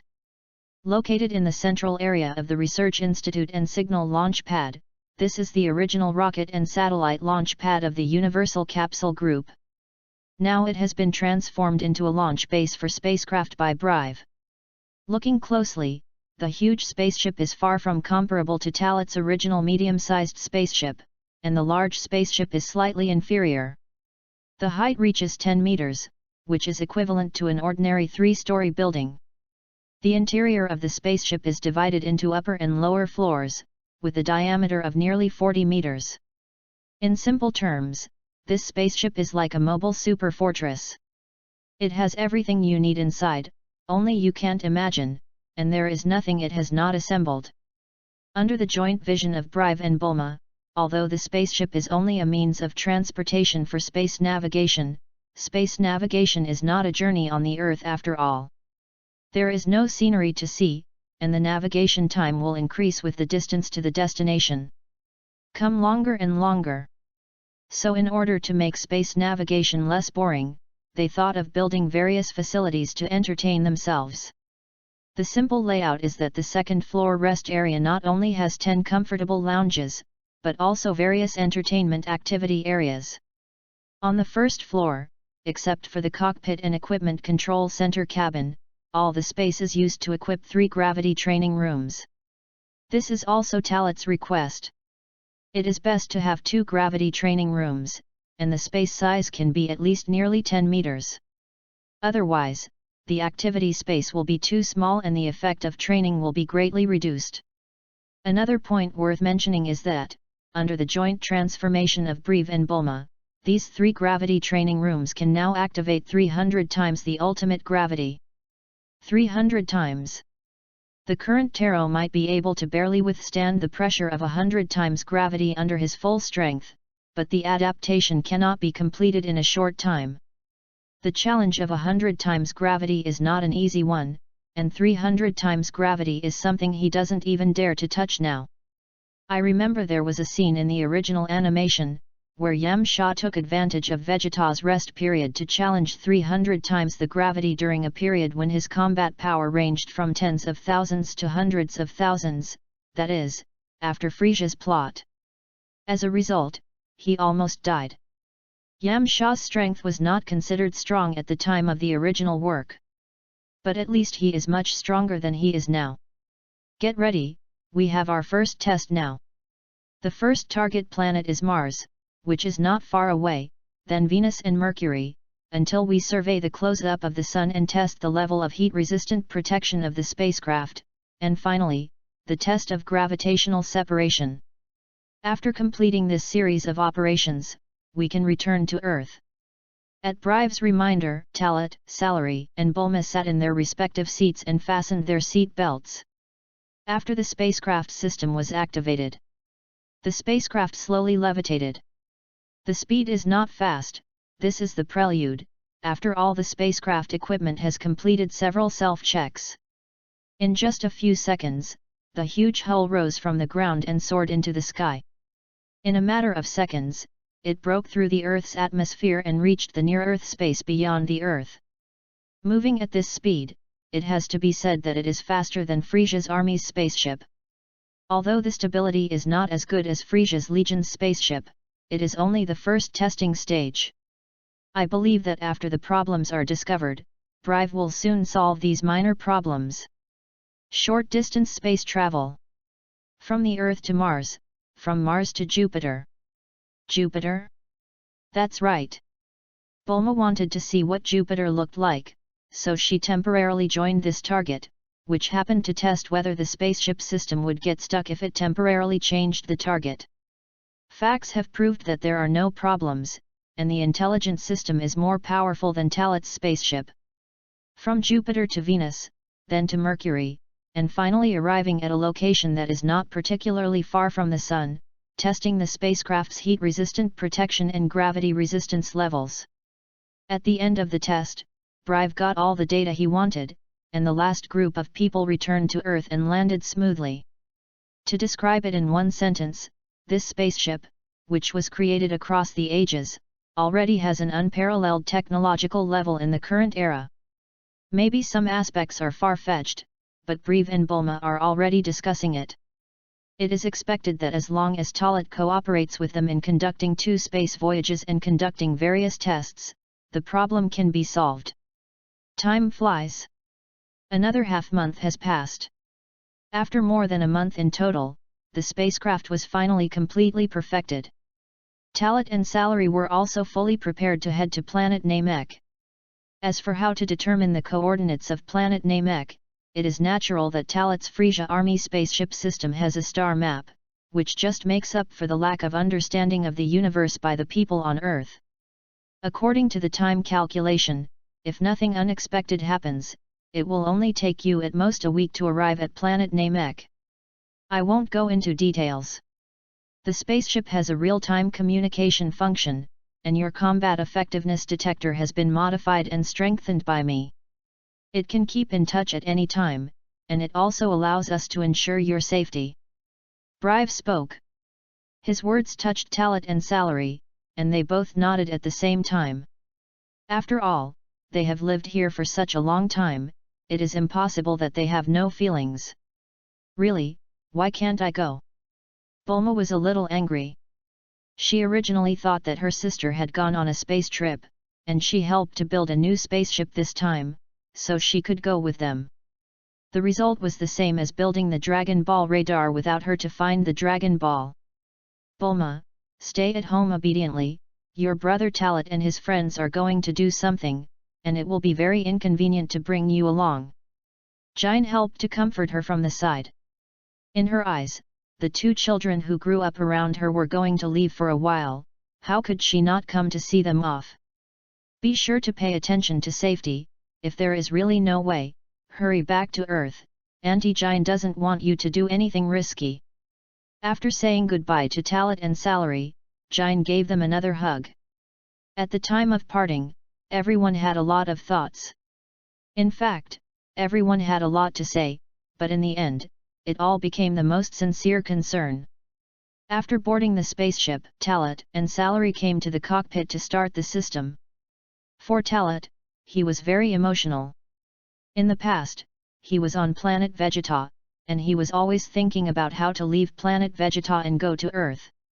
After arriving on Earth, he was thinking about how to improve his strength as quickly as possible, and then go to planet Namek as soon as possible. Please recommend. Please vote for the monthly ticket. Chapter 74 7-Day Voyage. Arrival on Namek. Leave Earth. It was not until the spaceship entered a stable overspeed state that Talat and Salary breathed a sigh of relief and unfastened their seat belts. It takes 7 days to get to Namek, which is 1 day longer than the spaceship that Sun Wukong took to Namek in the original work. Of course, how long it takes to arrive depends on the state of the spaceship and the situation it faces in the universe. For example, when Talat and his team set out from the planet Oyun to the Earth, they should have arrived slower, but because the journey was smooth, the navigation system automatically switched to the fastest path, so it took less time. "Brother Talat, are you going to start training so soon?" The spaceship was stable, and Talat had taken off his coat and changed into the light and convenient clothes. "It takes more than 1 or 2 days to become stronger through training. The reason why our strength has been improving all the time is due to our unremitting efforts in training. Besides, we stopped training because of the test of the spaceship before. If we waste all these 7 days on rest, when we arrive on the planet Namek, I am afraid that we will not be able to exert even 70% or 80% of our own strength," Talat said to Salary. "He has to take the lead. If even he becomes lazy, then let alone becoming stronger, his goals will become unclear, which will lead to a life of playing badly." After coming to this world and having lived for so many years, Talat has never thought about living an ordinary life again. His path must be to become stronger. "Okay, then I will practice too, and strive to adapt to 50 times gravity perfectly and faster." Salary nodded. Because of the motivation brought by Talat, she also seemed full of energy. Looking at Salary's eager look, Talat suddenly combined her with the female scion from the 6th universe. It must be said that Salary's personality is actually somewhat similar to Caulifla. Although you can't waste all your time on rest, practice also requires gradual progress. If it really doesn't work, then use time to accumulate slowly. In addition to physical exercise, the practice of Qi cannot be left behind. Talat thought for a moment and reminded Salary again. To be honest, Salary was very reckless, and he was afraid that she would bear a greater gravity in one breath and endanger her life. This kind of thing has happened before. Fortunately, he sensed the sudden drop in Salary's breath and rushed over to shut down the gravity device, otherwise Salary would die. 100 times gravity is fatal to Salary. With Salary's 3000 points of combat power, how can she bear it? Talat only barely raised the gravity to 80 times after nearly a month of training. This is because his own strength has reached more than 12,000 points, so there is no problem. Nowadays, the maximum gravity value of the gravity device can be increased to 300 times. If Salary messes up, she can use senzu beans to heal if she is only seriously injured. If she really dies because of this, even if the Dragon Ball can be resurrected, dying once is not a joke. "I know, Brother Talat."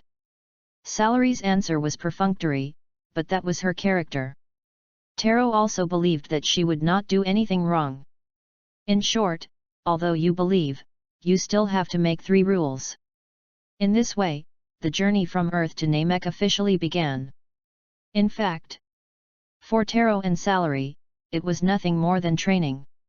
Even if there was time to rest, they would not excessively enjoy the entertainment facilities on Earth. Even if there were senzu beans to help, people's energy was always limited, and mental exhaustion could not be restored by senzu beans.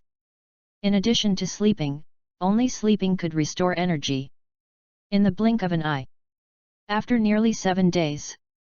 Located in the 27th main star system of the Vega constellation, a spaceship dragged a long tail and shuttled through the universe. As it entered the target star field, the speed of the spaceship began to slow down, and it did not stop until it reached the 4th largest planet in the galaxy. This spaceship was undoubtedly the spaceship that Talat and Salary took.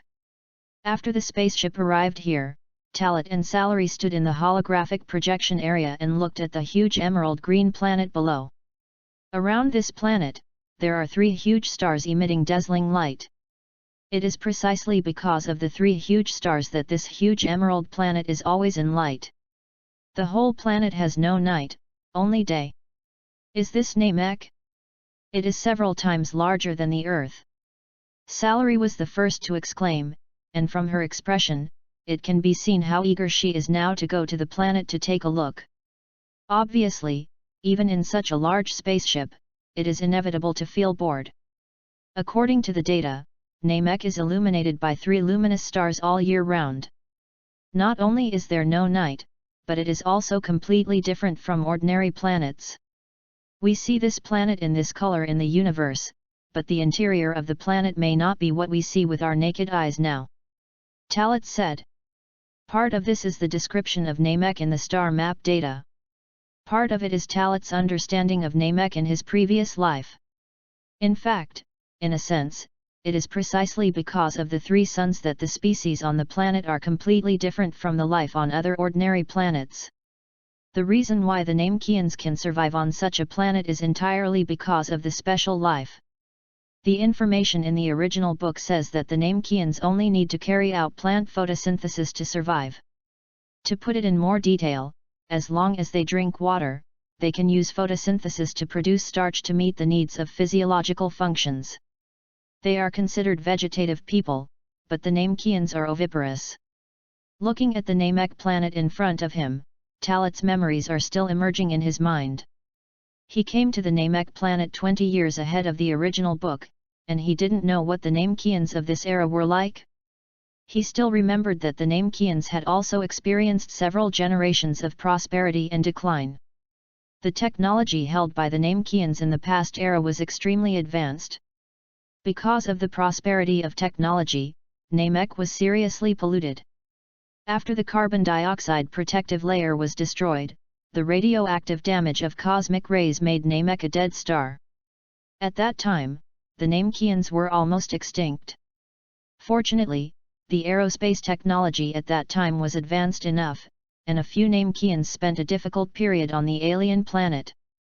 Later, the surviving Namekians returned to Namek and changed their ways, abandoning the development of science and technology, and cultivating a large number of green plants to repair the carbon dioxide gas wall.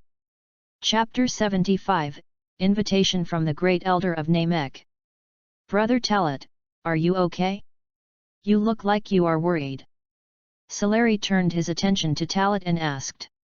Talat was slightly stunned when he heard the question, and then he realized that he was immersed in the reverie of the original information again.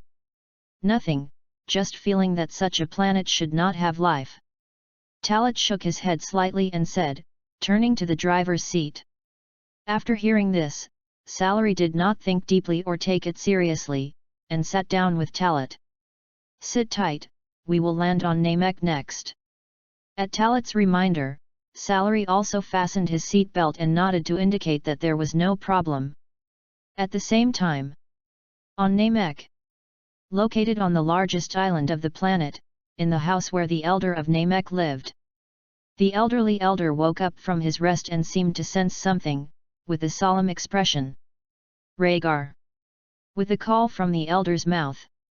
A few seconds after the voice fell, Rhaegar, who was guarding the gate, quickly entered the inner room and came to the front of the Great Elder. Great Elder, do you have any instructions? Rhaegar bent down respectfully and asked. Although there seems to be a big gap, he is the child of the Great Elder, and he is the most outstanding Namekian of this era, and the strongest warrior on Namek now.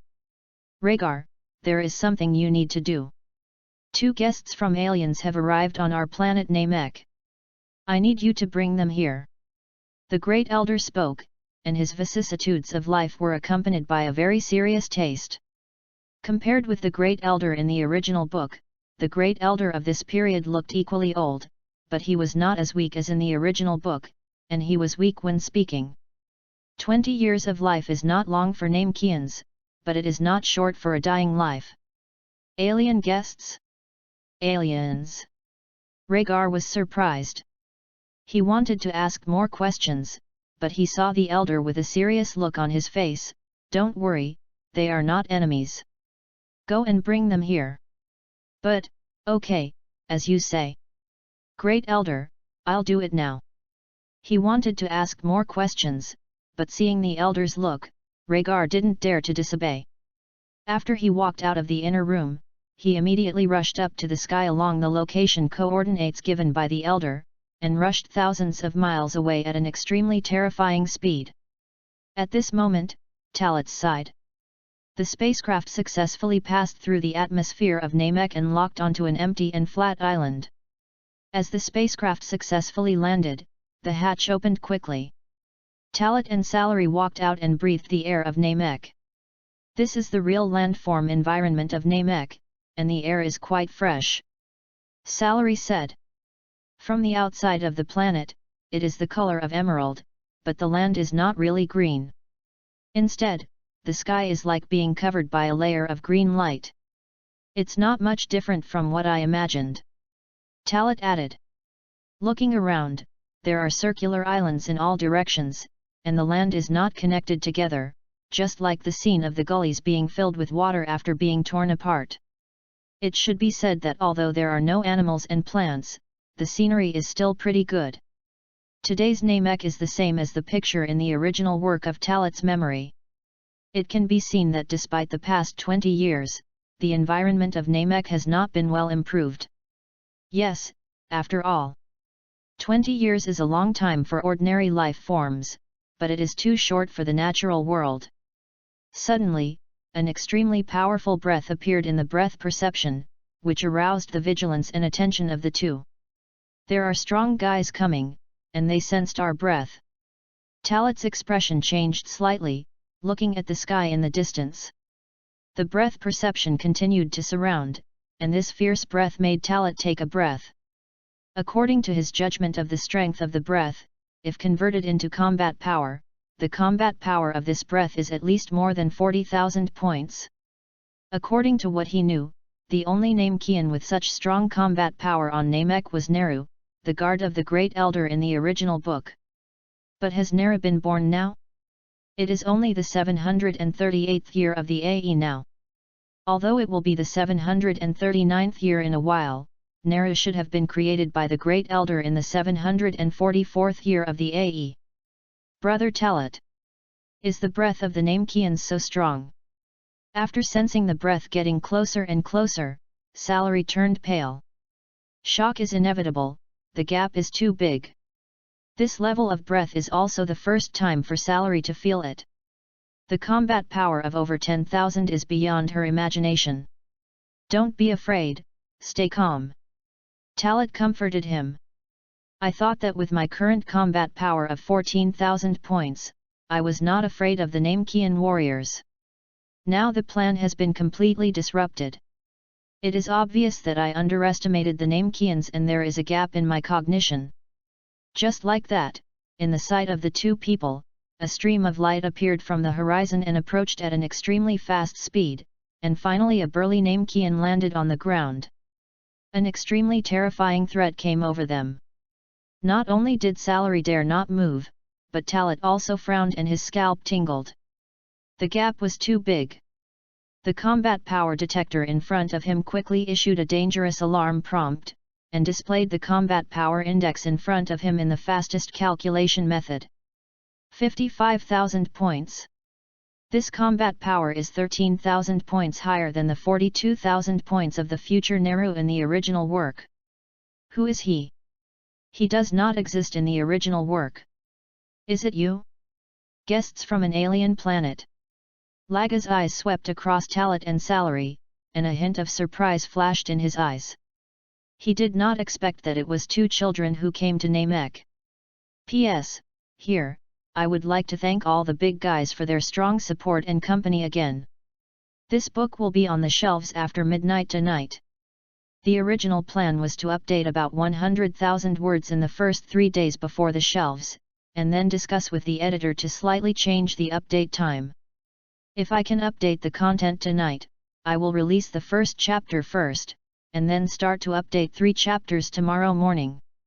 This format will continue for 3 days, and then it will be updated every day. You can rest assured about the content and word count of the chapters. The plot will be advanced and the battle content will be enriched. Another chapter is about 8,000 to 10,000 words. It will be presented in the form of 1 chapter and 1 story for a better reading experience. In this way, there will be no interruption of the text. Finally, I beg the big guys to give me a first order tomorrow. Thank you very much. It will be on the shelves tomorrow. Big guys, I beg for a first order. Please recommend. Please vote for the monthly ticket.